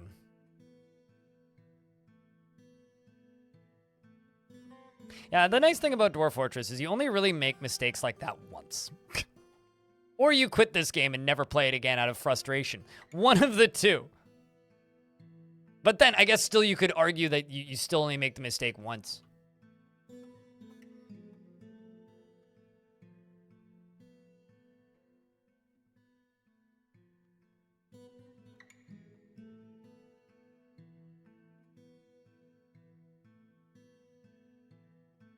I'm in an ad break, but this gives me 12 more bedrooms, which is pretty good. How many more I need? Quite a few, it looks like.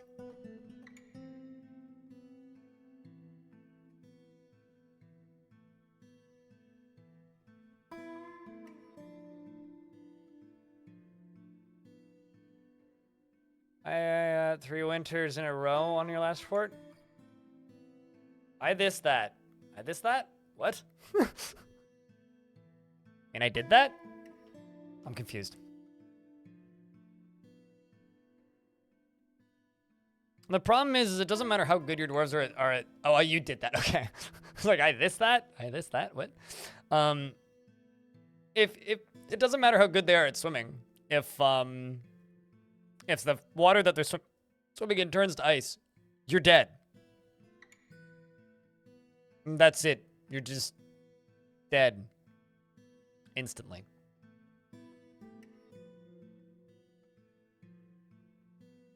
You're used to the ball crushing that is CDDA. Yeah, I don't know. I've never found Dwarf Fortress to be all that soul destroying. I mean, it's a obtuse game, but the thing about Dwarf Fortress is because of the way the game works, if you are annoyed by it, if that makes any sense, it's very easy to just retire and make a new fort. And that's not really a loss in any way, so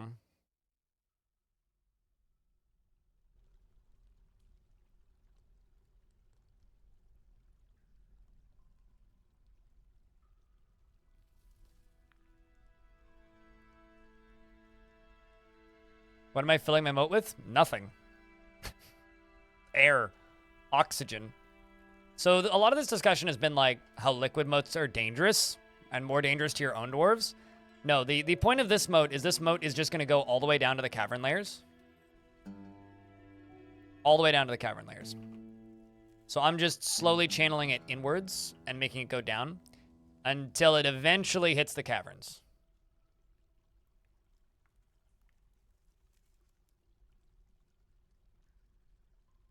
Just wait until we get manure, and then you can make manure moat. Manure moat! Shudders. Absolute fear.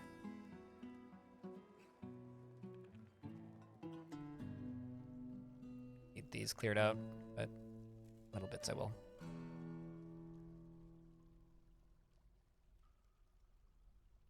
Basically, yeah.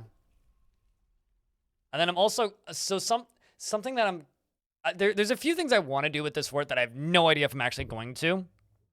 The first thing that I want to do with this fort that I have no idea if I'm going to is I want to make the Forgotten Beasts that I'm collecting fight with hell. The second thing that I want to do with this fort is build in a self-destruct mechanism so I can pull one lever and make the entire fort cave in on itself. And just go like boom and just become like a giant spike in the ground, which would be an incredible way to end a fort. I just don't know if I'm actually going to do it because it's going to be so much work. Why? Which part? I've said a lot of things in the last 90 seconds, so I just looked over and I see why, so I'm just asking which part? I'm gonna introduce an agonizing allergy to the floor. Ugh. Because it's cool. If you're asking why would I build a self-destruct button into my fort, because, like, why wouldn't you want a self-destruct button in your fort? Come on. Like, one of the coolest things you could possibly do.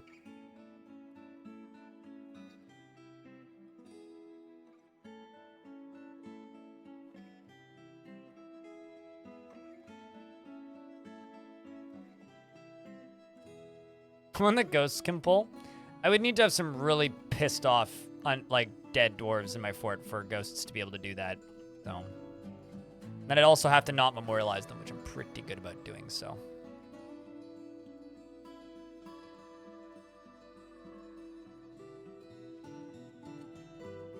You don't need a why for a self-destruct mechanism. It's so the baddies don't take over. Because if I can't have it, no one can. Yeah, here's the thing. I'm thinking I'll build a self-destruct lever into this fort, but not actually pull it. And just save the fort, and then once it's saved, do a separate timeline, and in the separate timeline, cave it in. That might be what I end up doing with it. Just because I kind of want to visit this fort and pull it in adventure mode.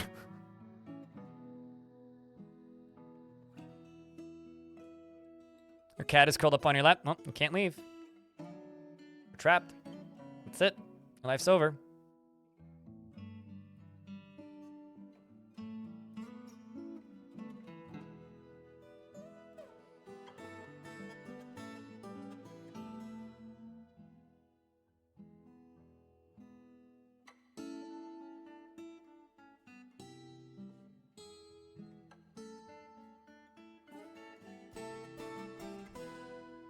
Would carving the bottom of the mountain in kill... like, will it cause a shockwave, Kid Ranos? And what do you mean by caving in the bottom of the mountain? You mean underneath my fortress, or like the mountain face on the top? Because I've caved in the mountain face on the top a couple of times. If you want to see that happen, just there's a clip of it. Unless you mean collapsing the fortress. If I were to collapse the tower that is my fortress right now, what would happen is... I mean, I can give you like an explainer. If I were to cave this whole thing in, right? Well, first off, it wouldn't cave in. It would be supported by that drawbridge. But if I were to cave this whole thing in, every single constructed wall would become its original pieces again. That's the first thing that would happen. So all of these would become blocks or boulders. The stairs that were all constructed would become blocks and boulders. All of these layers that are entirely constructed, like this one, would become blocks and boulders and just instantly go and become a pancake. These layers that are all solid would just fall down as is one layer. So essentially what would happen is every single layer that is constructed would cease to exist instantly. And every other layer that was just solid rock that wasn't mined out would vanish, I guess. Or just stay as is but fall down one layer is what would happen.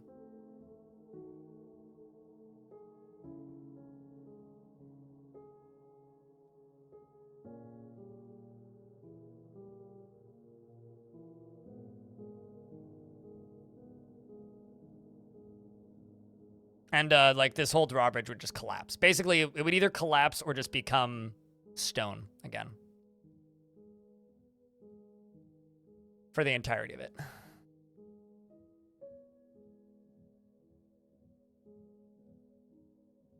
That'll be plenty.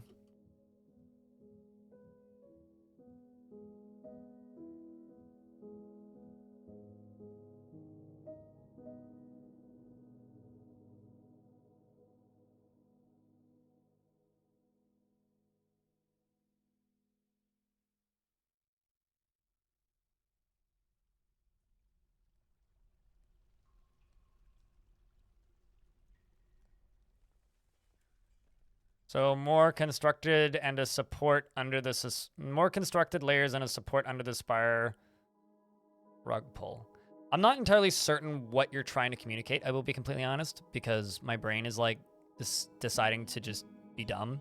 But long story short, in order to cause it to cave in, I would need to have portions of the bottom part of it just only constructions. Yes. But I kind of want to do it more because I think it would be a fun puzzle to like have build the fort so that it's not entirely not 100% guaranteed stable. I think that's a fun predicament to be in as a fortress overseer, I guess.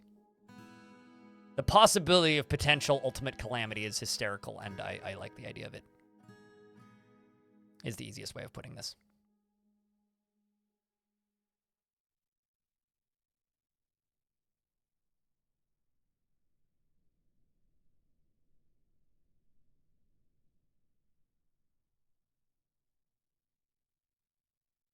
I thought I queued up some Oh, I know what happened. Cancel those. Let's just roll with these instead. Bring these ones up. It's here. I'm actually running kind of low on metal materials and like bars and stuff because I've just been completely neglecting.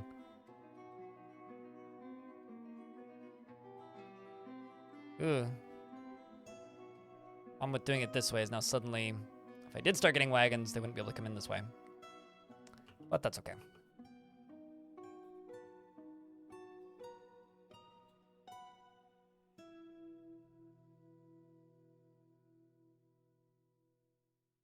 I mean, it would less likely be, it wouldn't necessarily be one, it would be unlikely for it to be one of my dwarves to do it.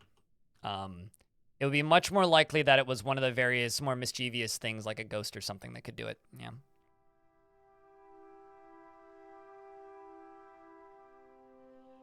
But mostly I just want to build it for fun and maybe use it for fun, but not actually use it, if that makes any sense. I mostly just want to do it for fun. That's the majority of the reasons as to why I want to do it. This fortress is like a bunch of warmongers and an evil giant spike in the middle of a mountain range. Like, obviously they're going to have a self-destruct button built in. Like, come on. How else would you finish this fortress correctly? Like, to me, I think it's like the only logical way to potentially end this fortress is with, you know, a built-in self-destruct button.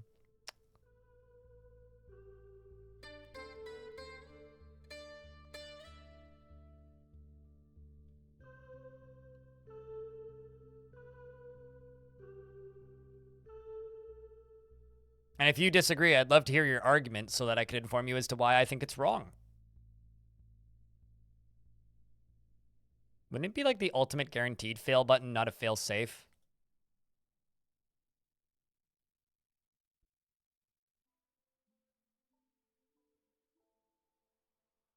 The fail safe implies that it's actually safe.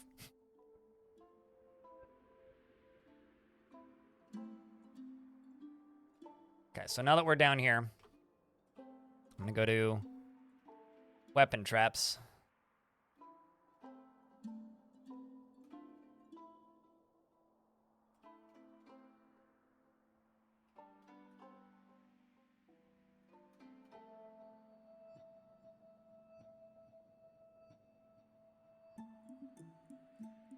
You think it needs 2 self-destruct levers? I see your statement, and I will raise you... time? I only have so much time. And people do, unfortunately, eventually get bored of my forts, which means I kind of have an upper limit to the amount of dumb I can build before chat just kind of starts to get bored. Like, I've already got people asking me, new fort? Exclamation point. It's like, man, I'm only like a week and a bit into this one. Like, you want me to make another one already? Oh, man.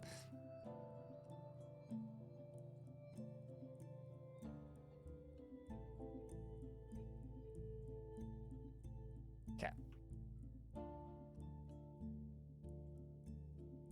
See how this is doing up here. Okay, so this is just filled with scimitars and halberds. How full is that? So cannon number 1, this one, the coins one, is 14% full right now, and the other one is 10% full. So that's a thing. Still continuing to fill.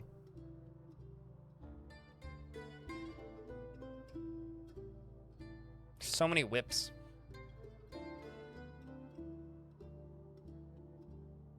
What's up, Bald Widow? It's been fun. It has been fun watching this fort. Yeah, I know. I feel like the people who watch the streams pretty consistently get the most excited when I start a new fort, but also get kind of sad when I end a fort. Like, I always get, like, a week of, like, people popping and being like, oh, no, what happened to the other fort kind of deal.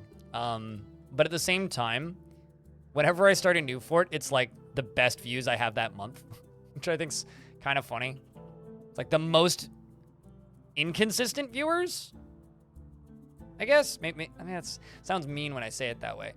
The people who don't watch the stream as regularly tune in the most when it's a new fort.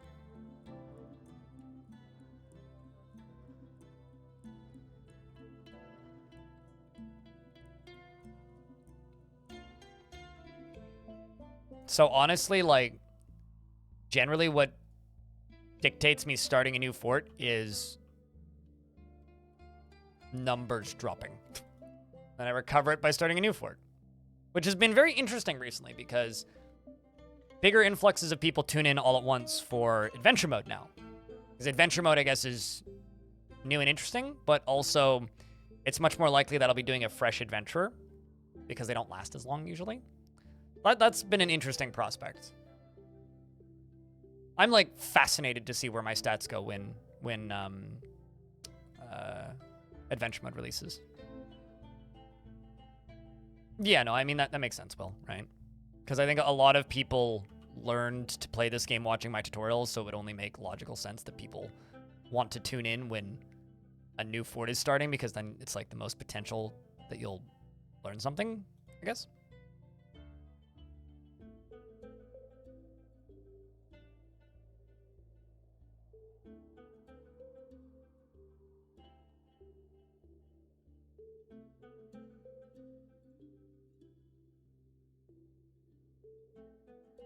Yeah, makes sense, Will. Okay, well, we're into early winter and we haven't been attacked yet. I just jinxed it probably, right?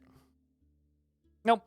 Everything points to saves being compatible between this current version and the version that has adventure mode in it. All signs point to full save compatibility. For reference, Dwarf Fortress had 100% save compatibility for about like from 2014 until the release of the Steam version. So they had 100% save compatibility. Oh no, that's the water source. I always click the water source first. Pit pond. It's just, I go for pit pond and I click water source. I was like, because I think I need buckets. And then I click on the bucket. Dwarf Fortress had 100% save compatibility from about 2014 until 2022. Late 2022. So no saves were broken in that period of time, and you could continue playing the same worlds. That being said, your older worlds by that point would have gotten kind of boring because a lot of new features that were neat and new and exciting just wouldn't have existed in your worlds because of the older world gen. Like there's plenty of things that just didn't exist in a lot of people's worlds. But, you know, some people were really attached to their worlds, so they didn't worry about it. So unless major mechanics change, I don't see us losing save compatibility for a long time. All right, so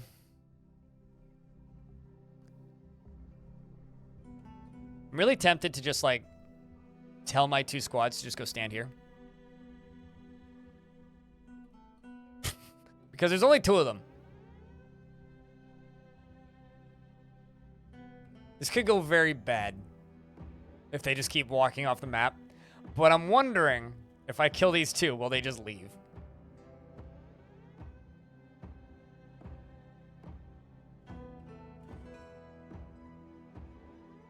Where are these guys from? The Wrath of Machines. Okay.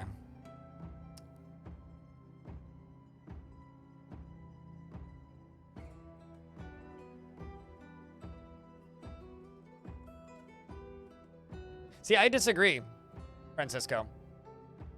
Probably for newer viewers, but for me, this point in a fort is more exciting. But, you know, not always my opinion that matters.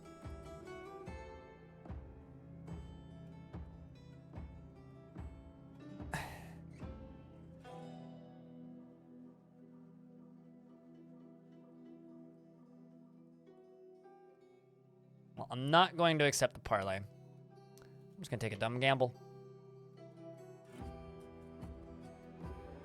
Get him, dwarves.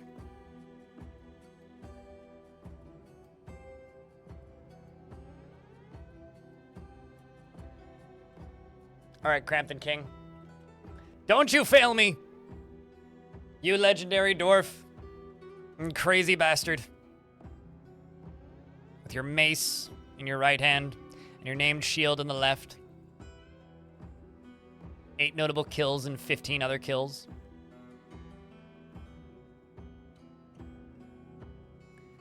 I don't actually know what's gonna happen. I've never tried doing this.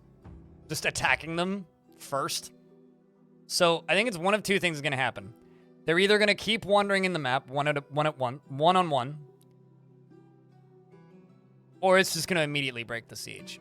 But I'm only trying this because there's only 2 of them there. I had a dwarf once with like 700 something kills, so I don't think that's that much, but that was during a sort of world domination run. And most of those kills were off map. Okay, hold on. There's a bunch of gold right there, I think. Nope, that's Limonite. Limonite, and Limonite. Never mind, fine.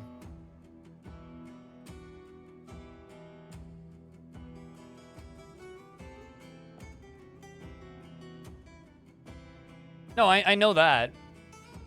Okay, Dranos.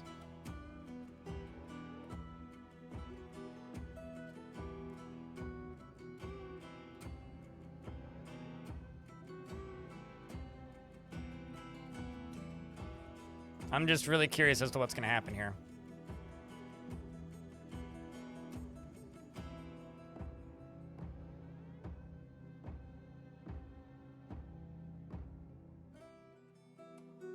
Okay, so Holy Spokes is in a martial trance and on top of them.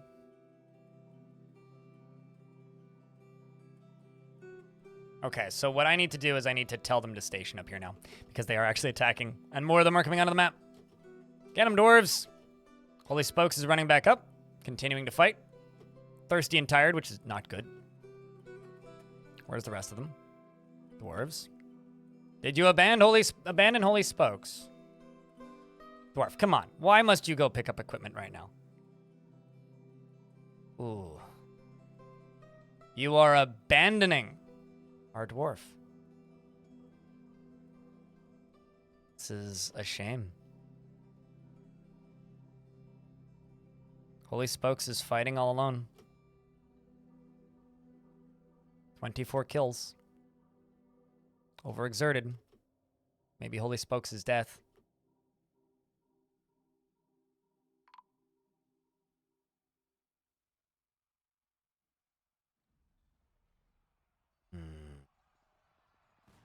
Well, that answers my question. I'm only 24 days into this day of winter. I'm going to... really tempted. Do I quit without saving, or do I save it as a cliffhanger? What do you think, chat?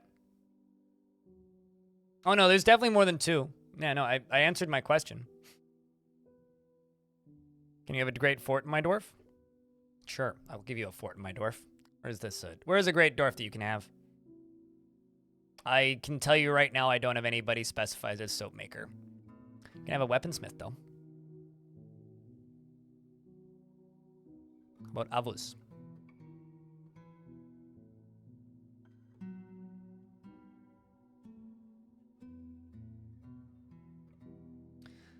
He never becomes angry. He cuts any corners when possible when working on a project, regardless of the consequences, rather than wasting effort or resources. He is very greedy and he is unfriendly and disagreeable. Though he is conflicted by this for more than one reason. He tends to be swayed by the emotions of others and doesn't often feel envious of others. Takes offered help and gifts without... quit without saving? Is that saying quit without saving? All right. Then I will, without saving, reload, name that dwarf. I just wanted to know what would happen. Because I've never actually tried just attacking them, if I'm honest.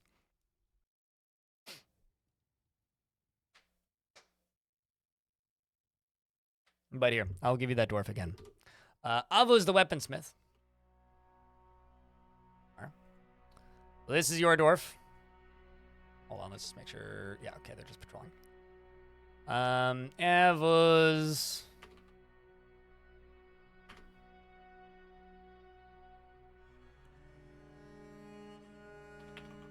Why can't I spell your name correctly now? What? Oh, I see, because I somehow typoed your name. Go. Dark. Fire. Sure, Radbug. Never becomes angry, cuts any corners possible when working on a project regardless of the consequences rather than wasting effort or resources. Is very greedy and is unfriendly and disagreeable, though he is conflicted by this for more than one reason. He tends to be swayed by the emotions of others and doesn't often feel envious of others. He takes offered help and gets without feeling particularly grateful, and he is pleased by his own appearance and talents. He has a tendency to go it alone without considering the advice of others, and he tends to be a bit stubborn in changing his mind about things. Don't mind the naked bulldog. He tends to he does not easily fall in love, and he rarely develops positive sentiments. He tends to assume that the worst of two outcomes will be the one that comes to pass, and he is trusting. And he tends to consider ideas and abstractions over practical applications, and he doesn't often experience strong cravings or urges, and he talks to himself when he's nervous. He dreams of creating a great work of art and personally disregards tradition and values a harmonious existence. And this dwarf, I would guess, as a talented teacher, this dwarf isn't actually a weaponsmith. Well, they are. But they're not making weapons. Their full-time job is actually hanging out in this room and teaching weaponsmithing. So. Because you left the stream running, Braga. And Radbug, you can be...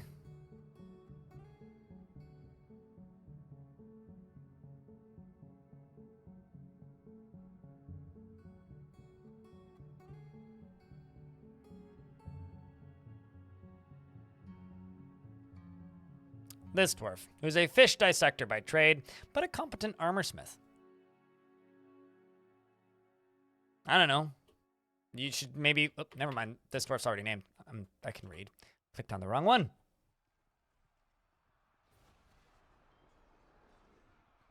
In that case, how about Sodal? That'll work.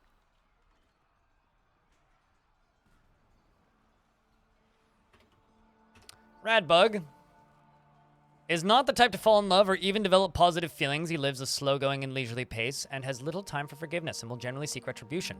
He does not go out of his way to help others, and he tends to he tends to think before acting. He is moved by art and natural beauty, and he is troubled by this since he dislikes the natural world. He is friendly and he is a friendly individual, and he tends to consider what others think of him. He has an active imagination and generally acts with a narrow focus on the current activity. He has a tendency to go it alone without considering the advice of others and licks his lips when he's nervous. He needs alcohol to get through the working day and doesn't really care about anything anymore. Dreams of creating a great work of art and personally believes that the time taken to master a skill is a horrible waste, since he sacrifices wasteful and foolish and sees no value in holding back complaints and concealing emotions, disregards tradition, and doesn't think one way or another about leisure time. My ear just started ringing. Isn't a member of any religions. Wants to create a great work of art. Is an expert glassmaker and a high master furnace operator. Hopefully you never find yourself going into a strange mood, because you may just die. You need to inform your wife about the love part. That is up to you, friend. All right, chat. Speaking of up to you, you know what isn't up to you? Is I've been streaming for 9 hours and 35 minutes, and I'd like to play some adventure mode today. Why did that minecart get emptied? I'm very confused. All right. Anyway, so I would like to play some adventure mode today. So what I think it is time to do is it is time for us to say goodbye to this fort for today. Next stream of this fort is guaranteed to be Tuesday, if not Monday. Oh. If I do stream on Monday, if it's still available, I'd like to try that Pacific Drive demo, because that game looks cool. Anyway.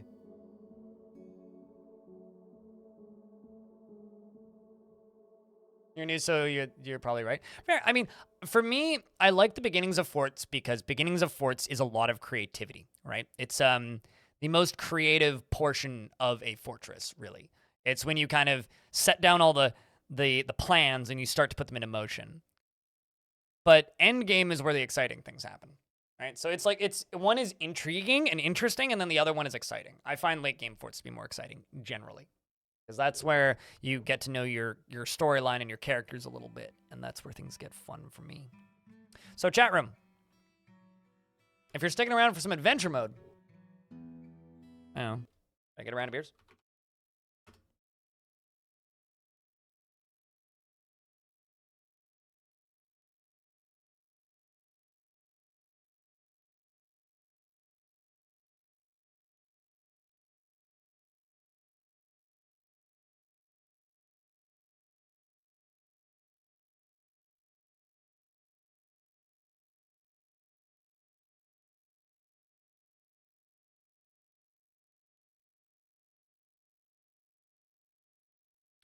Perfect timing. Ads started.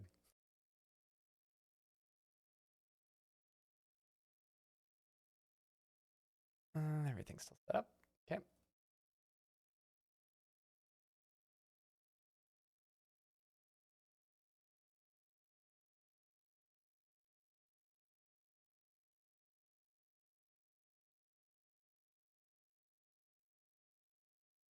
You need to go to bed? Boo! I mean, enjoy your sleeps. Snooze good, dude. All right, I need to do that. I need to do and all right.